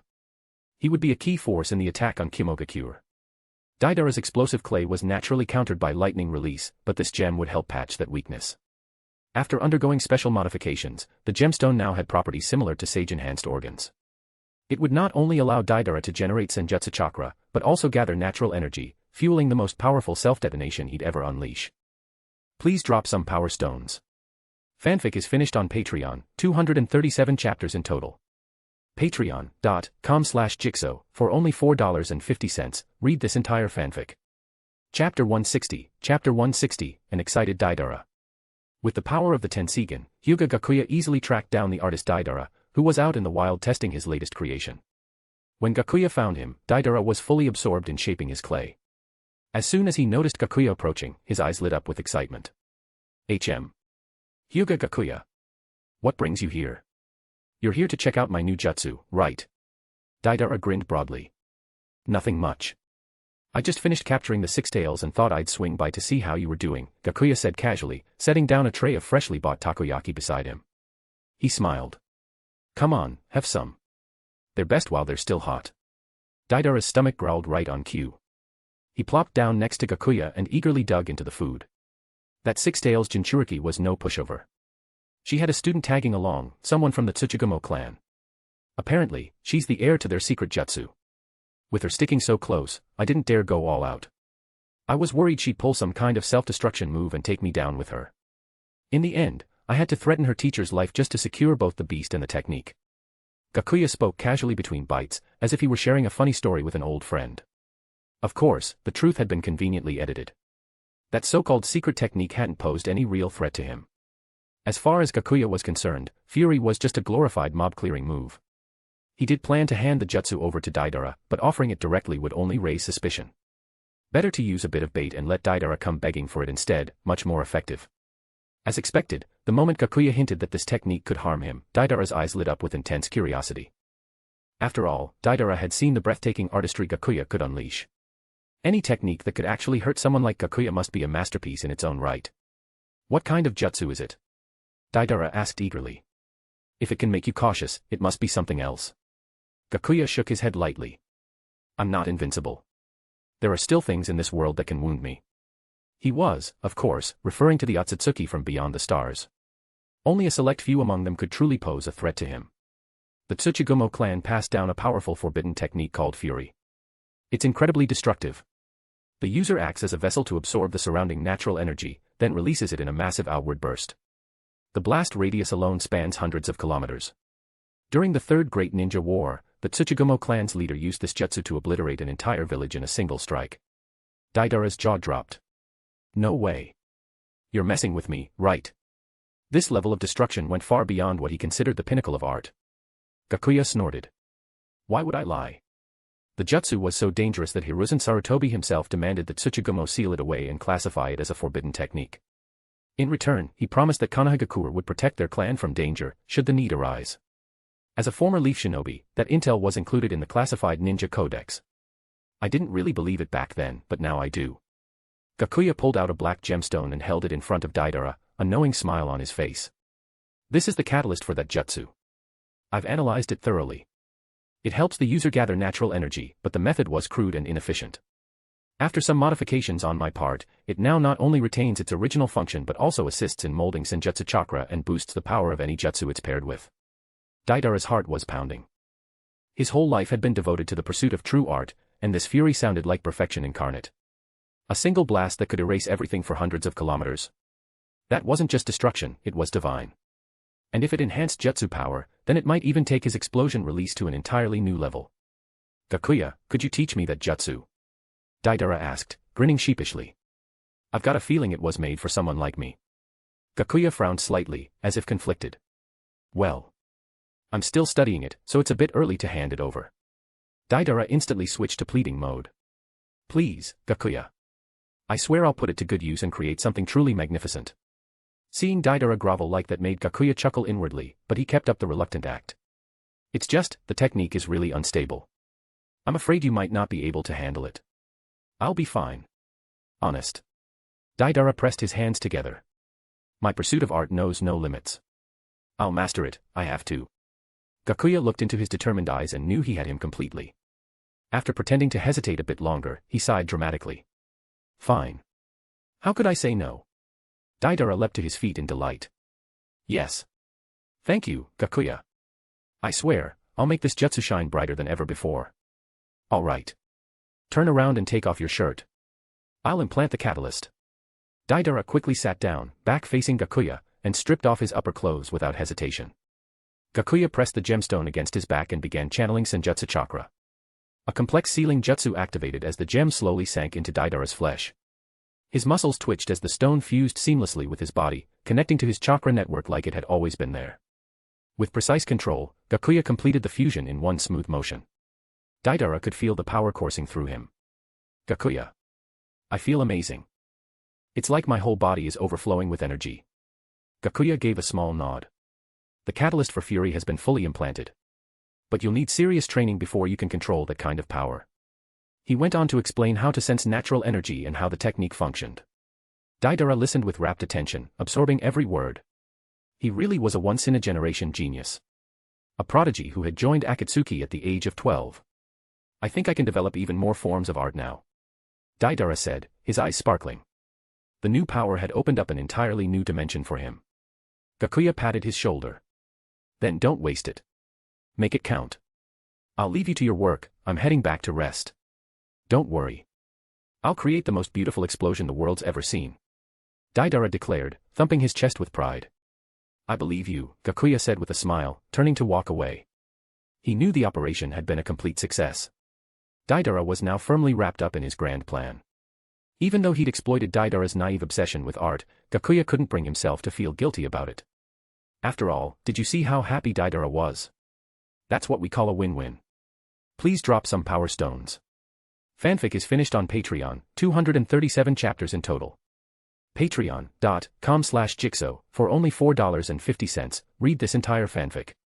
Chapter 161, Chapter 161, Sasuke joins the Akatsuki, Chaos in Konoha. After bidding farewell to the excited Deidara, Hyūga Gakuya returned to Otogakure, where he found Sasuke still diligently training in would-release techniques. Senpai, you were looking for me. Sasuke walked up quickly upon seeing Gakuya's arrival. Gakuya nodded. Your strength has hit a bottleneck. The only way forward now is through real combat. I've decided to recommend you to the Akatsuki to take Itachi's place. Sasuke's eyes widened.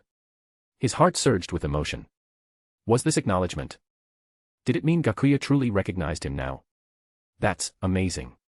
But Gakuya's voice turned stern. Joining the Akatsuki means stepping into Itachi's shadow. Everyone there was once his comrade. From this moment on, you carry his legacy. You can't afford to let your emotions dictate your actions anymore. Sasuke felt a rare warmth in his chest from Gakuya's words. He nodded seriously. I won't bring shame to Nisan's name. Good. Remember those words. Gakuya took out Itachi's red Suzaku ring and handed it to him.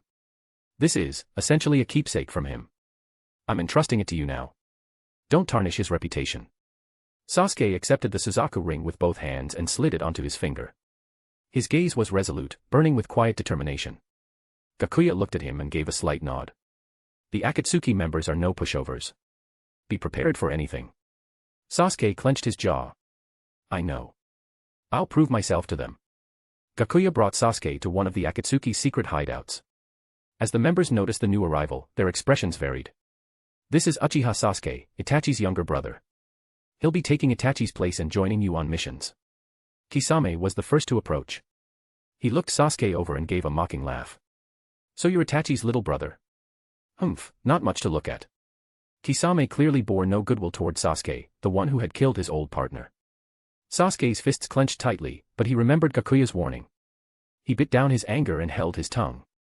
Deidara didn't seem to care much either way, he was still caught up in his latest artistic inspiration. Pain, standing at the center, looked at Sasuke with cold detachment. Now that you're here, follow the rules. Do your part. Sasuke took a deep breath. I will. Gakuya subtly exchanged a look with Pain, silently signaling that Sasuke was now in their care, but also warning that Sasuke was not to be harmed. Gakuya still had big plans for him. In Konoha, the mood inside the Hokage's office was heavy with tension. Tsunade's brow was deeply furrowed, and Shizune had already set her paperwork aside. It wasn't without reason. One bad report had followed another. First, the Katsuragi Mountains Tsuchigumo clan had been attacked. Then the Six Tails Jinchuriki had appeared. Soon after, Team Asuma encountered the Akatsuki. Asuma had died in battle, his body had just been returned. According to Choji and Ino's account, this enemy was far more dangerous and unpredictable than anything they had faced before. If the Six Tails and the Fury fell into the Akatsuki's hands, the consequences were unthinkable. Report. A member of the ANBU rushed into the Hokage's office, his tone urgent. Team Dusk has been spotted just outside the village. Among them is the Six Tails Jinchuriki, Utakata, and the Tsuchigumo successor, Hataru. What? Say that again. Tsunade stood up in shock, hardly able to believe her ears. The ANBU repeated the report word for word. Only then did Tsunade's heart finally ease. Both Utakata and Hataru were safe, that meant the mission could be considered a success. As long as the three Jinchuriki were under Konoha's protection, they could begin counterattacking the Akatsuki step by step. Everything could still be salvaged. Bring them in immediately. I want to hear the full report. Yes, ma'am. Not long after, 18 ninja arrived at the Hokage's office. But Tsunade immediately sensed something was off. There was no celebration. No sense of victory. Even the usually noisy Naruto was following Kakashi in complete silence. Tsunade quickly asked, Kakashi, give me the mission report. Yes. Kakashi recounted everything in detail. From first meeting Utakata and Hataru, to persuading them to return to the village, to Shikamaru arriving and helping defeat the immortal duo, and finally, Pain and Hyūga Gakuya showing up and taking both the Six Tails and the Fury away. Tsunade's mood plummeted. What she had thought was a successful mission had actually ended in failure. Her face darkened. Damn that Akatsuki. They're getting bolder by the day. Shizune murmured nervously from the side, things have gotten even worse now. The Six Tails is in their hands. Tsunade slammed her fist down on the desk. We can't let them keep doing whatever they want. We have to respond. Everyone in the room fell silent, their hearts heavy. Realizing her own outburst had only added to their despair, Tsunade quickly tried to encourage them. You all did incredibly well. Taking down 2 Akatsuki members is no small feat, you've weakened their strength considerably. You've done your part. Go get some rest. Just as everyone was preparing to leave, another ANBU burst in with a critical report. There was no time for formalities. Lord Orochimaru is at the main gate.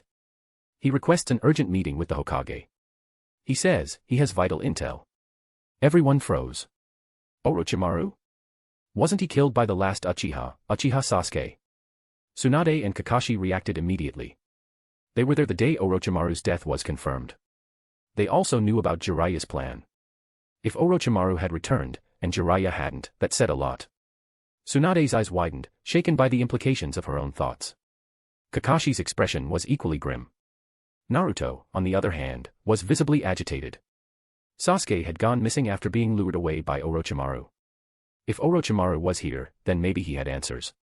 Still in the form of Naruto, Naruto stayed where he was, not following the others out. With desperate eyes, he looked at Tsunade. Granny Tsunade, can I stay? I need to ask Orochimaru something.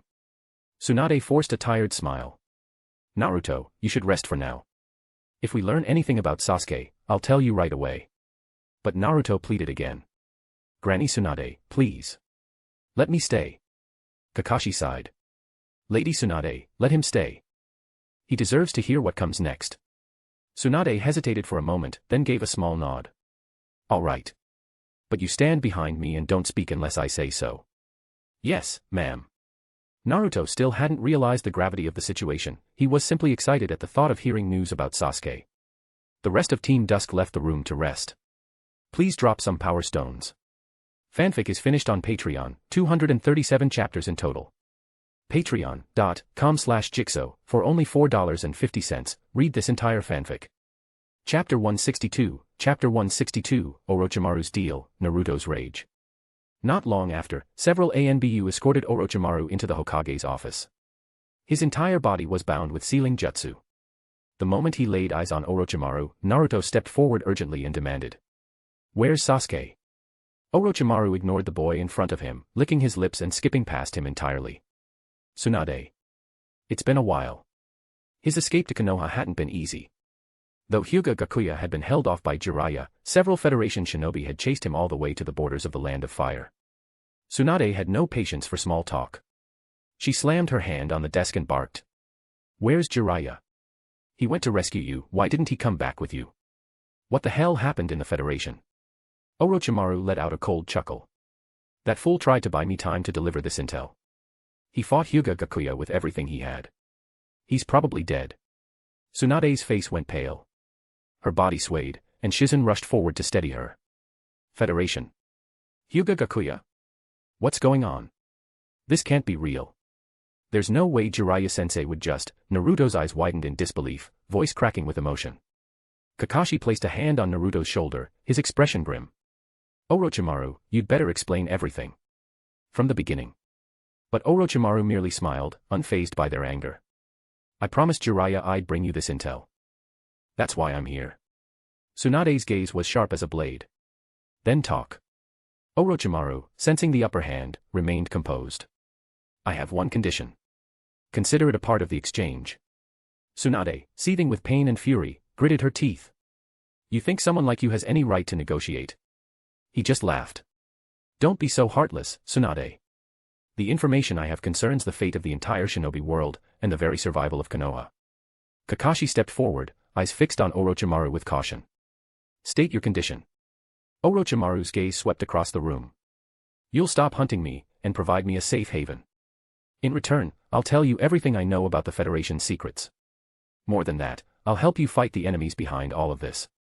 That's not too much to ask, is it? Hyūga Gakuya's still after me. Of all the places in this world, only Konoha is truly safe." Tears streamed down Naruto's face as he shouted, "No way. Jiraiya-sensei gave his life for that intel, don't even think about using it to bargain." Tsunade took a deep breath, still trembling with grief. "Orochimaru, there's no telling if you're telling the truth. If you're lying, Konoha could be in even greater danger." Orochimaru narrowed his eyes. "You of all people should know the situation you're in. If you pass up this chance, you might never learn the truth. This is what Jiraiya died to deliver."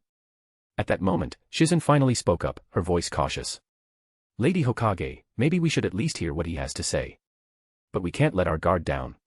Tsunade's breath trembled as she fought to contain her anger. Finally, she nodded. "Fine. Speak. Tell us everything you know. If your intel holds up, I'll consider your conditions." Orochimaru gave a wicked smile. His goal was already within reach. Slowly, he began to recount everything, how he encountered Hyūga Gakuya, how he fell under his control, and how the alternate persona, Chiba Mokashu, manipulated him to carry out the Konoha crush. He spoke of being bound by Edo Tensei, with his very soul enslaved. Then he described how Jiraiya had ultimately found him, how the two of them escaped together, and the conversation Jiraiya had with Hyūga Gakuya, his theory about Gakuya's split personality. Finally, Orochimaru repeated every word Gakuya had said before his apparent self-destruction. When he finished speaking, silence blanketed the room. Everyone was stunned, deep in thought. Naruto lunged toward Orochimaru, furious. "You expect me to believe Mokashu was part of the Akatsuki? Granny Tsunade, we can't trust him." Orochimaru scoffed. "Believe what you want. This is the truth. It's the message Jiraiya asked me to pass along." Naruto clenched his fists. Hearing his teacher's name stirred doubt in his heart, doubt that slowly began to feel like belief. Could Mokashu, the man who once helped him, really be the same villain who stole the Six Tails, who manipulated Sasuke? Were Gakuya and Mokashu now one and the same? Had Mokashu disappeared, or had he been absorbed? And now, it was that same man, his brother figure, who had taken Jiraiya-sensei's life. Why? Why had it come to this? Why couldn't they all just get along, sit together, eat, talk, laugh, and find peace? Naruto stood frozen, his mind flooded with memories. Memories of time spent with Jiraiya-sensei, learning jutsu, shopping for clothes, traveling the world. Memories of Mokishu, comforting him in his darkest moments, revealing the truth about his parents, telling him he wasn't alone. He couldn't accept it. He didn't want to believe that the one who once gave him warmth was now the mastermind behind it all. And worst of all, the man who'd taken the life of his beloved teacher. To make matters worse, Konoha was technically in the wrong. As shinobi, they had trespassed into forbidden territory. Even if Jiraiya had been killed, Konoha had no right to complain. Naruto's tears fell like rain, unstoppable and bitter. Why? He murmured, voice cracking with sorrow. Why can't we all just live in peace? He could still see Mokishu's smile, still hear his words of encouragement echoing in his ears. But now, all of it felt like a cruel, heartless lie. Naruto's fists trembled. His body shook with the weight of anger and grief. He couldn't understand, why did there have to be so much hatred, so many battles between people?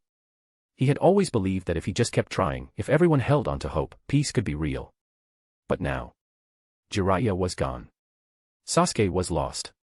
Mokishu had changed. Everything he believed in was starting to fall apart. What am I supposed to do now? How can I change any of this? Tsunade said quietly, Naruto, this was my decision. I'm sorry. I was the one who approved Jiraiya's mission. She was afraid Naruto would act recklessly and seek revenge on Hyūga Gakuya. So she took the blame on herself. Tears streamed down Naruto's face like broken pearls. Pervy Sage would never ask you to take a risk like that. Why did you let him go on such a dangerous mission? Without waiting for a reply, Naruto turned and stormed out, slamming the door behind him. Kakashi watched him go, then turned to Tsunade. You didn't have to do that. I did, Tsunade replied. She tried to sound strong, but grief shimmered in her eyes. I'm the Hokage.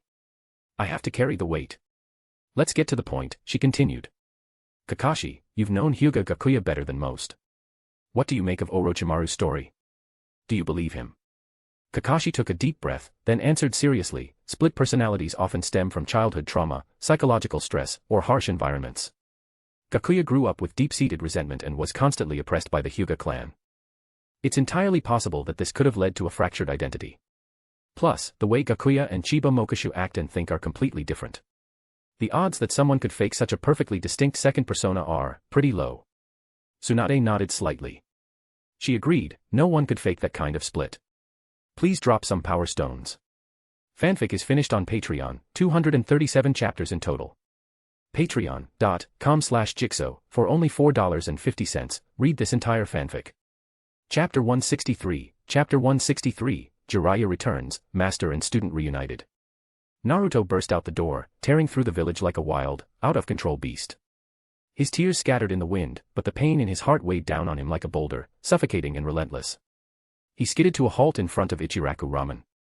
That old, familiar sign, it brought with it a tidal wave of memories. Times he'd shared bowls of steaming ramen with Jiraiya-sensei, laughing, joking, basking in those warm, fleeting moments of peace. But now, those precious scenes felt like jagged blades, slicing straight through his chest. Tears welled up again, blurring his vision. His throat felt tight, as if something were stuck in it. He choked out a whisper. Why, sensei? Why did it have to be like this? He wandered through the village in a daze, eventually stumbling into a quiet, secluded corner. There stood an ancient tree, old and solemn, like a silent witness to the village's history. Naruto leaned against it, slowly crouching down, burying his face in his arms. His shoulders trembled as he fought to hold himself together. You're never gonna become Hokage if you keep acting like this. The voice came from behind, calm, familiar, and powerful enough to make his heart skip a beat. Naruto jolted upright like he'd been struck by lightning. Slowly, he turned his head, eyes wide with disbelief.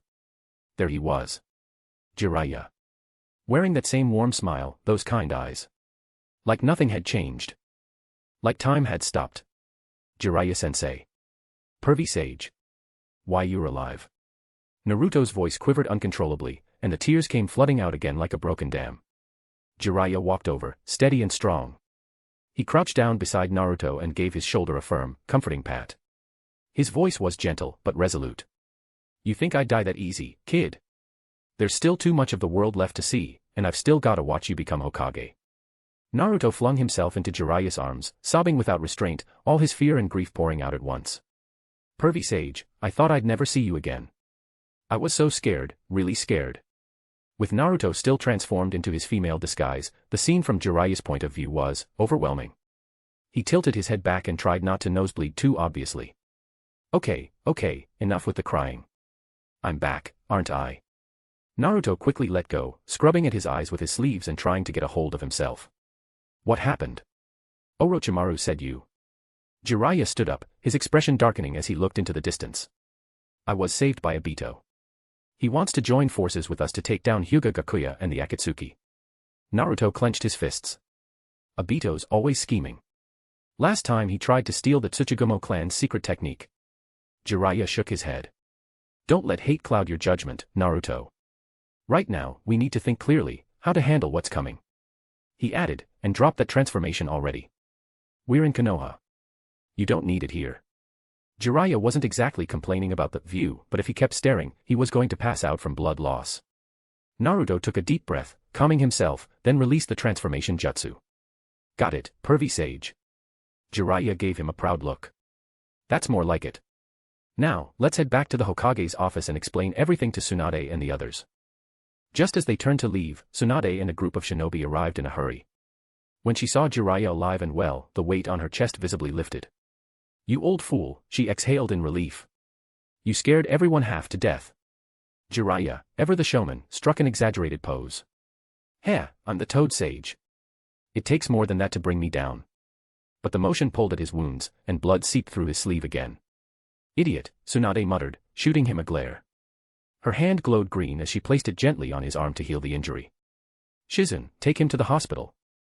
No need, Jiraiya grunted, wincing. Just patch me up enough to move. We don't have time, Akatsuki could strike Konoha at any moment. We need a plan. They all returned to the Hokage's office. Tsunade had already summoned Nara Shikaku to help process the new intelligence. Jiraiya settled into a chair as the others gathered around him. Kakashi stepped forward first. Since you're safe, we'll need to re-evaluate the intel Orochimaru gave us. Jiraiya's face turned serious. Tell me what he said. I'll compare it with what I know. Kakashi relayed Orochimaru's information in full. When he finished, Jiraiya nodded. The intel checks out. Hyūga Gakuya admitted to merging with his second persona, Chiba Mokashu. Then Jiraiya elaborated, filling in the details after Orochimaru left, how Obito appeared, and how he'd been rescued. Shikaku, who had been quietly analyzing everything, finally spoke up. If what you're saying is accurate, then it's possible Hyūga Gakuya hasn't fully assimilated his second personality. Chiba Mokashu's consciousness might still exist within his subconscious. Based on the records of his recent battles, Gakuya always finishes fights with overwhelming force, either he doesn't fight, or he ends it instantly. That's his pattern. If we exploit that, maybe we can find a way to awaken his second persona. Get Chiba Mokashu's consciousness to resurface. For that, we'll need the Yamanaka clan. They specialize in spiritual and mental techniques. There's also his past connections. The Hyūga sisters just returned from Otogakure and immediately submitted marriage applications. That suggests the integration between Gakuya and Mokashu happened recently. If anyone can reach Gakuya now, it's Hyūga Hinata and Hyūga Hanabi. Everyone nodded in agreement. With an enemy like Hyūga Gakuya, someone beyond conventional combat, it made more sense to outthink him than to try and overpower him. Jiraiya added, still, we need to prepare for the worst. Akatsuki could attack Konoha at any time. We can't afford to be caught off guard. Tsunade crossed her arms and nodded. I've already started putting the village on alert. Jiraiya looked toward Naruto and said grimly, against someone like Gakuya, regular ninja are basically useless. Naruto met his teacher's gaze and quickly shook his head. I'm not running away. I'll fight with everyone else. Pervy Sage, I've finished developing my new technique, it'll work. I swear it will. Please drop some power stones. Fanfic is finished on Patreon, 237 chapters in total. Patreon.com/Jigsaw, for only $4.50, read this entire fanfic. Chapter 164, Chapter 164, What is an enemy, what is a friend? Jiraiya had known Naruto would reject his suggestion. No, Naruto said firmly. According to reliable intel, Hyūga Gakuya possesses a jutsu called the Truth-Seeking Orbs. It renders all ninjutsu ineffective, only senjutsu and taijutsu can harm him. That's why I want you to go to Mount Myaboku and train in Sage Mode, Jiraiya continued. Only with Sage Mode will you have a chance of defeating Hyūga Gakuya. Of course, Jiraiya had two motives behind his words. One was, as he said, to help Naruto learn senjutsu and gain the power needed to defeat Gakuya. The other was to get Naruto out of the line of fire, safely tucked away in Mount Myaboku while Akatsuki hunted for him. Naruto immediately understood the weight on his shoulders. Clenching his fists, he nodded without hesitation. Don't worry. I'll master Sage Mode, no matter what. Tsunade, standing nearby, finally voiced the question that had been gnawing at her. Then what happened after that? It was Obito. Obito saved me, Jiraiya said after a pause, his voice low. Everyone was stunned. What's his goal? Tsunade frowned deeply, unable to wrap her head around the situation. Sure, it was good that Jiraiya had survived. But Konoha Gakuya and Obito were enemies. Why would he rescue one of his enemies? No matter how she looked at it, it didn't make sense. Seeing their confusion, Jiraiya explained, according to him, it was to retaliate against Hyūga Gakuya. They used to be allies. Gakuya joined Akatsuki at Obito's invitation. But later, Gakuya and Chiba Mokishu formed their own alliance. They, too, desired the power of the Ten Tails, and turned against Obito in secret. A few years ago, Obito's true identity was exposed, and Nagato drove him out of Akatsuki. Later, the Federation requested intel from us in exchange for cooperation to hunt down Obito. Gakuya appeared during that operation and nearly killed Obito. Both incidents were orchestrated by Gakuya and Chiba Mokishu working together. Obito's no longer a match for Gakuya. That's why he saved me, someone who knows the truth, hoping we could work together. Tsunade's eyes burned with fury. So we've been used, played right into Gakuya's hand. Jiraiya gave a bitter smile. That's right. In a twisted way, it's thanks to all this that I managed to uncover the truth. Kakashi's eyes widened. So, Gakuya's been playing us this whole time. No, he's been playing the entire shinobi world. Shikaku spoke up with calm analysis. This suggests that while Gakuya's two personalities are distinct, they're capable of cooperating when it suits their plans. Naruto fell silent for a long time, his thoughts in turmoil. He had once hated Obito with every fiber of his being, the men responsible for his parents' deaths. And now, that same man had saved Jiraiya-sensei and was willing to ally with Konoha to fight a greater enemy. He thought about Gakuya too. Once a trusted friend, now turned into the most terrifying enemy imaginable. Everything felt like it was spinning out of control. Naruto's belief in right and wrong, in who he could trust, was starting to crack. He didn't know what to believe anymore, or how to face any of this. Jiraiya noticed Naruto's turmoil but had no comforting words to offer. He could only sigh and continue. Let me tell you what happened next. Everyone held their breath, hanging on every word. Behind both Obito and Nagato, there's another, even more dangerous manipulator. That man is Uchiha Madara. The name sent a ripple of shock through the room. Tsunade's brow furrowed. Uchiha Madara? He's dead. We proved that it was Obito impersonating him. Jiraiya's expression turned grave. Yes, Madara did die. But before that, he planned everything. Obito and Nagato were merely pawns on his board. Even Gakuya and Chiba Mokishu's schemes might have been anticipated by him. He didn't die at the Valley of the End. Instead, he stole the first Hokage's flesh and, combined with his eternal Mangekyo Sharingan, awakened the Rinnegan before his death. Shikaku swallowed hard. Hearing about these legendary shinobi and their plans felt like trying to play a losing game against a god. That explains everything, he said. The Sage of Six Paths bloodline split between the Senju and the Uchiha clans. And Madara rediscovered that ancient truth. He replicated the sage's power, but with his life nearing its end, he passed his eyes and dreams to Nagato and Obito, entrusting them to finish what he started. Tsunade was the first to object. No. That can't be all. Madara must have a greater plan. The Ten Tails is likely just one part of it. A crude plan like Nagato's couldn't possibly be Madara's design. The man who helped my grandfather found the shinobi system wouldn't come up with something so sloppy. Kakashi's tone was serious. Then what is his goal? Jiraiya took a deep breath. Whatever his goal is, it's clear our enemies aren't just Nagato and Gakuya. Madara is still pulling the strings from the shadows. Obito told me all of this hoping I could convince Nagato to join us in fighting Gakuya. But I failed. Nagato has already allied with Gakuya. Together, they intend to use the Ten Tails' power to reshape the shinobi world. After that, Obito brought me back to Konoha. He should be at the memorial stone right now. When Jiraiya finished speaking, everyone was left with a heavy, soul-crushing sense of helplessness, like being swept away by an unstoppable tide. Every single person Jiraiya had mentioned was an overwhelming threat on their own. But now, not only were they appearing one after another in a relentless cycle, they were starting to join forces. And this wasn't even counting Uchiha Obito, who, for now, was aligned with Konoha. Only after hearing all this did they finally begin to grasp the full scale of the situation. Yet the more clearly they saw the truth, the deeper their despair became. Because what they saw was not a battlefield they could fight on, but an intricate, monstrous game board, where countless powerful hands were shamelessly manipulating every piece in play. Once, they had believed they were key figures in the fate of the shinobi world. Now, they realized they were merely some of the larger pieces on a vast chessboard. Like cultivators who had trained for 1,000 years to ascend to a higher plane, only to discover, in the moment of ascension, that it was all a trap. The so-called ascension had been nothing but a scheme, and those who pursued it with hope were merely food, fuel for a foreign power's greed. Shikaku mulled it over for a moment and said gravely, "If this is true, then the situation we're facing is far more dire than we ever imagined. Please drop some power stones." Fanfic is finished on Patreon, 237 chapters in total. Patreon.com/Jigsaw, for only $4.50, read this entire fanfic. Chapter 165, Chapter 165, Tsunade's Orders, Kakashi and Obito's Conversation.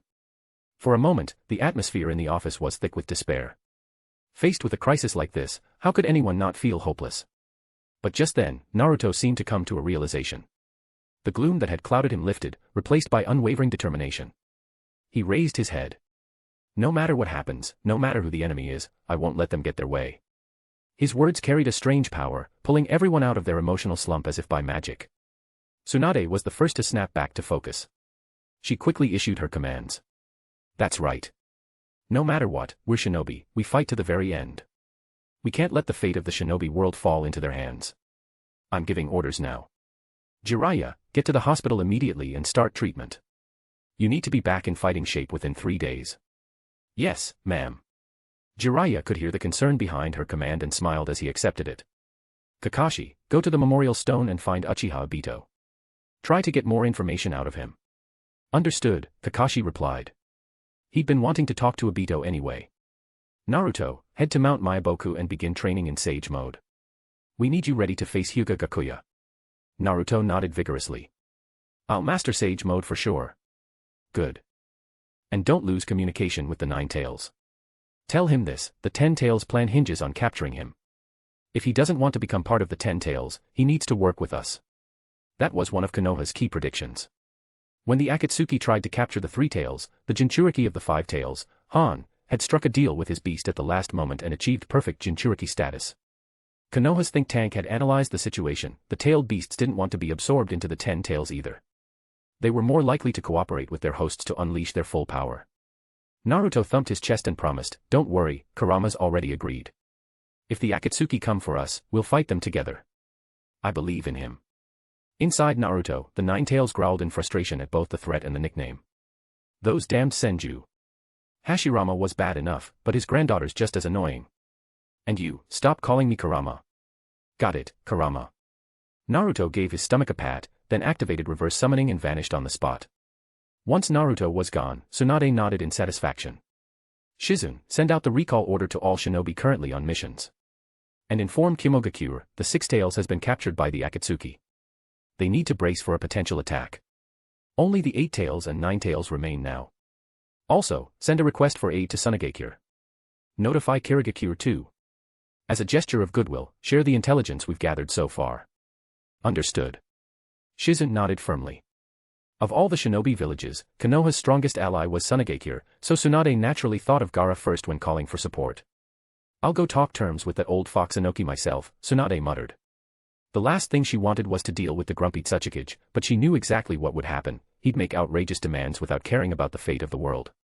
Still, there was no other choice. The shinobi world was on the brink. They needed allies. Kakashi arrived at the memorial stone, where a lone figure stood in silence, staring at a gravestone inscribed with the name Nohara Rin. "It's been a while, Obito," Kakashi said as he walked up, hands in his pockets, standing beside him. Obito didn't look at him. "We've seen each other plenty. That stab in my chest. That was from you." His tone was sharp, with a trace of bitterness. There was resentment in his words. After all, if Kakashi hadn't struck that blow, maybe he wouldn't have been killed by Hyūga Gakuya. His own plan might have succeeded. He could have replaced Gakuya, become the 10 Tails Jinchuriki, revived Rin, and created the perfect world. But instead, here he was, just another pawn at Gakuya's disposal. Kakashi's suppressed emotions threatened to break loose. He couldn't understand Obito's actions. A stab. "If it were up to me, I'd have killed you myself." That way, the Obito who once said, "Those who abandon their comrades are worse than scum," would be the only version anyone remembered. There was fury in Kakashi's voice, an emotion he hadn't shown in years. This Obito, standing before him now, felt like a stranger. If Rin knew what you've done, she would never forgive you. Obito's body trembled, his mask hiding the agony that flickered across his face. He shouted. You've got no right to talk about Rin. She's dead. You killed her. This world had no place left for her. Everything he had done was built on the Eye of the Moon plan. But Gakuya had revealed the awful truth, it was all a lie. That meant everything Obito had done until now had been meaningless. Worse, it meant he had become a true villain, with no excuse. Kakashi took a deep breath, regaining his composure. When I've fulfilled my duty, I'll leave this world and seek Rin's forgiveness. But you. Everything you've done will be etched into the pillar of shame. Rin will never forgive you. Obito's eyes widened in fury. He glared at Kakashi. You're wrong. Everything I did for her. To create a world where she could live again. Kakashi responded coldly. Then you've only created more pain, more death. If Rin were still alive, she'd never want to see what you've become. He took another breath and pressed on. Obito, it's not too late. Turn back now. Help us fight the real enemy. You might still have a chance to make things right. Obito went silent, slowly calming down. He raised his head. So, this is what it's really about. All the talk of forgiveness and redemption, just a ploy to squeeze information out of me. You're so transparent, Kakashi. In truth, Obito wanted to believe Kakashi. He wanted to redeem himself. But he couldn't. Any abnormal move he made would be noticed by Hyūga Gakuya, and then Rin's soul would never know peace. That was something he could never allow. That would be the one sin he could never forgive himself for. Just then, a fierce wind swept through the clearing, intensifying the tension.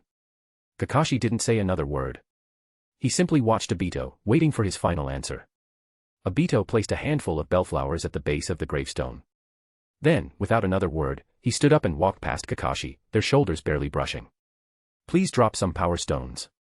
Fanfic is finished on Patreon, 237 chapters in total. Patreon.com/Jigsaw, for only $4.50, read this entire fanfic.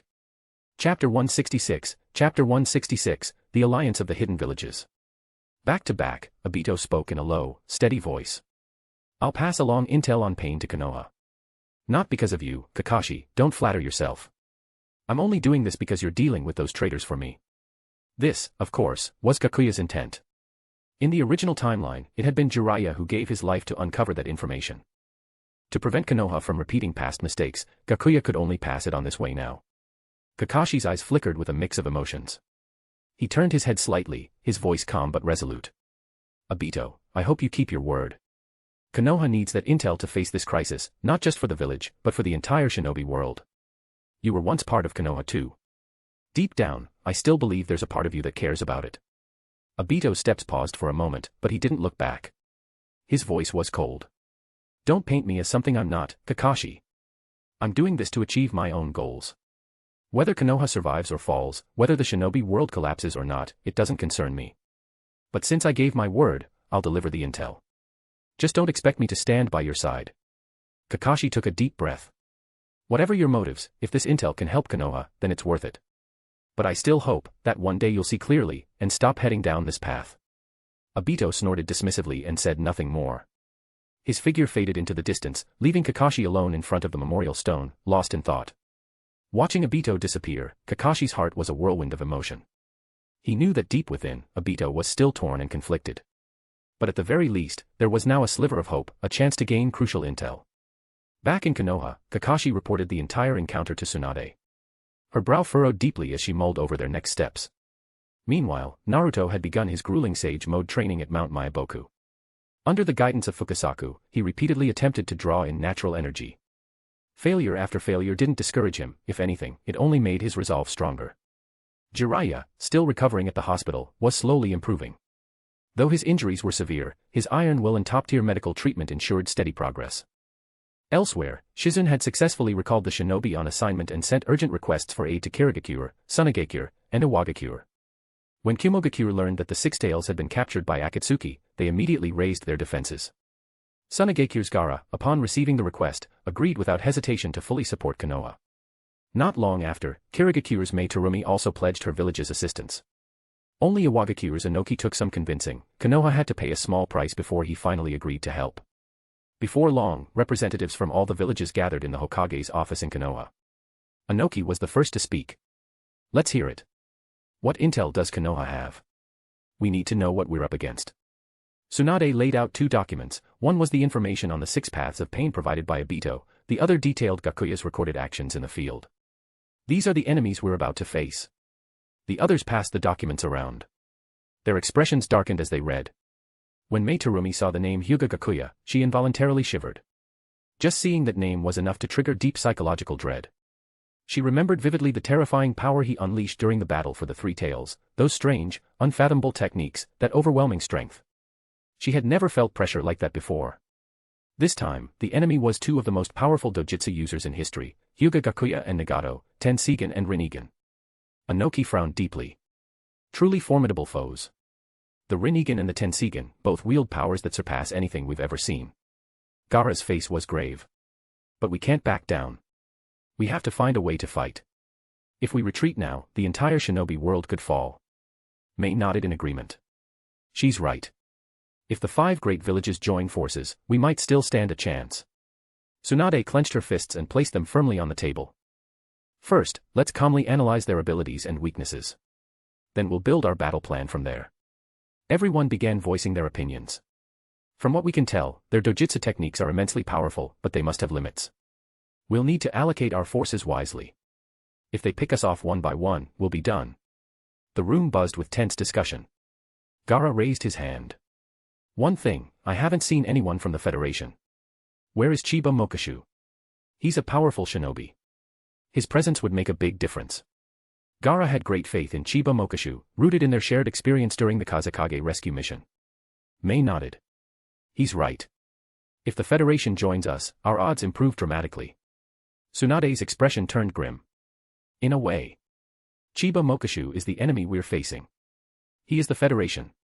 The room fell into stunned silence. What did she mean by that? Mokashu had always stood at the forefront of the fight against Akatsuki. How could he possibly be the enemy? Gaara's face turned serious. Hokage, explain yourself. This isn't the time for riddles. She's right, Mei said, frowning. If you're saying something like this now, there must be a reason. Let's hear it. Temari, standing as Gaara's bodyguard, looked visibly angry. How could you say that? Don't you know that every time we fought Akatsuki, Lord Mokashu was the one charging in first? Tsunade let out a breath, then dropped the bombshell. Chiba Mokashu is actually Hyūga Gakuya's second personality. She then laid everything out, what Jiraiya had seen in Otogakure, and what Gakuya himself had revealed. Of course, Tsunade still held back some key pieces, such as the intel regarding Uchiha Madara. According to Gakuya, the 2 personalities have now completely merged. But we believe that's a bluff. As part of our strategy, we may be able to awaken his second personality, and if we succeed, we could immediately weaken one of our strongest enemies. We might even bring Gakuya over to our side. Everyone's faces grew heavy with tension. Gaara furrowed his brows tightly. A close friend of his had become someone like this. If there was a chance to bring him back, he felt responsible for trying. Temari had gone pale. The men she had admired now stood on the other side, barely recognizable. What could she possibly do? After a moment, she stepped forward. I want to be part of the team that tries to awaken his second personality. Gaara saw through her thoughts immediately, but when he looked into her determined eyes, he nodded without hesitation. Temari has a connection with Mokashu. It might just work. The others in the room were all seasoned veterans. They understood Temari's feelings at a glance, young love, nothing more. But one more person meant one more chance. And who knows, maybe she really could succeed. Tsunade and the others nodded in agreement. Temari would join the mission to awaken the hidden side of Chiba Mokashu. Please drop some power stones. Fanfic is finished on Patreon, 237 chapters in total. Patreon.com/Jigsaw, for only $4.50, read this entire fanfic. Chapter 167, Chapter 167, The Hyūga Sisters Resolve. Nara Shikamaru strolled slowly through the streets of Konoha, one hand lazily resting behind his head as he glanced up at the sky. His thoughts were like a wild horse, breaking free of its reins and galloping into the unknown. I still can't believe it. Hyūga Gakuya and Chiba Mokashu are actually the same person, he muttered to himself, his brows furrowed tightly as a look of confusion and conflict clouded his face.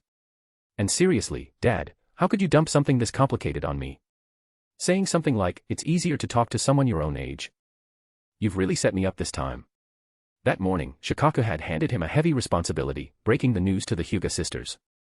He'd insisted that it would go more smoothly if it came from a peer. Shikamaru had been walking around with a sullen face the entire way, each step heavier than the last until he finally reached the Hyūga household. Taking a deep breath, he paused at the door to compose himself, organizing his thoughts before lifting his hand and knocking gently. Inside, Hinata was in the middle of training.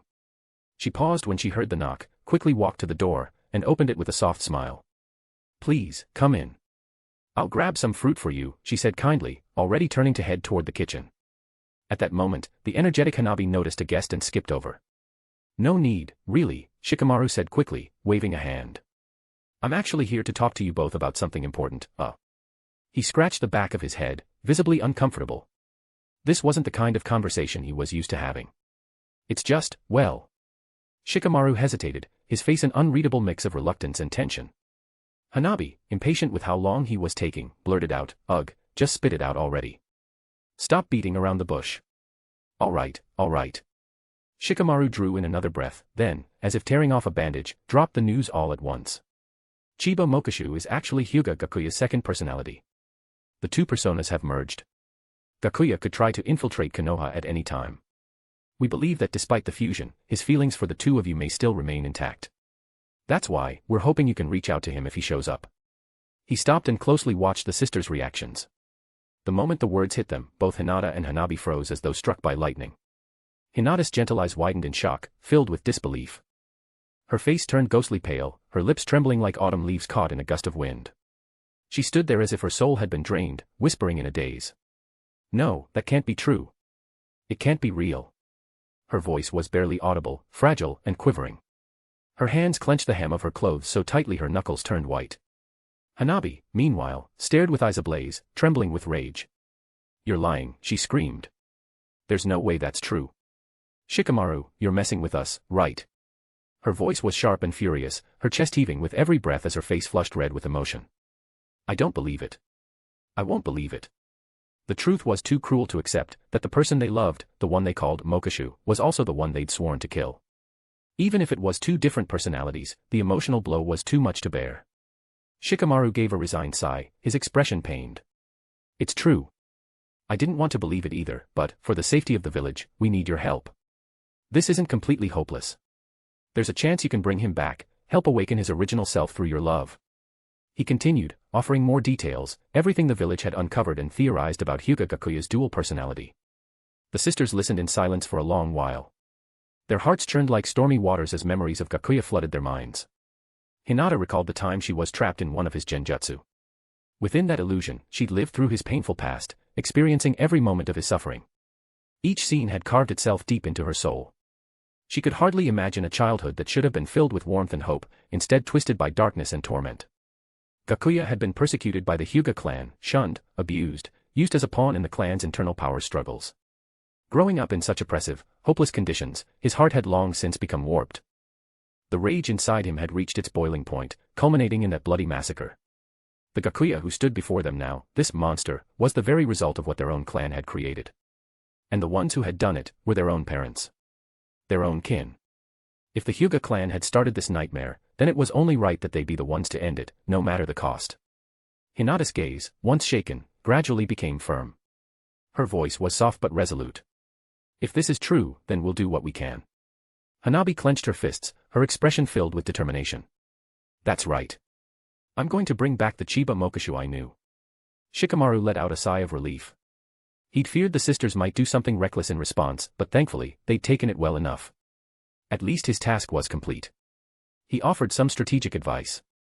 "Think carefully about what you want to say to him. If he does come, we'll make sure you're protected and set up a place where you can talk safely. Try to remind him of the good times, memories that might stir the real Mokishu inside." "Got it," the sisters replied in unison, nodding. Shikamaru gave a small nod in return. "You won't be doing this alone. Someone else will be joining you. Let's head to the Hokage's office. You might share some common ground with her, it'd be good to talk things over together." "All right," Hinata said. But both sisters couldn't shake the sudden, sinking feeling in their chests. They knew that Mokishu had shared deep bonds with many women. Following Shikamaru to the Hokage's office, they pushed the door open, and immediately saw a blonde girl waiting inside. Their eyes met. Each of them already had a pretty good idea who the other was. The girl spoke first, her voice clear and pleasant. You must be Hinata and Hanabi. I'm Temari. Hinata and Hanabi nodded subtly, silently sizing her up. Temari's face showed a hint of pain as she continued. I knew Mokashu too. I'm here for the same reason, to help bring him back. Hanabi couldn't help but snap, humph. And how do we know you don't have some other agenda? Temari didn't flinch. Her voice was calm, steady. Right now, we all share the same goal. That's the only thing that matters. Hinata gently tugged at Hanabi's sleeve. Let's hear what she has to say first. So the three of them sat down, beginning to share everything they knew about Mokashu. Temari spoke about her time with him. Hinata recounted the memories she saw in the illusion. Hanabi occasionally added her own interjections, piecing together their collective understanding of the men they once knew. Please drop some power stones. Fanfic is finished on Patreon, 237 chapters in total. Patreon.com/Jigsaw, for only $4.50, read this entire fanfic. Chapter 168, Chapter 168, Pre-Battle Trash Talk. On the high tower of Omega-kure, fierce winds howled as Tendo Pain stood solemnly, sweeping his gaze across the final combat force of the Akatsuki, Hyūga Gakuya, Deidara, Kisame Hoshigaki, Konan, and Sasuke. The night was pitch black, pressing heavily over their heads. Lightning occasionally lit up the sky, casting a brief, eerie glow across their grim faces. The Akatsuki had lost many along the way. Much had happened, and many had died, but all of it had been worth it. They were about to create a perfect world. We'll proceed just as Hyūga Gakuya suggested, simultaneous strikes on both Konoha and Kimogakuya. We'll take the last two-tailed beasts, Pain declared, stepping forward and delivering the final command of the Akatsuki. His voice was thin against the roaring wind, yet it carried an undeniable authority. Then let's make some noise, Gakuya said with a faint smile, slipping fully into his role as the ultimate actor. His eyes gleamed with fanatic light, as if they could tear through the darkness of night. Deidara rubbed his palms together eagerly. I can't wait, he laughed, his voice swirling away with the wind, tinged with a trace of madness. Just the thought of blowing Kimogakuya to pieces sent a thrill down his spine. Kisame grinned with an unsettling curve of his lips. In the flash of lightning, his smile turned downright terrifying. He too was desperate to see the Eye of the Moon plan come to fruition. One by one, they turned and headed out of the tower, ready to carry out their respective missions. Sasuke moved beside Gakuya and quietly said, Senpai, I want to be part of the assault on the leaf. His voice trembled slightly with rage and desperation. His hatred for the village ran deep. Gakuya glanced at him sideways. Just follow the plan. Personal grudges need to take a back seat to the greater mission. You'll have plenty of chances for revenge in the future. This time, all 4 major villages have gathered their top fighters in Konoha. You haven't awakened the eternal Mangekyo Sharingan yet. You're not ready for this battle. Understood. Sasuke bowed his head respectfully. Gakuya's words struck him with clarity, making him realize how selfish he'd just been. Shame twisted in his chest. He still wasn't as mature as his brother. He kept letting his emotions get the better of him. Besides, the leaf wouldn't be destroyed in this mission. There would be other chances. Deidara formed 3 clay birds and hurled them into the sky. Kisame and Sasuke leapt aboard. Waving back at Gakuya, Deidara shouted, later, Gakuya. Shame you won't get to witness my latest masterpiece. His voice was swept away by the gale as he soared into the night. Oh, I'll be watching, Gakuya said with a smile. He created a shadow clone, which leapt up after them onto one of the clay birds. Perfect. Deidara laughed. Then you'll be the first to see my newest art form.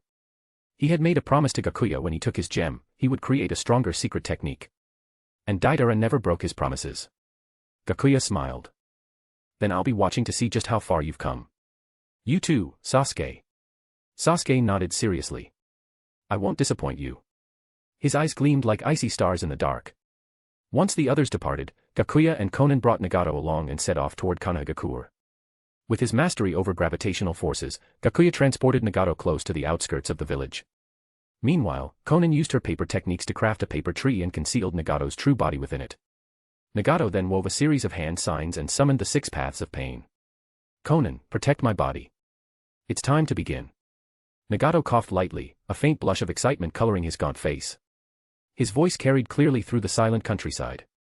Tendo Pain led the way toward the outer perimeter of the village. Gakuya waved at Konan with a soft smile. Guess I'll go ahead.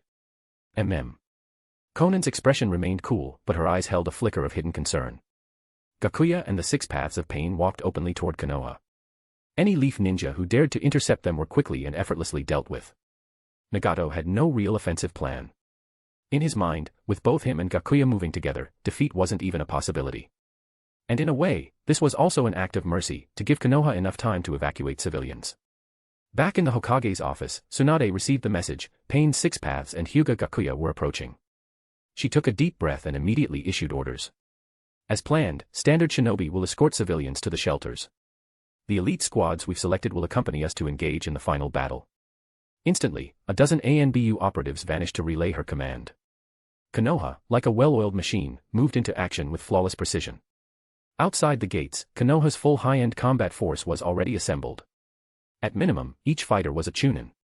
At the front stood the four Kage, Tsunade, Mei Terumi, Gaara, and Inoki. Behind them were the elite fighters from each of the great nations, Jiraiya, Kakashi, Might Guy, and more. Their mission, to face off against the strongest men in the current shinobi world, Hyūga Gakuya. Wind howled around them, tugging at their cloaks and armor. Behind them stood 6 tactical squads, composed of over 100 jonin from the allied villages. Their task was to intercept the 6 paths of pain. Thanks to intel leaked by Obito, they had enough information to hold off the pains, at least, they hoped. And at the rear stood the remaining 13 members of Team Dusk. Behind them were Temari, Hinata Hyūga, and Hanabi Hyūga. Their mission, protect the 3 women and wait for the right moment to bring them to Gakuya for a face-to-face conversation. Countless shinobi stood vigil outside Konoha's gates, their expressions grim and bodies as still as statues, bracing for the coming storm. Figures began to materialize in the distance, Gakuya and Tendo Pain at the front, the remaining 5 paths following behind. They slowly approached the gates.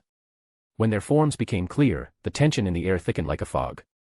Gakuya and the 6 paths of pain stopped in front of the allied shinobi forces. A smile still lingered on Gakuya's face, warm, almost friendly, but his words dripped with malice. Well now, what a welcome party. You all came just for me. Gaara stepped forward, troubled. Mokusha-san, I know you're still in there. Have you really forgotten your dream? To bring peace to the shinobi world, to end the suffering of the people. This isn't the way. Starting a war isn't peace. Please drop some power stones. Fanfic is finished on Patreon, 237 chapters in total. Patreon.com/Jigsaw, for only $4.50, read this entire fanfic. Chapter 169, Chapter 169, A Gift for You, Edo Tensei. I could never forget, Hyūga Gakuya accepted the title without hesitation. You simply twisted the meaning of my dream. What I sought was the creation of a flawless world. His smile faded, replaced by a chilling coldness. But this world has utterly disappointed me. Even with an existential threat looming just over the horizon, when annihilation is all but imminent, you people still cannot stop fighting amongst yourselves. In that case, we will be the ones to correct this world. His words were hard to refute, no matter how much they might sound like a tyrant's justification. Even the threat of alien invasion lay somewhere in the future. To expect the 5 great nations to abandon their immediate self-interest. A fool's dream. Still, the faces of the 4 Kage darkened visibly at Gakuya's statement. Even in the face of potential extinction, the 5 great nations lacked the courage to unite and abandon their old grudges. Hyūga Gakuya, there's no need for this hollow speech. Their ignorance is ours to correct, Tendo Pain said bluntly, getting straight to the point. Where is Uzumaki Naruto? Hand him over. Tsunade stepped forward, her eyes blazing with fury. Naruto is one of us, a comrade of Konoha Gakure. You think we'll just let you take the 9 tails without resistance? The shinobi of Konoha will never back down. Ra. A thunderous roar rose from the allied shinobi forces behind her, echoing her declaration and showing their resolve. Gakuya sneered. You really think you can stop us? This is nothing but futile resistance. Mei Terumi's expression darkened.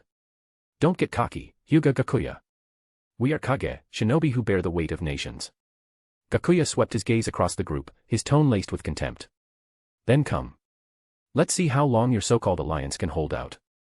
He stretched a hand toward the ground, and in an instant, the earth split open with a deep, resonating crack. 4 white coffins slowly rose from the chasm, each etched with a single character, fire, wind, water, earth. The entire allied force recoiled in shock. Some recognized the technique immediately. Edo Tensei, the legendary forbidden jutsu that could summon the dead. And there were 4 of them at once. A wicked grin twisted across Gakuya's face. Now, behold the gift I've prepared for you. Tsunade's eyes widened with fury. Hyūga Gakuya, you dare use such a vile jutsu? He replied with a mocking laugh. Merely a means to an end. This technique came from your own Konoha. I've simply found a more effective use for it. All Tsunade could do was silently curse her granduncle. Why did he ever invent such a thing? Gaara frowned deeply. This kind of jutsu defies the natural order. We won't let you succeed. He stared at the kanji carved into the coffins, seemingly piecing together what was about to unfold. Gakuya gave a cold snort. Then try and stop me. At that moment, the lids of the coffins began to creak open. One by one, 4 figures stepped out into the light. No, it can't be. That's the 4th Hokage, Minato Namikaze. The 2nd Mizukage, Gungetsu Hozuki. The 4th Kazekage, Raza. And, the 2nd Tsuchikage, Mu. The crowd erupted in horrified shouts. The presence of those 4 legendary shinobi sent a wave of dread crashing through the allied forces like a rising tide. Gasps. Shouts. Panic. Those are real Kage. Legends. How are we supposed to fight them? Can we even win? Despair and helplessness were written on the faces of countless shinobi. Even the seasoned jonin exchanged grave looks, they knew just how dire the situation had become. Mei Terumi bit her lip, eyes flashing with resolve. No matter what, we cannot retreat. Musama. Anoki murmured, brow furrowed in anguish. His mind raced, calculating their odds, desperately searching for a plan. Gaara clenched his fists. The sand around him trembled with agitation. Father. No matter what happens, I will protect the village. The summoned Kage, now revived through Edo Tensei, reacted in different ways. Minato Namikaze looked around with brief confusion, but his mind quickly cleared. He understood the situation almost instantly. Hyūga Gakuya was truly serious about waging war against the 5 great nations. He turned, as if to speak to Gakuya, but just then, a cold voice echoed in his mind. Do your part. If you say a word, your son dies. Minato's face twisted with anguish. He turned to Jiraiya, pain flickering in his eyes. Sensei, stop me. Jiraiya understood immediately. Minato was trapped in a body no longer his own. The older man gave a solemn nod. I will. Gungetsu Hozuki scanned the battlefield and let out a dry laugh. Edo Tensei again, huh? That damned Tobirama. Raza stood silently, golden sand trickling from his body, clashing against Gaara's swirling sands. His gaze locked onto his son. Gaara, so you've become Kazekage. Mu, his body wrapped in bandages, turned his invisible gaze toward Inoki. You're old now, Inoki. Are you really still fit to bear the title of Tsuchikage? Minato was filled with helpless grief. He knew his body would soon move against his will, do things that betrayed his very soul. And then, Gakuya threw his head back, covering half his face with one hand in a dramatic pose and laughed madly. Ha ha ha ha ha. Come. Let this battle drown you all in despair. Many in the allied forces had turned pale. None of them had expected this. This was nothing like the simulations. Whatever slim advantage they had been completely crushed by Gakuya's move. Do not fear. Tsunade's voice rang out, firm and resolute. If we stand together, we can defeat this wicked jutsu. Kakashi stepped forward, kunai gripped tight in his hand. No matter what happens, we fight to the last man. Their words steadied the trembling hearts of the troops, breathing courage back into them. Across the battlefield, Raza's sharp gaze once again fixed on Gaara. His voice was low and heavy, filled with pressure. Show me, Gaara. Show me whether you're truly worthy to protect the village. Gaara didn't flinch. His eyes were as firm as iron. I'll show you. With that, he brought his hands together in a flurry of seals. The sand around him surged like a tidal wave, roaring toward Raza with relentless force. The sand seemed to come alive, crashing forward with ferocious intent, as if to swallow everything in its path. Raza sneered and swept his arms outward.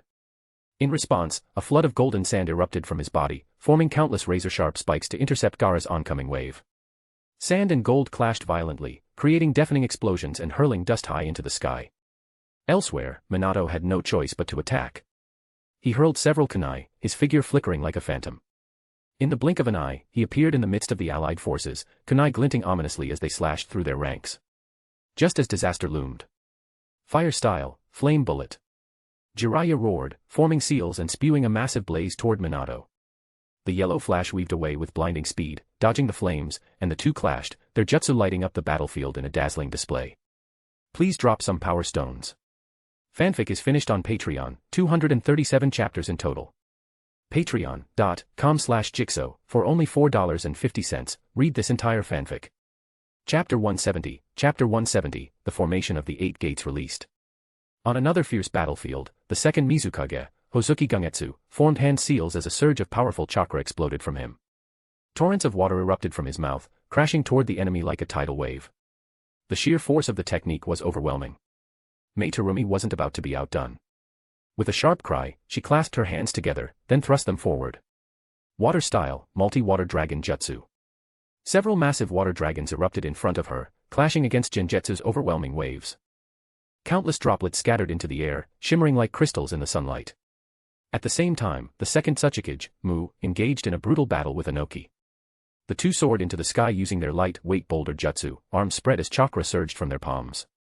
Dust style, detachment of the primitive world technique. Their voices rang out simultaneously. The two jutsu collided midair in a blinding explosion. Any ninja caught in the blast had no chance of escape, reduced to dust in an instant. The carnage was devastating. Tsunade, Kakashi, Might Guy, and the others knew, if they couldn't defeat Hyūga Gakuya and the Six Paths of Pain, there would be no hope of winning this war. Using the brief opening created by the five Kage holding off the reanimated shinobi, they swiftly rallied the remaining forces. According to their prearranged plan, they launched a coordinated assault on Gakuya and the Six Paths of Pain. Standing at the front, Tsunade raised her voice. Everyone. To protect our world, we must give everything we have today. The allied shinobi responded in unison, their morale surging. Kakashi's gaze sharpened. He was the first to charge at Hyūga Gakuya, the kunai in his hand gleaming coldly. Lightning crackle gathered in his palm, ready to strike. But Gakuya didn't flinch. He calmly sidestepped the attack, grabbed Kakashi's wrist mid-strike, and flung him aside with overwhelming force. Without hesitation, Might Guy opened the seventh gate, granting Gakuya the respect he deserved as an opponent. Leaping into the air, Guy unleashed a barrage of flaming fists, raining peacocks attacks down upon Gakuya. With a flick of his sleeve, Gakuya summoned a gust of invisible wind style. The blaze was instantly swept away. The powerful gust slammed Guy to the ground. Kakashi leapt up just in time to catch his falling comrade. Is that all? Gakuya said coldly, eyes locked on the two of them. Perhaps, let me see your final gate. Maybe then, you'd stand a chance. He was genuinely curious to feel the power of the Night Guy, that twisted space with a single strike. Guy took a deep breath, eyes sweeping across the battlefield. More comrades were falling with each passing second. His hand slowly moved toward his chest. But Kakashi grabbed his wrist. Not yet. Seeing the earnest resolve in his friend's face, Guy lowered his hands. Understood. Meanwhile, Tsunade unleashed her monstrous strength in an assault on the Six Paths of Pain. The Rinnegan gleamed mysteriously in Pain's eyes as he effortlessly dodged her attacks. Suddenly, Tsunade retreated. Around her, other ninja began unleashing their own jutsu. Fire, water, and wind collided together in a symphony of destruction, crashing down on Gakuya and the Six Paths. Gakuya's expression remained cold. He stepped forward beside Deva Path, and together, they unleashed a powerful repulsive force. All the incoming attacks were crushed before they could even reach them. But in the split second that their repulsion began to fade, a massive slug came crashing down from above, aiming directly at Gakuya. The Six Paths leapt away in all directions. Gakuya, calm as ever, punched upward. His strike blasted the slug back into the Shikatsu forest in one thunderous impact. With the Six Paths scattered, Tsunade's plan had succeeded. 6 elite combat squads rushed in from the rear. Each team brought tactics tailored to counter specific paths, breaking up their formation and preventing them from working together. They had already gathered intel on the 5-second cooldown of Deva Path's Shinra Tensei. Coordinated attacks kept Deva constantly occupied. For the summoning beasts of Animal Path, they used ninjutsu and traps. The troublesome Hellhound was bound by sealing techniques. Each path was being countered in a different way. Within moments, the weakest, human and Naraka path, had been destroyed. But this also freed up a large portion of Deva Path's chakra. Suddenly, Deva Path spread his arms wide and concentrated all his remaining chakra into a deep, black sphere, then hurled it into the sky. The Ninja Alliance stared upward in horror. An ominous dread slithered through their hearts like a venomous serpent. What kind of jutsu is that? Without warning, the sphere erupted with unimaginable gravitational force. Like a monstrous beast opening its maw, it began to drag everything in the vicinity skyward. Ninja from every corner of the battlefield poured all their energy into counterattacks, anything to resist that apocalyptic pull. But many were ripped from the ground like dry leaves, helpless against the crushing force. They were buried beneath the rocks and earth drawn upward by the pull. The growing mass in the sky became a churning sphere of stone and debris. Tsunade clenched her teeth, veins bulging as she screamed. Hold your ground. Kakashi's eyes flashed sharply. Surveying the battlefield, he shouted. Everyone, focus your attacks on the center of the jutsu. Hit the core. Hearing the command, ninja concentrated their jutsu into one massive barrage, a torrent of power aimed directly at the center of the black sphere. But it was like throwing pebbles into the ocean. The gravity orb remained unshaken. Its monstrous force only grew stronger. The few ninja who could generate enough power to challenge it were being held back by the reanimated shinobi, unable to break free. No one could stop this terrible Chibaku Tensei. One after another, shinobi were torn from the ground, sucked upward with terrifying force, and entombed in the swelling sphere of rock. No, no. Help me. Desperate screams and anguished cries echoed across the battlefield. The ground was littered with blood and debris. The allied shinobi forces were being annihilated, dragged into a hellish vortex of pain and death. Might Guy watched helplessly as his comrades were swallowed one by one. His father's final words echoed in his heart. Now is the time to protect what matters most. Guy pressed his thumb solemnly to his chest and took a deep breath. In his eyes, a fire ignited, a will strong enough to burn away everything in its path. Eighth gate, gate of death, open. With a deafening roar, Guy's body was engulfed in scorching red steam. A terrifying aura erupted from him like a volcanic explosion. Everyone on the battlefield froze in awe and disbelief. Please drop some power stones. Fanfic is finished on Patreon, 237 chapters in total. Patreon.com/Jigsaw, for only $4.50, read this entire fanfic. Chapter 171, Chapter 171, Hyūga Gakuya is injured. Hyūga Gakuya sensed the overwhelming surge of power, and for the first time, a grave expression crossed his face. Might Guy's figure blurred, a flash of red lightning streaking toward the sky, aiming for the devastating jutsu that continued to consume the lives of his comrades. But there was no way Gakuya would let him succeed. In an instant, he entered the Tenseigan chakra mode and blocked Guy's path. All 9 truth-seeking orbs ignited into motion, transforming into an unbreakable spherical barrier that formed a wall in front of Might Guy. With a fierce roar, Guy poured every ounce of his strength into his limbs and smashed his fists into the orb barrier with all his might. Boom. The impact shook the air itself, the surrounding space trembling under the force. But the truth-seeking orb barrier only cracked slightly. Gakuya sneered. Is that all you've got? Guy didn't respond. His eyes only grew more resolute as he launched an even fiercer assault. At that moment, Kakashi appeared behind Gakuya, his lightning blade crackling with blinding intensity. You're not stopping, Guy. Gakuya had no choice but to divert some of his attention to block Kakashi's sudden strike, and in that instant, Guy used the opening to step through the air, bypassing Gakuya. His form vanished and reappeared in front of the gravitational sphere's core, which was radiating an overwhelming pull. Evening Elephant, first step. A colossal shockwave burst forth from Guy's fist, so powerful that it cracked the gravity core's surface on impact. Tendo Pain's face changed dramatically as he tried to reinforce the sphere's pull. Everyone's gaze locked onto Might Guy. Guy, you have to do it. Under the force of his relentless assault, the gravity sphere's core finally buckled and shattered with a thunderous explosion. The shockwave ripped across the battlefield, forcing Gakuya and Tendo Pain back. The allied shinobi forces erupted into cheers. But before they could fully celebrate, Gakuya had Kakashi by the throat. You thought this was over? Give up. None of you can stop me. Kakashi struggled to breathe. Gakuya, let it go. Your ambition will never succeed. Even if you kill us all, there will always be others who stand against you. Is that so? Too bad, you won't be around to see it. With that, Gakuya drove his hand through Kakashi's chest. When he released him, Kakashi's body plummeted toward the ground, lifeless. Tsunade's eyes widened in horror. Kakashi, she cried out, grief-stricken. Still don't get it. You're incapable of protecting anything, Gakuya declared as he floated in midair, his entire body shrouded in golden chakra. The morning sun rose behind him, as though merging with his divine figure. At that moment, Gakuya looked like a god descended to earth. Seeing his dearest friend fall, Might Guy erupted in rage. His life force ablaze, he unleashed a surge of power even stronger than before. You'll pay for Kakashi's life, he roared. He launched another devastating punch. Evening Elephant, second step. Gakuya remained calm and composed, even as the attack hurtled toward him. The truth-seeking orbs whirled into a silver tempest and collided with the compressed air cannon. Guy's assault pushed into the storm, managing to pierce halfway through before it was obliterated by Gakuya's relentless counterforce. Seeing this, Tsunade grew anxious and tried to rush to Guy's side, but the revived 6 paths of pain blocked her path. Don't even think about it, Tendo Pain said coldly. Tsunade's glare burned with fury as she gathered monstrous strength into her fists and clashed head-on with Pain in a violent brawl. Evening Elephant, third step. Guy locked onto an opening in Gakuya's defense and hurled another punch. This strike was faster, fiercer, cutting through everything in its path as it closed in on Gakuya. Gakuya felt the air around him thicken, restraining his movements. You think I want to run? I never planned to. Gakuya had already foreseen this moment. His Tenseigan had pierced through the future. The golden chakra swirling around his fists boiled like molten lava, shattering the restraints that bound him.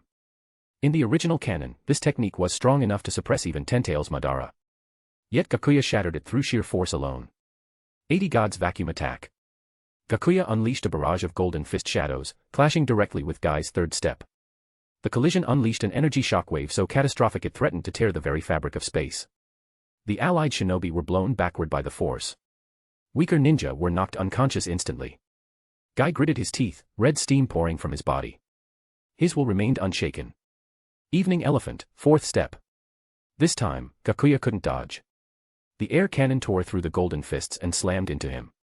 Gakuya's body was sent flying and crashed hard into the earth. Blood burst from his mouth. One more. Evening Elephant, fifth step. Before Gakuya could recover, Gai charged again. Gakuya hastily transformed all of his truth-seeking orbs into a circular shield and unleashed repulsive force to block the attack. But Gai was too fast, too strong. The defense hadn't fully formed. Gai's attack shattered the orbs with brute force. Gakuya couldn't use Kamui now. If he did, it would reveal that Obito was already dead. He had no choice but to take the blow head-on. Boom. The punch connected cleanly, driving Gakuya deep into the ground as a massive crater formed, dust and debris filling the air. It's over, Hyūga Gakuya. Gai gasped, supporting his right arm with his left. The punch had fractured his arm in dozens of places. But just when everyone thought Gakuya had finally been defeated, laughter echoed from the crater. As the dust cleared, Gakuya staggered to his feet, laughing madly. Ha ha ha. Incredible. I haven't been hurt like that in a long time. His eyes gleamed, one blood-red eternal Mangekyo Sharingan and one golden Tenseigan, orbiting each other like twin stars. His wounds began to heal at a visible rate. His chakra surged again. Even his tattered clothing reformed. Gakuya had used his Mangekyo ability to manipulate time around his own body, reverting it to before he was injured. In the face of these eyes, all your attacks are meaningless. The sheer force of his presence made the surrounding shinobi gasp for air. Gai's eyes blazed with defiance. Though his body was wrecked, his will never wavered. Even if it's pointless. I'll fight until my last breath. Gakuya laughed louder. Good. Let me witness your ultimate move. Don't let me down. Please drop some power stones. Fanfic is finished on Patreon, 237 chapters in total. Patreon.com/Jigsaw, for only $4.50, read this entire fanfic. Chapter 172, Chapter 172, Taking Night Guy Head-On, Uchiha Hikari the Living Battery. Hyūga Gakuya let out a cold laugh, his hands forming seals at lightning speed. His eyes suddenly erupted with blinding golden light. Then allow me to show you what true despair looks like. 9 truth-seeking orbs, wrapped in radiant golden chakra, slowly ascended into the sky. They began to orbit each other, spinning rapidly, eventually fusing into a single dazzling golden sun. That brilliant golden sun burst forth with a blinding radiance, illuminating the entire battlefield as if it were midday. The light was so intense that the shinobi present had to squint their eyes just to look. Golden will reincarnation explosion. From the golden sun erupted countless golden chakra beams, thin and precise, lashing out in every direction across the battlefield. Some shinobi were instantly decapitated, dying on the spot. Others had their legs severed and collapsed to the ground, howling in agony. In just a few heartbeats, the entire field was drenched in carnage, dozens slain in a single, devastating wave. In an instant, the area was transformed into a hellish battlefield of death and ruin. Might Guy crouched low, his eyes bloodshot. Red chakra surged from his body like steam, roiling and building in intensity. Gakuya recognized the technique immediately. It was the ultimate move of the 8 Gates formation, Night Guy, unleashed from the Gate of Death. Night Guy. Guy roared as his body transformed into a crimson dragon-shaped stream of energy, launching himself at Hyūga Gakuya with unstoppable force, full of self-sacrificial fury. Gakuya's expression grew solemn. He gathered the myriad golden chakra beams into a single, concentrated blast, blazing with overwhelming energy, to meet Guy head-on. But Guy's charge was simply too powerful. He tore through the golden beam like it was paper, the dragon-shaped stream of energy bringing with it an annihilating force that defied all reason, bearing down straight toward Gakuya. Gakuya's eyes widened. Reading about this attack in the original story hadn't done it justice. Now, facing it directly, he truly understood its terrifying might, a strike that transcended life and death, shattering all limitations. But it was too late to dodge. And he didn't want to use Kamui to escape either. This was the perfect moment to test the limits of his own strength. Could he withstand this blow through sheer power alone? Boom. The two forces collided with apocalyptic force, the air itself tearing apart at the seams. Light exploded outward in a blinding flash, and a deafening shockwave rippled across the entire battlefield. Guy's kick slammed into Gakuya's stomach, packed with resolve and power beyond imagination. The impact didn't weaken, it carried him with unstoppable speed, launching him like a meteor. They smashed through tree after massive tree. Thick trunks shattered on impact, snapping with sharp cracks as leaves scattered like they'd been caught in a hurricane. Then they skidded across jagged cliffs, sharp rocks tearing apart beneath them, sparks flying, carving a deep trench into the stone. Every combatant on the battlefield froze in place, stunned into stillness. Even the six paths of pain halted as Nagato's attention wavered. The allied shinobi forces stared wide-eyed in disbelief at the scene unfolding before them. Their mouths hung open, too shocked to utter a sound. The sheer force of Might Guy's final, life-burning attack had left every witness speechless. This. Is this really the power of Guy-san? Young shinobi looked on in awe, their faces filled with reverence, eyes shining with shock and admiration. I never imagined that Might Guy could unleash power like that. A seasoned jonin murmured to himself, his face locked in stunned disbelief. As for Hyūga Gakuya's fate, speculation buzzed through the crowd. There's no way someone as strong as Hyūga Gakuya would die just like that, right? Someone whispered, doubt lacing their voice. I don't know. That last move from Guy-san was too terrifying. Maybe Gakuya really did. Another ninja trailed off mid-sentence, too afraid to finish the thought. Could such a terrifying opponent really have been taken down just like that? As the smoke slowly began to clear, everyone held their breath, hearts pounding, bracing themselves for what would be revealed. When the light and haze finally faded, a massive crater had appeared at the center of the battlefield. At the bottom lay Might Guy, unconscious, his fate uncertain. The golden glow around Gakuya had completely vanished. He knelt on one knee, his body drenched in blood. A massive, gaping hole had been blasted clean through his abdomen, wide enough for light to pass through. His chakra was faint, his breath weak. Coughing up a mouthful of blood, Gakuya took 2 deep breaths. That was a real pain in the ass. The gaping hole in his stomach was already beginning to close at a rate visible to the naked eye. But this wasn't the doing of his Toki no Kage's time reversal. That ability had already been pushed to its limit. Now, he was relying purely on the insane regenerative power of his sage body and high-level medical ninjutsu. To block that one blow, Gakuya had used nearly everything he had: Golden Will Reincarnation Explosion, Truth-Seeking Orbs, Susanoo, and Toki no Kage's time reversals, burning through vast amounts of chakra just to survive. And honestly, he was starting to regret not taking it more seriously from the start. Still, it didn't matter. He had backup. Gakuya pulled out a kunai etched with the word protection and stabbed it into the ground. In the blink of an eye, a beautiful woman with long black hair and a cool, elegant aura appeared by his side. It was Uchiha Hikari, who hadn't appeared in the story for quite some time. He hadn't used her in a while, keeping her in his harem more like a decorative ornament. But now, she finally had a role to play. Over the long period of peace, Gakuya had already instructed her to master the Flying Thunder God technique. And now she had grown, from a girl into a mature, formidable woman. She looked almost like a gender-swapped version of Uchiha Madara. Hikari immediately stepped forward and supported Gakuya's arm, concern deep in her eyes. Gakuya-sama, how could you let yourself get injured like this? Gakuya shook his head lightly. Transfer chakra to me. Understood. Hikari activated her Yachihoko dojutsu, instantly establishing a link with every ninja in Odo Gekyure. In a flash, a torrent of chakra surged into Gakuya's body, restoring over half his reserves. Even shinobi thousands of miles away in the Shinobi Federation offered up their chakra reverently. Countless streams of chakra flowed into Hikari's body, and from there, directly into Gakuya. With such massive chakra support, Gakuya's recovery accelerated rapidly. Within moments, he'd healed about 30%. He still wasn't anywhere near full strength, but it was more than enough to continue the show for now. He patted Hikari on the shoulder. She'd served her purpose, as a living battery. Any longer and she might disrupt his performance. You can go now. I've got this. Fine. Hikari gave him a slightly bitter look. Always called when needed, dismissed when not. But an order was an order. She activated Flying Thunder God and vanished. Gakuya reached up and ripped off what remained of his shredded shirt. Standing tall once more, he looked toward Might Guy, now unconscious and burning hot with residual chakra. It's over. I'll give you an honorable end. Strangely, something about this scene felt familiar to Gakuya, like he'd seen it somewhere before.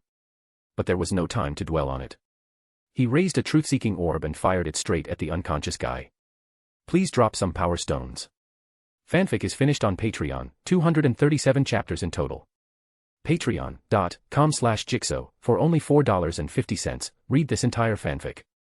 Chapter 173, Kurama Mode. Just then, a sudden burst of smoke exploded in front of Might Guy. From afar, a toad from Mount Myaboku performed the summoning technique. Naruto had arrived. Draped in his sage cloak, Naruto appeared and wasted no time. Without even raising a hand, he activated Frog Kata.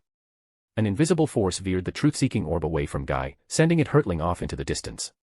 Naruto. You sure took your time, muttered Hyūga Gakuya.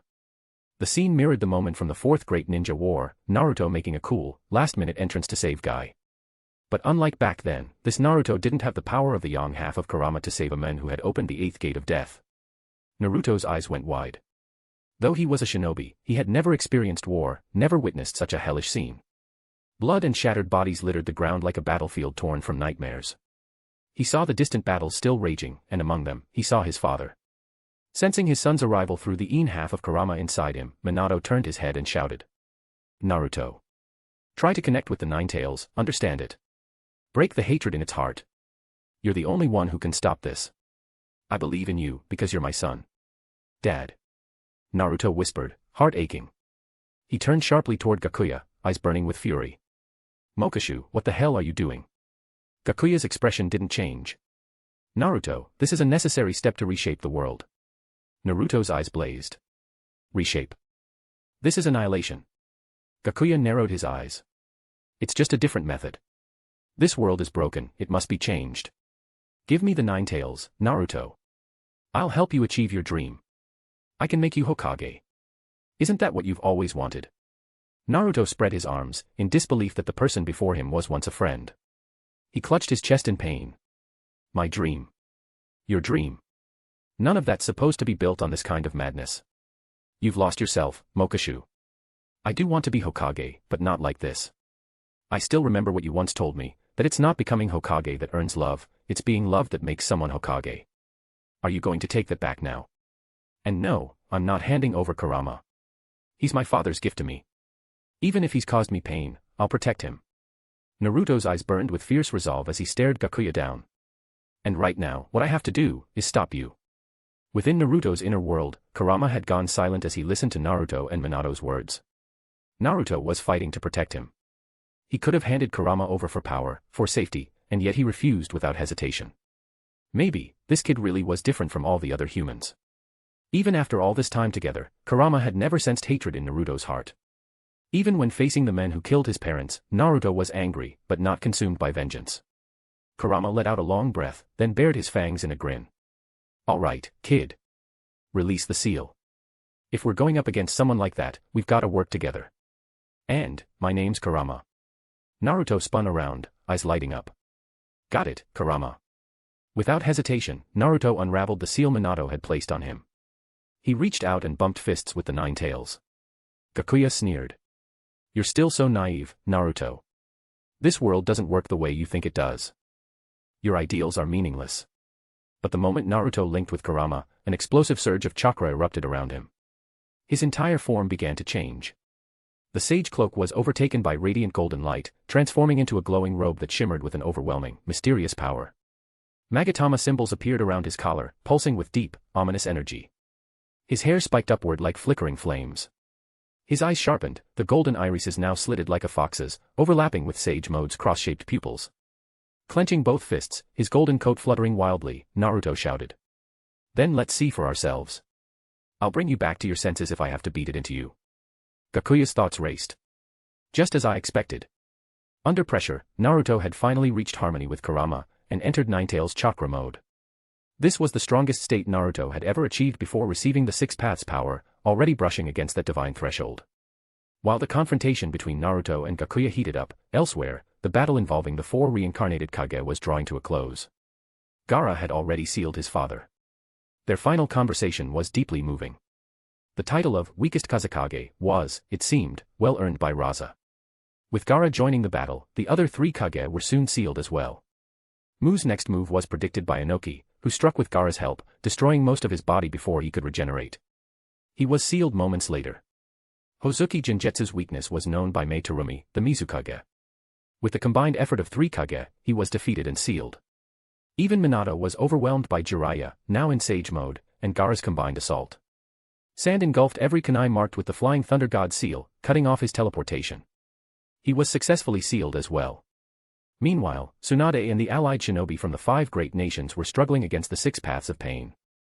To buy time, Tsunade made a critical misstep and was restrained by Pretapath, which drained the vast majority of the chakra stored in her Een seal, rendering her nearly powerless. The allied forces were also suffering heavy losses. Under the onslaught of Chibaku Tensei and Golden Will reincarnation explosion, techniques that mowed down enemies like cannon fire, their morale was crumbling. Gakuya and Nagato had proven, through blood and devastation, that battles at this level were beyond what ordinary shinobi could survive. On the Akatsuki side, the 6 paths of pain now stood beside Gakuya. Opposing them, behind Naruto, stood Jiraiya, Tsunade, Gaara, Inoki, and Mei-Terumi, 5 formidable Kage-level warriors. Gakuya smiled, not withholding his praise. As expected of those who carry the title of Kage. You've wrapped up your fights faster than I anticipated. You've even surpassed the generation before you. And Naruto, you truly surprised me. You've mastered Kurama's power perfectly. But now, it's time to stop playing. Despite being outnumbered, Gakuya smiled calmly. He raised his hand and snapped his fingers. Let the father-son showdown begin. Please drop some power stones. Fanfic is finished on Patreon, 237 chapters in total. Patreon.com/Jigsaw, for only $4.50, read this entire fanfic. Chapter 174, Chapter 174, Father and Son Clash. With a snap of Hyūga Gakuya's fingers, the sealing chains that had bound Minato Namikaze shattered in an instant. Minato broke free once more, now fully enveloped in the same mode as Naruto, the form linked with Kurama's chakra. The ninja standing guard over the seal attempted to intervene, but was violently flung back by 9 golden tails that burst forth without warning. Minato grimaced, forcing out 3 agonizing words. Stop me. Hyūga Gakuya chuckled. Now the real father-son showdown begins. In the next moment, Gakuya completely sealed away Minato's consciousness. With his Een Kurama already under control, Minato had now become a manufactured, perfect Jinchuriki.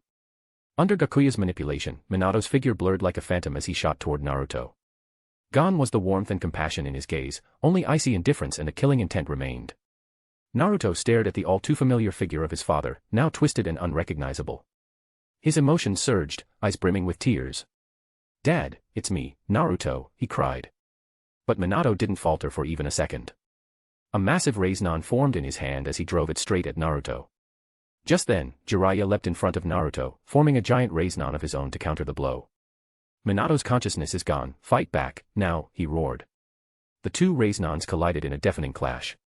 Jiraiya did his best to resist, but it was clear he was being pushed back. Tsunade's eyes widened with fury. Damn it, she shouted, channeling her monstrous strength as she charged toward Minato. From the side, Gaara manipulated his sand in support, trying to restrict Minato's movements. Inoki and Mei-Terumi also joined the fray, unleashing their own powerful techniques. A storm of high-level jutsu filled the battlefield. Yet even the combined assault of the 4 Kage was scattered effortlessly by the golden chakra tails lashing out from Minato. Standing off to the side, Hyūga Gakuya observed the chaos with a cold smile, already planning his next move. Despite the overwhelming attacks coming at him from all sides, Minato's assault remained fierce and unrelenting. Each strike carried deadly force, as if his only goal was to wipe out everyone before him. Naruto's heart twisted in agony as he watched his father lose himself to madness. Dad, I know you're still in there. Please, wake up, he called out. Minato's movements briefly faltered. A flicker of struggle passed through his eyes, but it was quickly drowned by cold detachment as he resumed his merciless attacks. A golden, translucent fox head formed around him, mouth beginning to gather a jet-black-tailed beast ball. Tears welled up in Naruto's eyes. With no other choice, he responded in kind, forming a tailed beast ball of his own. The 2 projectiles shot forth, colliding mid-air in a colossal explosion. The shockwave ripped through the battlefield, annihilating everything in its path. Gakuya used his gravitational powers to pull himself and the 6 paths of pain safely out of range, while the rest of the allied forces were shielded just in time by Gaara's sand. Naruto stood staring at the father he could no longer reach, gripped by grief, but he knew there was no time to dwell. He clenched his fists, fighting back tears as his expression hardened. Sorry, Dad, he yelled, forming a massive Rasengan. Minato vanished in a flash, reappearing right in front of Naruto with a kunai aimed at his throat. Naruto twisted to evade, swinging his Rasengan toward Minato's chest. Minato flipped backward to avoid the strike, then surged forward again at blinding speed, launching into a furious close-quarters battle. Naruto gritted his teeth and fought back with everything he had.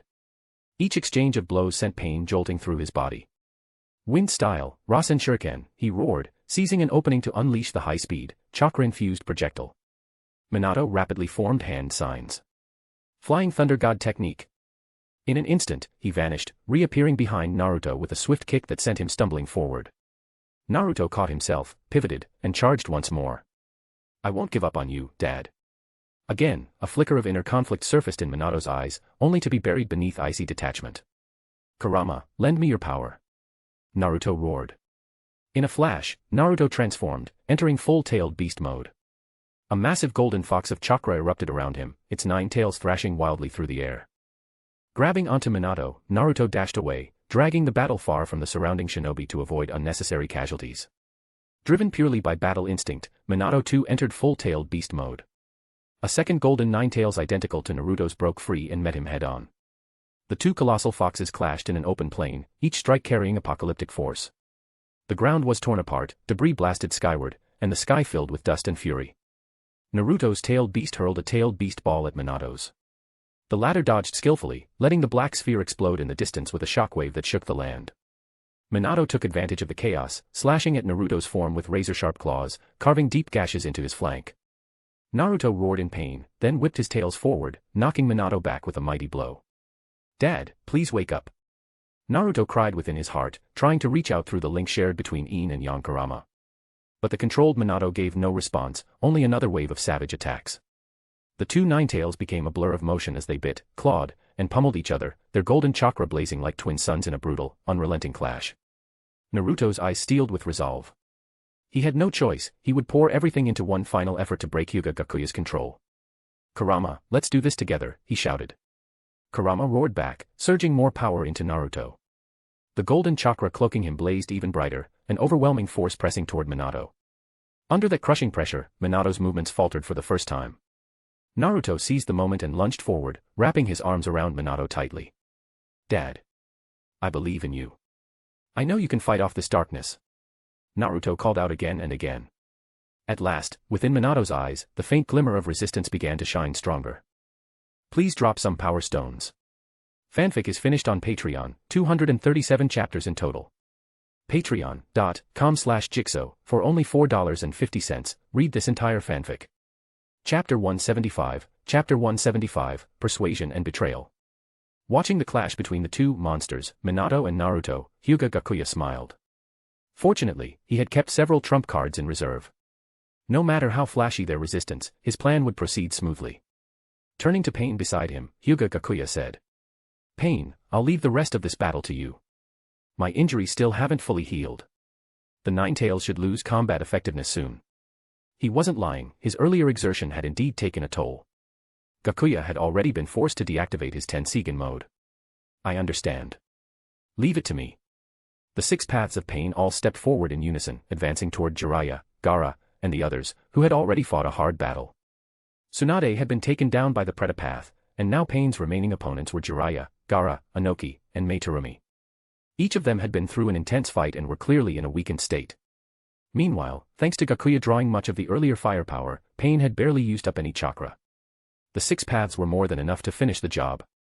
The 6 puppets moved forward in perfect formation, bearing down on Jiraiya and his allies. Jiraiya took a deep breath, forcing himself to stay upright despite his exhaustion. His eyes burned with determination as he quickly formed hand seals. Fire style, giant flame bullet. A massive fireball roared toward Pain. But with a simple wave of his arm, the Deva path dispersed the flames with a powerful repulsive force. Gaara manipulated his sand to raise thick walls in defense, trying to stall Pain's advance. The Azura path hunched over, mechanical parts whirring, then unleashed a barrage of rocket-propelled missiles, blasting the sand barriers apart. Seeing this, Inoki formed a seal. Dust style, atomic dismantling jutsu. His devastating technique shot toward Pain. But the Preta path immediately moved to intercept, hands outstretched. It absorbed the technique with ease, the sheer destructive force of dust style nullified by the Preta path's chakra-draining ability. Meitarumi refused to back down. She launched a corrosive wave of lava style from her mouth. In response, the animal path slammed her hand to the ground. A panda-like summon fell from the sky and easily absorbed the attack. For a time, the battle reached a fever pitch. The coordination among the 6 paths was nearly flawless, leaving the defenders barely able to breathe. Meanwhile, Hyūga Gakuya slowly made his way toward the area where Naruto and Minato were fighting. He wasn't going there to aid Minato. Rather, he wanted to give Hinata, Hanabi, and the others their chance to act alone. His role in the play was almost complete. In the rear, Team Dusk had been watching for the right moment. They now saw their chance and set their sights on Gakuya. We can't let him help the fourth Hokage. We need to delay him, Shikamaru said. This is when he's at his weakest, and it might be our only chance to awaken Chiba Mokashu. The rest of Team Dusk nodded in unison and sprinted toward Gakuya. He was walking at a slow, almost casual pace, like he was out for a stroll. But in truth, he was waiting for them. Suddenly, Gakuya stopped, a smile playing on his lips. Shikamaru, you really underestimate me. You actually think you can stop me like this? This ambush is a joke. Rustling came from the surrounding trees. More than a dozen figures emerged. It was the remaining members of Team Dusk. Each of them assumed battle stances, clearly prepared to fight to the death. You think just because I'm injured, you can defeat me? You're wrong. You can't stop me. Just walk away, our new world is almost here. All you need to do is wait. His tone was almost familiar, almost kind, as he continued. This is war. And if you insist on getting in my way, then I'll have to kill all of you. Shikamaru's expression hardened. We're here to protect our village. And Naruto is our friend. There's no way we're letting you through. This was his plan, to test whether any part of Gakuya still held on to the emotions and bonds of Chiba Mokashu's past.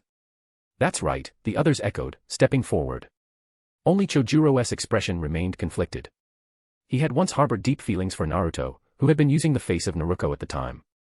But now that the person he admired had turned out to be a man, it was a blow he could hardly bear. It shattered his sense of love, perhaps permanently. I'm not even trying to kill Naruto. Look at Utakata, he's still alive even after I extracted his tailed beast. So don't pretend this is about justice. This is war. And war has no justice. Gakuya rolled his shoulders. But, since you all helped lay the groundwork for my plan, I'll show you some mercy. I'll just knock you all out. You're not a real threat to me anyway. Those words made Shikamaru's heart stir. This was exactly what he'd hoped to hear, proof that Gakuya still hadn't abandoned his feelings completely. That was enough. The battle itself no longer mattered. 5 minutes later, the entire group lay unconscious on the ground. Gakuya remained standing in place. It had been less of a fight and more like a parent humoring children at play. He had held back and simply knocked each one out. Just then, movement came from the side. 3 girls stepped out. Gakuya's expression darkened, as if he'd just suffered a deep betrayal. Hinata. Hanabi. Temari. Are you here to stop me too? If you're still hoping to awaken my other self, don't even bother. Chiba Mokashu is me. I haven't changed, I've just seen things more clearly. Before the Hyūga sisters could respond, Temari stepped forward. No. Mokashu-kun, maybe they came to convince you to stop. But me. I think your plan is perfect. I support you. I want to be part of it, I want to see that flawless world you're going to create. Temari spoke with clarity and conviction, but her every detail betrayed her true intent. Gakuya was willing to play along. Hearing her words, Gakuya looked delighted. That's all I need to hear. The new world is almost here. Stand behind me, I'll take care of these 2 traitors. Hinata's eyes widened with fury. She stared at Temari, voice trembling. Temari, how could you? Have you forgotten what you believe in? Hanabi's voice cracked, her eyes welling with tears. How can you side with him? You're helping the enemy. How could you betray us like this? Temari turned her head slightly, avoiding their gaze. She bit her lip and whispered. You don't understand.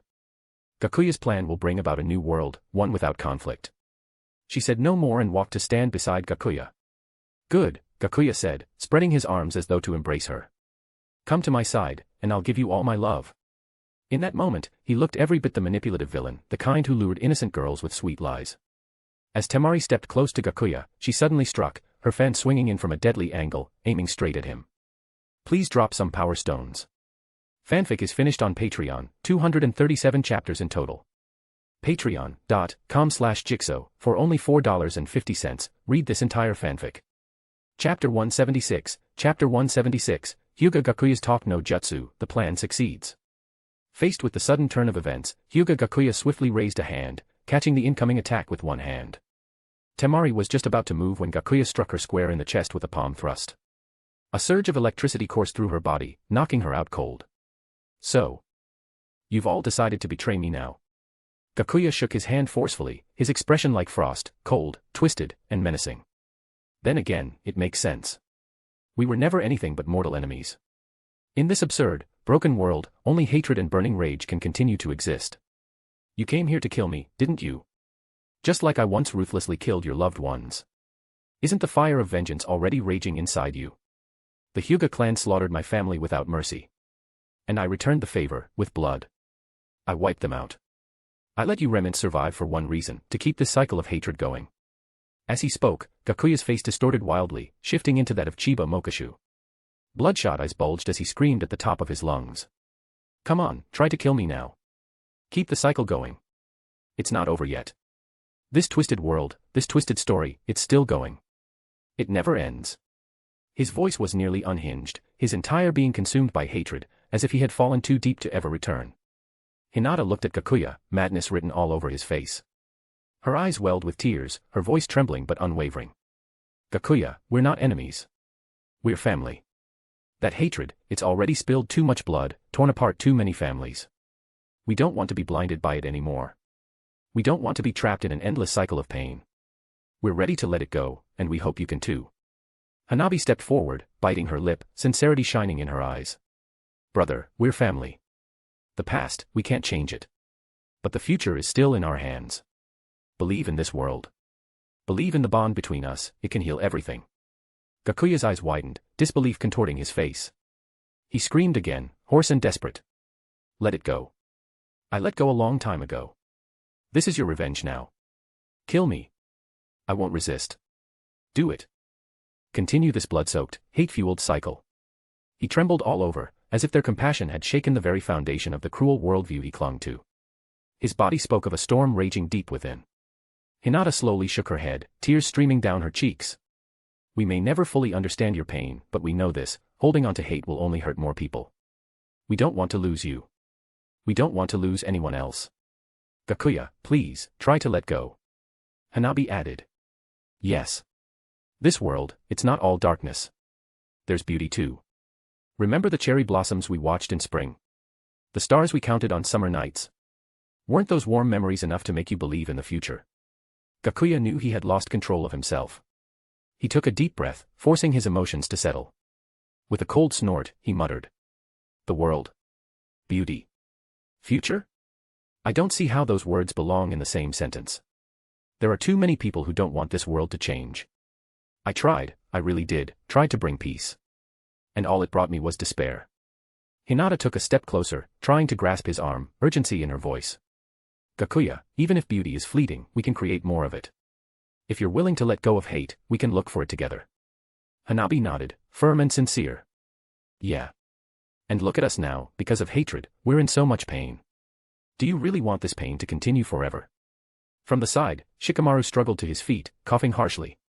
The 5 great nations are working together now. We've set aside our hatred. If we keep going like this, we can build a better world. Gakuya fell silent, eyes clouded with turmoil and hesitation. Hinata's tears wouldn't stop. Her voice grew more sorrowful, more pleading. Gakuya, maybe this world has disappointed you, but we can still change it, together. As long as we don't give up, there's always hope. Hanabi clenched her fists tightly, her eyes locked on him. You're not alone in this fight. We'll stand by your side, no matter what. Gakuya's eyes flickered with uncertainty. A crack was forming in his resolve. Shikamaru saw it immediately and stepped forward, locking eyes with him. Hyūga Gakuya. We know your past is full of pain, but that doesn't justify walking a path of destruction. No matter what other nations did, Konoha has always sought peace and justice. We're willing to work with you to find a real solution. This was his last card. Gakuya wasn't someone they could overpower. If persuasion failed now, there would be no second chance. After a long pause, Gakuya slowly raised his head. The madness and coldness in his eyes had diminished, though skepticism still lingered. You make it sound so easy. But how can I trust this isn't just another lie? Shikamaru answered quickly, then let us prove it through action. Just give us a chance. Give the world a chance. Hinata wiped her tears, eyes filled with hope. Let's take it one step at a time. Starting now. Hanabi tugged gently at Gakuya's sleeve. Please. Try. Gakuya let out a long sigh. After a moment, he nodded. Fine. I'll trust you, just this once. But if this all ends in disappointment, I won't show mercy again. Everyone let out a sigh of relief. Shikamaru spoke up, you don't need to fight anymore. I'll take care of the rest. We'll prove we have the will and the strength to change this world. He wasn't trying to keep Gakuya out of the battle out of pride, he was just genuinely afraid that another word from pain might sway him again. They wouldn't survive another reversal. At that moment, the control Gakuya had over Minato also broke. Everyone looked up simultaneously toward the distant figure. As Naruto kept calling out to him, the flicker of struggle in Minato's eyes began to strengthen, eventually taking over. The dark aura around him began to fade, and his once frenzied power slowly calmed. Minato was regaining his sanity. Naruto. My son. His voice was weak, but it was undeniably his. Naruto's nine-tails form faded. Tears streamed down his cheeks as he embraced his father. Dad, you're finally back. Minato smiled gently, brushing a hand over Naruto's hair. You've grown, and become so strong. Before they could say much more, Minato's form began to flicker. He could feel his soul slipping from the grip of Edo Tensei, returning to the Pure Land. Speaking quickly, he said, try to guide Hyūga Gakuya and Nagato to the right path. They're victims of this twisted world, too. Don't be sad, Naruto. Protect the village. Protect everything we held dear. I can rest easy now. You're a ninja who can stand on his own. Tell your mother, she won't need to worry anymore. Naruto sobbed as he nodded, reaching out to grasp his father's fading hand. I will, Dad. I promise I won't let you down. Dad. Mom. I've been eating well, so don't worry. I'm not picky anymore, I eat everything. Tonkatsu, miso, shoyu, not just ramen either. I bathe every day, and I even go to the hot springs in Konoha sometimes. Even if people say I just dip in like a dragonfly. I've made a lot of friends, really good ones. My grades still suck, but I never give up. I've got more determination than anyone. I learned a lot from Pervy Sage. Even though I messed up all 3 of the shinobi taboos, he was so cool. I really respected him.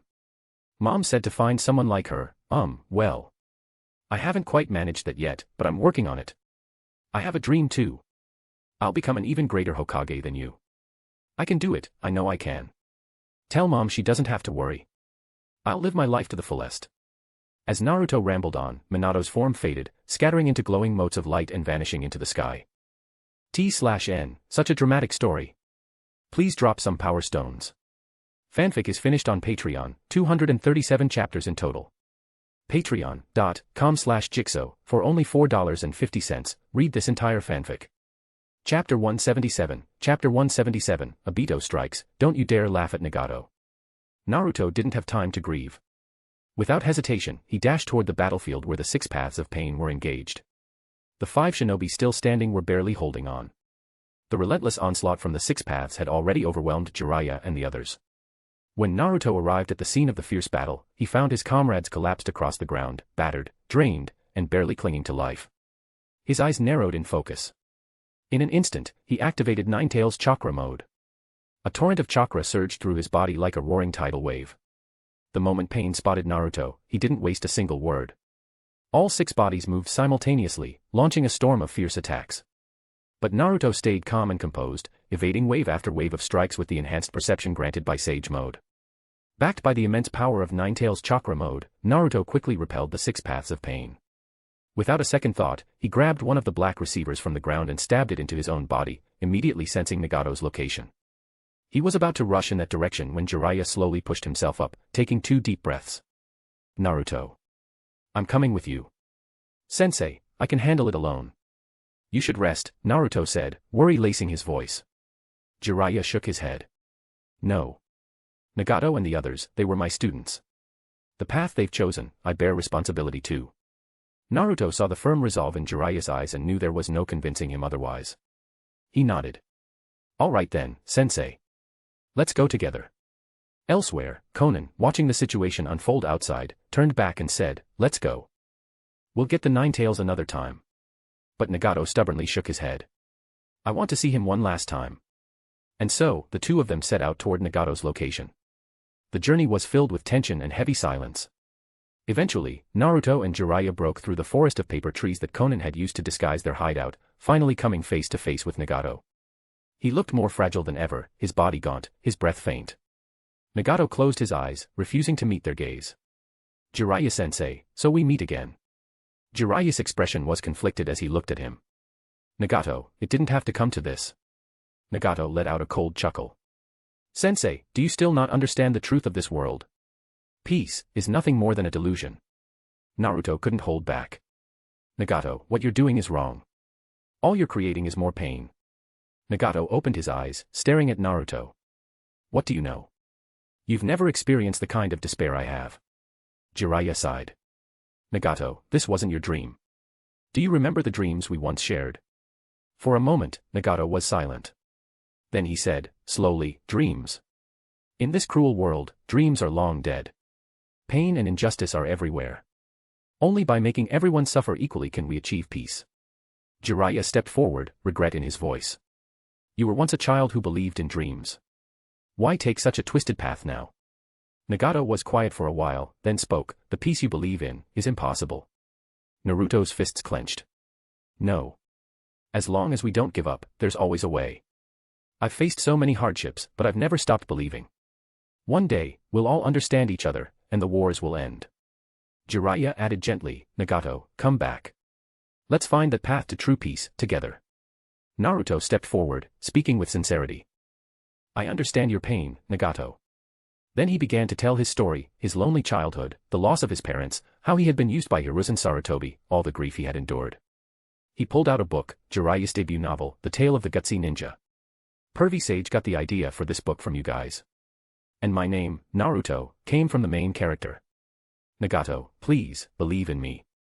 Hearing Naruto's heartfelt words, Nagato saw something in him, something that reminded him of Yahiko, and of himself.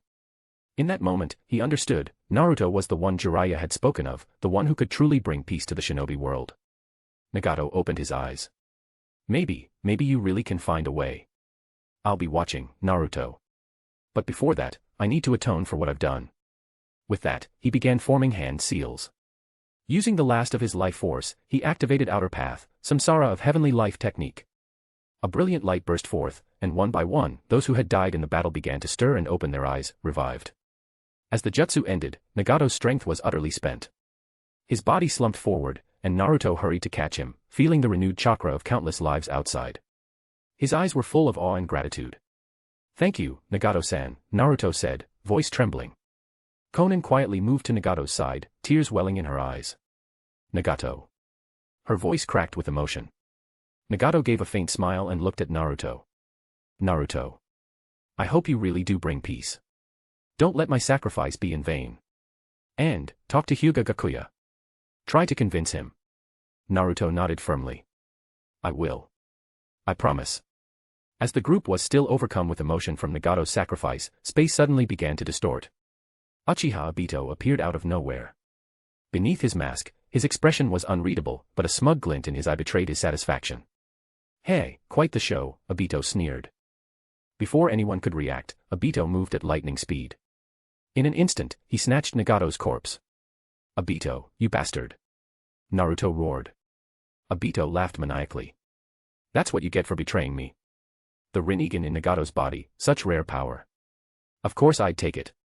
And I must thank all of you. Without your help, reclaiming the Rinnegan would have been far more troublesome. Naruto lunged forward, furious. Don't you dare laugh at Nagato. Jiraiya's brow furrowed. Obito, what the hell are you planning? Obito scoffed. You fools could never understand the world I seek to create. And with that, he vanished in a flicker of distorted space. Naruto, Jiraiya, and Konan moved to intercept him, launching a coordinated attack. But even surrounded, Obito slipped away using Kamui, phasing through the ground and escaping effortlessly. After he disappeared, Naruto stood trembling with fury, his eyes blazing with rage. That bastard. I'll never forgive him. His voice echoed across the ruined battlefield. Jiraiya's expression was grim. He knew this was only the beginning of something even more dangerous. Calm down, Naruto. Anger won't solve anything now. We have to prepare for what's coming. But Naruto couldn't calm himself. Obito's arrogant smirk kept replaying in his mind, fueling the fire in his heart. Please drop some power stones. Fanfic is finished on Patreon, 237 chapters in total. Patreon.com/Jigsaw, for only $4.50, read this entire fanfic. Chapter 178, Chapter 178, Gakuya's Speculation. I swear, I'll make him pay for what he's done. Naruto growled through gritted teeth, his eyes practically blazing with fury. Beside him, Konan's gaze was filled with the same burning rage, but her expression remained calm, laced with unwavering determination. I have to find him as soon as possible. The Rinnegan is one of Akatsuki's greatest weapons. I will reclaim Nagato's body. Jiraiya stood in silent turmoil, torn between telling Konan the truth, that those eyes actually belonged to Uchiha Madara, and keeping the information hidden. In the end, he chose to change the subject. We can't lose focus, Jiraiya reminded them grimly. The war's not over yet. We still don't know what's happened to the rest of Team Dusk. Naruto smacked his forehead, suddenly remembering. Right, we need to stop Hyūga Gakuya first. No need. I'm already here. Gakuya stepped out from between the towering paper trees, flanked by Shikamaru and the Hyūga sisters. In an instant, both Naruto and Jiraiya assumed defensive stances, ready to spring into action at a moment's notice. Shikamaru quickly stepped forward to defuse the tension, afraid that any hostility might cause Gakuya to change his mind. Hyūga Gakuya has agreed to give the Shinobi world a chance, Shikamaru explained urgently. He's willing to try building a new world through peace. That makes him our ally now, not our enemy. Naruto looked at Gakuya, his expression softening with relief as he realized the hatred had left him. With a wide grin, he strode forward and slapped Gakuya's shoulder firmly. Mokashu, let's fight for peace together from now on. Gakuya gave a slight nod. His eyes, however, lacked the fiery resolve one might expect. It was clear he still hadn't placed his full trust in the 5 great nations. Jiraiya let out a deep sigh of relief. It's good we don't have to fight him anymore. Now we can finally focus on the future, on what comes next. Gakuya's expression turned serious. I already have a plan. First, we eliminate the internal instability caused by Uchiha Obito. Then, we dismantle the old feudal system, form a parliamentary council, advance our technology, and prepare to counterattack the extraterrestrial clans. Everyone was momentarily speechless. That was fast. Gakuya had already charted out the road ahead. Konan stepped forward, her eyes tinged with sorrow. Gakuya. Nagato once said that after his death, the future of Akatsuki would be in your hands. From this moment on, you are the new leader. Gakuya nodded slightly. I understand. But calling back Deidara and Kisame, it might already be too late. Obito has the Rinnegan now, and with Kamui's teleportation speed, he may already be in Hyūga. Konan's eyes widened. Even you don't know. Didn't you leave a shadow clone behind with them? Gakuya shrugged helplessly. The battle just now was too intense, I'd already dispelled it. All I know is that they've started attacking Hyūga. Jiraiya's eyes widened in disbelief. Hyūga? You mean, the 8 tails might have already been captured? Gakuya remained calm. We split into 2 teams. One was me, Nagato, and Konan attacking Konoha. The other, Deidara, Kisame, and Sasuke, went after Hyūga. The moment Naruto heard that name, he rushed up and grabbed Gakuya's arm tightly. Mokashu. If you brought Sasuke, then you can definitely convince him to come back to Konoha, right? Gakuya gently pulled his arm away and took out a scroll, as if preparing for a lesson. Saying I took Sasuke, it's more accurate to say that Itachi did. Everyone blinked in confusion. Itachi and I, you could call us friends. Back in Akatsuki, he asked me for a favor. He wanted to ensure Sasuke's safety. Hiruzen Sarutobi had once promised to protect Sasuke for him, but after Hiruzen died, Konoha was no longer safe. So Itachi asked me to take Sasuke in and train him. In return, he gave me a few pairs of Sharingan. I agreed. I took Sasuke under the name of Orochimaru and left him in Otogekyū to train. Naruto's eyes widened in disbelief. That's impossible. Itachi cared about Sasuke. It was hard to accept. Naruto had seen firsthand how Itachi had tormented Sasuke.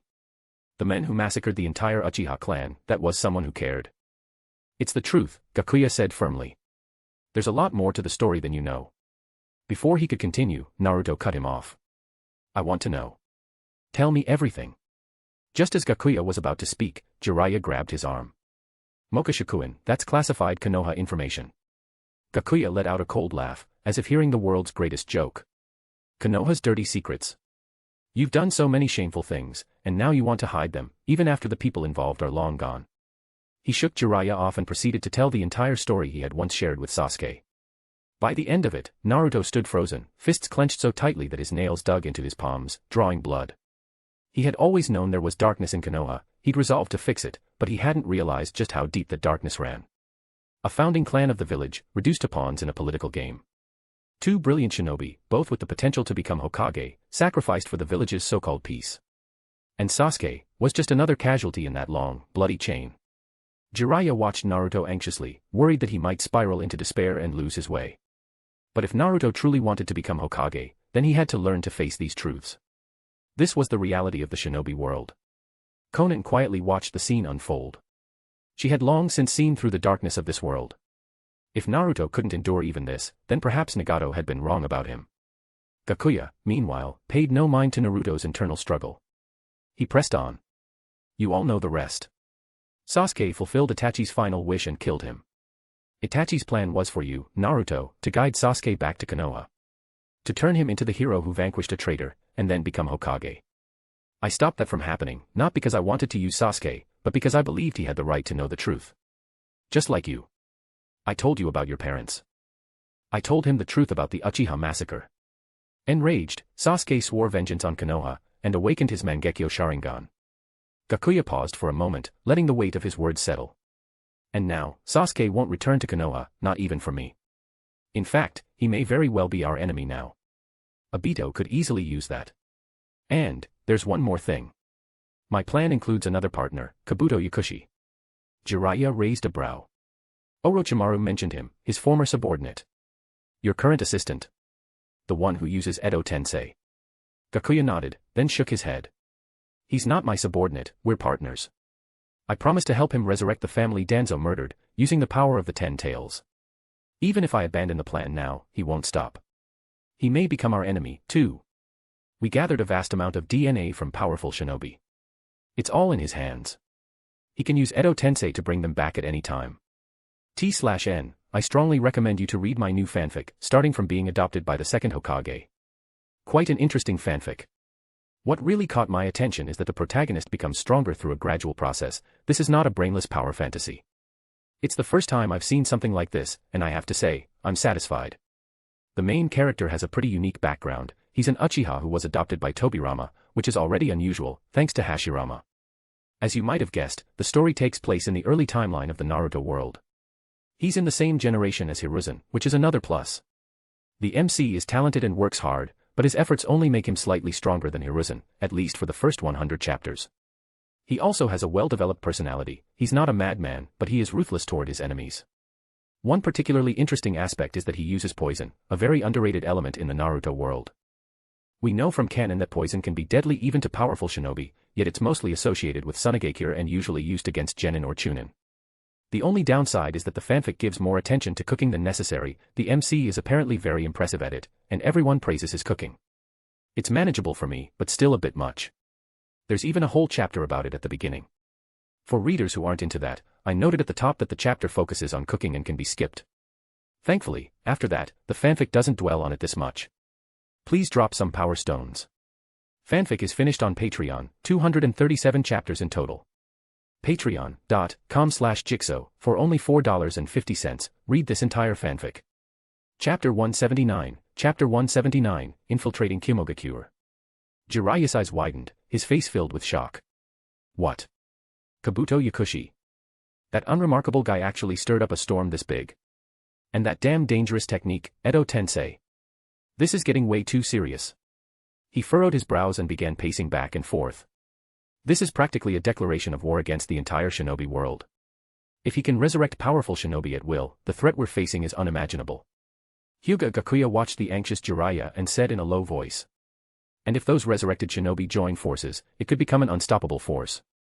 Jiraiya offered a suggestion. Can you draw him out and eliminate him in secret?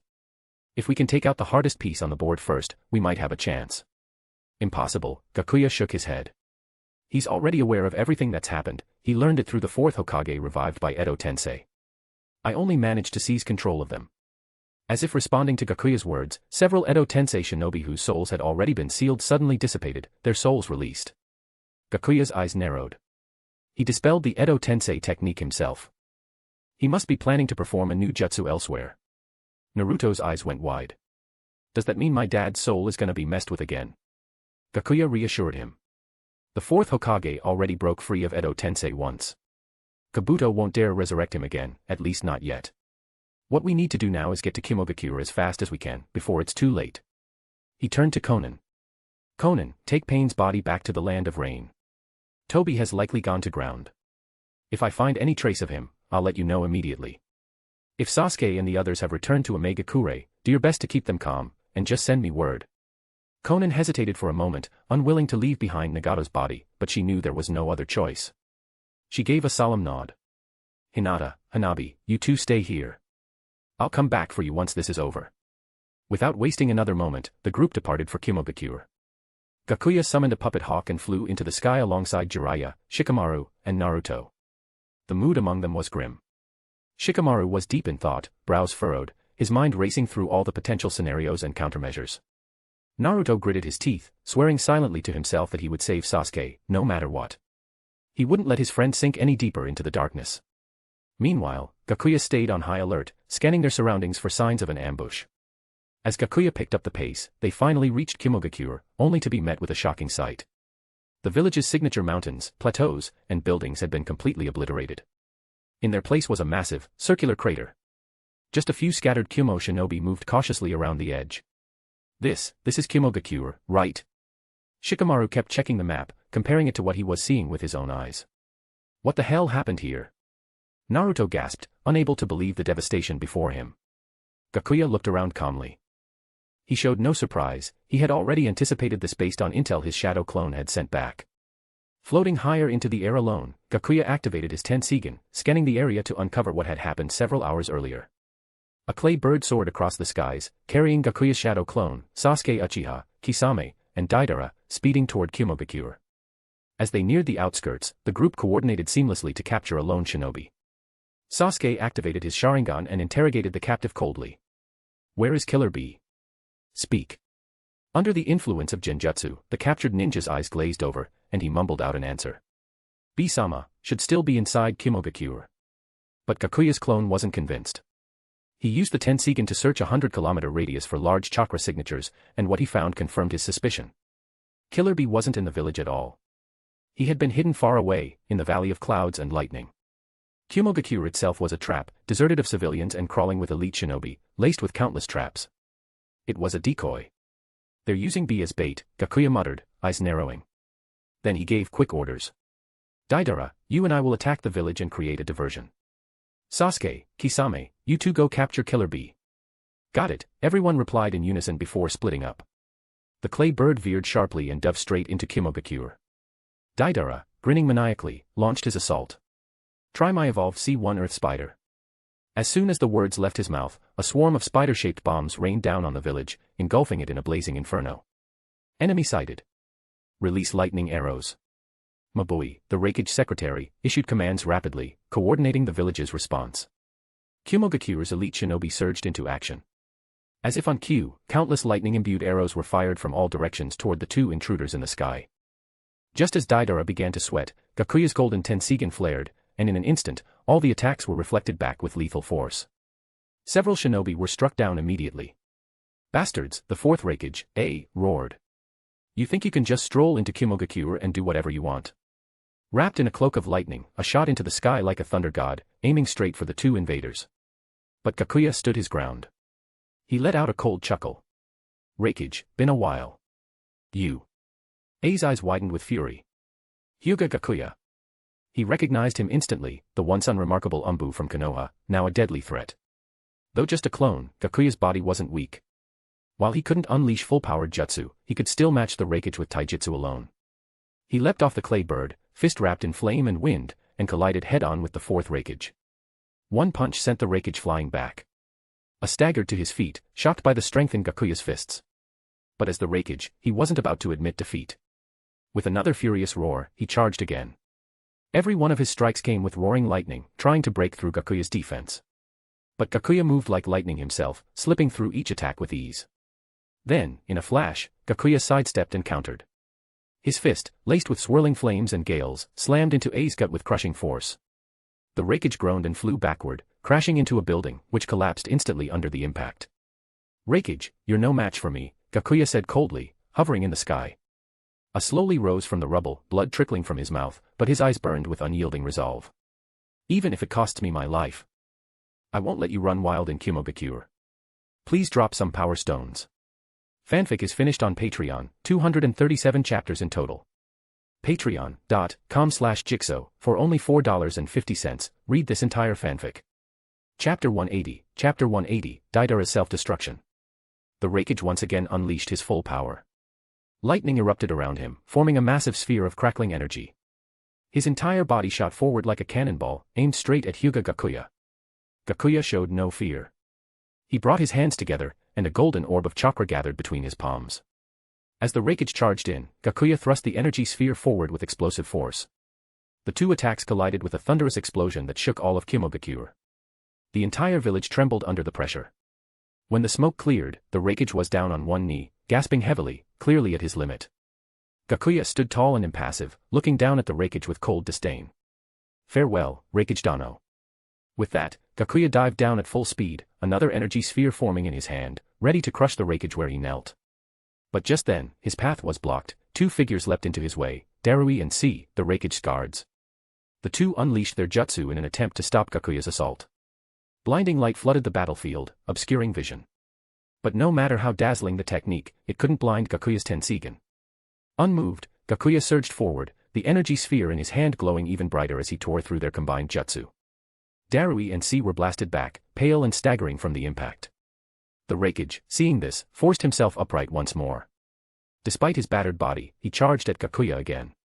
No matter how powerful the enemy, he would protect his people and his homeland. Raikage Dano, don't! Darui shouted. But the Raikage didn't stop. The lightning around him flared even more violently, as if his very body had become a living storm. Humph, fool! Gakuya sneered. With a grunt, he hurled the energy sphere straight at the Raikage. In that critical moment, several shadows flashed into view and stood between Gakuya and the Raikage. Get out of here, Raikage Dano, they shouted. ANBU from Hyūga had arrived. The golden energy sphere exploded in the next instant. The resulting shockwave leveled everything around it. The ANBU shielding the Raikage were vaporized instantly. Even the Raikage and his guards were blasted away by the aftershock. Damn it, the Raikage growled, staring at the ruined landscape with rage and frustration burning in his chest. And how will you block this one? Gakuya said coldly, raising his hand once more as another golden orb began to form. Just before he could deliver the final blow, his body suddenly burst into a cloud of smoke. He had vanished. Far away, the real Hyūga Gakuya had released his clone due to chakra constraints. Everyone froze in disbelief. That was just a clone. Darui's voice trembled with shock. C's face darkened, his voice a whisper. If even his clone has that kind of power, then what kind of monster is the real one? The Raikage clenched his fists, fury and unease mixing in his heart. Damn it, we were pushed this far, by a clone. The surrounding shinobi exchanged uneasy glances. That intense, earth-shaking battle had left them rattled. And now, realizing they had only fought a clone, the dread ran deep. As the others tried to process what had happened, Deidara stayed alert, his eyes narrowed. Humph. This fight isn't over yet, he said with a wild grin, flashing through hand signs. C3 number 18. A giant clay figure materialized in the sky, radiating lethal energy. Hyūga shinobi immediately leapt into action, hurling jutsu toward Deidara. A barrage of ninjutsu streaked toward him, but Deidara deftly maneuvered his clay puppet, evading the attacks with ease. Ha! You think these party tricks can stop me? Deidara cackled, sending his puppet into a counterattack. From the puppet's body came a swarm of miniature bombs, swarming down like locusts. Watch out! Darui shouted. The shinobi scattered, but many were still caught in the blasts and thrown to the ground, injured. C tried to counter with storm release, hoping to block the bombs, but there were simply too many. Even he was being overwhelmed. Seeing Hyūga's forces putting up resistance, Deidara decided it was time to go all in. He stuffed a clump of explosive clay into his mouth and chewed. Then he spat out a massive puppet that looked exactly like himself. Heh, let's see how you handle my C4 Karura. Deidara shouted gleefully. The puppet exploded, releasing a flood of microscopic clay spiders invisible to the naked eye, which spread outward with terrifying speed. Hyūga's shinobi, unaware of the true danger, charged in to strike Deidara. But the Raikage suddenly shouted. Stay back. Something's wrong. Some shinobi had already inhaled the microscopic bombs. At first, they felt nothing. But within seconds, their limbs began to go numb, their bodies no longer responding properly. Deidara smirked, his face filled with mad satisfaction. Now then, it's time for my art to take its final bow. He prepared to detonate the deadly swarm. Suddenly, C shouted, use lightning release. It counters his clay. The Raikage and several lightning-style shinobi immediately responded, unleashing waves of high-voltage chakra. Arcs of lightning crackled across the battlefield, forming a protective barrier. As the clay spiders touched the lightning, they exploded. But the power of the explosions was greatly reduced. Even so, those who had inhaled the clay bombs were instantly disintegrated, the nano-level explosions leaving nothing behind. Deidara's expression twisted as he saw the devastating potential of C4 Karura being diminished. He tried to launch more of the clay spiders, but Kumogakuya's shinobi, under the Raikage's command, fought back relentlessly. Now aware of his weakness, they continually used lightning release to counter his art. This infuriated Deidara. "My art, you bastards keep destroying my art," he roared. He unleashed a wave of enhanced techniques, including C2 Dragon and more, but Kumogakuya's shinobi met every assault with lightning. Explosion after explosion was dampened, neutralized. The sky was filled with flashing light and thunderous booms as two forces clashed. At last, driven to madness by frustration, Deidara decided to use his ultimate technique. "If that's how it is, then feast your eyes on my greatest masterpiece, C0, Ultimate Art." He tore off his Akatsuki cloak, revealing his bare chest. From it, a fleshy mouth opened wide, and within it, a black gemstone pulsed with growing light. Natural energy around him surged wildly toward the gem. The brilliance was blinding, like the world itself was about to be swallowed. His eyes gleamed with madness, his twisted face illuminated by the radiance. He fed his last piece of explosive clay into the mouth on his chest. It was immediately absorbed. His body convulsed violently, muscles swelling, veins bulging. This is my final art. You will all become ash in the glory of my explosion." Deidara's voice was ecstatic, feverish. This was his ultimate expression, his art, brought to life in one final, all-consuming blast. Please drop some power stones. Fanfic is finished on Patreon, 237 chapters in total. Patreon.com/Jigsaw, for only $4.50, read this entire fanfic. Chapter 181, Sasuke's True Power. Deidara suddenly ripped off his Akatsuki cloak.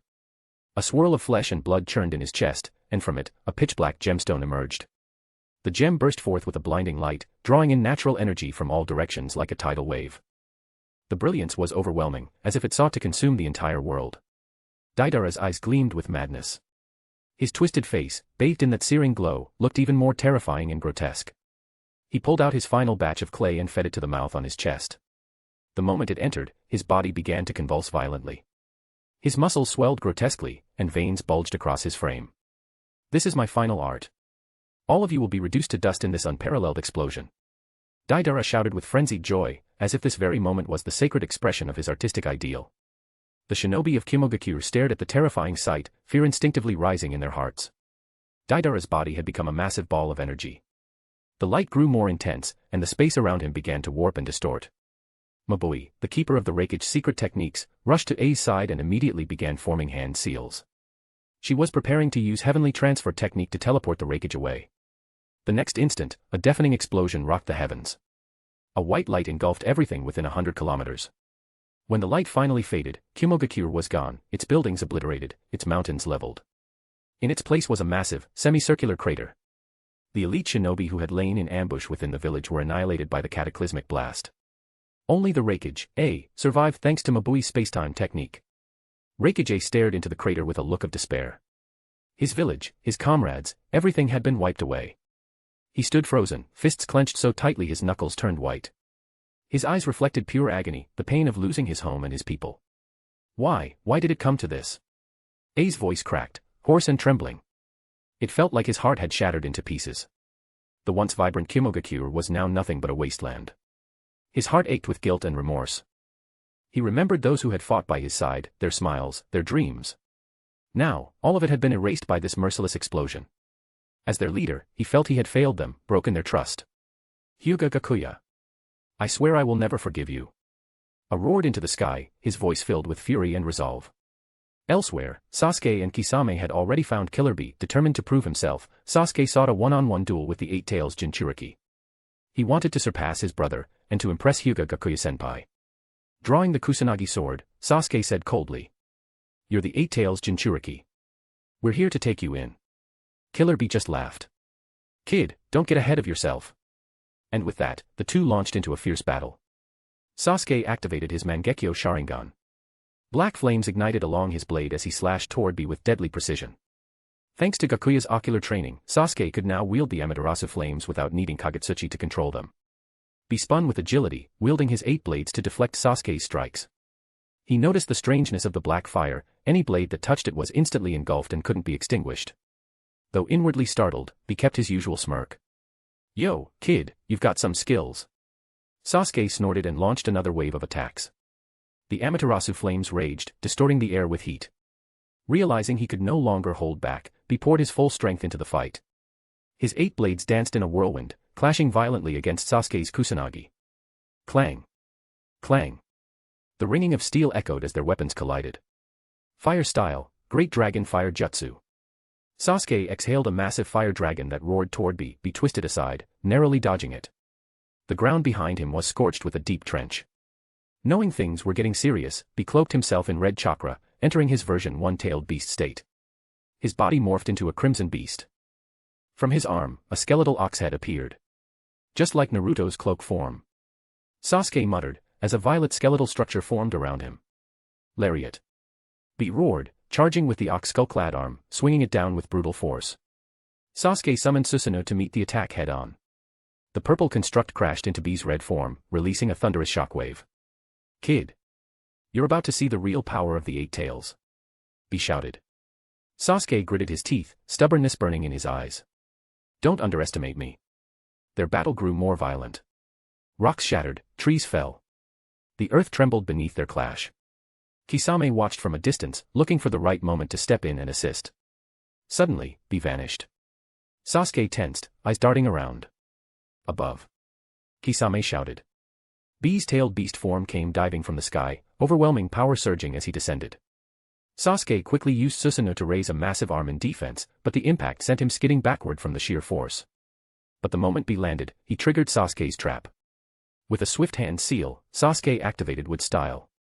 Massive trees erupted from the ground, entangling Be and wrapping tightly around him. The trees began to absorb Be's tailed beast chakra, using it to grow even faster, further strengthening their hold. Be was stunned. He hadn't expected this. He thrashed wildly, trying to break free, but the wood was unnaturally durable, and he was rapidly losing strength. "This jutsu is called Sage Art, Wood Style, Binding Burial," Sasuke said coldly, the corners of his mouth curving up slightly. A cold gleam flashed in his eyes. 8 tails Jinchuriki, you're not going anywhere." Be growled. "Don't get cocky, brat.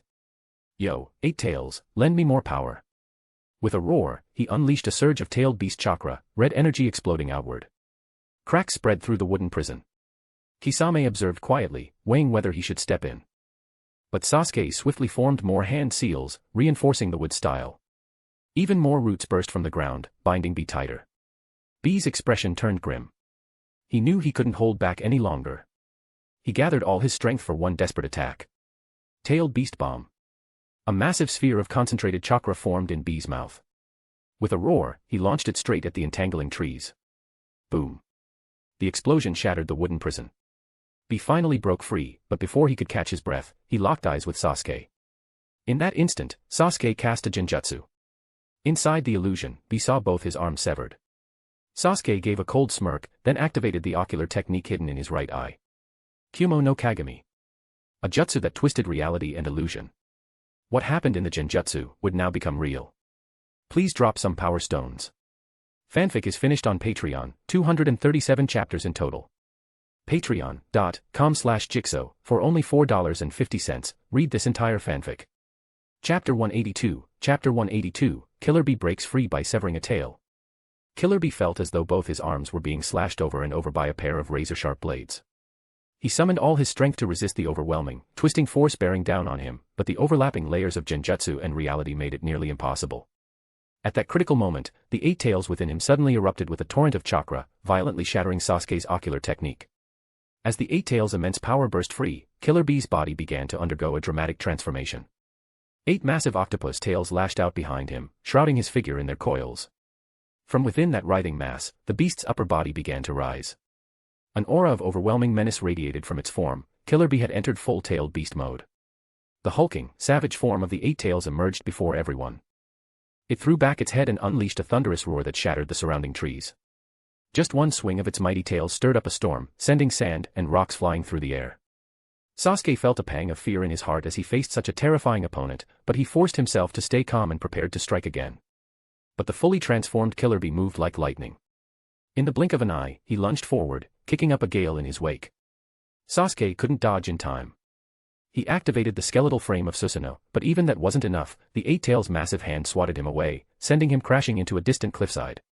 Rocks tumbled down like a landslide. Killer Bee didn't give him a moment to recover. He launched into a brutal series of attacks. The earth quaked with each strike, as if the world itself was ending. Kisame, watching from the sidelines, realized things were spiraling out of control and finally stepped in. Water style, super shark bomb jutsu, he roared. A colossal shark-shaped water missile surged forward and bit into the Eight Tails. The beast roared in pain. The shark absorbed a vast amount of its chakra, growing even larger and more fearsome. But the Eight Tails was simply too powerful. Even such a massive jutsu was little more than a splash in a raging ocean. With a flick of its tail, it scattered the water shark in an instant. Kisame's expression grew grim. He knew that against a fully transformed tailed beast, this was barely a scratch. Still, he didn't hesitate. He quickly formed another set of hand signs, preparing an even stronger jutsu. Meanwhile, Sasuke dragged himself up from the rubble, wiping blood from the corner of his mouth. His Sharingan spun faster than ever. Suddenly, black flames appeared on the Eight Tails. Amaterasu. The hellish fire blazed with a fury that threatened to consume everything in existence. The Eight Tails thrashed, trying to shake off the flames, but Amaterasu could not be extinguished once it latched on. Soon, the beast's tails were engulfed in dark fire. From within, Killer Bee cursed furiously. Damn brat. What the hell is this freakish fire? Sasuke sneered.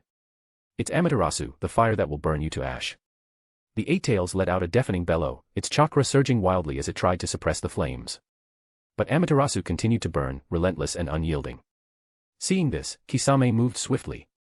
His hands blurred through hand seals as he shouted. Water style, Great Waterfall Jutsu. A massive wave burst forth, crashing into the Eight Tails and throwing its balance off. Sasuke seized the moment. The organs of his sage transformation thudded rhythmically as he flung his Kusanagi sword into the air and formed hand seals at lightning speed. Lightning style, Judgment from the heavens. The sky darkened instantly. Thunderclouds gathered and crackled with energy, converging into a single, blinding pillar of lightning that slammed down onto Killer Bee. Killer Bee sensed the devastating force bearing down on him and channeled all his power into defending through the Eight Tails. But even the Eight Tails began to show signs of strain from the relentless barrage. Gyuki, we're cutting loose. Killer Bee shouted internally. The Eight Tails understood at once. One of its tails detached and flew off. To Sasuke and Kisame, it looked as if Killer Bee, overwhelmed by their combined assault, had finally fallen. His tailed beast form dissipated as he crashed to the ground, unconscious. Only then did Sasuke and Kisame breathe a sigh of relief. Just as they were about to retrieve him, a massive surge of chakra suddenly exploded from the distance, like a hurricane descending from the sky. The fourth Raikage, A, came hurtling toward them. Though still recovering from his earlier battle, he forced his way forward with sheer willpower. You bastards. You dare harm Killer Bee. A's fury was palpable. Lightning crackled wildly around his body, and the sheer pressure made the air feel suffocating. Without another word, the Raikage launched himself at Sasuke and Kisame. His speed was blinding. He closed the distance in an instant. Both men tensed. They knew exactly how dangerous A was. Kisame quickly formed hand seals and cast, water style, super shark bomb jutsu, once more to block him. But the Raikage didn't flinch. He threw a single thunderous punch, infused with immense lightning release chakra, and obliterated the shark bomb with brute force. Though successful, the attack drained some of his chakra. Sasuke, meanwhile, activated his Mangekyo Sharingan and tried to catch the Raikage in a Genjutsu. But A's battle instincts were sharp. Sensing Sasuke's intent, he reacted swiftly and avoided eye contact altogether. He continued his assault without pause, each strike devastating. His lightning-clad fists and feet came at them like thunderbolts, overwhelming both opponents. Gritting his teeth, Sasuke growled, "We'll have to go all out." Under the pressure of the Raikage's onslaught, Sasuke activated Susanoo, its jet-black armor towering with a divine presence, radiating immense power.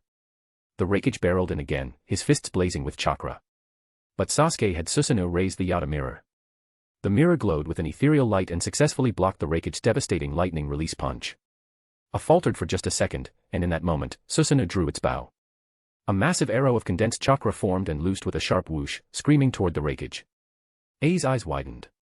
He tried to dodge, but it was too late. The chakra arrow pierced his chest and pinned him violently to the ground.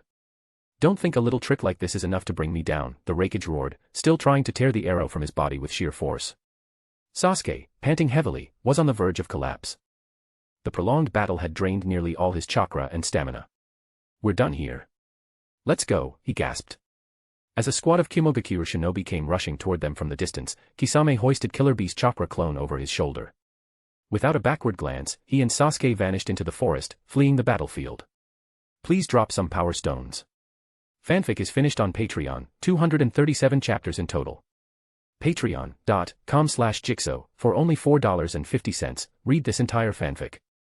Chapter 183, Kabuto's Persuasion, the Raikage's Wrath. Inside a remote cave in the Land of Fire, Kabuto Yakushi once again summoned the reanimated shinobi he had just released, everyone, that is, except the fourth Hokage. Behind him stood rows upon rows of white coffins, hundreds in total, all containing powerful warriors collected by Hyūga Gakuya and himself. Having completed his assigned task, Kabuto stood up, ready to carry out the next part of Gakuya's plan, rallying Uchiha Sasuke and Uchiha Obito to launch the Fourth Great Ninja War. At that moment, the space beside him warped and twisted. Uchiha Obito appeared out of thin air, carrying with him the corpse of Nagato. My job here is done. I'm heading back to rest, Obito said coldly.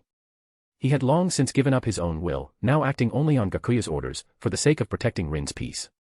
Day after day, he could be found silently staring at her coffin, lost in thought. It's not over yet.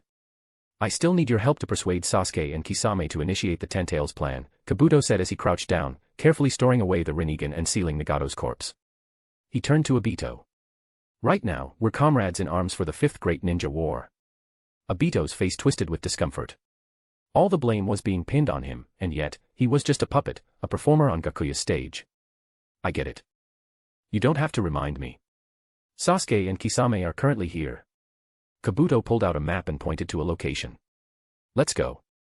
Just make sure you put on a good show. Once the plan's complete, Gakuya-sama will bring you and Rin back to life, in that new world he's building. Kabuto wasn't shy about dangling the bait. But Obito didn't react with even a flicker of excitement. All he cared about now was that Rin's soul remained undisturbed. If she were revived, she'd just become another tool Gakuya could use to threaten him. Without another word, he silently followed Gakuya's orders and absorbed Kabuto into his Kemui space. Deep within a dense forest in the Land of Fire, Kisame and Sasuke were racing toward the Land of Rain. Kisame carried Killer Bee's clone slung across Samehada as they rushed forward. Without any word from Nagato about beginning the tailed beast absorption, they could only stick to the plan and move quickly. Just then, Obito and Kabuto appeared before them out of thin air. The two stopped immediately. Sasuke's Mangekyo Sharingan flared to life the moment he recognized them. Kabuto. And you're with Uchiha Obito. Sasuke narrowed his eyes. Are you betraying Gakuya? Sasuke had no love for Obito, one of the conspirators behind the Uchiha clan's downfall. As for Kabuto, he was merely a colleague. If he'd truly turned on Gakuya, Sasuke would have no hesitation executing him on the spot. Kabuto, ever the seasoned actor, slipped seamlessly into his role, feigning hurt. Come now, don't be so cold. I did help teach you with style, didn't I?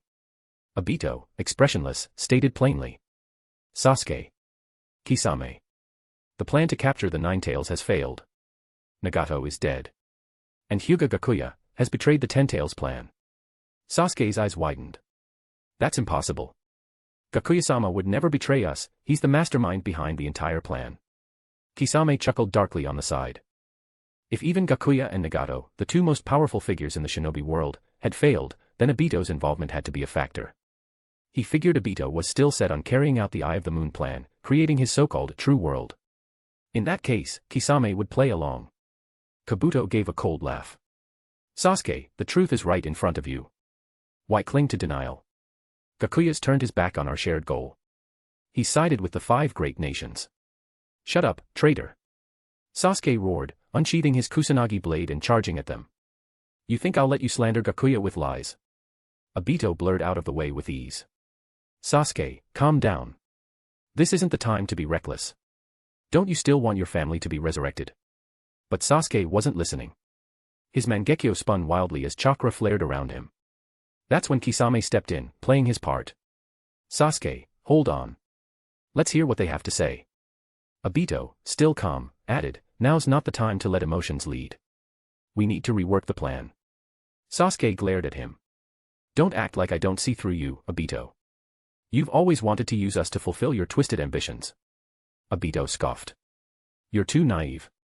Gakuya's betrayal has thrown everything into chaos. If we don't unite now, everything we've built will crumble. Kisame nodded. Sasuke, it's true. The situation's turned against us. You too, Kisame. Sasuke shouted. I trusted you because you fought alongside Itachi. Kabuto stepped forward again. Sasuke, if we keep advancing the plan and fuse with the Ten Tails, you'll gain the power you need for revenge. Don't you want to avenge your clan? I do, Sasuke growled, blood vessels bulging in his eyes. But I won't believe for a second that Gakuya betrayed us. Then ask yourself this, Obito said. If he hasn't betrayed us, why haven't we heard a word from him? Sasuke fell silent. His mind spun with doubt and conflict. Suddenly, the sounds of pursuit echoed from behind them. The shinobi of Hyūga were closing in. Back in Hyūga, a few ninja had found Hyūga Gakuya traveling with Naruto and his group. Seeing they were allies, they were quickly taken to meet the fourth Raikage. None of the Kyumo shinobi recognized Gakuya as a member of the Akatsuki, the one who had just attacked their village. Everyone who'd seen him during the assault was already dead. Under the escort of Hyūga's ninja, the group was brought to the Raikage's temporary medical quarters. The fourth Raikage lay in bed, pale and wrapped in heavy bandages. But the moment he laid eyes on Hyūga Gakuya, rage ignited in his eyes. Ignoring his injuries, he tried to rise and strike Gakuya down. This was the man who had attacked Hyūga. The same man responsible for the deaths of countless elite shinobi. There was no doubt in the Raikage's mind that Gakuya had played a key role. You bastard! How dare you show your face here after destroying Hyūga? I'll tear you limb from limb, the Raikage roared, forcing chakra into his arm for a lethal chop aimed at Gakuya's neck. Before Jiraiya could react, Naruto stepped in front of the attack, arms wide to block the blow. Raikage-sama, please calm down. Jiraiya said urgently. Now's not the time for impulsive action. The leader of the Akatsuki, Nagato, is dead. Gakuya has abandoned the darkness, he's chosen to join us in fighting our true enemy. The Raikage glared daggers at Jiraiya. Why are you protecting this criminal? Have you already forgotten the devastation he brought to Hyūga? Doesn't that deserve justice? Please drop some power stones. Fanfic is finished on Patreon, 237 chapters in total. Patreon.com/Jigsaw, for only $4.50, read this entire fanfic. Chapter 184, Chapter 184, The Six Nation Summit, A New Plan. Hyūga Gakuya stood expressionless, his tone cold as he spoke. Raikage. This is the price of war. But right now, we share a common enemy. We must set aside our hatred. The fourth Raikage wasn't listening. He roared, a common enemy. My greatest enemy right now is you. So our esteemed Raikage has no intention of cooperating with me, Gakuya replied, his eyes flaring with killing intent. Then I'll just kill you and negotiate with your replacement. Sensing the tension explode, Shikamaru stepped forward with Naruto, trying to defuse the situation. Raikage-sama, now is not the time for infighting. We need unity if we're going to face what's coming. Naruto clapped Gakuya on the back, trying to calm him down. Easy, Mokashu. The Raikage just doesn't know what really happened. The fourth Raikage glared at them, chest heaving, fury burning in his eyes. But after a moment, and with everyone urging him to calm down, he finally forced himself to suppress his rage. The murderous look in his eyes, however, didn't fade in the slightest. Gakuya's gaze remained icy as he took a step forward. Above the Raikage's head, golden light gathered, condensing into a long black spear of truth-seeking orbs that shot downward. The Raikage instantly activated his lightning release armor at full power, but even that couldn't stop the spear's terrifying pressure. The spear halted just inches from the top of his head. Sweat poured from the Raikage's face as his breathing grew ragged. He knew, had Gakuya truly meant to kill him, he'd already be dead.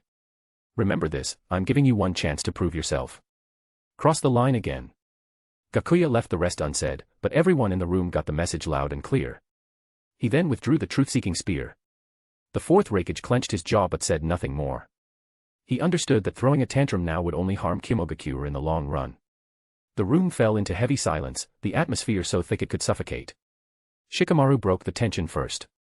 Brow furrowed, he said.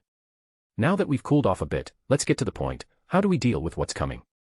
Uchiha Obito is still out there, waiting for a moment of weakness. We need to unite. Naruto quickly nodded in agreement. Yeah. We've got to work together now, no more fighting among ourselves. Jiraiya stepped forward. The Eight Tails Jinchuriki has already been captured. I hope you'll come with us to Konoha to prepare for the battles ahead. We need to call a new Six Nation Summit. He glanced at Gakuya, silently asking for approval. Gakuya gave a nod, so Jiraiya continued.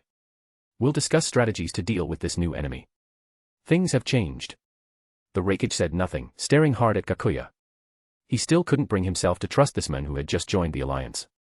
And he didn't want to speak further in front of him. But he couldn't say so outright, he could only protest in silence. Since the Raikage had never traveled to Konoha, he didn't yet know that Hyūga Gakuya was, in fact, the second persona of Chiba Mokashu, the supreme leader of the Shinobi Federation.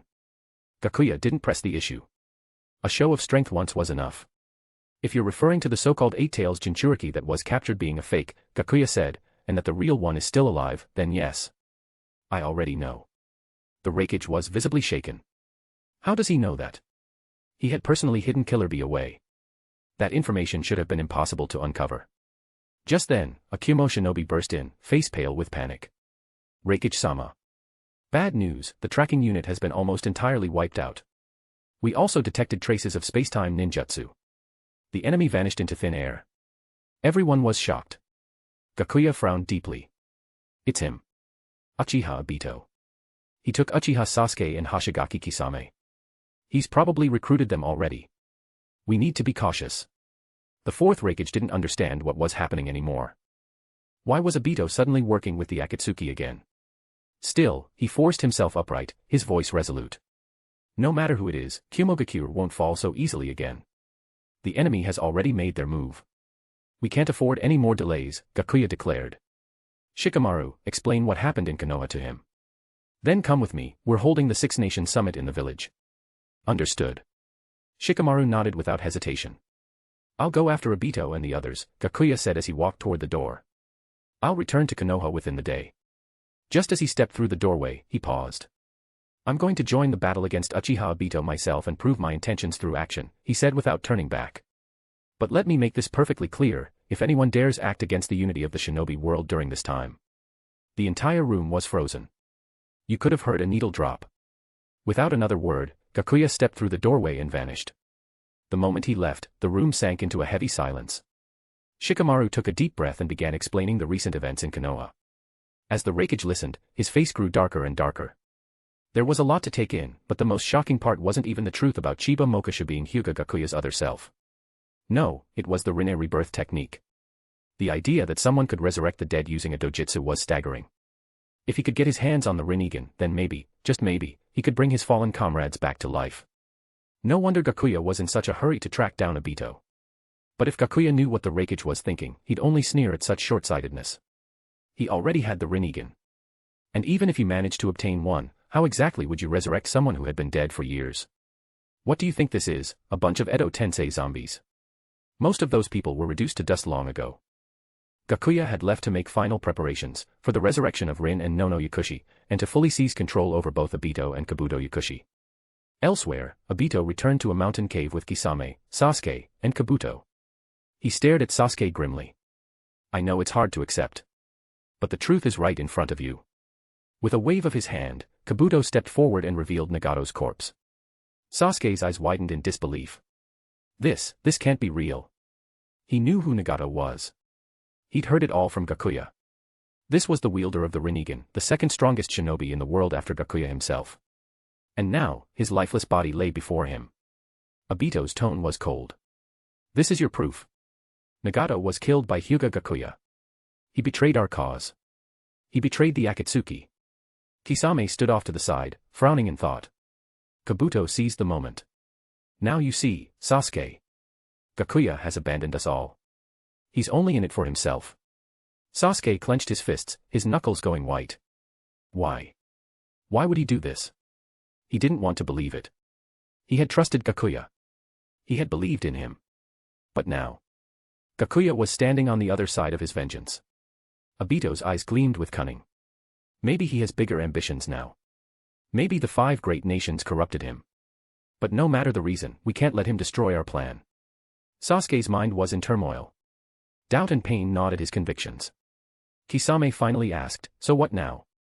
Obito replied darkly, we consolidate our strength. The Eye of the Moon plan must go on. Sasuke, if you truly want revenge, you'll need to fight beside us. Sasuke looked up, eyes burning with hatred and determination. Fine. I'll join you. But if either of you dares deceive me. He didn't finish the sentence, but the threat in his voice was crystal clear. The cave filled with heavy tension as the group began plotting their next move. Please drop some power stones. Fanfic is finished on Patreon, 237 chapters in total. Patreon.com/Jigsaw, for only $4.50, read this entire fanfic. Chapter 185, Rin Nohara revived, Obito's loyalty. P.S. In the next chapter, Rin Nohara will be revived.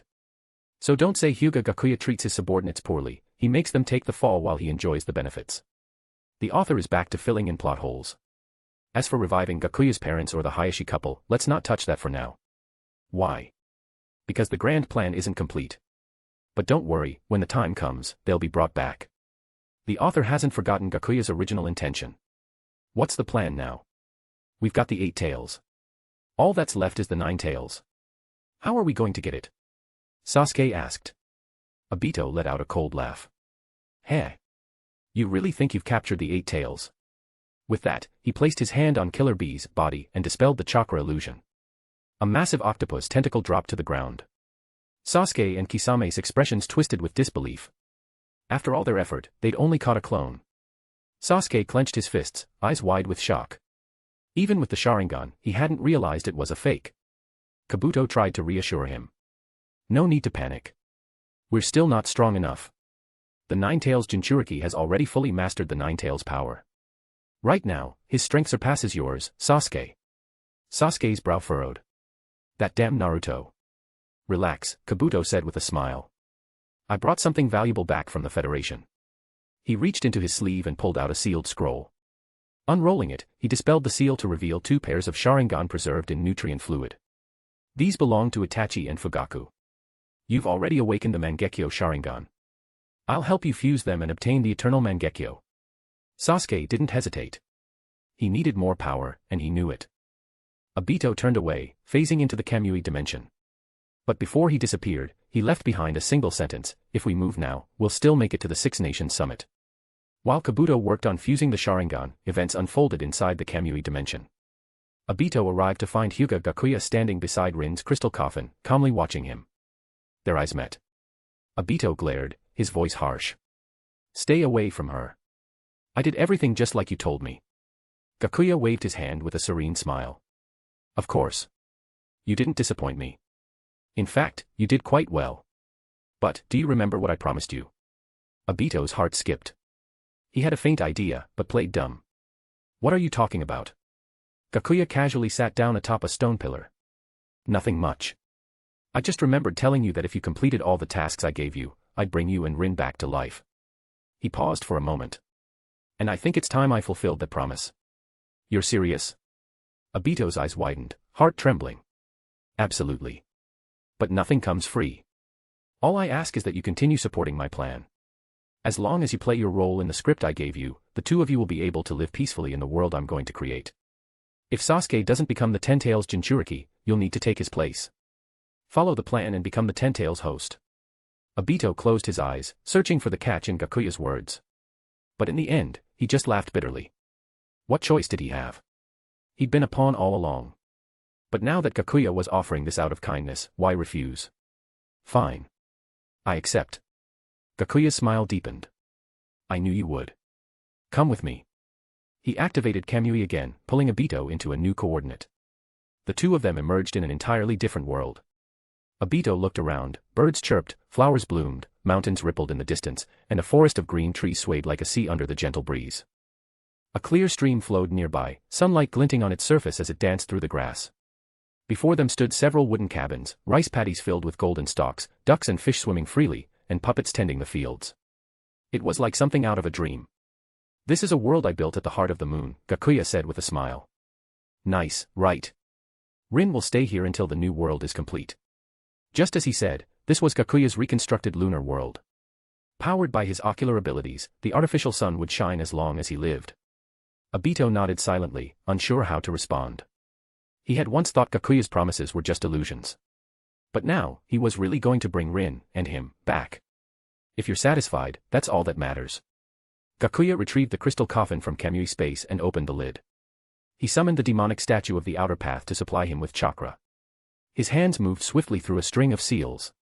A torrent of dense chakra exploded outward, forming a massive array under his feet, enveloping both the coffin and Obito. Golden light flowed across their bodies. Obito felt warmth surge through him, breath, taste, hunger, all his human senses returned. His pair of Mangekyo Sharingan remained intact. Gakuya had even crafted replacements using his own ocular power. Inside the coffin, Rin Nohara's eyelids twitched, then slowly opened. Her body had been preserved with Hashirama cells. All Gakuya had to do was retrieve her soul. Rin blinked slowly. Her gaze was dazed at first, then gradually cleared. She sat up weakly, looking at the two men before her, Hyūga Gakuya and Obito, with confusion in her eyes. Who are you?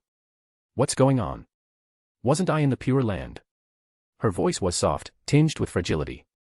Obito still wore his mask, and she didn't recognize Gakuya.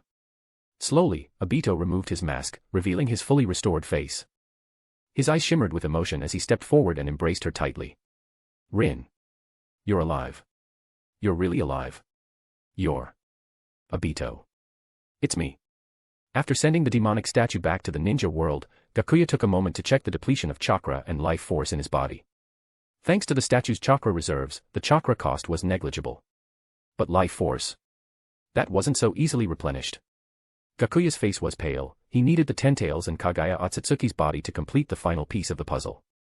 He quietly stepped back and watched the reunion between Obito and Rin with a gentle smile, like a supportive comrade rather than a manipulative mastermind. Of course Gakuya had to bring Rin back. If he wanted to revive Obito, Rin was a necessity. Without her, he wouldn't trust Obito to stay in line. But with Rin alive, Obito wouldn't dare act rashly. He wouldn't gamble. Not when Gakuya could erase Rin again if betrayed. Obito would never risk letting the woman he loved die a second time. As for running off with Rin and living as fugitives, he wouldn't dare. Where would they even run? Obito had seen what Gakuya was capable of. In the shinobi world, if Gakuya wanted someone dead, no one could stop him. And this was Gakuya's own created world. How could Obito take Rin and escape? No, obedience was the only path forward. Please drop some power stones. Fanfic is finished on Patreon, 237 chapters in total. Patreon.com/Jigsaw, for only $4.50, read this entire fanfic. Chapter 186, Chapter 186, Reviving Nono Yakushi, Kabuto's Loyalty. After their emotional reunion, Rin walked up to Hyūga Gakuya and gave him a deep bow, her voice full of gratitude. Thank you, for giving me a second chance at life. Gakuya's face lit up with a warm smile, radiating righteousness and humility. It was nothing. Obito and I are comrades with the same goal. It was at his heartfelt request that I brought you back. He had deliberately shifted all the credit onto Obito. Even so, I want to thank you. And... Rin turned around and gave Obito a radiant smile. Thank you, Obito. The moment she said that, Obito seemed to revert back to the Uchiha Obito of Konoha. Embarrassed, he scratched the back of his head. You don't need to thank me. Rin looked at him, concern and curiosity in her eyes. Obito, what exactly happened to you all these years? And what about Kakashi? How has he been? A faint smile tugged at Gakuya's lips. Even after being revived, Rin's thoughts still drift toward Kakashi. He glanced at Obito, whose nose looked suspiciously red. Obito quickly looked away, unable to meet Rin's clear, watery gaze. His lips parted, but it felt as though something was stuck in his throat. No words came out. His heart was filled with turmoil and pain. How could he ever let her know the crimes he'd committed in the name of revenge, the blood, the darkness? I'm fine, really. And Kakashi, well, he's still the same. He's become a ninja who'll do whatever it takes to achieve his goals. Hyūga Gakuya suddenly spoke up, stepping in to shield Obito. We're working on something truly monumental. A new shinobi world is within reach, and we're almost there. Until then, stay here and rest. Once everything is done, you'll return to a world unlike the one you left. These plans are top secret, so Obito isn't at liberty to talk about them. With those words, Gakuya not only eased the pressure on Obito but also elevated his image in Rin's eyes. The way Rin looked at Obito shifted. No longer just a friend in need of care, now, he was someone to be admired. She nodded thoughtfully, her voice soft. I don't fully understand it all, but I trust you, Obito. Obito lowered his head slightly, his emotions in turmoil. He knew full well that the path he walked was drenched in lies and sin. And yet, faced with Rin's unwavering gaze, a sliver of doubt crept into his heart. Still, he was deeply grateful to Gakuya for stepping in on his behalf. After settling Rin in one of the lunar chambers, Gakuya and Obito returned to the Kamui dimension. You don't need to feel guilty, Gakuya said calmly. I told her the truth. Once the plan is complete, we really will create a brand new world. You'll be one of the heroes who built it. By then, Kakashi will just be another ninja. You, on the other hand, will be the one who helped bring about that future. But if we fail, then you'll be branded a criminal. You'd better think that through. There was no mistaking the message in Gakuya's words. If Obito wanted to win Rin's heart, he had to stay the course. Obito took a deep breath and replied in a low, determined voice. Thank you for bringing Rin back. I'll follow your plan to the letter. Gakuya nodded in satisfaction. Good. Now we need to move faster. Sasuke has already fused the eternal Mangekyo Sharingan. His power has grown significantly. It's time we make use of it. Take him and declare war on the 5 great nations. After that, you and he will each implant a Rinnegan to further boost your strength. Then, we start the Shinobi World War. A cold gleam flashed in Obito's eyes. Understood. I'm glad you understand. It's still early, why not go spend some time with her? Take advantage of the fact that Kakashi isn't around right now, Gakuya added with a sly smile. Obito's eyes lit up with realization. I see, thank you. His tone now carried clear respect, a clear sign of his allegiance. At this point, Obito and Hyūga Gakuya were on the same ship. If Gakuya were to fall, not only would Rin likely disappear again, but Obito would also be branded an eternal villain, never to receive Rin's forgiveness. As Obito vanished into the Kamui space, Gakuya watched with a pleased expression. This was his second layer of insurance. He now had Obito's complete loyalty. From any angle, Obito was now utterly devoted to him. Even if Naruto himself came to try and talk no jutsu him into switching sides, it would be useless, because behind Obito now stood Rin. Or maybe Kakashi too. But Gakuya didn't care who Rin loved or whether Obito deserved to be revived. All that mattered was the plan moving forward perfectly. And Gakuya's moral compass. It was flexible, very flexible. Now, it was time to pull in one more person completely. Though arguably unnecessary at this point, he still had to do it, Kabuto Yakushi. He had once promised Kabuto that he would revive Nono Yakushi, and now was the perfect time to fulfill that promise. Kabuto had successfully implanted Sasuke with 2 pairs of Mangekyo Sharingan and administered a fusion-accelerating serum. He then left a puppet to tend to Sasuke. Not long after, he received Gakuya's message and made his way to the mouth of a hidden cave. Without a word, Gakuya pulled him into the Kamui space with a swirl, smiling as he said. I'm taking you to see someone. I think you'll be quite pleased. Kabuto seemed to have an idea of what was coming. Bowing low, he said with deep sincerity. Thank you, Gakuya-sama. I will do everything in my power to see your plan through. There was a genuine smile on Kabuto's face. Clearly, he had already guessed who this person was. Gakuya led him into a newly constructed chamber on the moon, where Nono Yakushi was already waiting. The moment Kabuto saw her, his eyes reddened, his voice trembling. Director. Nono was just as moved. She opened her arms wide to greet him. Kabuto rushed forward and embraced her tightly, tears streaming uncontrollably down his face. Gakuya stood quietly off to the side, watching the emotional scene with a look of satisfaction. Leaders like me, you won't find another one in 10 lifetimes. After reviving Nono Yakushi, he had handed her all the evidence of Danzo's manipulations, ensuring that there'd be no awkward misunderstandings to spoil this precious reunion. Once Kabuto and Nono had calmed down a bit, Gakuya spoke. Kabuto, your wish has been granted. I hope you'll now dedicate yourself even more to our cause. Kabuto nodded firmly. Gakuya-sama, your kindness knows no bounds. I'll go through fire and blood for you, whatever it takes. Gakuya smiled, satisfied. Good. We're at a critical stage now. We can't afford any mistakes. Kabuto's expression turned solemn. Rest assured, Gakuya-sama. I understand. Kabuto didn't possess spacetime ninjutsu, so he couldn't travel between the moon and the shinobi world on his own. Once the reunion was over, Gakuya returned him to the surface and reminded him to keep a close watch on Sasuke and carry out the next steps of the plan. Please drop some power stones. Fanfic is finished on Patreon, 237 chapters in total. Patreon.com/Jigsaw, for only $4.50, read this entire fanfic. Chapter 187, Black Zetsu's interrogation. When he had finished dealing with his affairs, Black Zetsu emerged from the ground to block Hyūga Gakuya, who was about to head to Konoha for the Six Nations Conference. His face dark with anger and suspicion, Black Zetsu glared at him. Hyūga Gakuya, everything you've done, it's completely different from what we originally planned. According to Black Zetsu's expectations, Gakuya was supposed to capture the Nine Tails during the infiltration operation, not throw himself into the ranks of the five great nations. But Gakuya's face remained calm and unreadable. He stared back at Black Zetsu and replied. Plans never keep up with change, Black Zetsu. Too many unforeseen variables emerged during the assault on the Nine Tails. The five great nations have already united. Orochimaru and Uchiha Obito have both betrayed me.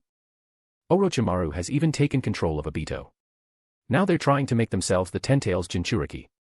If we tried to forcefully seize the Nine Tails in this situation, we'd only be throwing ourselves into a trap. They've got more pieces on the board than I do. They've stolen control of my Edo Tensei army, they could resurrect Uchiha Madara at any moment, and they even have Nagato's Rinnegan.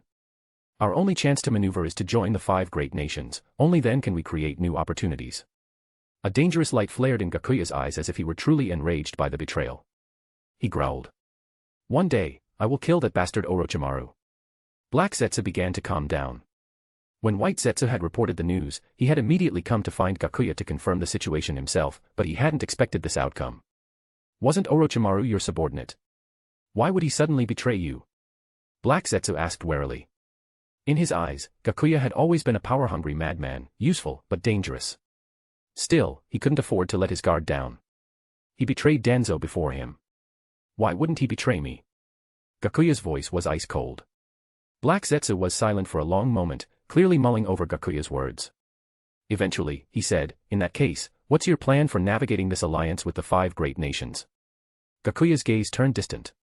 Stoke conflict between them. Lay low for now. Wait patiently for the right moment. I was overthinking things, Black Zetsu muttered, a cunning glint flashing in his eyes. Your strategy is flawless. I was wrong to doubt you. With that, he sank back into the ground and vanished without a trace. Gakuya stared at the spot where Black Zetsu had disappeared, deep in thought. He had deliberately revealed the possibility of Uchiha Madara's resurrection, just enough to stir Black Zetsu into action. This would provoke other desires in him, and from there, Gakuya could begin manipulating Madara according to the original plan. With that, Gakuya activated Kamui and vanished on the spot. Upon arriving at Konoha, the first thing Gakuya saw was Hinata and Hanabi waiting for him at the village gate. As soon as he appeared, the two girls ran up to him, their faces lit with joy. Hanabi threw her arms around Gakuya's arm without hesitation. Hinata, more reserved, still gently wrapped herself around the other. Looking at the two sisters, a gentle smile softened Gakuya's face. Gakuya, Hanabi said brightly, you should stay for a few more days this time. Let us take care of you. Gakuya shook his head lightly. There are still many things that need my attention. Uchiha Obito and the others aren't dealt with yet. A lot of the trouble out there was caused by me, I need to clean it up myself. I've come this time to attend the Six Nations Summit. We're going to discuss how to confront them. Hinata looked up at him, eyes full of understanding and support. Gakuya, please, be careful. Hanabi nodded firmly. We believe in you. You'll make it through. Gakuya smiled and gently ruffled their heads. Don't worry. Once the storm passes, I'll spend some proper time with both of you. They chatted as they walked, eventually arriving in front of the conference hall. Gakuya suddenly stopped. I'll be arranging for the two of you to go to the Federation soon. The war's about to break out, I can't leave you here unprotected. Hinata blinked in surprise, then quickly said, we can take care of ourselves. We don't want to be a burden. Hanabi clenched her fists, her expression resolute. We're not going to be your weakness. We want to stay in Konoha and support you. Gakuya let out a quiet sigh. It's not about being a burden. It's because I care about you.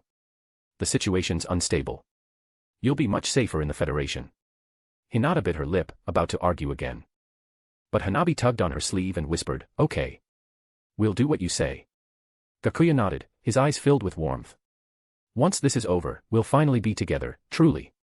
He turned and headed for the meeting hall, while Hinata and Hanabi stood there watching his back, eyes gradually filling with tears. Gakuya couldn't let them be part of this, not if he wanted to keep the plan on track. And this also reinforced the image he needed to maintain in front of the five great nations. When Gakuya entered the hall, the five Kage were already seated. In that instant, all eyes turned toward him, some were complicated, some were angry, and some were quietly relieved. Gaara's was perhaps the most conflicted. Gakuya was both the man who had killed his father and the one who had saved his life. The most furious, naturally, was the Raikage. The moment he saw Gakuya, he looked ready to leap across the table and cut him down, but he knew full well he didn't stand a chance. That grudge might never be settled in this lifetime. The others, having witnessed Gakuya's power firsthand, were simply relieved he had chosen the right side. Unbothered by the stares, Gakuya strode calmly to his seat and sat down. It was the Tsuchikage, Anoki, who broke the silence first, his tone laced with suspicion. Hyūga Gakuya, how can we be sure you're truly here to cooperate? Gakuya met his gaze with steady eyes. Anoki, the world's on the brink of collapse. I chose this path, so I'll give it everything I've got. The Mizukage, Mei Terumi, pursed her lips slightly. Her eyes were skeptical. Your actions before this make it hard to trust you. What guarantee do we have that you won't turn on us again? Gakuya's brow furrowed slightly. His voice deepened. We simply chose different paths. But I believe in you. I believe you have the power to change this world. That belief should be enough. The Raikage slammed his fist on the table. Different paths. You've killed countless innocents. And now you expect us to write it all off with some philosophical excuse. Gakuya looked at him, noting the bandages still wrapped around A's chest. His voice dripped with disdain. Don't tell me you're that naive, Raikage. People die in war. That's normal. Besides, I don't recall doing much damage to Kimogakure. The people I killed were all resurrected by the previous leader of Akatsuki. Please drop some power stones. Fanfic is finished on Patreon, 237 chapters in total. Patreon.com/Jigsaw, for only $4.50, read this entire fanfic. Chapter 188, Chapter 188, Gakuya's Intelligence Report. Hyūga Gakuya spoke with feigned disdain. Raikage, don't act so righteous and try to condemn me. In this chaotic world, everyone fights for their own beliefs. Those you call innocent might very well be seen as obstacles by others. You claim my hands are soaked in blood, but haven't you taken countless lives in battle yourself? Don't pretend to be so noble. You and I are nothing more than pawns in this brutal world. Of course, if you insist on blaming me for those deaths, then by all means, come take your revenge. Use whatever means you want. If you can kill me, go ahead and try. Gakuya's words were sharp, every sentence stabbing directly into the Raikage's heart. And to be fair, Gakuya hadn't actually killed that many of their shinobi. That was all Deidara's doing. What did that have to do with Hyūga Gakuya? And in terms of raw strength, even if every remaining shinobi in that shattered Kimogakure rose against him, they wouldn't stand a chance. Raikage's temple pulsed with fury as he heard Gakuya's contemptuous tone. His eyes widened, his body trembling with rage, looking ready to lunge forward and rip Gakuya apart. Hyūga Gakuya, you shameless bastard. You dare to brush off the bloodshed of war like it's nothing. Every fallen warrior had a family, people who cared about them. And you treat their lives like they were meaningless. His roar shook the entire chamber. His fists clenched so tightly the knuckles turned white. You're just trying to absolve yourself of guilt. Don't think a few slick words will hide what you've done. I, Raikage, will never let you off so easily. Raikage's fury could no longer be contained. He panted heavily, glaring at Gakuya with eyes full of murderous intent. Gaara looked between the enraged Raikage and the unbothered Gakuya, then calmly spoke. Raikage, now is not the time to argue among ourselves. Our focus should be on the common enemy before us. Tsunade nodded in agreement. He's right. This isn't the moment to act on emotions. We need to unite every ounce of strength we can muster to face the crisis ahead. Hyūga Gakuya, I hope you'll back up your words with action. Gakuya gave a slight nod. I will prove myself through my actions. His reply offered Raikage a way out, he no longer pressed him as aggressively as before. After all, Gakuya was here to seek cooperation. Raikage let out a cold snort. Though still fuming, he forcefully swallowed his anger and sat back down in silence. Anoki cleared his throat lightly and said. In that case, we should move on and begin strategizing how to deal with Uchiha Obito and the others. Everyone nodded, finally turning their attention to the matter at hand. Gakuya was the first to speak, slowly explaining. The worst-case scenario has already occurred. Kisame and Sasuke have not returned to the Land of Rain. They've defected from the Akatsuki. The two of them are now working with Uchiha Obito and Yakushi Kabuto. Our enemies have grown stronger. As Gakuya's words fell, the mood in the chamber grew darker. The weight of his message settled heavily over the room. After a moment of silence, Gakuya produced a stack of documents. This is a list of the shinobi already resurrected using Edo Tensei. Please take a look. I gathered this intel earlier, and I estimate that over 80% of them have now been brought back. Shizen stepped forward and distributed the intel to the 5 Kage. As the 5 leaders at the pinnacle of the shinobi world looked over the names, their faces all darkened. The list was a full page long. Nearly every elite shinobi from the 5 great nations in recent memory was on it. Not only that, even several former Kage were included. And the Akatsuki's deceased members, all of them had been revived. Each Kage was visibly shaken. Gaara spotted Chiyo's name. Tsunade found both Dan and her grandfather and granduncle among the dead. Reikage saw the names of many loyal subordinates who had perished in service. Anoki, however, found a name that made his blood run cold, Uchiha Madara. This list was far longer than the one in the original war. Gakuya had included others who never appeared before, like Tsukumo Hatake, and even the first and second Hokage, Hashirama and Tobirama Senju. Anoki set the paper down with a heavy sigh, his voice hoarse. This is a catastrophe. Both Uchiha Madara and Senju Hashirama have been resurrected. Mei clenched her teeth, her eyes burning with fury. That lunatic Kabuto. What is he planning? Tsunade fought to suppress the pain in her chest. Whatever he's planning, we cannot let him succeed. The god of Shinobi and Uchiha Madara, did they really have the strength to defeat monsters like them? Gakuya looked at their troubled expressions and continued. Yakushi Kabuto isn't capable of reviving them at full strength. If he did, he wouldn't be able to control them. My guess is that even if they've been revived, they're operating at 30 to 40% of their original power. That brought some relief to the others. 30 or 40%, even for shinobi gods, they should still be beatable. Tsunade, however, quickly reminded everyone. Don't let your guard down. Even at 30 or 40%, we can't assume victory is guaranteed. I'll bring out my grandfather's old battle records. Hopefully, we'll find some clues on how to defeat him. As for counter-strategies, we'll get to that in time. For now, I'll share what we know. They also have the Rinnegan and 7 of the tailed beasts. All of them are still under their control, and that's an enormous threat. Sensing the sinking morale, Tsunade added. That's true. But fortunately, we still have the 8 tails and 9 tails. Both are perfect Jinchuriki. If we protect them, we still have a chance to win this war.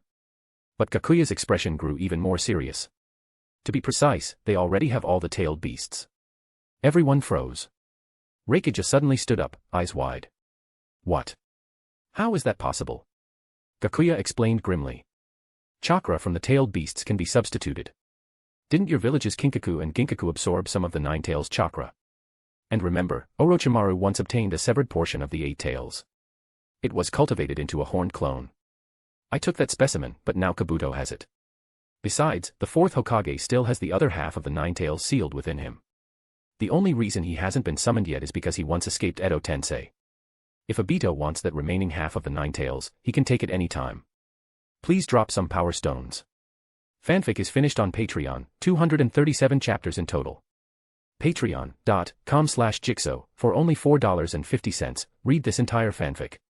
Chapter 189, Chapter 189, 5 Kage, you'll regret this. The 5 Kage all gulped in unison. The implications behind what they had just heard were beyond obvious. The legendary 10 tails that Pain spoke of could reappear at any moment. That was a being even the Sage of 6 Paths had feared. Could they really hope to defeat such a thing? If the list of names earlier had merely made things feel tricky, now it was real danger they felt pressing down on them. None of them had ever seen the 10 tails with their own eyes, but just imagining the power of all 9-tailed beasts combined was enough. That alone painted a terrifying picture. Mei Terumi licked her dry lips and asked. Does your Akatsuki organization know anything more about the 10 tails? Perhaps there's a way to restrain it. Hyūga Gakuya shook his head. No. What we know about the 10 tails exists only in myth. It's said to be able to destroy a nation with a single strike. Of course, we suspect that's an exaggeration, but destroying a hidden village or leveling a mountain in one attack. That sounds entirely plausible. And only the wielder of the Rinnegan can control it. The Reikage, suddenly looked grim. Of all the things they could have brought up, why that? His village had just been wiped off the map. The words, hidden village, and mountain felt like sharp reminders, twisting the knife in his wound. And yet, Hyūga Gakuya was just calmly explaining the situation. I couldn't even lash out, he had to swallow his anger and bury it deep. As Gakuya finished speaking, the entire meeting hall fell into dead silence. After a long pause, Anoki finally broke it. Given the circumstances, we're in a dire situation indeed. But we cannot afford to sit around and wait. We must come up with a plan. Mei furrowed her brow, then said thoughtfully. Perhaps we should start by breaking the Edo Tensei. If we can stop the reanimated shinobi from joining the fight, that would ease the pressure on us. Tsunade's eyes lit up, finally, a bit of good news. She even smiled a little. There might actually be someone who can do that. He's currently in Konoha. We could meet with him. Hyūga Gakuya smiled as well. You mean Orochimaru? Yes, he might really have a solution. Everyone exchanged looks, then nodded in agreement. No one brought up Orochimaru's status as a rogue ninja. After all, there was already the leader of Akatsuki sitting among them. Before long, Jiraiya personally escorted Orochimaru into the meeting hall. The moment Hyūga Gakuya saw him, Orochimaru was covered head to toe in sealing talismans. As soon as Orochimaru stepped into the hall, he stopped in his tracks, a flicker of terror flashing across his face. He instinctively took a step back. Then he turned, glaring at Jiraiya and Tsunade with rising fury. Are you both insane? That's Hyūga Gakuya. You're seriously sitting down with him to talk about the future of the shinobi world. Orochimaru had been imprisoned by Gakuya for nearly 10 years. He'd barely managed to escape with his life, and now here Gakuya was again, standing before him like a nightmare come back to life. He had no idea what had happened in the outside world. In his mind, Gakuya was still the great threat, yet now, Gakuya was considered an ally of justice, and he was the one being called on to atone. Jiraiya placed a hand on Orochimaru's shoulder to calm him. Relax, Orochimaru. We're all fighting for the shinobi world now. Gakuya is one of us. Orochimaru blinked. He looked like he couldn't believe what he'd just heard. This mastermind, the greatest enemy of the shinobi world, is now a comrade of justice. Had the world gone mad? Or had he lost his mind?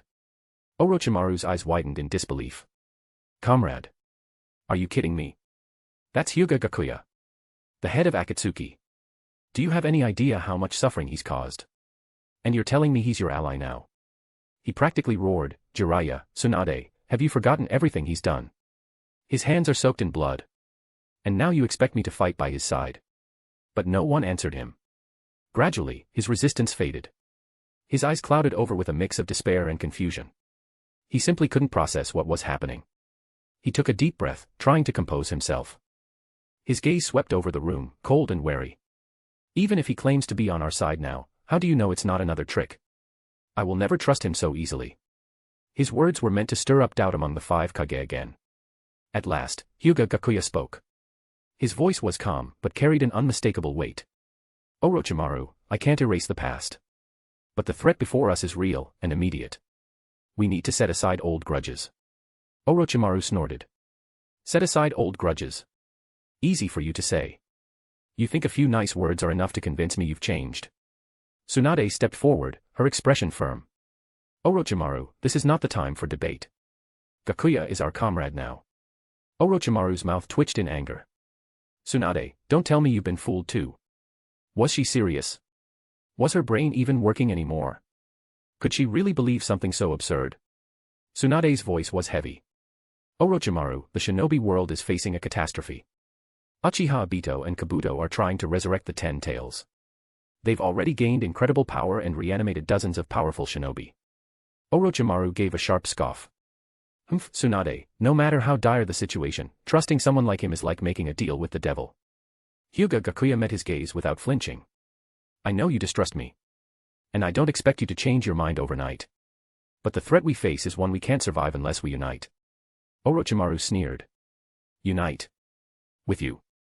I'd probably die faster working with you. Mei couldn't hold back anymore. Orochimaru, stop being so stubborn. This isn't the time for personal grudges. He shot her a look of disdain.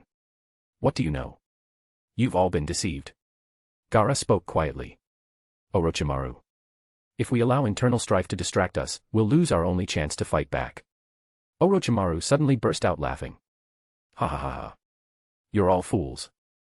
Just wait, you'll all be betrayed by Hyūga Gakuya.